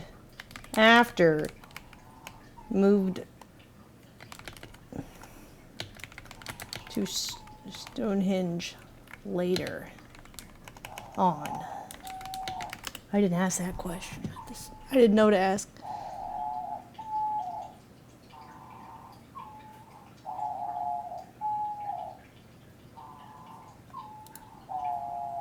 They don't believe it was. It doesn't mean anything, though, you know.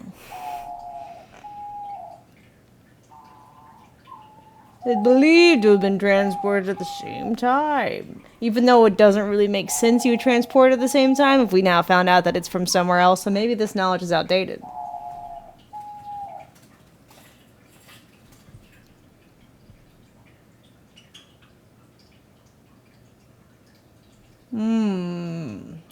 Anyways.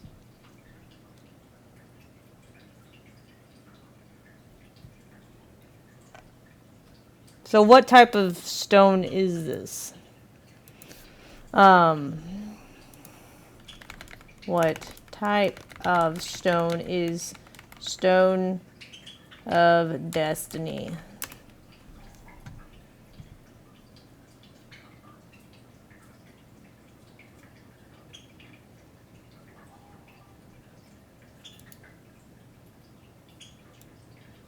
Red sandstone, it's saying. Well, let me see what Wikipedia has to say. Origin, legend, blah, blah, blah, blah. It says the same thing. I guess that was from Wikipedia.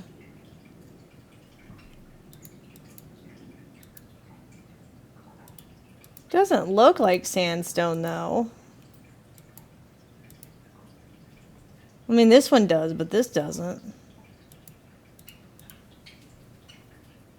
This is a replica of the stone, it says.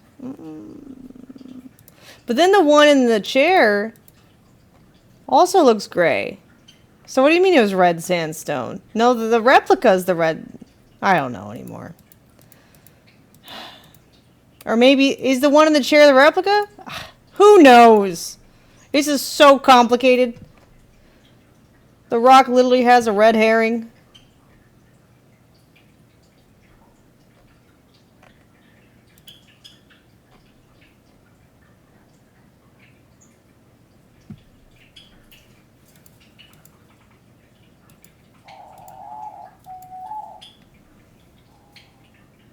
Oh no, this is sandstone too. It's just, no, maybe Acacia sandstone. Maybe it's both the same thing. 'Cause this is purplish green for the altar stone, but they are both sandstone. So I'm calling that yes. Same thing.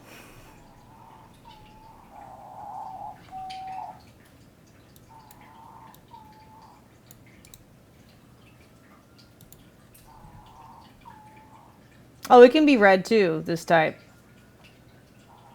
Defined by abundance of flat, typically silvery or brown-black, which could be seen as red too, I guess, brown. So yes, it's probably same place.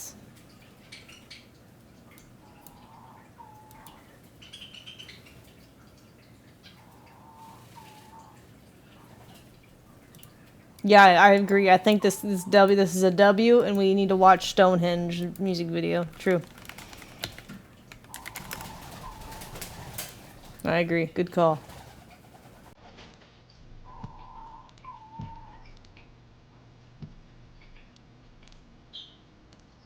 This is the music video that inspired my own conspiracy songs.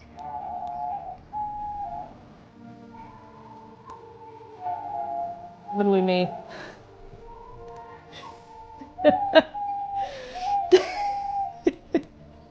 Got it?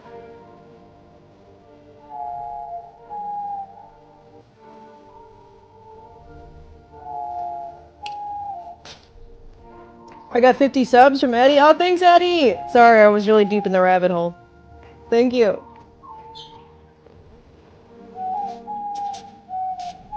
Thank you. Thank you.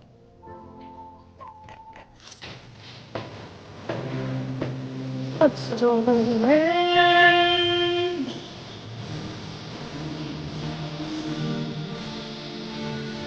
As I go, even the sun.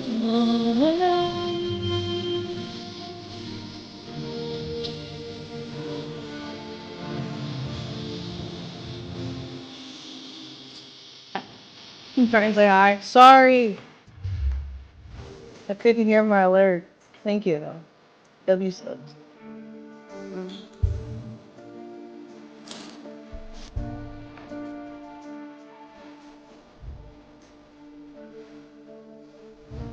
Is your father proud of you? If you saw today's stream, definitely. But in general, absolutely.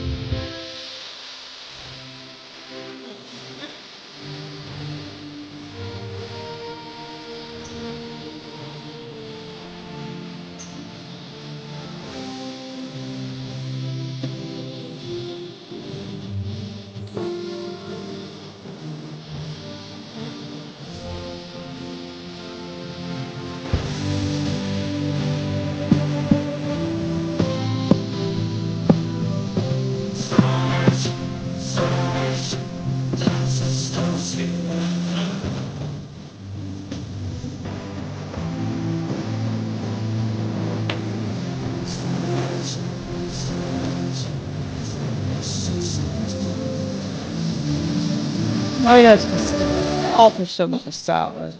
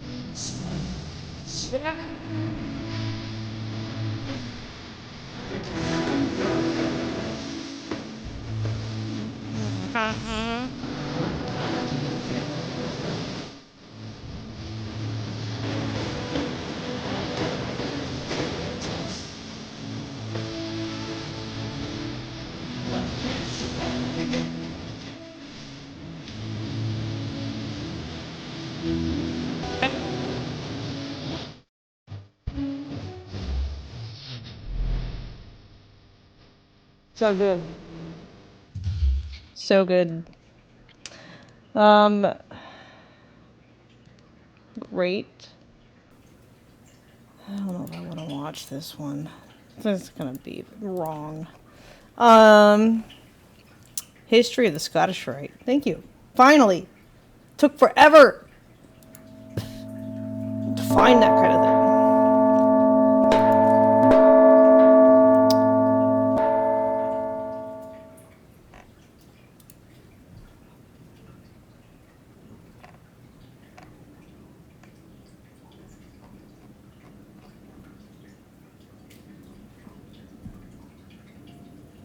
Where does the history of the Scottish Rite begin? Scotland, right?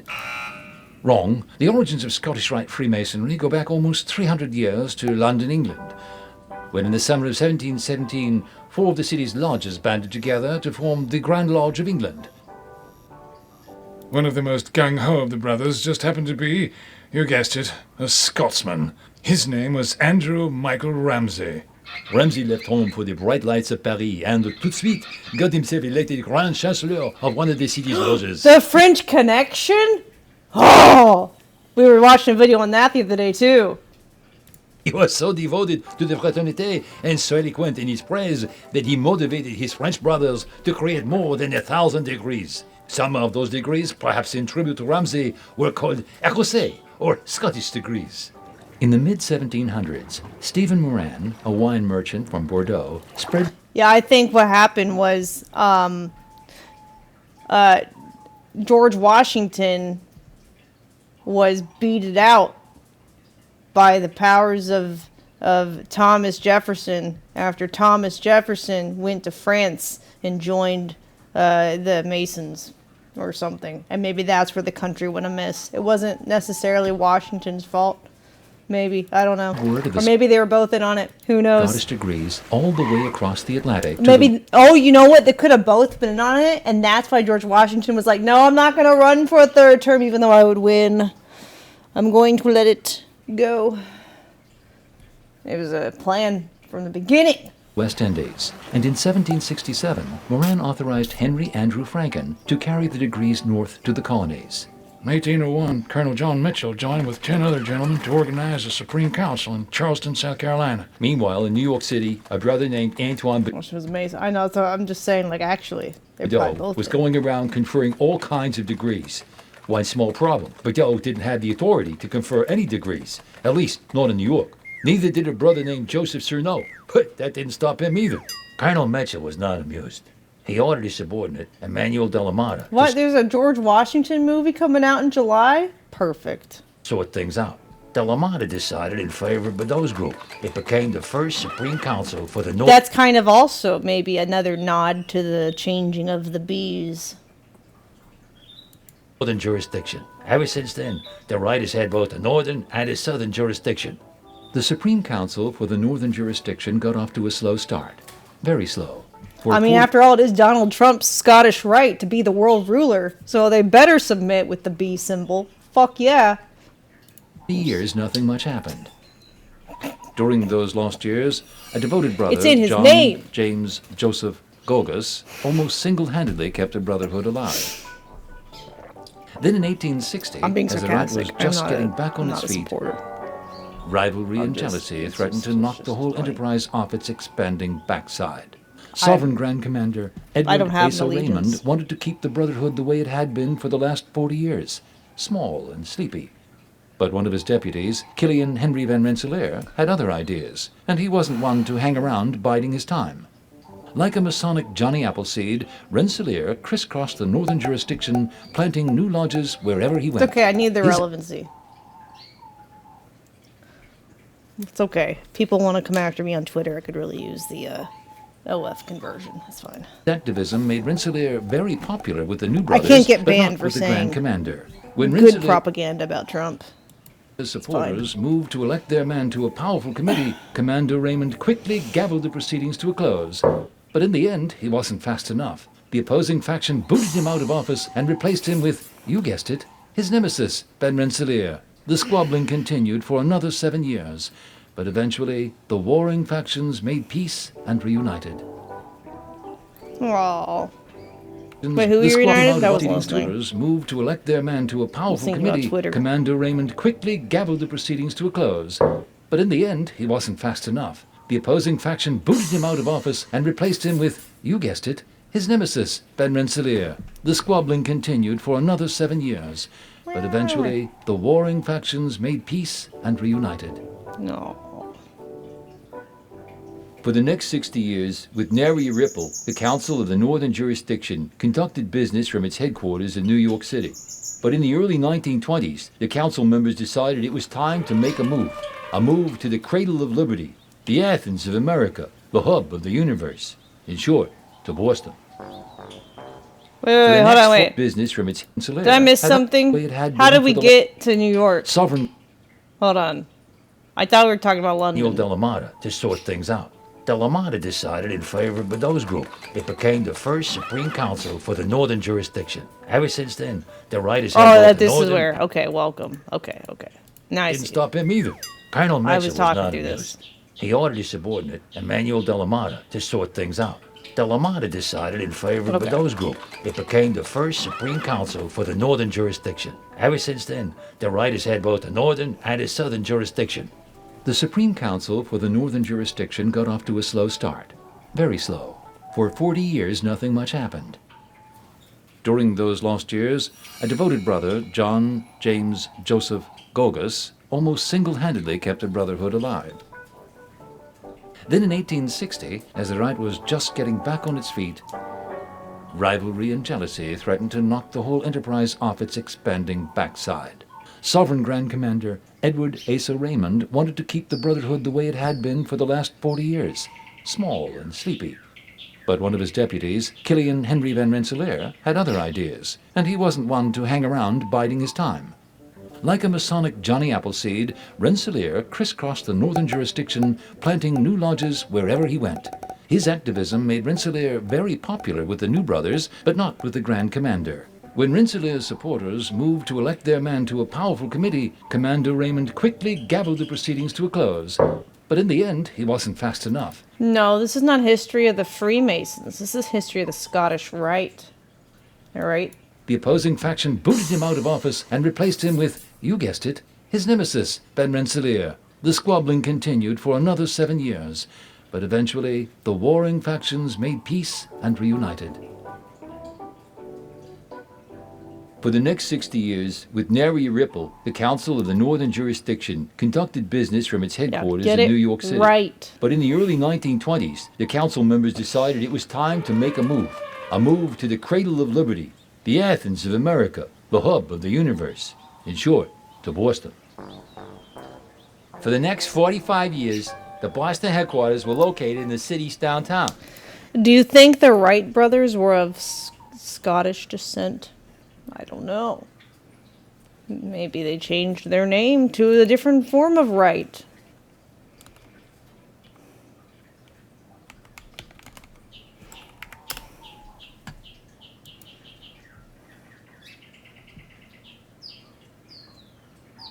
I don't know.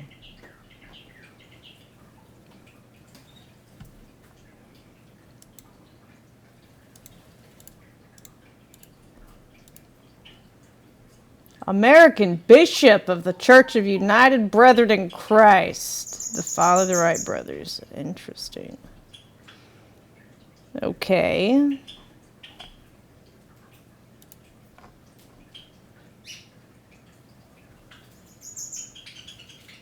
I wish I could. I'd have to go farther back in the family tree. Let me see. Okay, let's go. Let's do. Son of Dan Wright and Catherine Wright.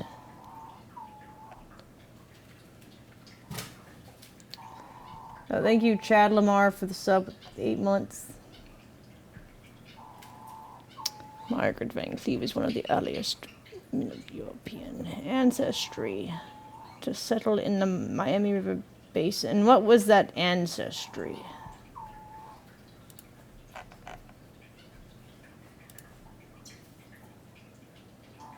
Oh, so Margaret was his grandmother.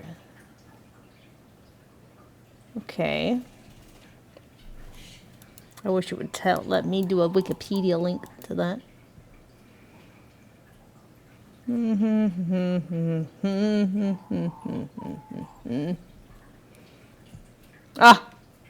Opposition to secret societies such as Freemasonry. But was he in favor of the Scottish Rite?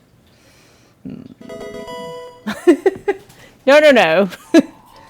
That's not what we call it. I don't know. Thank you, Lucas, for the sub.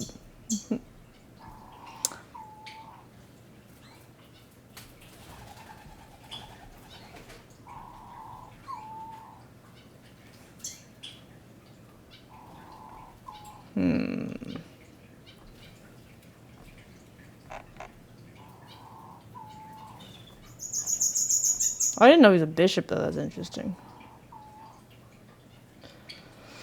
I guess I never cared to look any of these people up.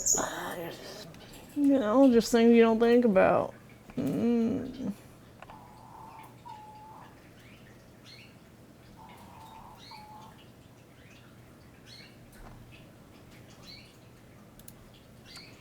What about their mama?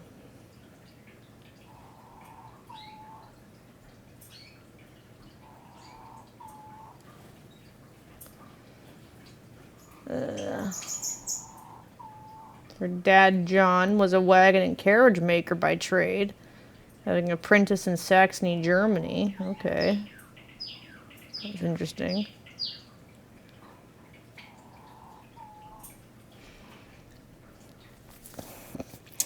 Susan's father, John, had been a Presbyterian but converted to the Church of the United Brethren in Christ. Oh, I guess that one too. Okay.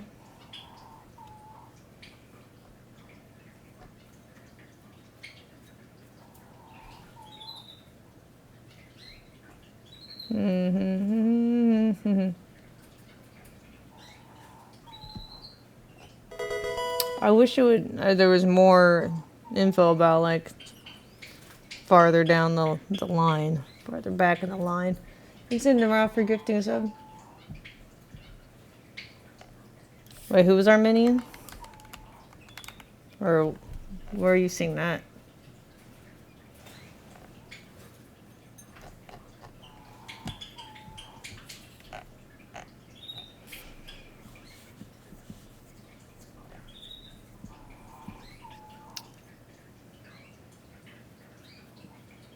History of the Mother.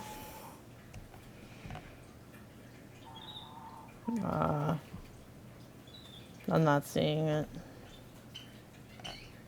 When I search for Arminian, maybe you saw American.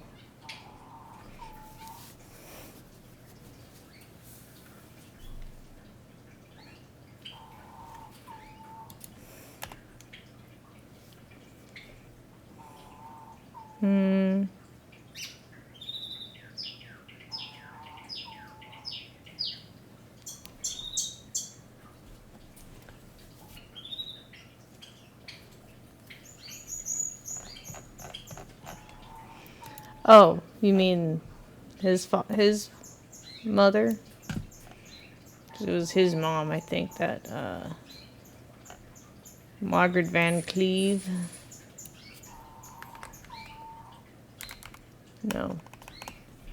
I don't think it's that Armenian. But yeah, I can't go back far enough.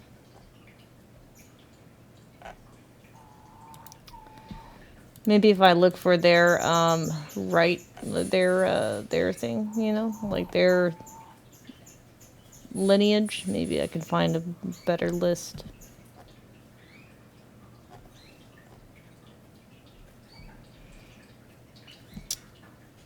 Oh, Milton Wright's mother, Catherine Reeder, was descended from the progenitor of the Vanderbilt family. Oh, well, I mean, that's interesting. That makes sense.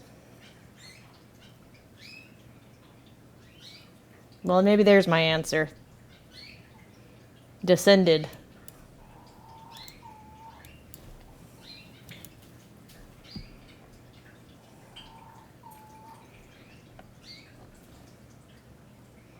That's why they knew things, perhaps.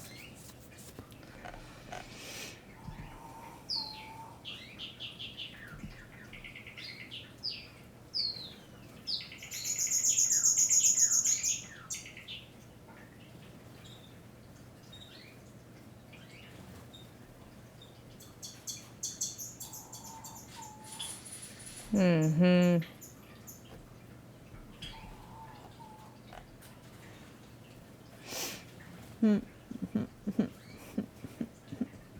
Yeah, they're rich.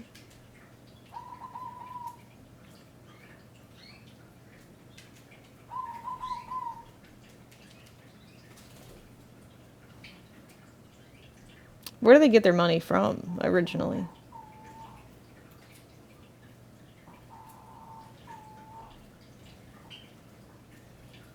Talking about leaving the majority of the money.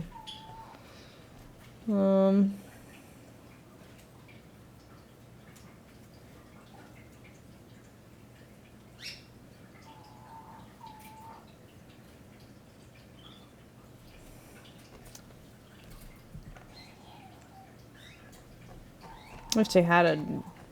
Oh, and here's a family tree. Interesting. Well, sort of, at least.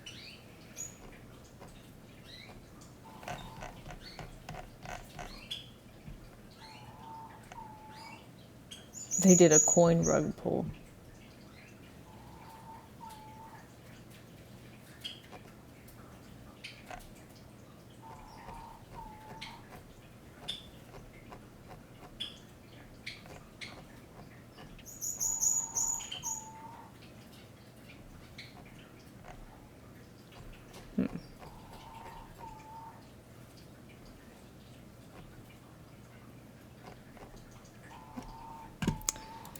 How did Vanderbilt make their money?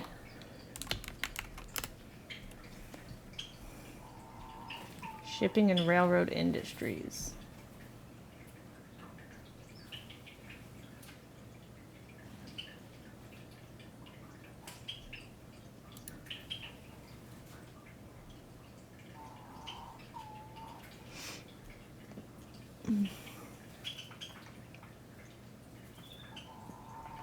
Says Patriarch Cornelius Commodore Vanderbilt started with a $100 loan, 1810, to operate a Staten Island ferry, later building a steamboat monopoly and eventually a dominant coast-to-coast railroad empire.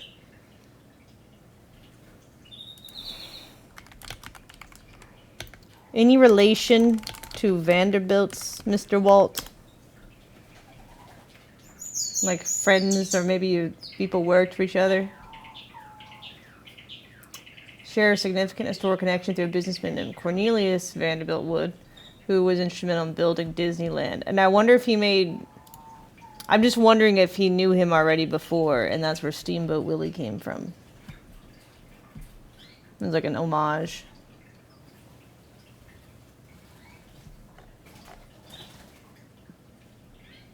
I'm just wondering. Because that was a really old one. Really, you know, that little mouse with the doo-doo-doo.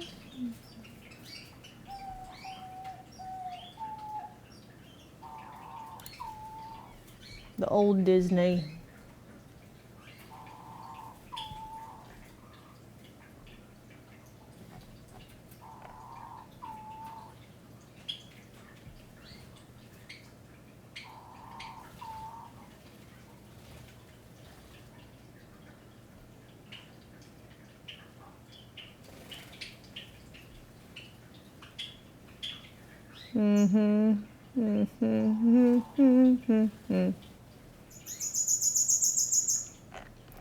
So apparently, There's a replacement for Oswald. Designed by Disney Studio but owned by Universal Pictures at the time. What's your origin story, little gremlin?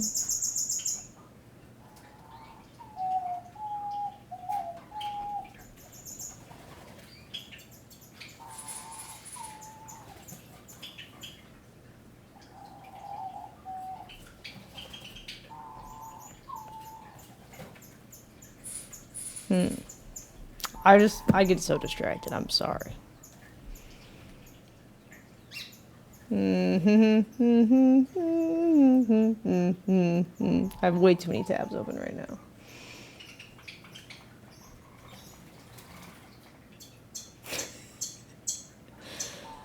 I'm just wondering what inspired people to do shit. I don't know. I'm bored. I'm not really seeing inspiration for it though.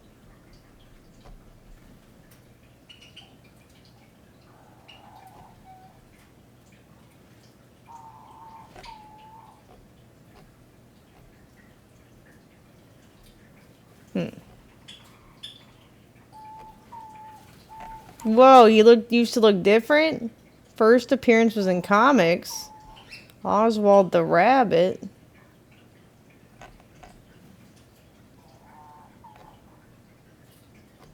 Oh, it wasn't in comic first appearance. That's just was his first appearance in comic. Why does he look different? Looks more like Peter Rabbit or something.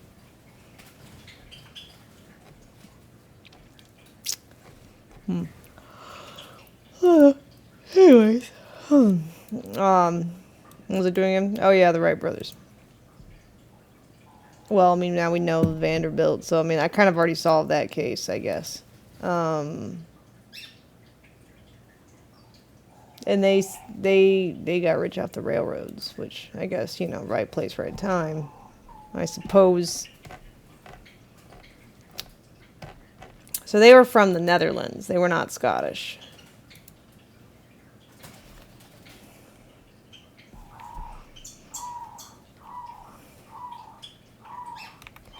Did Scotland ever have an influence on the Netherlands?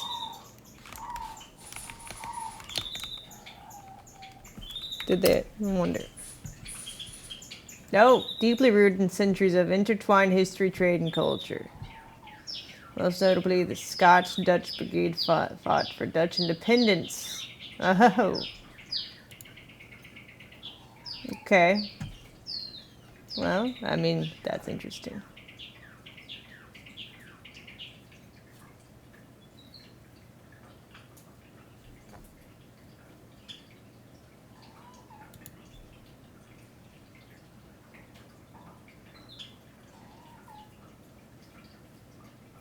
So in the 17th century, the Dutch port of Rotterdam became the center of a trading empire that spanned the globe. Okay, so I guess Scotland used to control Holland, Netherlands, whatever you want to call it. Okay, so basically it's the same thing. Got it. All right. Interesting. These Scottish people are so technologically advanced. How did they move their giant altar stone? And they had the leg up on the railroad? And the airplane? What, you gonna tell me Henry Ford is from Scottish descent too? I don't know.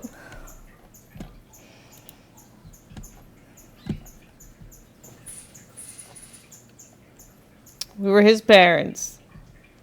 Let's see, Henry Ford, genealogy.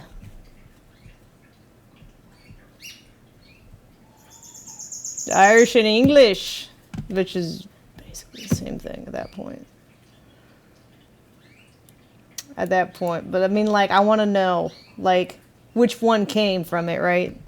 Like, they're all coming over from there. Is America Scotland's right? Is America Scottish right just as a entity? That could be a thing.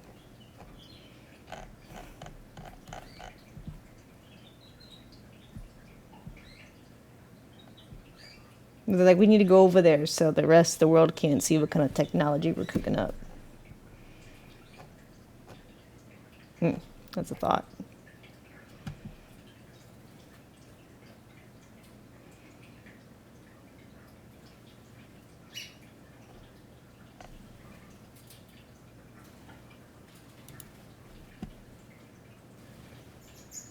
Do you know Henry?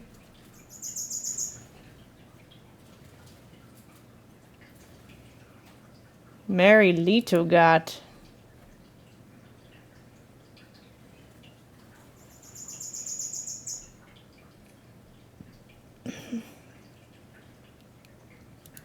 William Leto got. He was also born in Michigan. Oh, I can't see his parents.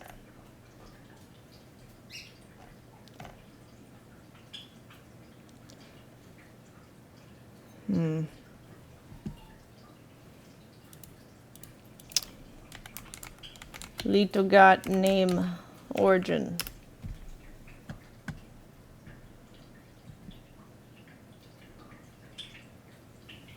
Belgian. Immigrant roots. Born in Michigan to parents who had immigrated from Belgium. Interesting. Do you know the Muffin Man? Who lives on Drury Lane? Yes. Yes, I know the Muffin Man.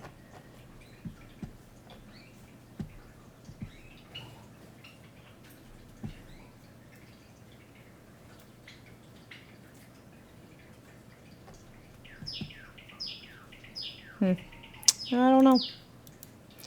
It's hard to look up people that far back because it's like they don't want to tell you shit. Like their parents were, and they're like, oh, it's kind of after like one or two generations going back, you kind of can't find the answers anymore.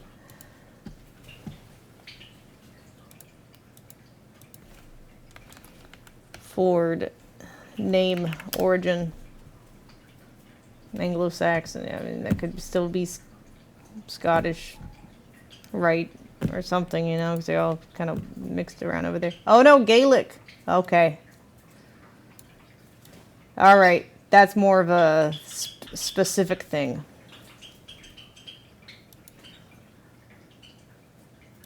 Another Gaelic.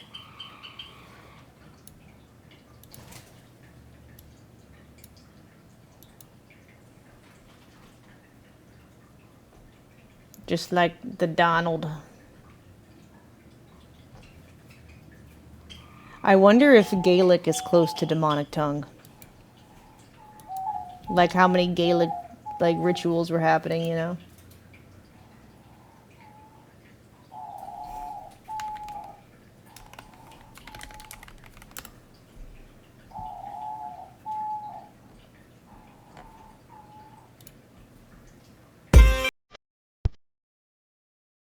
Fáilte de Galapa. Welcome to Scotland. It's a diverse wee spot on the map that proudly boasts ancient myths and legends entwined into vibrant modern culture.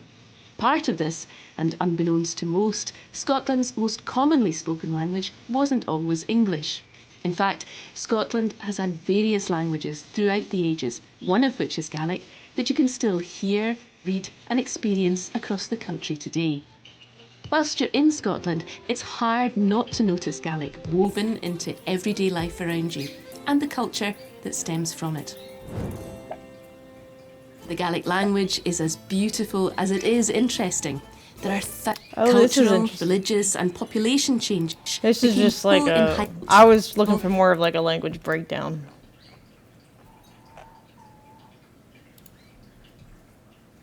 Smisha Rosemary. Ooh, wait, hold on. Wiki Tongues.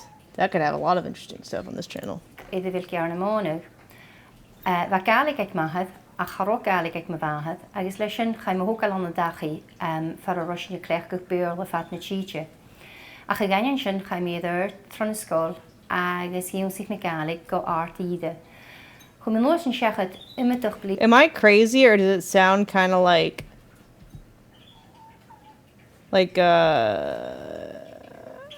it, I don't know if it was Hebrew that sounds like Ash that does a lot of like the, I don't know if it was Hebrew that does it sound. I don't know. Leona, Chicas Traviana Gaelic, Agus Anor. No, it was from. I think it was a different language from Prince of Egypt. But I don't think it was the Hebrew. Maybe it was. It was. I think it was just the Egyptian language, like when they were doing their chanting or something. I don't remember now. Like not the accent, but just like the way things are pronounced. I can't remember.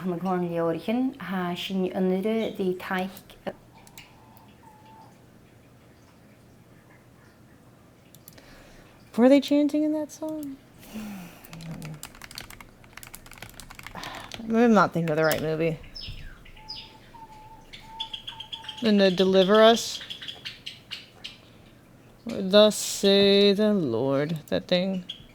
No, this isn't it. Prince of, maybe it was the plagues? I don't remember. Fuck.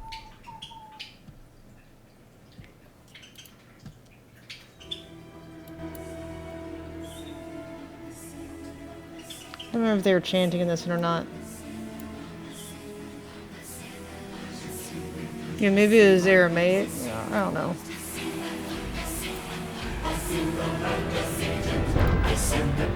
No, now it's in English. There was a point where they were chanting.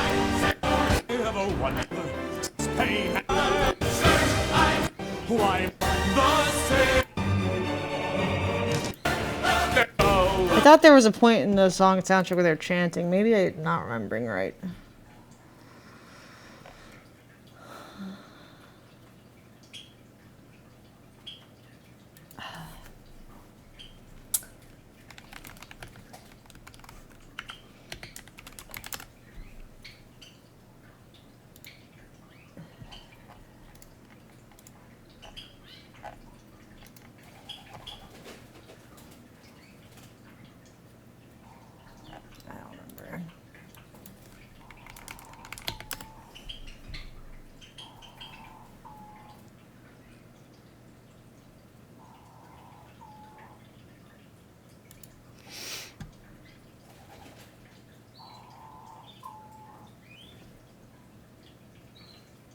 Maybe it's just maybe just remembering the names being pronounced from my childhood. I don't know. I swear I heard chanting. Maybe it was a different movie. Oh. Anyways, it does sound like something I've heard that's not Gaelic. Anler the gartach gemar of the Jorichan Gaelic a had ein agus hashin kujok nure the skriveteren vrosnog skriveteren nure vrosnog weggetjes it bibewiano ma geschriven Traviana Gaelic.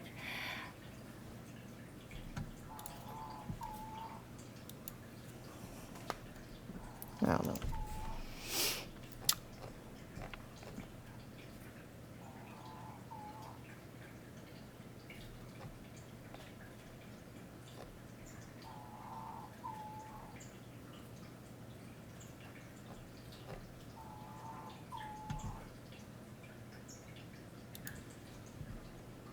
Many people find the Gaelic language a confusing one to learn.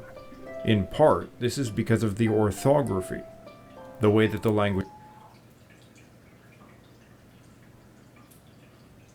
They have an interesting way of writing stuff. What does this look like? Does it look like any other language? Kind of looks like an Egyptian ankh for a second here. But, I don't know. It looks interesting.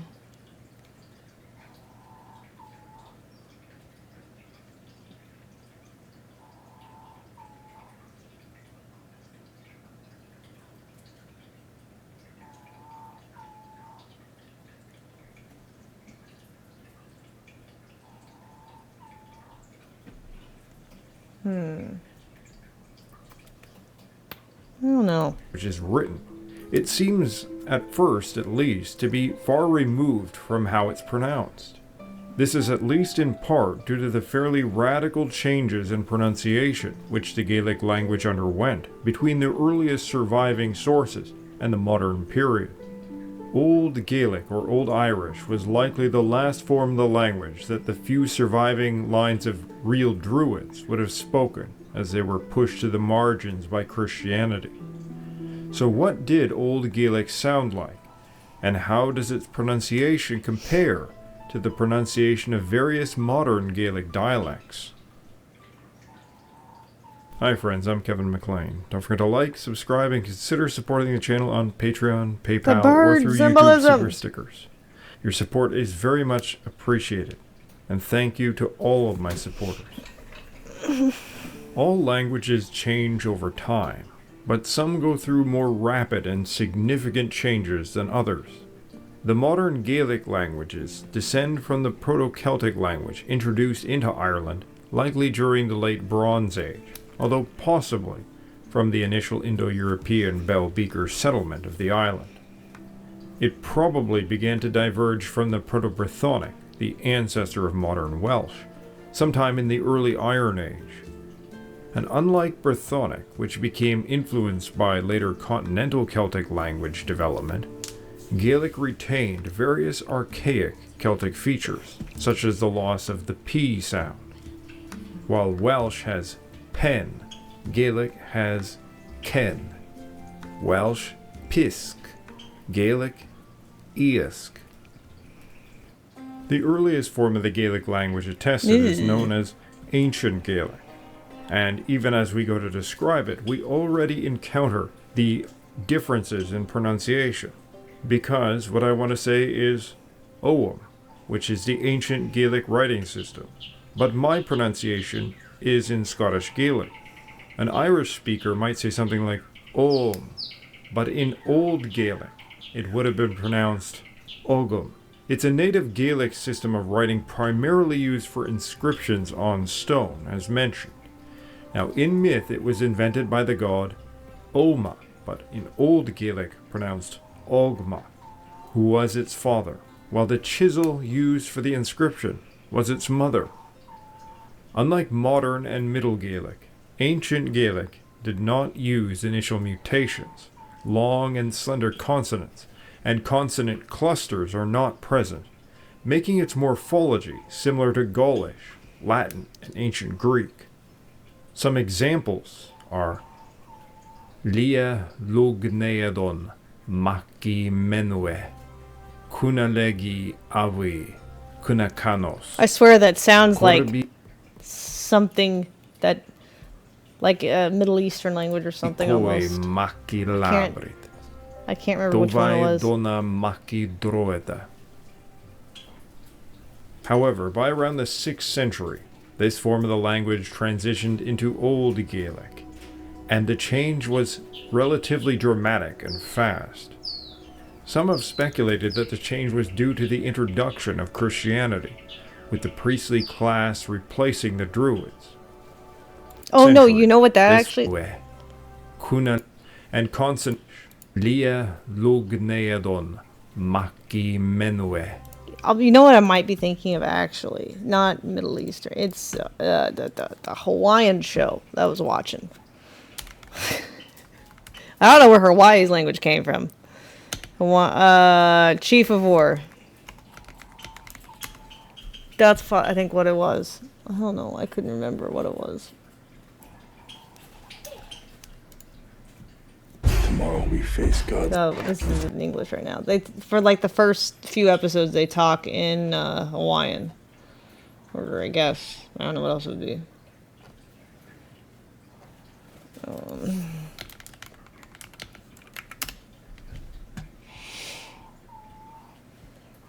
I'm trying to find an episode of it where they're like, I think that's what it was in my head. Like for the first video, and then some of the other words, the way they pronounce it, actually. Yeah, it's Apple TV, my bad, not Prime. Prime was something else I was watching. Or maybe that's what it is. It never told me, like, it never says, like, in Hawaii or whatever. Maori. Okay, so... how does that look written in, like, traditional...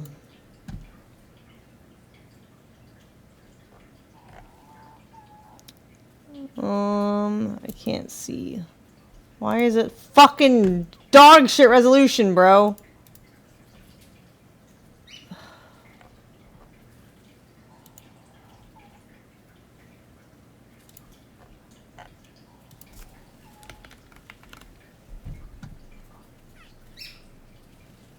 Oh, that looks crazy. New Mario alphabet? Well, what's the old one?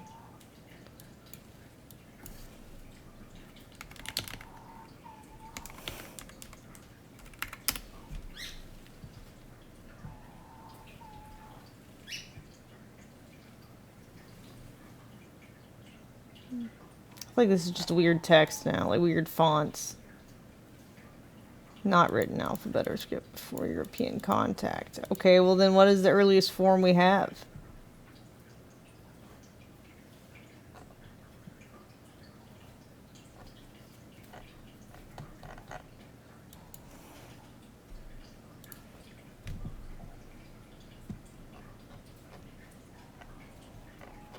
Yeah, I guess glyphs.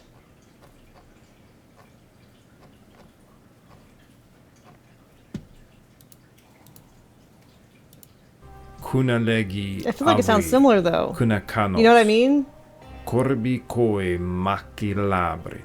Like, so is it possible that they originate from like the same, I guess, pre-written civilization, and they just travel by boats everywhere, spread their little seeds? It sounds so similar to me. Dovai dona maki droeta. See, like, I don't know. It's I couldn't tell the by difference. around the 6th century, this form of the language transitioned. If they went back and Old forth in the Gaelic, show, I could not tell the difference. and the change was relatively dramatic and fast.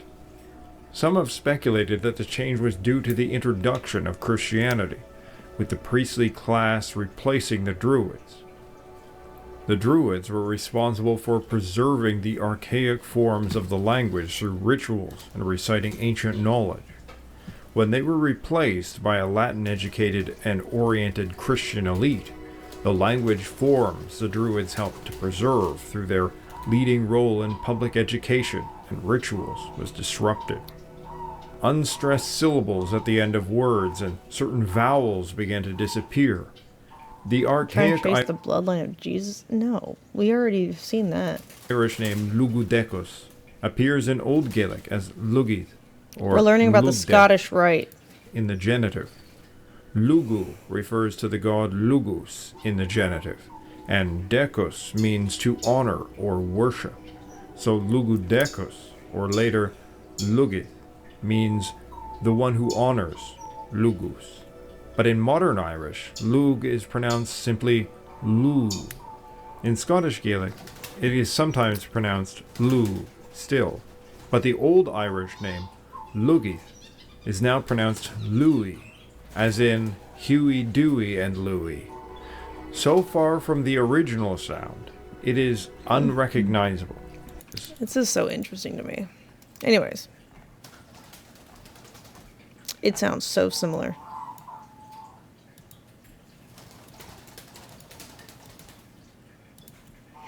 Language spoken in Chief of War. Let's just see what they say. Is it Native Hawaiian? Okay. Known as Alelo Hawaii.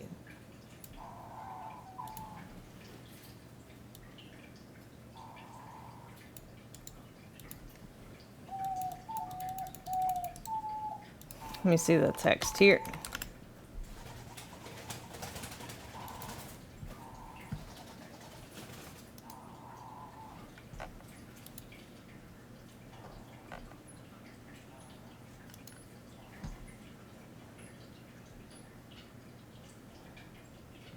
Like old.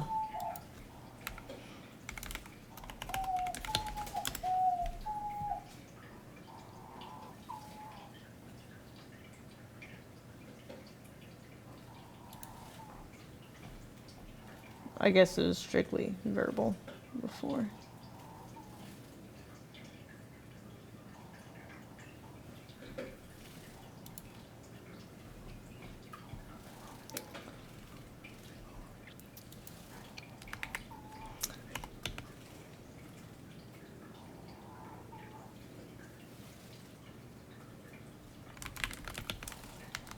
Has anyone else said it sounds similar? Share striking similarities in their modern sociolinguistic struggles, word orders, and community revitalization movements. Okay, but like the way they sounds similar.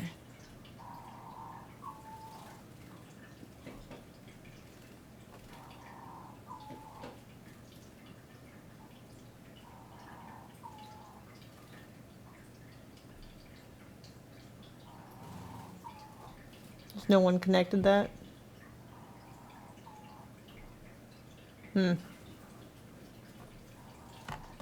Interesting. We'll do Hawaiian. Sounds. They sound similar to the untrained ear. They're linguistically unrelated. Yeah, obviously, but okay.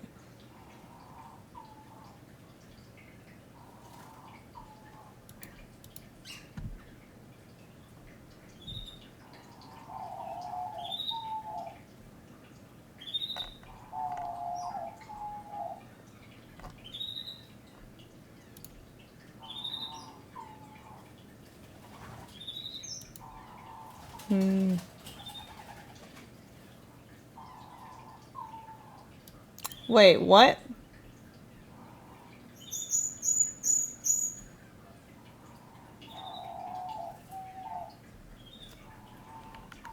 So I'm not the only one.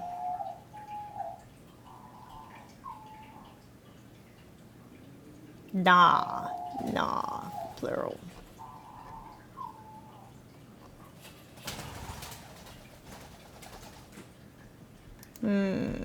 I don't know.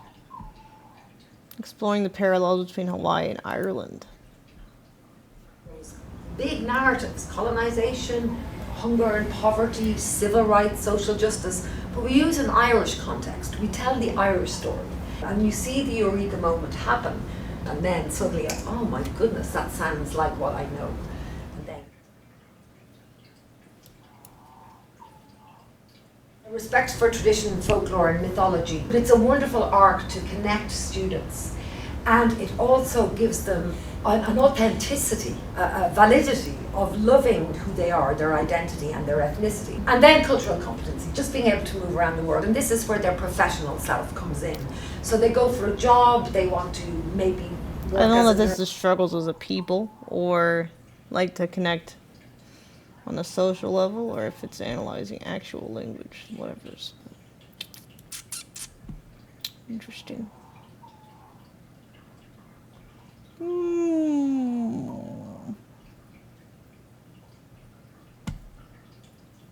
I don't know.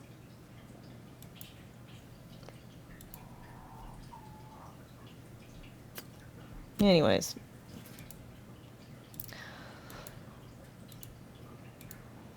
Back to, what was this one? Oh, this was the stone. We already got that one. Okay. Then in 1968, the council decided to move again. This time, just across the Charles River and westward to Lexington, Massachusetts, where almost 200 years before, the venerable Minutemen had stood their ground against the British Redcoats. That's true of the Tower of Babel with the language split. That's true. It could have all been the same before. Only 8 years later, as part of its bicentennial celebration of the country's birth, Scottish And that Rite would make opened sense the if there was no written language beforehand, because everyone spoke the same. So then the languages that sound similar were all oral, specific languages for the most part. National Heritage Museum. It was a gift to the American people, a museum to open the minds of visitors to everything that makes Americans, well, American. And finally, in 2007, something happened that many doubters had doubted would ever happen. After more than 200 years, the northern and southern jurisdictions decided it was high time to hold their first joint session. And so they did. In Washington, D.C., for 3 days, in the heat of late August, brothers from north and south hobnobbed, hung out, and viewed each other's rituals. And you know what? No one could figure out why they hadn't done it sooner. Yours fraternally. That wasn't very useful.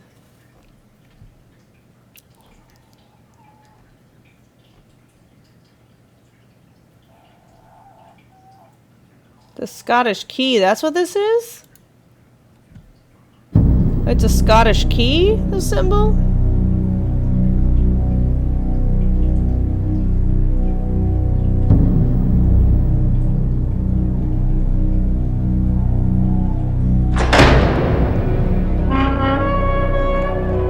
I don't want to watch 50 minutes of whatever it is. The Rings of the Scottish Rite. Right, the Lord of the Rings is based off of, right? Scottish Rite rings. Oh my god, this loud. The 14th degree ring. Scottish Rite Masons between the 14th and 32nd degree are entitled to wear the 14th degree ring. It's usually, with variants, a flat band of gold featuring a black equilateral triangle enclosing the Hebrew letter Yud, the initial letter in the name of God. It may be worn on any finger. It should be engraved on the inside with your name and the date you received the 14th degree, along with the Latin phrase Virtus Junux mos non separabit, which is translated, Virtue has united, and death shall not separate. Special notes regarding the ring. After your death, the ring should be passed down to your widow, eldest son, or the friend whom you love the most, but is not to be worn by them unless earned. Passed down to the precious. 33rd degree ring.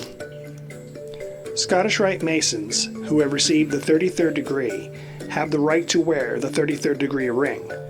The ring is a triple band of gold with the optional number 33 in the center of an equilateral triangle. This ring may also be worn on any finger of either hand. The inside should contain the Latin phrase, Deus micu jus, God am my rights, the wearer's name, and the date he received the 33rd degree. Inheritance instructions are the same as for the 14th degree ring. Special notes regarding other rings. There are many other styles of Scottish Rite ring, including 32nd degree rings, double-headed eagle rings, combinations, and hundreds more. None of these rings are forbidden to be worn, but You think the ring doesn't give you special powers? Well, I mean, speculation, in theory, some people say that criminals, if the people commandeering them or whatever, or supposed to be doing it, are also Freemasons, then they get away, they disappear. So I mean, does it though? they are not considered an official part of Scottish Rite regalia.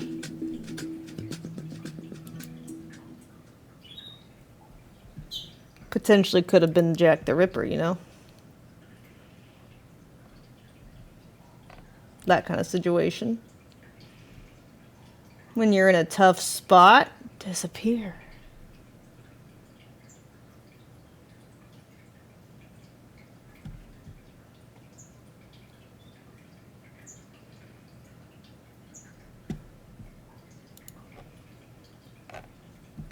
So I don't know. It could be debatable whether it gives you special powers or not. Ooh.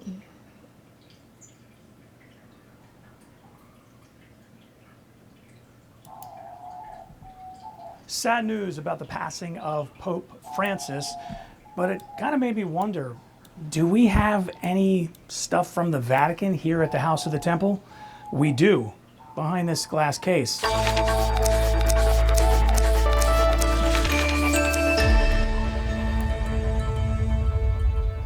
Welcome to the Scottish Rite of Freemasonry channel. I'm Maynard Edwards, 33rd degree, along with the illustrious Arturo de Hoyos. It's been a while since you've been on. He's our Grand Archivist, our Grand Historian, 33rd degree Grand Cross.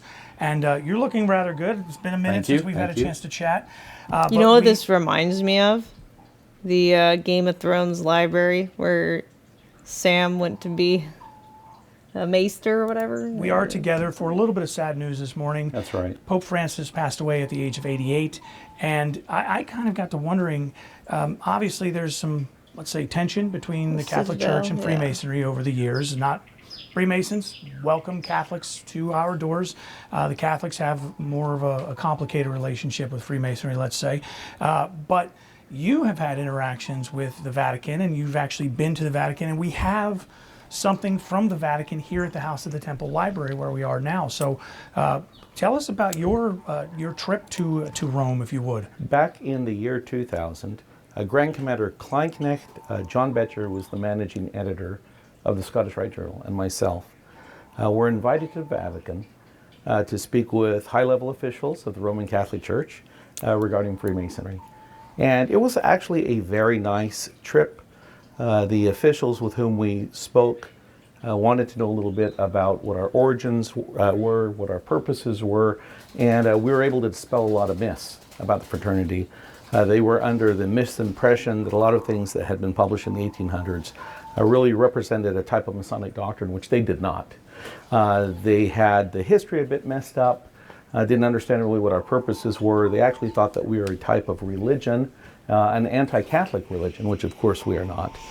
And we were able to clear up a lot of that misunderstanding and left with some really, I'd say, an improved impression of both organizations there. They were very, very friendly, and one of the things that they misunderstood, for example, is that they thought that the Supreme Council Southern Jurisdiction was the leading Masonic organization in the world, and that we directed the lodges throughout the world in politics. And Sam was good with the scribe stuff. Wasn't much for the night watch on the wall.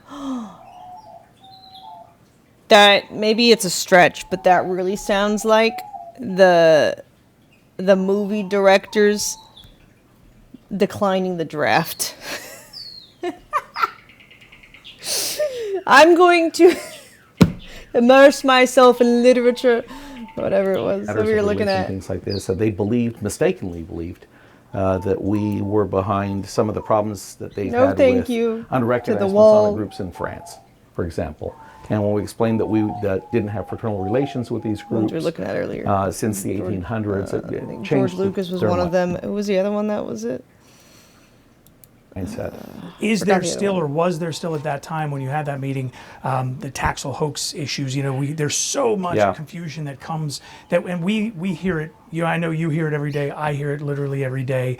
That there is, people will spit things at us that we know come word for word from the Taxel hoax. Did you run into that while you were speaking with them? They had the misunderstanding that, for those who don't know what the Taxel hoax is, there was a famous French hoaxer who went under the pen name of Leo Taxel, who published books on pornography and also anti-Masonic and anti-clerical material. And he started this story that the Supreme Council of Southern Jurisdiction, which at the time was under Grand Commander Albert Pike, was a Luciferian organization, and that Masons at the highest levels, he said specifically the 30th, 31st, 32nd, 33rd degrees, that the secret doctrine of Freemasonry is that we were devil worshippers, which, is, it's patently silly if you're a Mason. I did explain to them that this person was exposed as a fraud. He admitted it publicly, and that he did it at the expense of the Roman Catholic Church.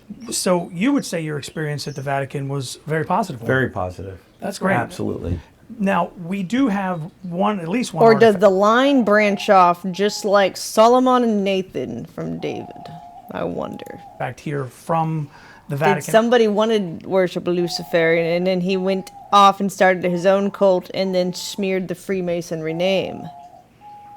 Archives, and it has to do with something else that there's a little controversy in Freemasonry about. I wonder. Is the alleged connection between the Masonic fraternity and the historic Knights Templar. Now, we're not talking about the Masonic Knights Templar. That is a chivalric philosophical body of Freemasonry on the York Rite side of things. That absolutely is connected to Freemasonry. But the crusading knights of the Crusades, the Middle Ages, no direct historic connection that we know of. Yeah, there's no evidence, there's no historical connection that we know of. No historian actually makes any connection between Freemasonry and the Knights Templar. Now, we understand the reasons for this is that there's an early Masonic degree called the Scots Master degree. It's the earliest degree that we know of that has a connection to the Scottish Rite traditions. It's our ancestor goes back to the 1730s. Had a story about knights from Scotland that went to the Holy Land, and they investigated the ruins of the temple, and they made certain discoveries. Well, these connections, you know, seem like a great story that they became part of Freemasonry, but in fact, we have no evidence of this. You know, the Knights Templar were started in the year 1118 under the authority of King Baldwin of Jerusalem.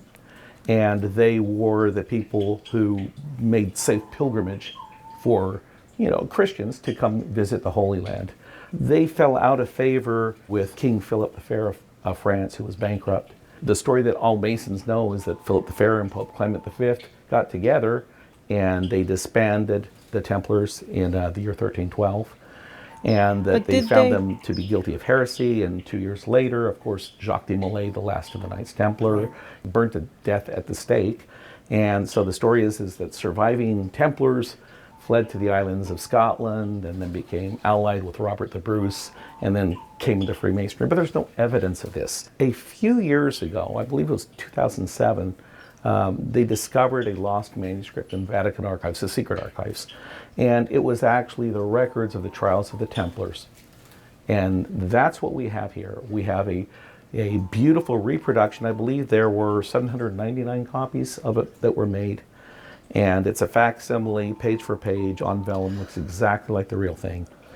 And it shows that they were in fact exonerated, not found guilty of heresy. If I remember correctly, the church says that although they were guilty of crimes, they were not guilty of heresy.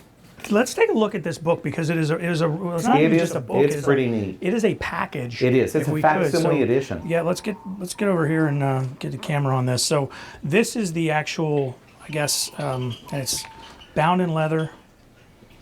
Wow! Oh wow! So those pages are yeah. So we have this great transcription with illustrations, and then we have the actual facsimile here on vellum.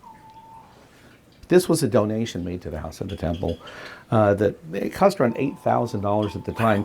This is the sort of the more fun package of it, because in here, and we've got, these are wax seals that they would, you know, melt in place to hold it, to hold the original documents. That's right, to attest to its papal authority. Right, and then here's some reproductions of the handwriting, and our museum curator Olivia Curcio, she showed me this a minute ago. This is interesting. The real question I was just thinking about, is this channel shadow banned, which is why you have to search it exactly to be able to find it, or are they purposely hiding themselves and I wasn't supposed to find out? Because they greet everyone as if, like, you would think if they wanted to keep it a secret, they would make it unlisted or like subscriber only videos. I feel like it might just be getting shadow banned, which is interesting, because if this is getting shadow banned, maybe YouTube doesn't want us to know that the high degrees of Masonry were smeared by the Luciferian worshippers. Maybe they don't want us to know that. Because that would make sense, because if they're telling the truth, it would make sense why they are being shadow banned and why they're so taboo. Entire transcript written longhand. This is vellum that was tied up in the package there. So this is, and it's all in Latin, obviously, with the seals at the bottom. But this is what they would have found in the library when they were full-size reproduction. As you can see, this comes in several pieces, like the originals. Oh, I see. Yeah, if you look here, it's sort of sewn together in the middle. There's actual stitches back there. Because these are animal skins. You have to know secret keystrokes and search phrases. Yeah, they are called keywords, aren't they? Right. Wow. And as you said, the reproduction is right down to the stains on the vellum. Here's a cool little sort of, I guess, security feature. If you look at the seal right here, the seal extends between these two. So when you line that up, you know that you've got them in the correct order and that these are both official documents. You have to imagine the secret archives were enormous, and the document was miscatalogued. It had been looked for by historians for many years. It was found by accident, and of course it was a major discovery, which is why, upon looking at it, and it revealing the truth, it had to be reproduced. Now, the one question I have is that, and this is what they would have found in the library when they were full-size reproduction. As you can see, this comes in several pieces, like the originals. Oh, I see. Yeah, if you look here, it's sort of sewn together in the middle. There's actually stitches back there. These are animal skins, of course. Right. Wow. And as you said, the reproduction is right down to the stains on the vellum. Here's a cool little sort of, I guess, security feature. If you look at the seal right here, the seal extends between these two. So when you line that up, you know that you've got them in the correct order and that these are both official documents. That's correct. You have to imagine the secret archives. The correct order and that the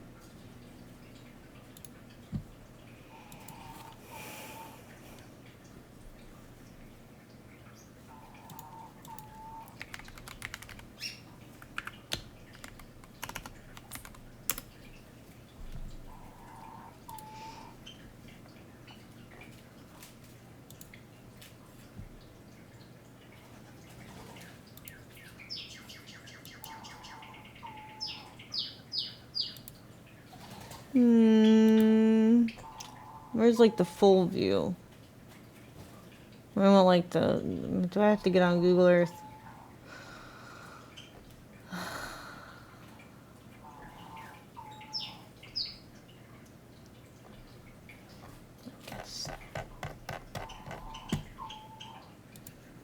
Why make me have to work?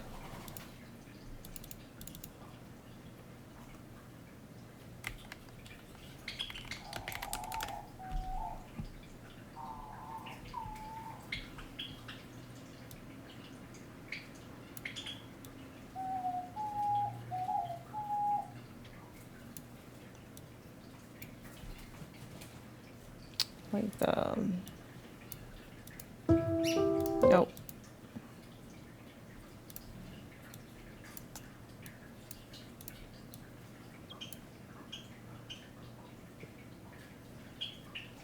You see what I mean? Where it's like there's a diamond and there's 4 circles here. Do you see it? It's like a diamond and there's 4 circles here. And then it goes down kind of skinny and then it widens here again. And then it goes down kind of skinny and it widens even wider here.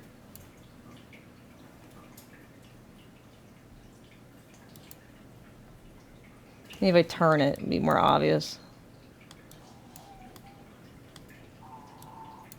Does that look better?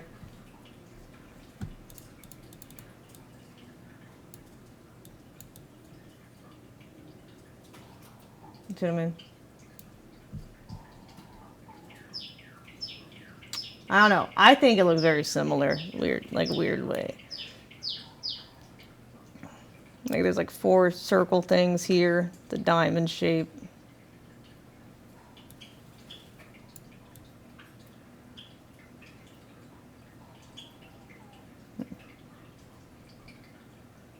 Interesting.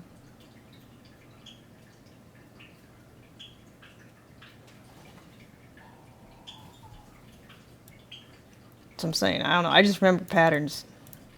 These are both official documents. A lot of visuals. You have to imagine the secret archives were enormous, and the document was miscatalogued. It had been looked for by historians for many years.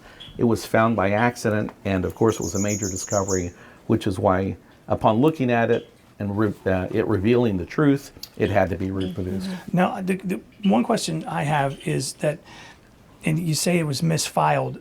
That's not an uncommon thing for historians. There are lots of documents. Yes. This is not some conspiratorial No, thing. That happens a lot. Happens here. You know, it's not uncommon for somebody to have a couple of boxes open. Right. And when you put something away, to put it in the wrong envelope even. This is why we like to keep things separated so that this stuff doesn't happen. But, you know, humans being humans, it happens. We occasionally do this. Even though it's sad news that brings us to the discussion,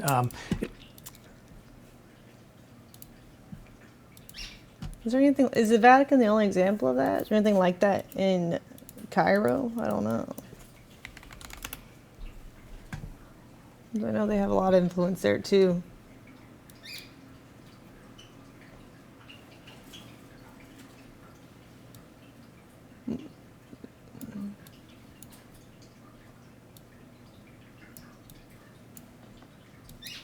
I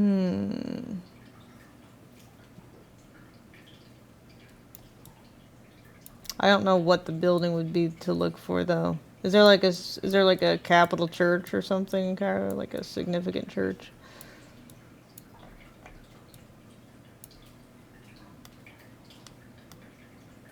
It's a citadel, which is not quite the same type of thing.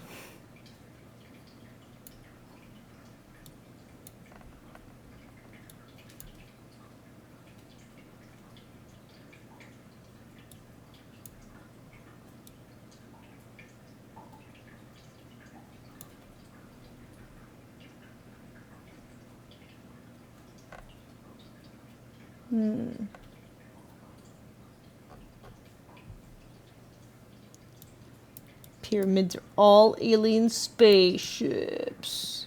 I mean, maybe. Who knows? I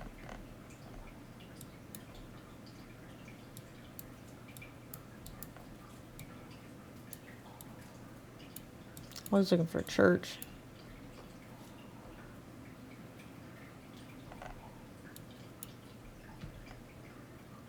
I mean, yeah, sure, we can look in Jerusalem if you want.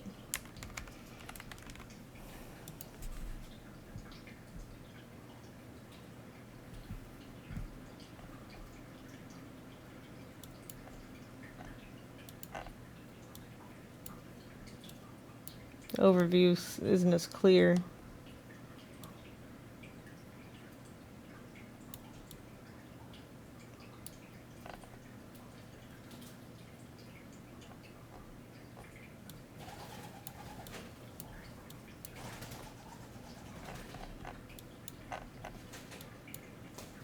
Also weird. This overview is so blurry. There we go. It's a little better.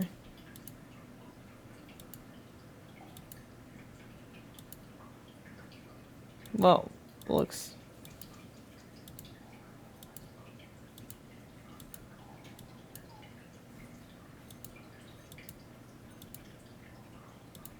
I guess this is the most clear view.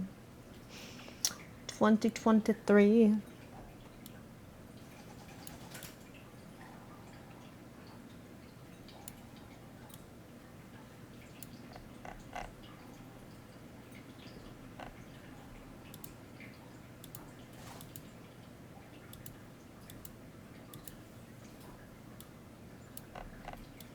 It's still kind of blurry. It's harder to look at this city. Why is it so blurry?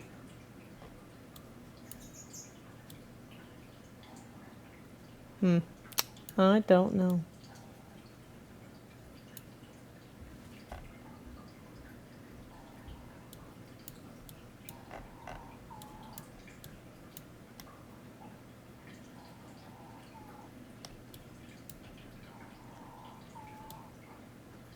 I don't know. It's too hard to tell here. The Vatican, though, is definitely obvious. Where was I? It's still cool to be able to see this. I love this. This is the logo of the Secret Vatican Archive. And it is on display here at the House of the Temple Library. This isn't something that you can take out and read, because I would imagine you can find transcripts of this online. Yeah, I'm sure you can find everything that you want about it, but I mean, it is something that's displayed behind one of our cases, just to let people know that we have it. And if you are interested in coming here to study, the House of the Temple Library is open to the public, whether or not you're a Mason. Wow. If there's something in particular you're looking for, we do ask you get in touch with us a little bit ahead of time so that our team here has a chance to help you out. Oh, Washington, D.C. Of course it is. Of course it is.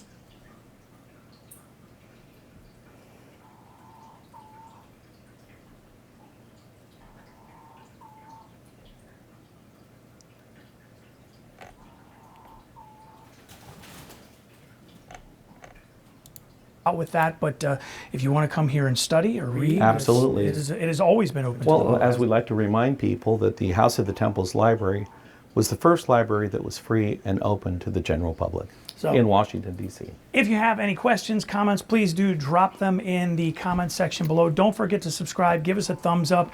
And if you're interested in supporting some of the stuff that goes on here at the House of the Temple, not only preserving things like books and documents, but preserving some of the lost media from the 20th century. We're talking about records, reel-to-reel tapes, VHS, all kinds of things. For $2 a month, you can help us out with that. Just click the link above, and that gets you signed up to do that. So Arturo de Hoyos, our Grand Archivist, Grand Historian, 33rd degree Grand Cross, and KYCH. I'm Maynard Edwards. Thanks for watching.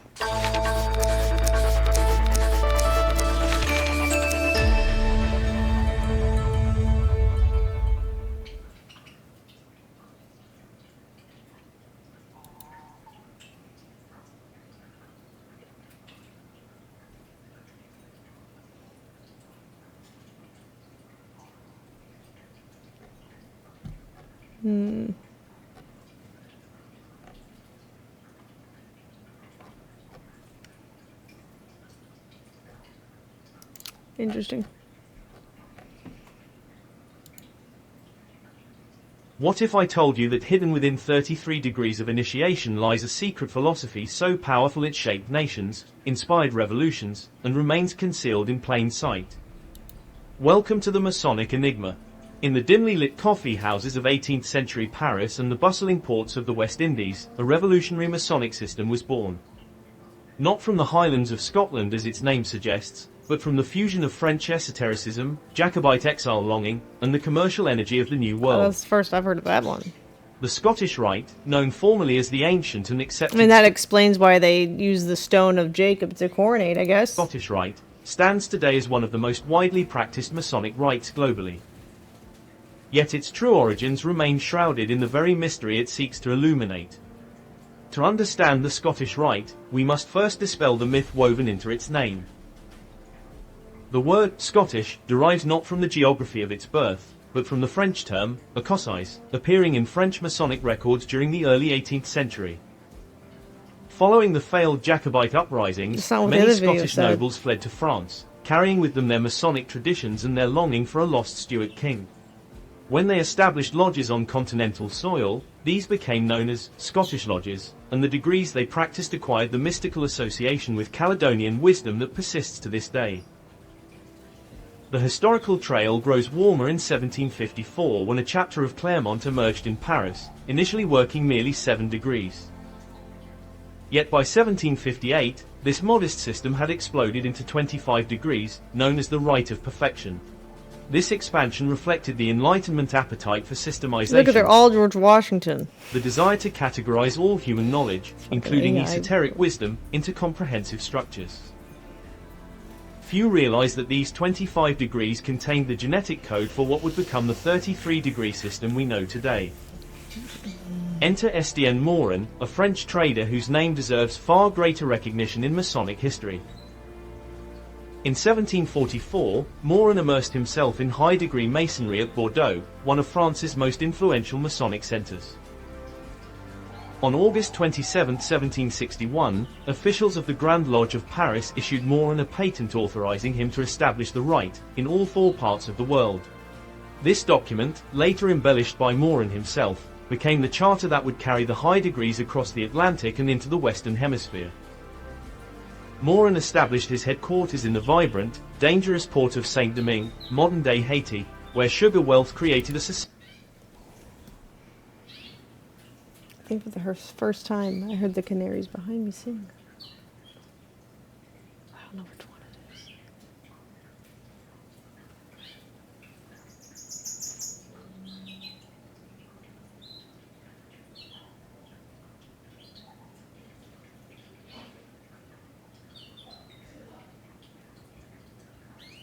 Instead of just their chirp.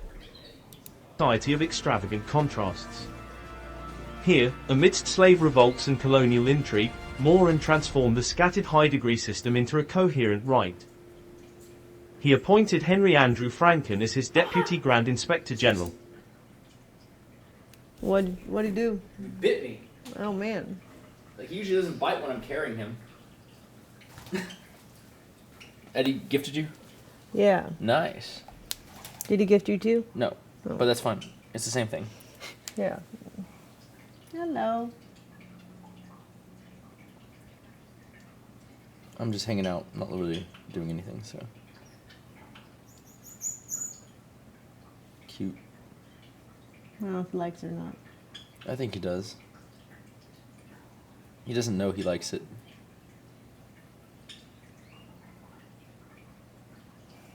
He's not fighting. He said show the bird. It's funny, when you finish rubbing, he's like this. Yeah. It's okay. Alright, buddy. In you go, in you go. In. Thank you. Okay, so I think we're gonna grab Baggy on. Oh dang, he's thirsty. He's drinking a lot of water. I don't know. A Dutch? I'm bored now. I have to pee, I think is the main issue. I'll be back. I gotta piss. I have to pee so bad that my pants have turned into the ocean.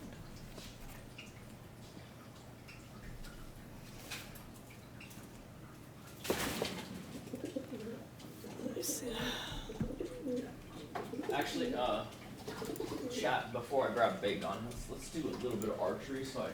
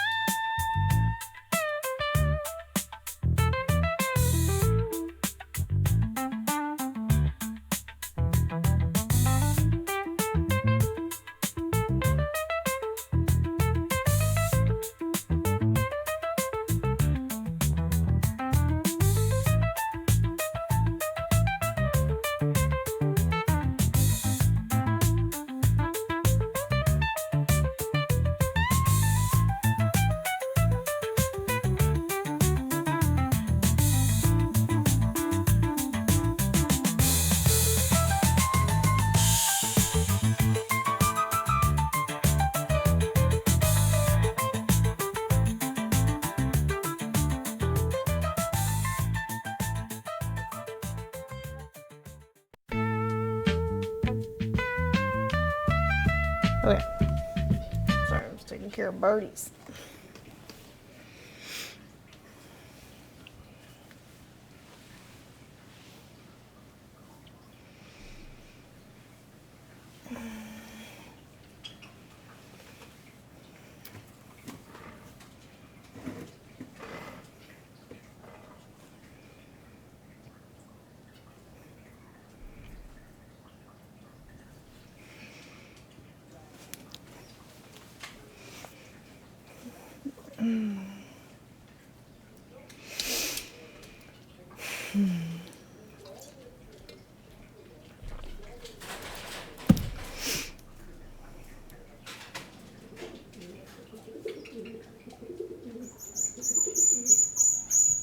Oh my gosh, that's the high-pitched one. Dutch-born. Wait. He appointed Henry Andrew Franken as his Deputy Grand Inspector General, a Dutch-born naturalized French subject who would prove instrumental in preserving the ritual. Wait, why? It's a dead animal. Oh. Which a lizard or a rat fell in the fan, and it basically did what it does if a person gets sucked into a jet engine. There's blood and guts everywhere. Ew. And Tromps is like he can smell it, and so he stays far away. Like he's like acting like I didn't do it. You can't blame this one on me. Like he's just standing very, very like when I went over there. Normally he follows me, but he was just standing on the porch, just like looking around. So is on that So there's yard? like 3 AC fans back there, right? Which is the outside part that the refrigerant is getting cooled in. The heat exchange is happening in, right? Those fans, an animal fell into the outermost fan, and I heard it essentially dying for the last fucking 10 minutes. Oh. Because I was shooting arrows, and then I heard, and then dude, that was so crazy. I can't believe I figured it out. Gross. So what happened is this. I basically saw the security light, the motion light on the other side of the fence in our neighbor's yard. And then when I went over there to look, the light went on, so I'm like, oh, this is like the neighbors doing something. And it really sounded like it was like a weed whacker against metal. And so then when I went upstairs and looked down, I was like, oh no, this is not a weed whacker. And the light is now on the inside. And so what happened is something crawled over the other side of the fence, came down our side, fell in the thing, and then got grinded up for like 10 minutes. And like when I went in there and looked, I knew something had died because there was like meat on the wall. Like just like imagine like just like a tiny little pinky-sized fucking blob of meat. Ew. And then I look down and then like the fan's blowing it up and I just smell blood. Ew. And then I look to the side of it and there's like half an animal inside. Ew. I can't even tell what it is. It's like so masticated. Like its legs are all stretched out and fucked. I kind of showed chat, but then I also wasn't sure how much I could show. I didn't know what I was going to find, to be fair. That was fucking wild. So you closed the door so Tromps can't go back there, right? Correct. Okay. But he doesn't want to. He's like very, very adamant that he's not doing that. Hmm. It's really interesting. He's just like, he's standing on the porch like, it's almost like he smells the death and he's just like, oh, nope, they're going to blame this one on me. Hmm. That is crazy. Gross.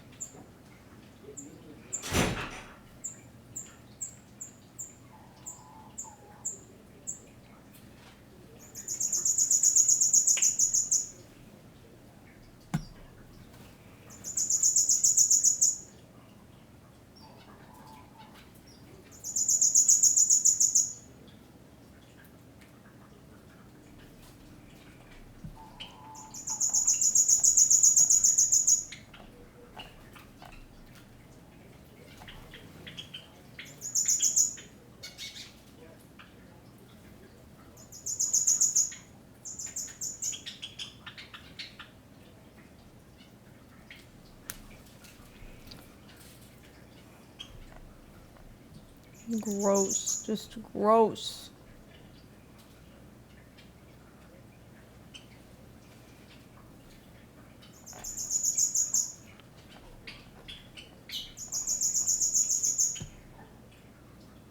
I don't know how to handle this information.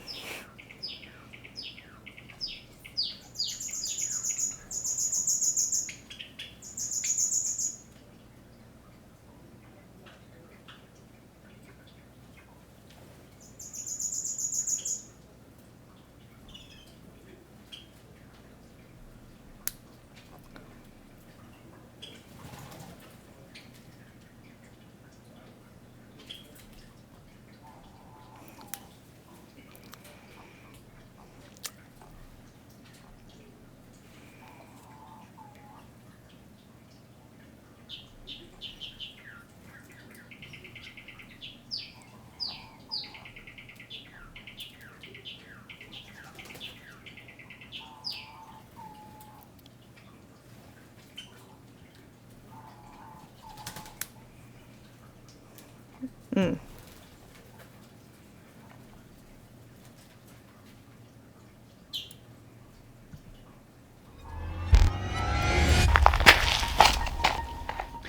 August 2014, and a paper was written, and it would change the way we see the Neolithic landscape, the people, and what they did. The focus of the paper was on stone 80 from Stonehenge, the altar stone, currently laid flat in the ground, pretty much buried underneath stone 55, another megalithic sarsen which probably at some point landed on top of it. Now we don't know if this altar stone was in the position it's in now, or if it was actually upright. Either way, there has to date only been one excavation on that stone, back in the 1950s, and the records of that excavation have been completely lost.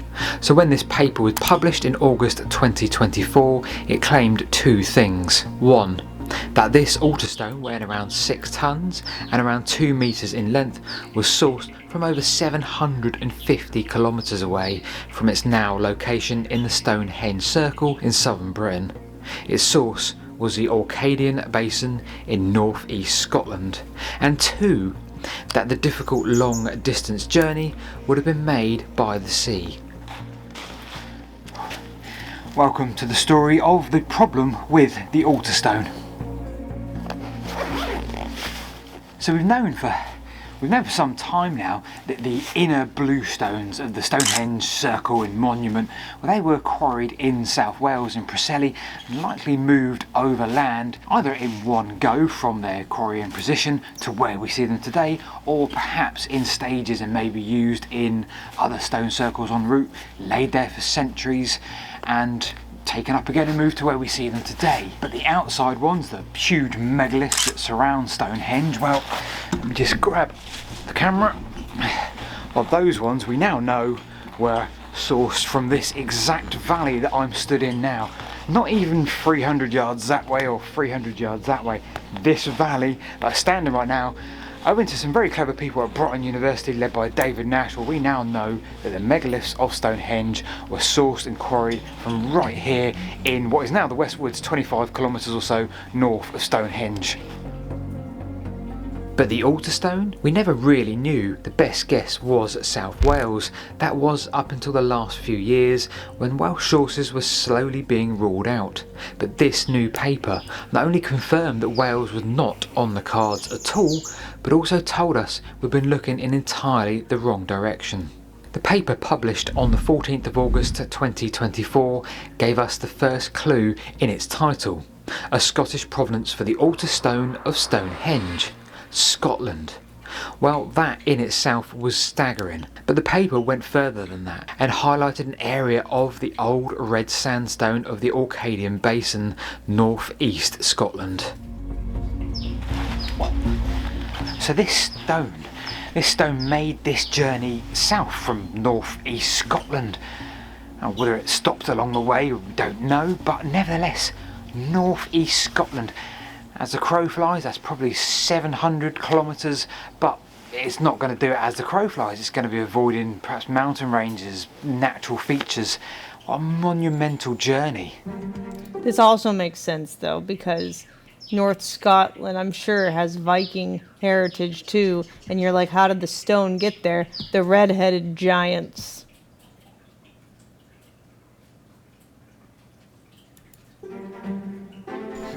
Okay, so I'm not going to pretend to be anything. I'm not an archaeologist, a historian. I'm not academically trained. I guess I'm a storyteller on YouTube, and perhaps I'm like you because you clicked this video, so you want to know about this story. Here we are in West Woods, and The leprechaun's a red herring. Had the problem of moving megaliths from here 25 kilometres south, but we're now talking about 30 times that distance, albeit with a 6-ton object rather than a 30-ton. So what I'm going to try and do is I'm going to put all of the sources, the original sources, Yeah, gross. Yeah. which are quite complicated to read, in the description below, so you can read them yourself and make your own interpretation. I'm also trying to use some modern academics and archaeologists' interpretations of those papers, if that makes sense. So let's try and unpick this. The altar stone itself is the only non-megalithic sarsen in that it's sandstone, so it is unique in that Stonehenge setting. We also don't know if it would have been in that recumbent sort of flat laid down position or if it would have been upright at any point. I doubt we're ever going to know that for the time being, but on to the study. There's a heck of a lot of words as I'm describing which I don't understand, I can't even pronounce, so we'll get to the important bit, the altar stone and Neolithic Britain, and they conclude the trace elements indicate that the altar stone of Stonehenge has provenance from the ORS in the Orcadian Basin of northeast Scotland. Such a transport for the altar stone is difficult to reconcile with ice sheet reconstructions that show northwards movement of glaciers. And one more really key important sentence, we posit that the altar stone was... Are you sure you got the right bird? The white veil. Like it told her. I think she didn't like that. Anthropogenically transported to Stonehenge from northeast Scotland, consistent with the evidence of Neolithic inhabitation in this region. So in other words, it was done by people, not by any ice sheets, glaciers, etc. Okay, it's time for a new segment called Advice You Didn't Ask For. When it's 0 degrees centigrade, don't sit your backside on a megalith, a sarsen stone. So that was it. That was it until 60 days later, when another paper was published by Science Direct, and this turned things on its head a bit, because the title was in the clue of the paper. Was the Stonehenge altar stone sourced from Orkney? Okay, so we're gonna get a little bit more niche now, which is a good thing. That's what the Brighton University and David Nash and his team did with that original core they had. It was returned from America, so they had something they could compare a whole load of sites in southern Britain to, and therefore come up that this was the spot that the megaliths were quarried from.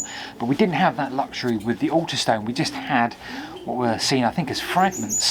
So this Science Direct paper, well, they used, and forgive me for using my notes, Raman spectroscopy and automated SEMEDS.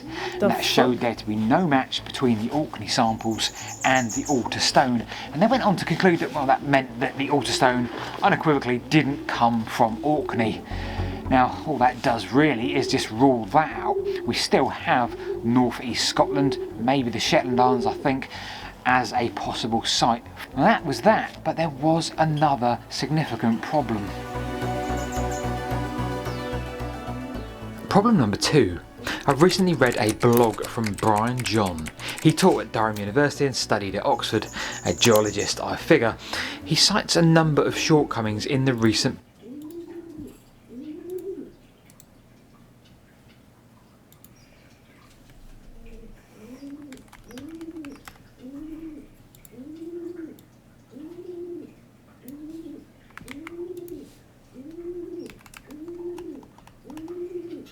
What's the word?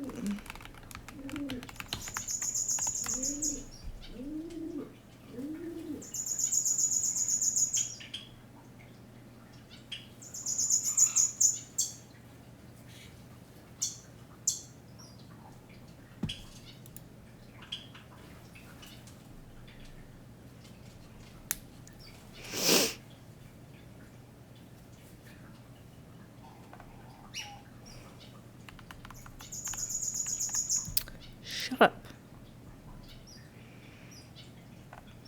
Elements found in the sandstone. Silicon, oxygen, Aluminum, potassium, iron, magnesium.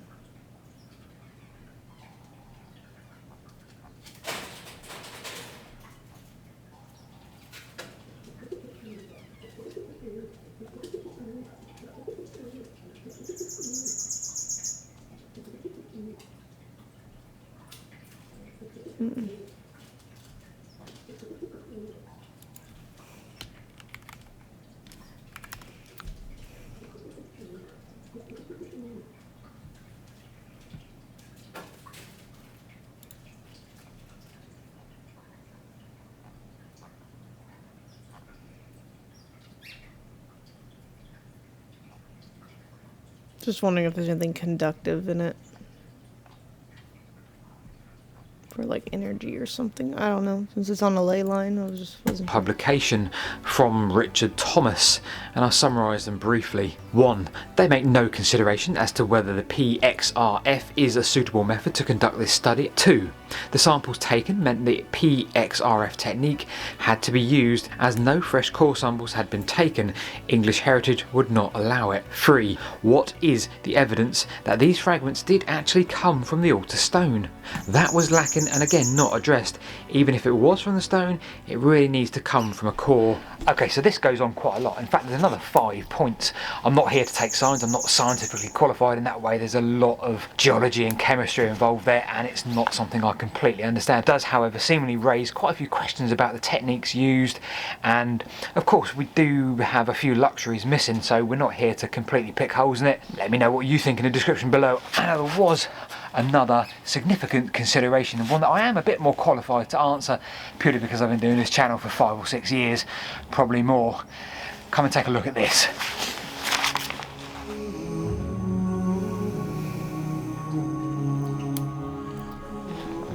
So when we learnt the megaliths came from here, the Stonehenge megaliths came from this exact site, I spent ages with a map, so I pieced it all together on my kitchen desktop and tried to work out a route that those stones would have taken from here 25 kilometres south to Stonehenge. Did they take the single most direct route, the path of least resistance, the most efficient?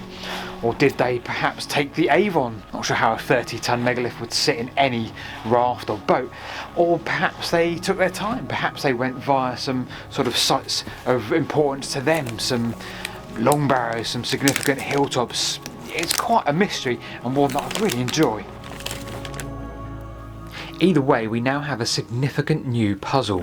We have a trip of over maybe 750 kilometres with a 6-ton stone. Now you will recall the claim of the initial paper in August. That difficult long journey would have been made by sea. It suggests that one reason is because the land is heavily forested.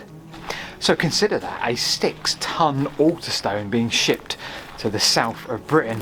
Now this was an object they clearly held dearly. They were prepared to move it 700 or 800 kilometres. For me, the risk to take that by sea would be one that was far too great. And of course, moving stuff by sea, well, that implies that you're in quite a rush to get this from A to B. But let's consider the words of Mike Pitts, because he looks at it from a very different perspective, one that throws a whole new light on this. This would have been possible for the Neolithic people, and what's more, land transport allows for engagement with people and communities en route. The journey could have taken decades, pausing for a period, erecting in a place of significance before then maybe moving on.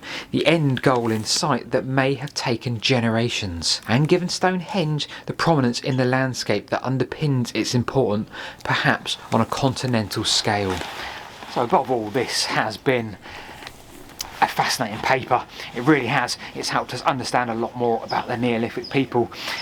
There were some flaws. I think Mike Pitts points out that when they did the press conference, the Here Is Our article, well, there were no archaeologists present, and of course all the news outlets, the massive news outlets of today, well, they wanted to know more about the Neolithic people, the route they took. And of course I don't want to take anything away from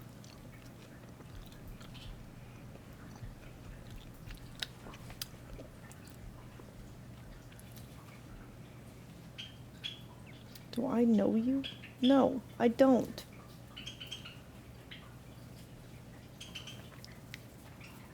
Block.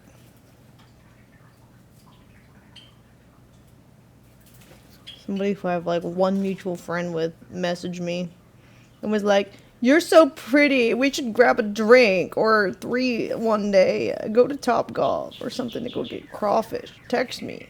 Like, I don't know you. The fuck? We're not even friends on Facebook. Gosh. From that team, The bar absolutely is not. They're a low lot for more some. qualified than I don't am, even and know it's how really he helped. deduces I'm pretty because my profile picture is a horse. That's some stalker behavior. And my cover picture is also horse. I'm not even in my pictures. Fucking psychopath. Our understanding of the Neolithic people, their ability to move a 6-ton block over 700 miles. It's really moved things forward and added another building block of our understanding of Stonehenge and its landscape. One that we'll probably never fully understand, at least in my lifetime. We just need more science and archaeology to understand that, and maybe we can ask English Heritage very nicely if we can have a little bit of a core of the altar stone. Now, I know what you're asking, I know what you're thinking. In fact, you're thinking I want to know more about the Stonehenge Mystery House. Well, if you do, click on that link just there, and I'll see you next week. Oh God, it's cold.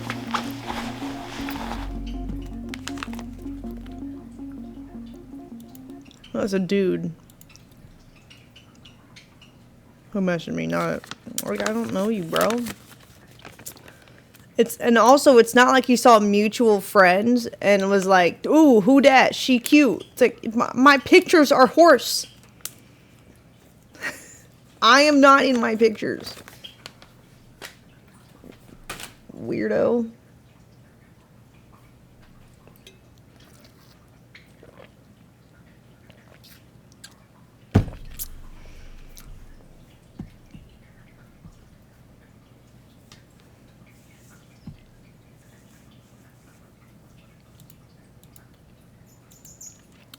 I have way too many tabs open. Although it has been a fun rabbit hole.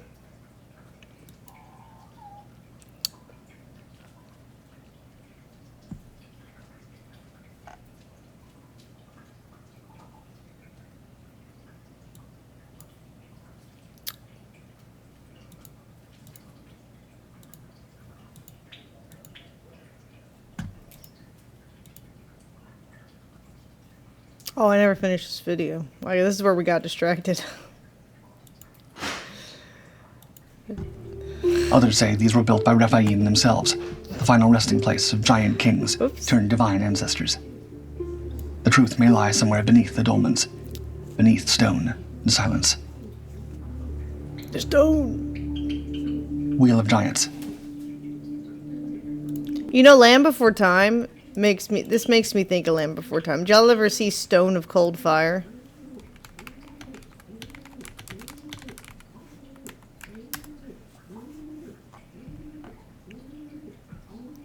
The stone. Dude, that was such a trippy one. Talking about dinosaurs.